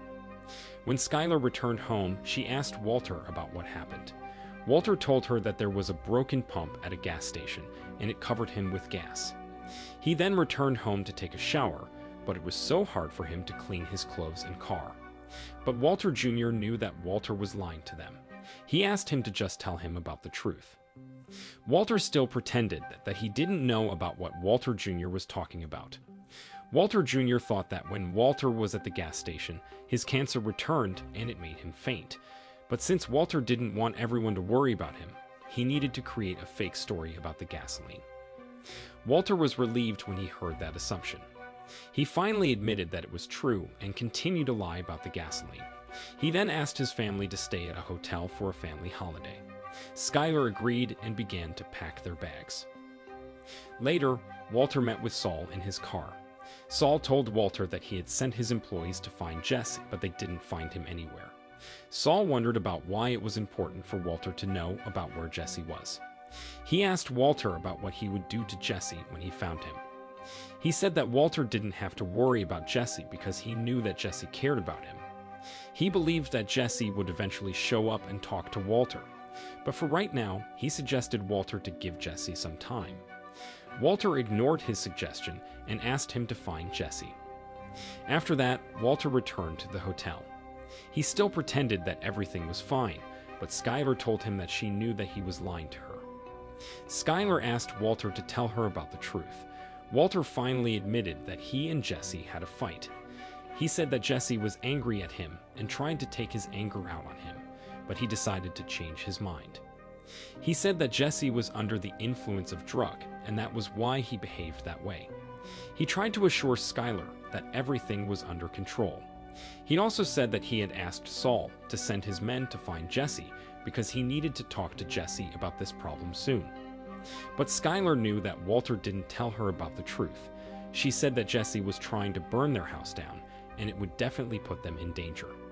She suggested Walter to do something to Jesse because she thought that talking to Jesse wouldn't be enough. Walter realized that Skylar wanted him to kill Jesse. He still tried to convince her that Jesse was just being emotional and didn't intend to harm them.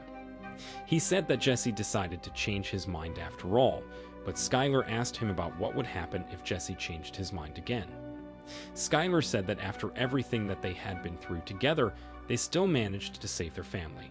So, for the safety of their family, she begged Walter to get rid of Jesse. The next scene revealed about the time when Jesse went berserk and angrily doused Walter's house with gasoline. Turned out, Jesse didn't burn that place down because he changed his mind like what Walter thought, but because Hank suddenly came to that place and stopped him. Hank promised that he would help Jesse to take revenge on Walter, but he needed Jesse to stop what he was doing first. After a while, he finally managed to calm Jesse down and take him with him.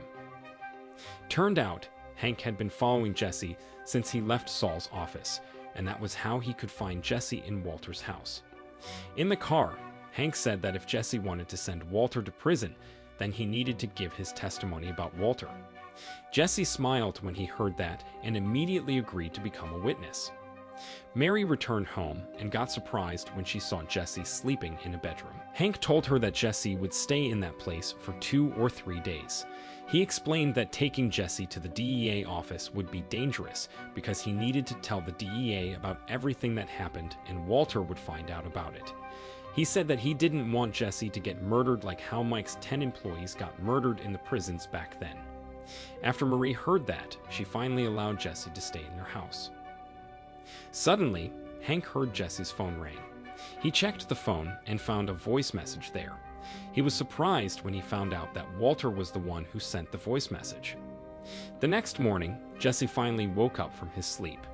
When he got out of his room, he saw Hank and Gomes in that place. It seemed that Hank and Gomes had been waiting for him there. Hank instructed Jesse to sit in front of the camera and tell everything that he knew about Walter. Jesse was not sure about it. He said that his confession wouldn't be enough to send Walter to prison, especially to consider that Walter had retired since a few months ago. But Hank asked him to confess anyway because he still needed his confession. After that, Hank and Gomes discussed about what Jesse said about the confession video. Gomes agreed that a confession from a drug addict like Jesse wouldn't change anything. He said that they needed strong evidence to send Walter to prison. While Hank and Gomes were still having a discussion, Hank suddenly received a voice message from Walter. In that voice message, Walter asked Jesse to meet with him the next day. He said that he wanted to talk about this problem with Jesse, and it would be the last time for them to talk. He also said that he would come to that meeting unarmed, and he hoped that Jesse would also come to that meeting unarmed. Hank showed the voice message to Jesse and asked him to come to that meeting with a covert listening device, but Jesse refused his request right away. Jesse explained that before he tried to burn the white residence down, Walter had asked him to leave the town because he began to think of him as a threat. Now, after everything that had happened, Jesse was convinced that Walter would kill him in that meeting. He made it clear to Hank that Walter was not someone who would tolerate any threats, no matter how insignificant it was. Hank didn't doubt what Jesse said about Walter. He agreed that Walter was a ruthless monster who was willing to do anything to get what he wanted, but he thought that it didn't apply when it came to Jesse. After he heard the stories that Jesse told him, he concluded that Walter genuinely cared about Jesse. Jesse said that Hank had no idea about who Walter really was. He said that if Walter wanted to, he could kill him in a public space by using a poison or anything that Hank and the DEA had never thought about. It would also be useless for Hank and the DEA to watch him during the meeting with Walter because Walter was very smart and cunning. Jesse kept trying to convince Hank that Walter was a devil and they should be very careful of him, but Hank said that it was the only opportunity that they had to get the concrete proof. Hank didn't want to hear any excuses from Jesse anymore. He made it clear that it was mandatory for Jesse to go to that meeting. Gomes thought that what Jesse said was right. He was afraid that something bad would happen to Jesse if he attended that meeting. But Hank said that if Jesse got killed, they would get it all on tape. The next day, Jesse finally did what Hank asked him. With a wire taped to his chest, he anxiously got out of the van and approached the meeting point. But suddenly, he noticed that there was a man standing not far from there and stopped walking. He changed his direction and headed to a payphone to call Walter. He accused Walter of trapping him and threatened that he would take revenge on him for everything that he had done to him. Walter was confused when he heard that. He saw the man whom Jesse mistook as an assassin. Turned out that man was only a random man who was waiting for his daughter. In the car, the angry Hank berated Jesse for ruining the meeting. Jesse didn't say anything to defend what he was doing. He just said that there was a better way to get Walter. Walter couldn't stop thinking about what Jesse said to him on the phone earlier. He then called Todd and said that he might have another job for his uncle. The next scene revealed about a few hours before Todd received a call from Walter.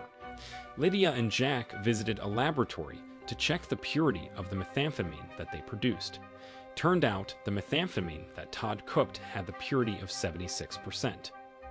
Lydia was feeling a little intimidated by Jack and his coworker who were also visiting that place. She was disappointed when she found out that the purity of the methamphetamine that Todd cooked was only 76%.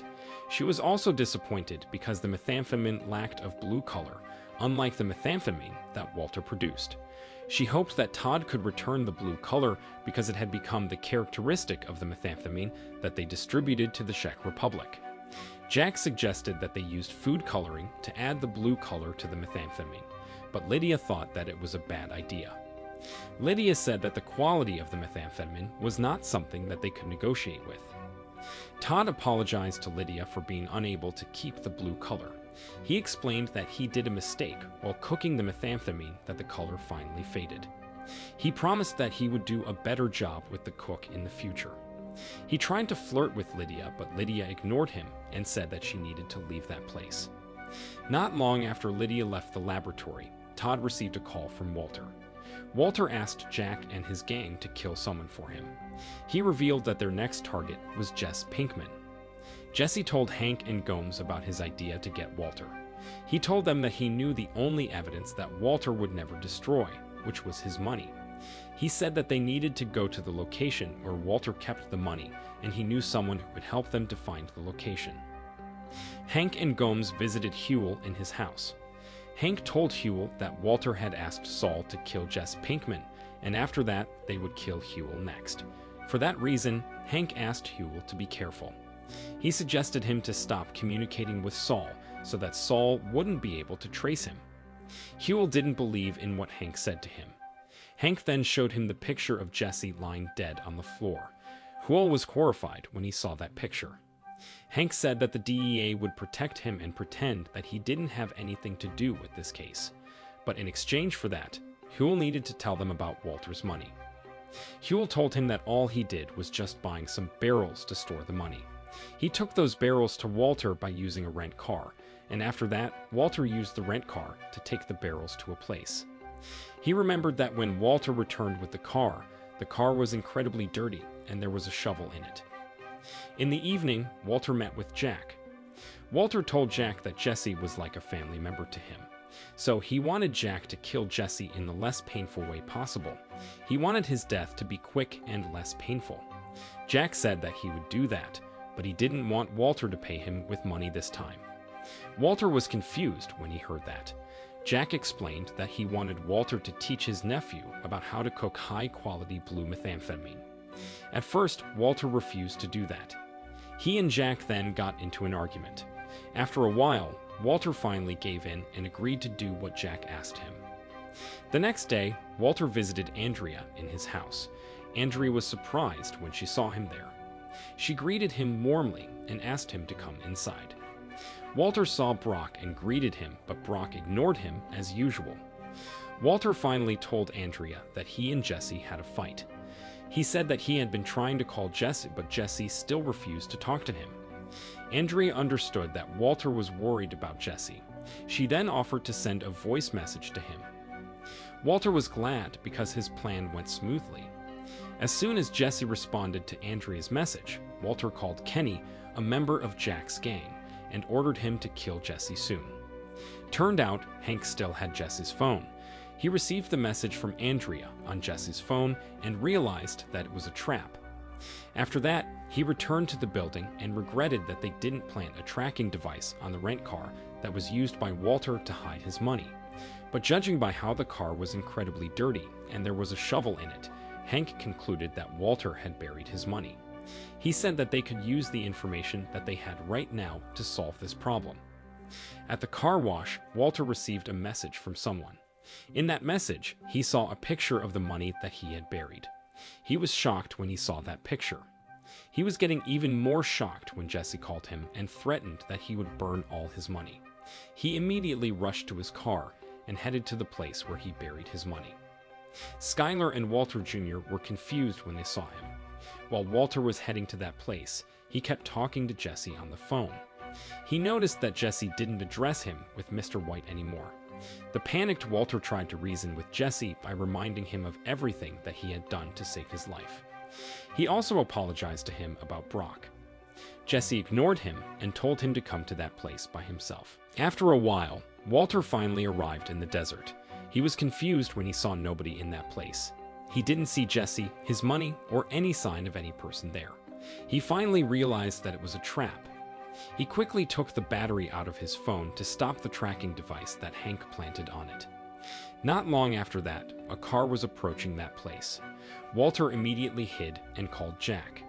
He told Jack that Jesse was heading to his place.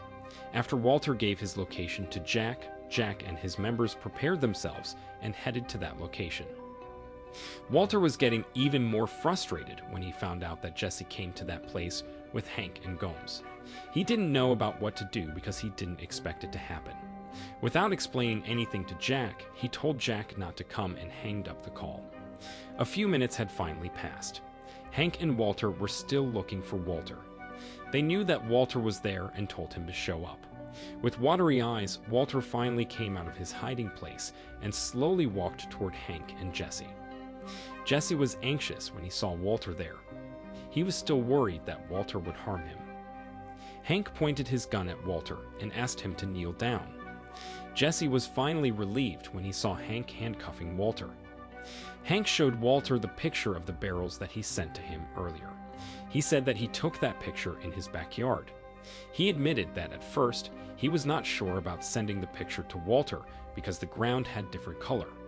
But after he remembered that Walter was such a greedy person, he decided to send the picture, and it finally managed to take Walter to him. Walter looked at Jesse and seemed very disappointed at him. Jesse told him that he remembered that it was the place where they cooked together for the first time. Walter didn't say anything to Hank and Jesse. Hank asked him about his money, but Walter ignored him. Instead of answering Hank's question, Walter kept looking at Jesse and called him coward. Jesse was mad when he heard that and spat on him. After Hank put Walter inside the car, he called Marie and told her that he had successfully captured Walter. Hank looked at Walter in the car and mocked him. But not long after that, some cars were approaching that place. Walter panicked when he saw those cars, as he realized that those cars belonged to Jack and his gang members. He tried to warn Hank, but Hank ignored him. Jesse was confused about what happened. The situation in that place became tense when Jack and his gang members got out of their cars and pointed their firearms at Hank and Gomes. Walter screamed and told them not to do it. He even threatened Jack, but Jack didn't listen to him. Walter was still trying to stop Jack and his gang members from firing their firearms. He kept telling them to retreat, but Jack ignored him. Walter was confused when he saw that. He wondered why Jack didn't listen to him, even though he was the one who gave him order. It seemed that Jack didn't come to that place under Walter's order anymore.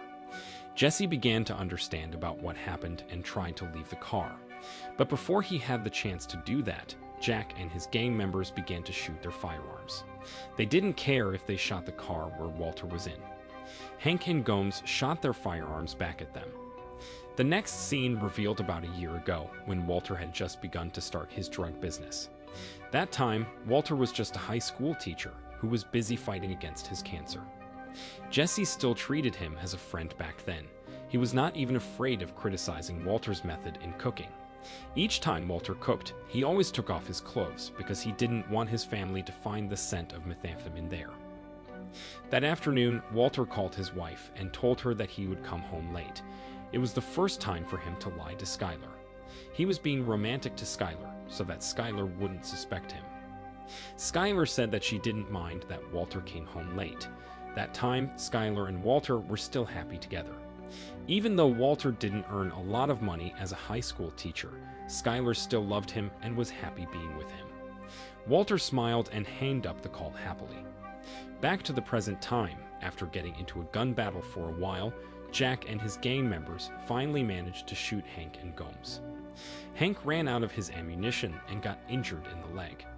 Despite that, he was still trying his best to attack Jack and his gang members back.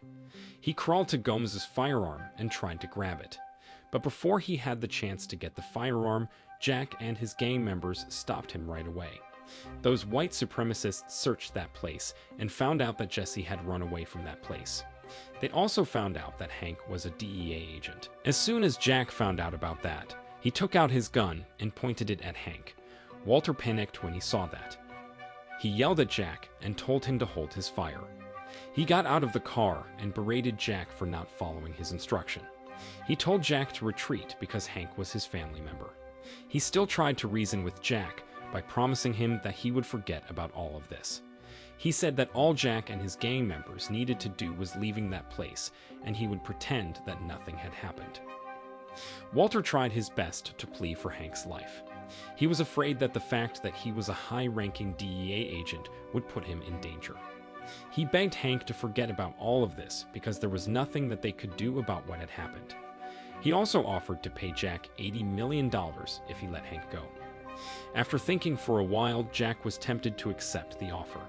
But when he asked Hank's opinion about it, Hank insulted him instead. Jack pointed his firearm at Hank again, and Walter begged him not to kill Hank. Walter even cried and desperately asked Hank to forget about his ego for a while. Hank admitted that Walter was the smartest person he ever knew, but he was too stupid to realize about what was happening. Before Walter had the chance to understand about what he meant by that, Jack suddenly shot Hank to death. Walter was shocked when he saw that. He fell to the ground as he sobbed in agony. He couldn't believe that Hank preferred to die for his dignity rather than staying alive and giving in. After Jack killed Hank with his firearm, he asked his subordinates to find the location where Walter buried his $80 million. Because of the coordinate of the location that Walter gave them earlier, they finally managed to find the money. Todd seemed guilty about what his uncle had done to Hank and Walter. Walter was still lying weak on the ground, grieving over the death of his brother-in-law. He saw Jack and his gang members taking his money, but he didn't do anything about it. He realized that there was nothing that he could do to stop Jack anymore. Before Jack left that place, he told his subordinates to leave a barrel of money to Walter. With everything being done, Jack told Walter that there was nothing between them anymore. The powerless Walter couldn't do anything but to accept the deal. While Jack was walking away, Walter suddenly asked him to give Jess Pinkman to him. He knew where Jesse was hiding, and he wanted Jack to bring him to him. Jesse was frightened when Jack's subordinate dragged him out of his hiding place. Walter stood in front of him and instructed Jack to execute him. Jack walked toward him and pointed his gun at him. But when he was about to execute Jesse, Todd suddenly approached him and said that they still needed Jesse. Todd promised that he would kill Jesse after they gained the information that they needed from him. Walter finally agreed to accept the decision. While Jack's subordinate was taking Jesse to the car, Walter approached Jesse and told him about the secret that he had been keeping from Jesse all this time. Walter confessed that he saw Jane dying back then. He said that he was there when Jane was choking to death, but he decided not to save her. Jesse was horrified when he heard that. After Jack and his gang members left with Jesse, Walter also left that place with a barrel of money in his car. Unfortunately, while he was heading home, his car suddenly stopped because he ran out of gas. He then got out of the car and walked through the desert with the barrel. After walking for hours, Walter finally arrived in a house that belonged to a local resident. The owner of the house got out of his house and approached Walter. Walter told him that he wanted to buy his car, but that old man said that that car was not for sale. Without saying anything, Walter took out a bundle of cash and gave it to that old man. Murray went to the A1, a car wash, to talk to Skylar. Skylar was surprised to see her sister there because they were not in good terms lately. Mary came to that place to tell Skylar that Hank had captured Walter. She seemed so proud and happy about it, and in the contrary, Skylar seemed sad and heartbroken. Despite that, Mary said that she still cared about Skylar because she was her sister after all. She asked Skylar to get rid of Walter's confession video where Walter framed and threatened Hank. Skylar couldn't do anything but to agree to do that. Mary also asked Skylar to tell everything to Walter Jr. She threatened that she would do it herself if Skylar refused to do it. Todd went to a basement and woke Jesse up. Jesse seemed frightened when he saw him there. He begged him to go and said that he had already told them everything. It appeared that his body was chained to that place, and there were bruises all over his face. Todd gently took him up the ladder into a methamphetamine laboratory. After he hooked him up with a chain to a track inside the laboratory, he told him to help him to cook methamphetamine. He didn't say anything to threaten Jesse, but he displayed a picture of Andrea and Brock in that place. At the A1, a car wash, Skylar finally told Walter Jr. about everything. Walter Jr. was shocked when he heard the story. He refused to believe in the story and accused Skylar of damaging the reputation of Walter like how she always did. After a while, Walter finally arrived at home and immediately packed his bags. Not long after that, Skylar also arrived in that place. She was confused and surprised when she saw him there. She wondered about how Walter could return home and drive a car while he was getting arrested by the DEA. Walter didn't explain anything to Skylar and Walter Jr. and asked them to pack their bags too.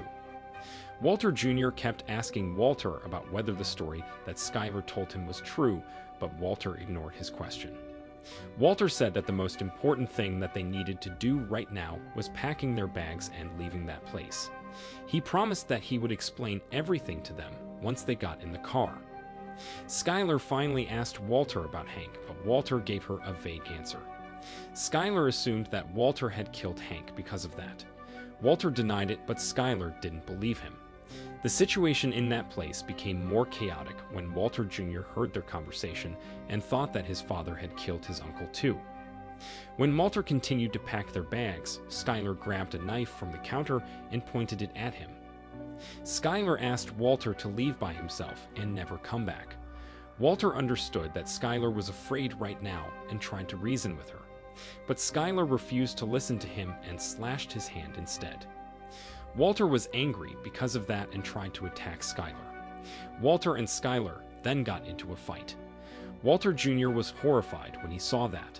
He finally interfered them by tackling Walter and shielding Skylar. He also called the police and reported Walter to them. Walter didn't know about what to do. He couldn't believe that his son called the police on him. He then grabbed Holly and got out of the house. Skylar went hysterical when she saw that. She chased Walter, but Walter managed to run away from that place and took Holly with him. In the evening, Walter changed Holly's diaper in a public restroom. He tried to play with Holly, but Holly couldn't stop calling for her mother. At the White residence, when some police officers were calling for an Amber Alert on Holly, the residents suddenly received a call from someone. Turned out, Walter was the one who made the call. The police officers immediately ordered their team to trace the call once they found out about it. On the phone, Walter asked Skylar about the reason why she was doing all of this to them.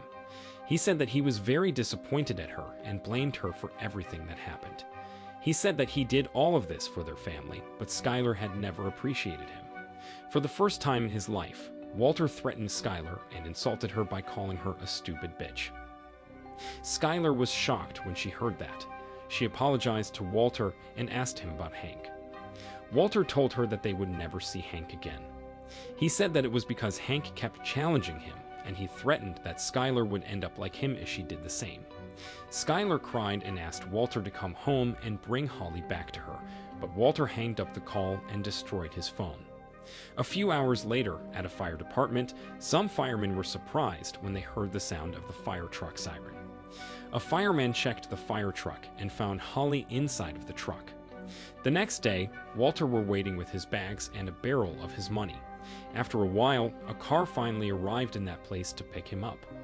Turned out, Walter decided to use Saul's service to make him disappear. The next scene revealed about some time after Walter left Albuquerque. Apparently, Saul had decided to make him disappear too.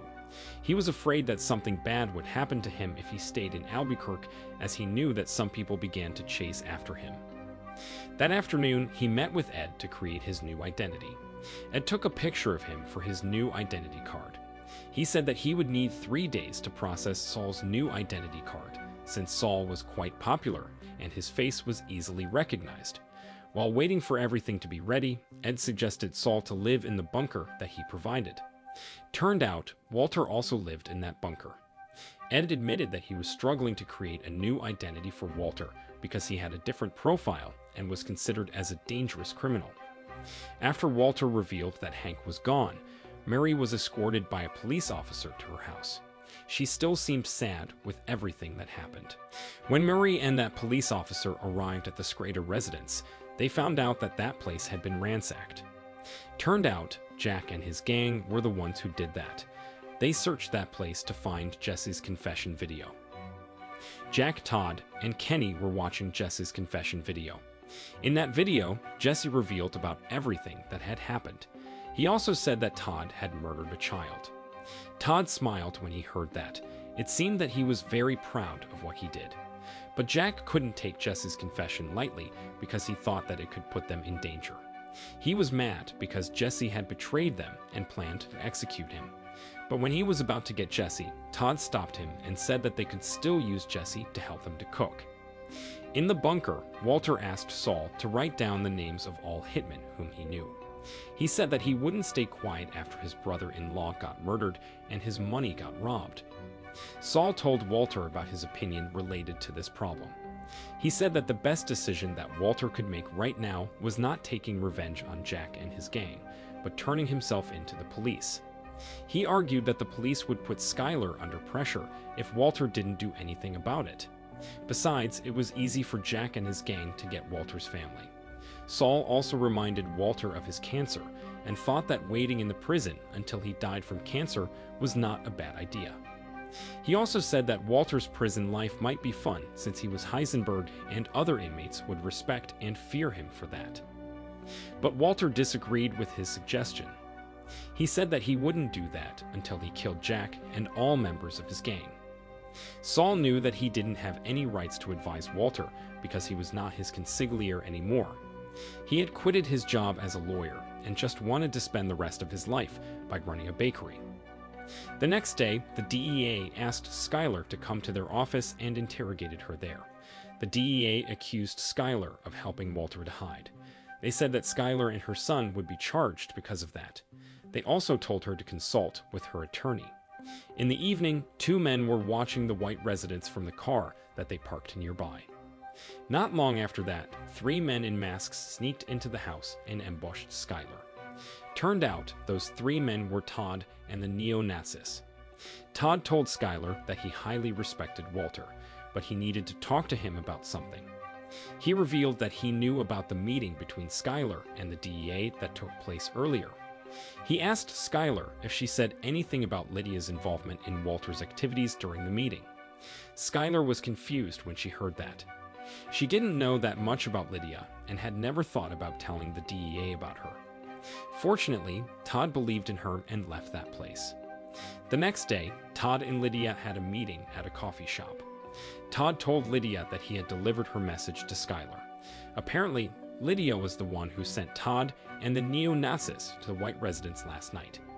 But Lydia thought that warning Skylar was not enough. She wanted Todd to do another thing for her. A few days later, Ed finally took Walter to the place where he would start a new life. That place was located 3,000 kilometers away from Albuquerque. Ed took him to a remote village in New Hampshire. In that place, he provided Walter with a cabin and groceries and supplies that would be enough for Walter for 1 month. That cabin was also equipped with a heater, a TV, and a refrigerator. Ed said that he would return monthly to that place to check on Walter and bring him groceries and supplies. And in exchange for that, he needed Walter to pay him $10,000. Walter asked Ed if he could have a phone and a car, but Ed said that he would only provide Walter with newspapers if he wanted to know about the latest updates from the world. Ed made it clear to Walter that he didn't want to know about whatever business that Walter had. He said that his job was only to make sure that Walter didn't get caught by the police. So he needed Walter to obey the rules that he made. He said that Walter was allowed to get out of the cabin, but he was not allowed to leave the woods. If Walter broke those rules, the deal that he made with Ed would be canceled, and he would be blacklisted from the list of Ed's clients. After Ed left that place, Walter got out of the cabin and walked into the woods. But when he was about to leave the property gate, he suddenly stopped walking and changed his mind. It seemed that he was not sure about leaving the reservation. Meanwhile, Jesse was trying to escape from his cage. But while he was doing that, Todd came to that place. He brought Jesse's favorite ice cream and gave it to Jesse. He wanted to thank Jesse for helping him to cook blue methamphetamine that had the purity of 96%. Before Todd left that place, Jesse asked him to get rid of the tarpaulin that covered his cage. He said that he wanted to sleep while looking at the sky that night. Todd granted his wish and said goodnight to him. After Todd left that place, Jesse used a paperclip that he found in the picture of Andrea and Brock to remove his handcuffs and ankle cuffs. He stood on the bucket and the mattress and finally managed to reach the cage bars above his head. After struggling for a while, he finally managed to escape from that cage. The only thing that he needed to do to run away from that place right now was to climb the fence. Jesse then ran as fast as he could toward the fence. He was not aware that there was a security camera in that place. So while he was trying to climb the fence, Todd and the neo-Nazis came to that place and caught him. The furious and exhausted Jesse lashed out at them and called them psychopaths. Not long after that, Todd went to Andrea's house. Todd told Andrea that he was Jess's friend, and he came to that place with Jesse. Andrea was surprised and confused when she heard that. She got out of her house after Todd told her that Jesse was waiting for her in a car. But suddenly, Todd pointed his gun at Andrea and shot her to death from behind. Jesse wailed in agony when he saw that. The next day, Walter received the newspapers that he ordered from Ed. From those newspapers, Walter found out that his house and all his assets had been confiscated by the police. He also found out that Skylar had moved into an apartment and worked as a taxi dispatcher. Skylar asked her neighbor to help her to watch over Holly while she was working. While Ed was preparing to leave that place, Walter stopped him and asked him to stay for a while longer. Walter said that he would pay him $10,000 if he wanted to stay for 2 more hours. Ed finally agreed to stay for 1 more hour. Walter's health condition was worsening day by day because he didn't receive treatments from the doctor. He was not afraid of dying. The only thing that he was worried about right now was that his family couldn't get access to his money once he was gone. So, the next day, Walter took bundles of cash from his barrel and wrapped them. He left the woods and took the money with him. At school, a teacher told Walter Jr. that there was a phone call for him. Walter Jr. was surprised when he found out that Walter was the one who called him. Walter told his son that he had sent $100,000 to the house of his best friend, Lewis.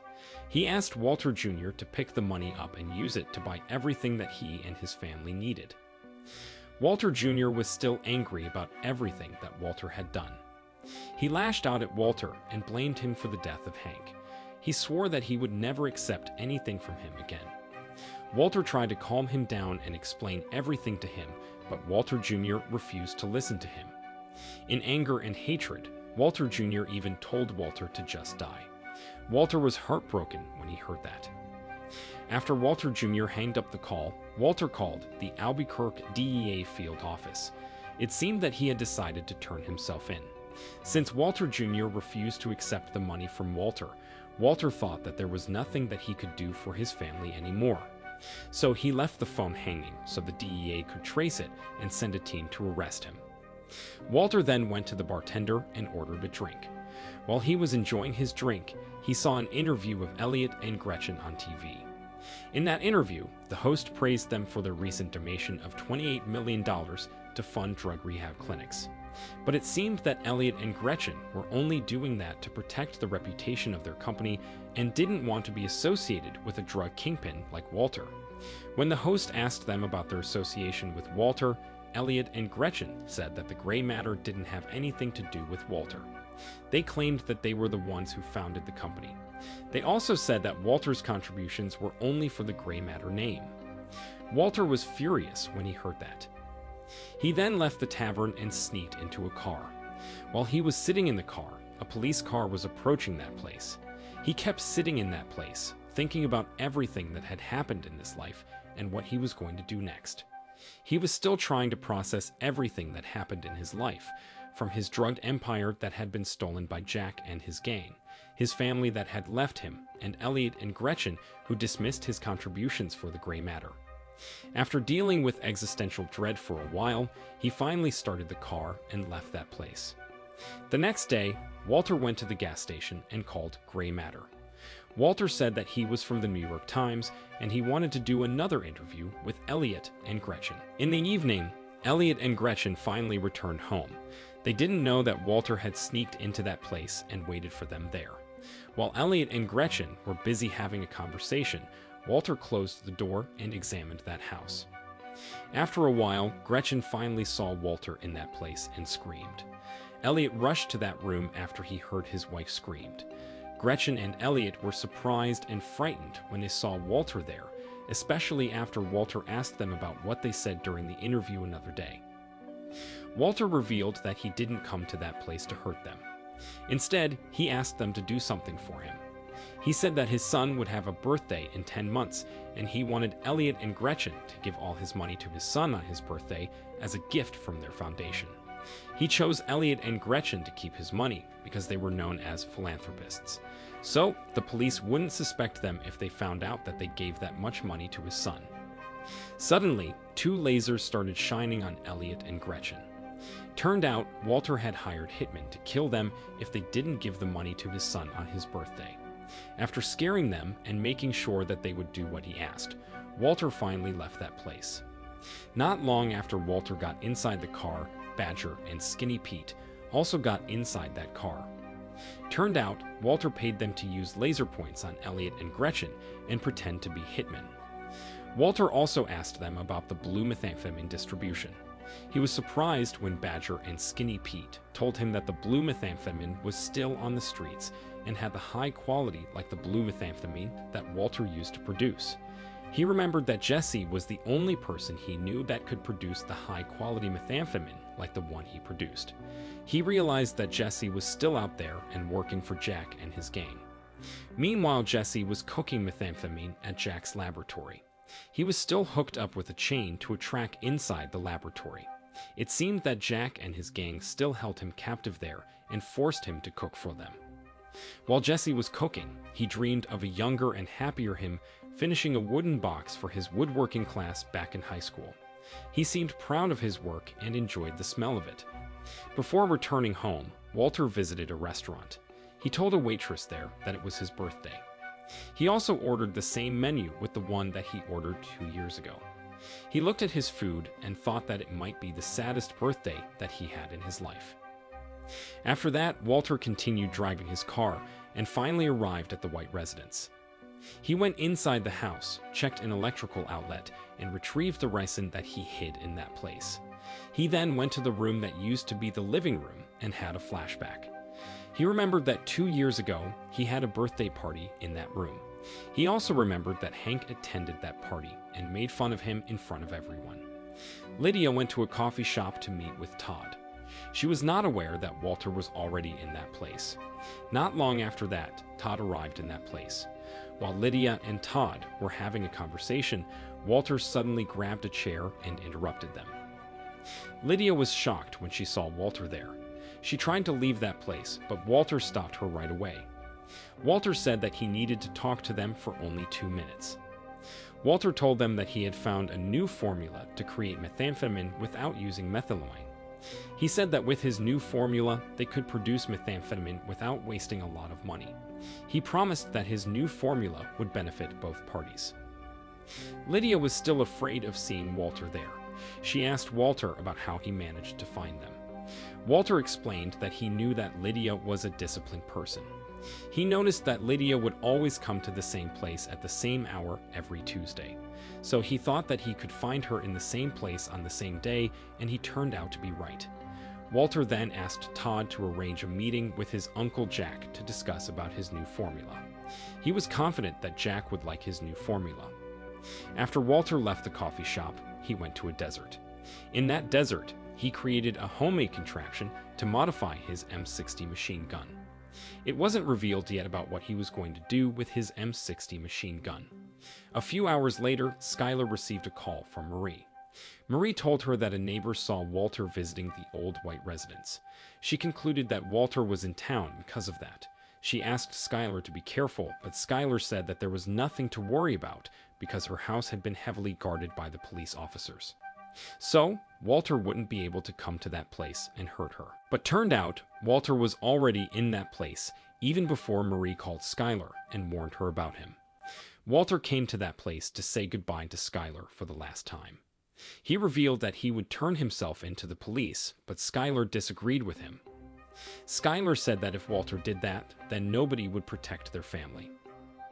Skylar then told Walter about 3 neo-Nazis who broke into their house that night. She said that those men warned her not to say anything about Lydia's involvement in Walter's activities. Walter wasn't surprised when he heard that. He promised Skylar that such thing would never happen again. He then gave a piece of paper to Skylar. That piece of paper contained a coordinate location of where Hank and Gomes were buried. He asked Skylar to exchange that information for her freedom in the court. He assured Skylar that he didn't kill Hank. He explained that Hank was killed by someone who also robbed all his money.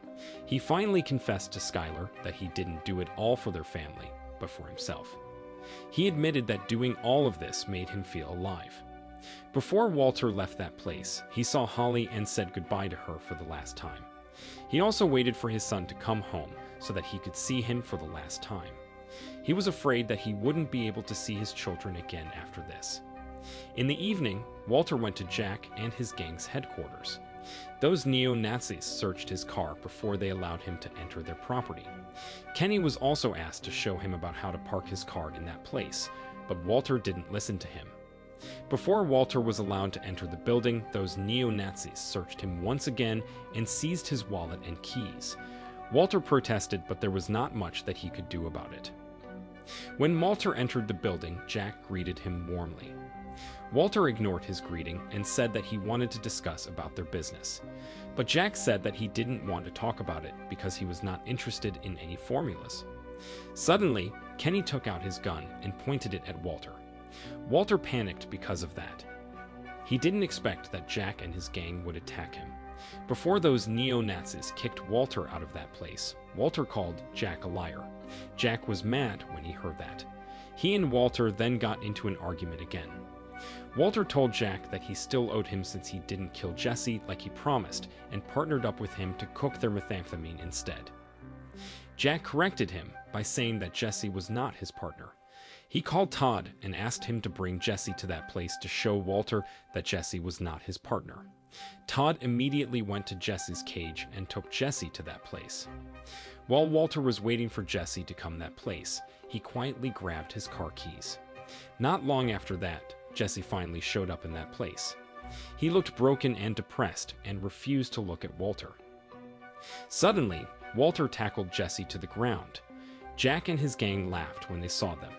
But not long after that, the M60 machine gun that Walter had prepared in his car activated and sent dozens of tracer rounds into the building. All neo-Nazis in that place died instantly because of that, except Jack and Todd. Walter and Jesse also managed to survive because they lied down on the floor when the shooting happened. Todd was shocked by the incident that had just happened. He slowly peeked through the window to see the situation outside. Jesse saw him and attacked him right away. Todd struggled to free himself from Jesse and tried to attack him back. But unfortunately, Jesse managed to strangle him to death. After Todd was killed, Walter approached Jack and pointed his gun at him. Jack tried to stop him from killing him by saying that he wouldn't get his money back if he pulled the trigger. But Walter refused to listen to him and shot him to death. After Walter managed to massacre Jack and his gang, he passed his gun to Jesse and allowed him to make his decision. Jesse picked the gun up and pointed it at Walter. Walter told him to shoot him, but Jesse said that he would only do it if Walter wanted it. Jesse then noticed that Walter had already gotten shot in the chest by his M60 machine gun. He then decided to leave the gun with Walter and leave that place. While Walter was following Jesse, he heard Todd's phone ring. Turned out, Lydia was the one who made the call. Walter answered the call and heard Lydia asked if he was gone. Walter told her that they were all gone, and he assured that Lydia would be gone too soon. He revealed that he had poisoned the stevia that Lydia put into her tea earlier with ricin. Lydia panicked when she heard that. Before Walter hanged up the call, he said goodbye to Lydia. Before Jesse got inside a car, he and Walter looked at each other without saying anything. Walter nodded at him and Jesse nodded back at him. It seemed that it was how they said goodbye to each other. After that, Jesse finally got inside the car and left that place. Now that everyone was gone, Walter went to the methamphetamine laboratory where Jesse usually cooked. He looked around that place and seemed happy to see the laboratory apparatus again. It reminded him of the old time and made him feel like returning home. Now, everything was over for him. There was nothing that he wanted to do in this world anymore. He could die peacefully in that laboratory now because his family's physical and financial safety had been ensured. Before he collapsed and died, he put his bloodied hand on a tank while smiling blissfully. Now that he had breathed his last, there was no more Walter White or Heisenberg in this world.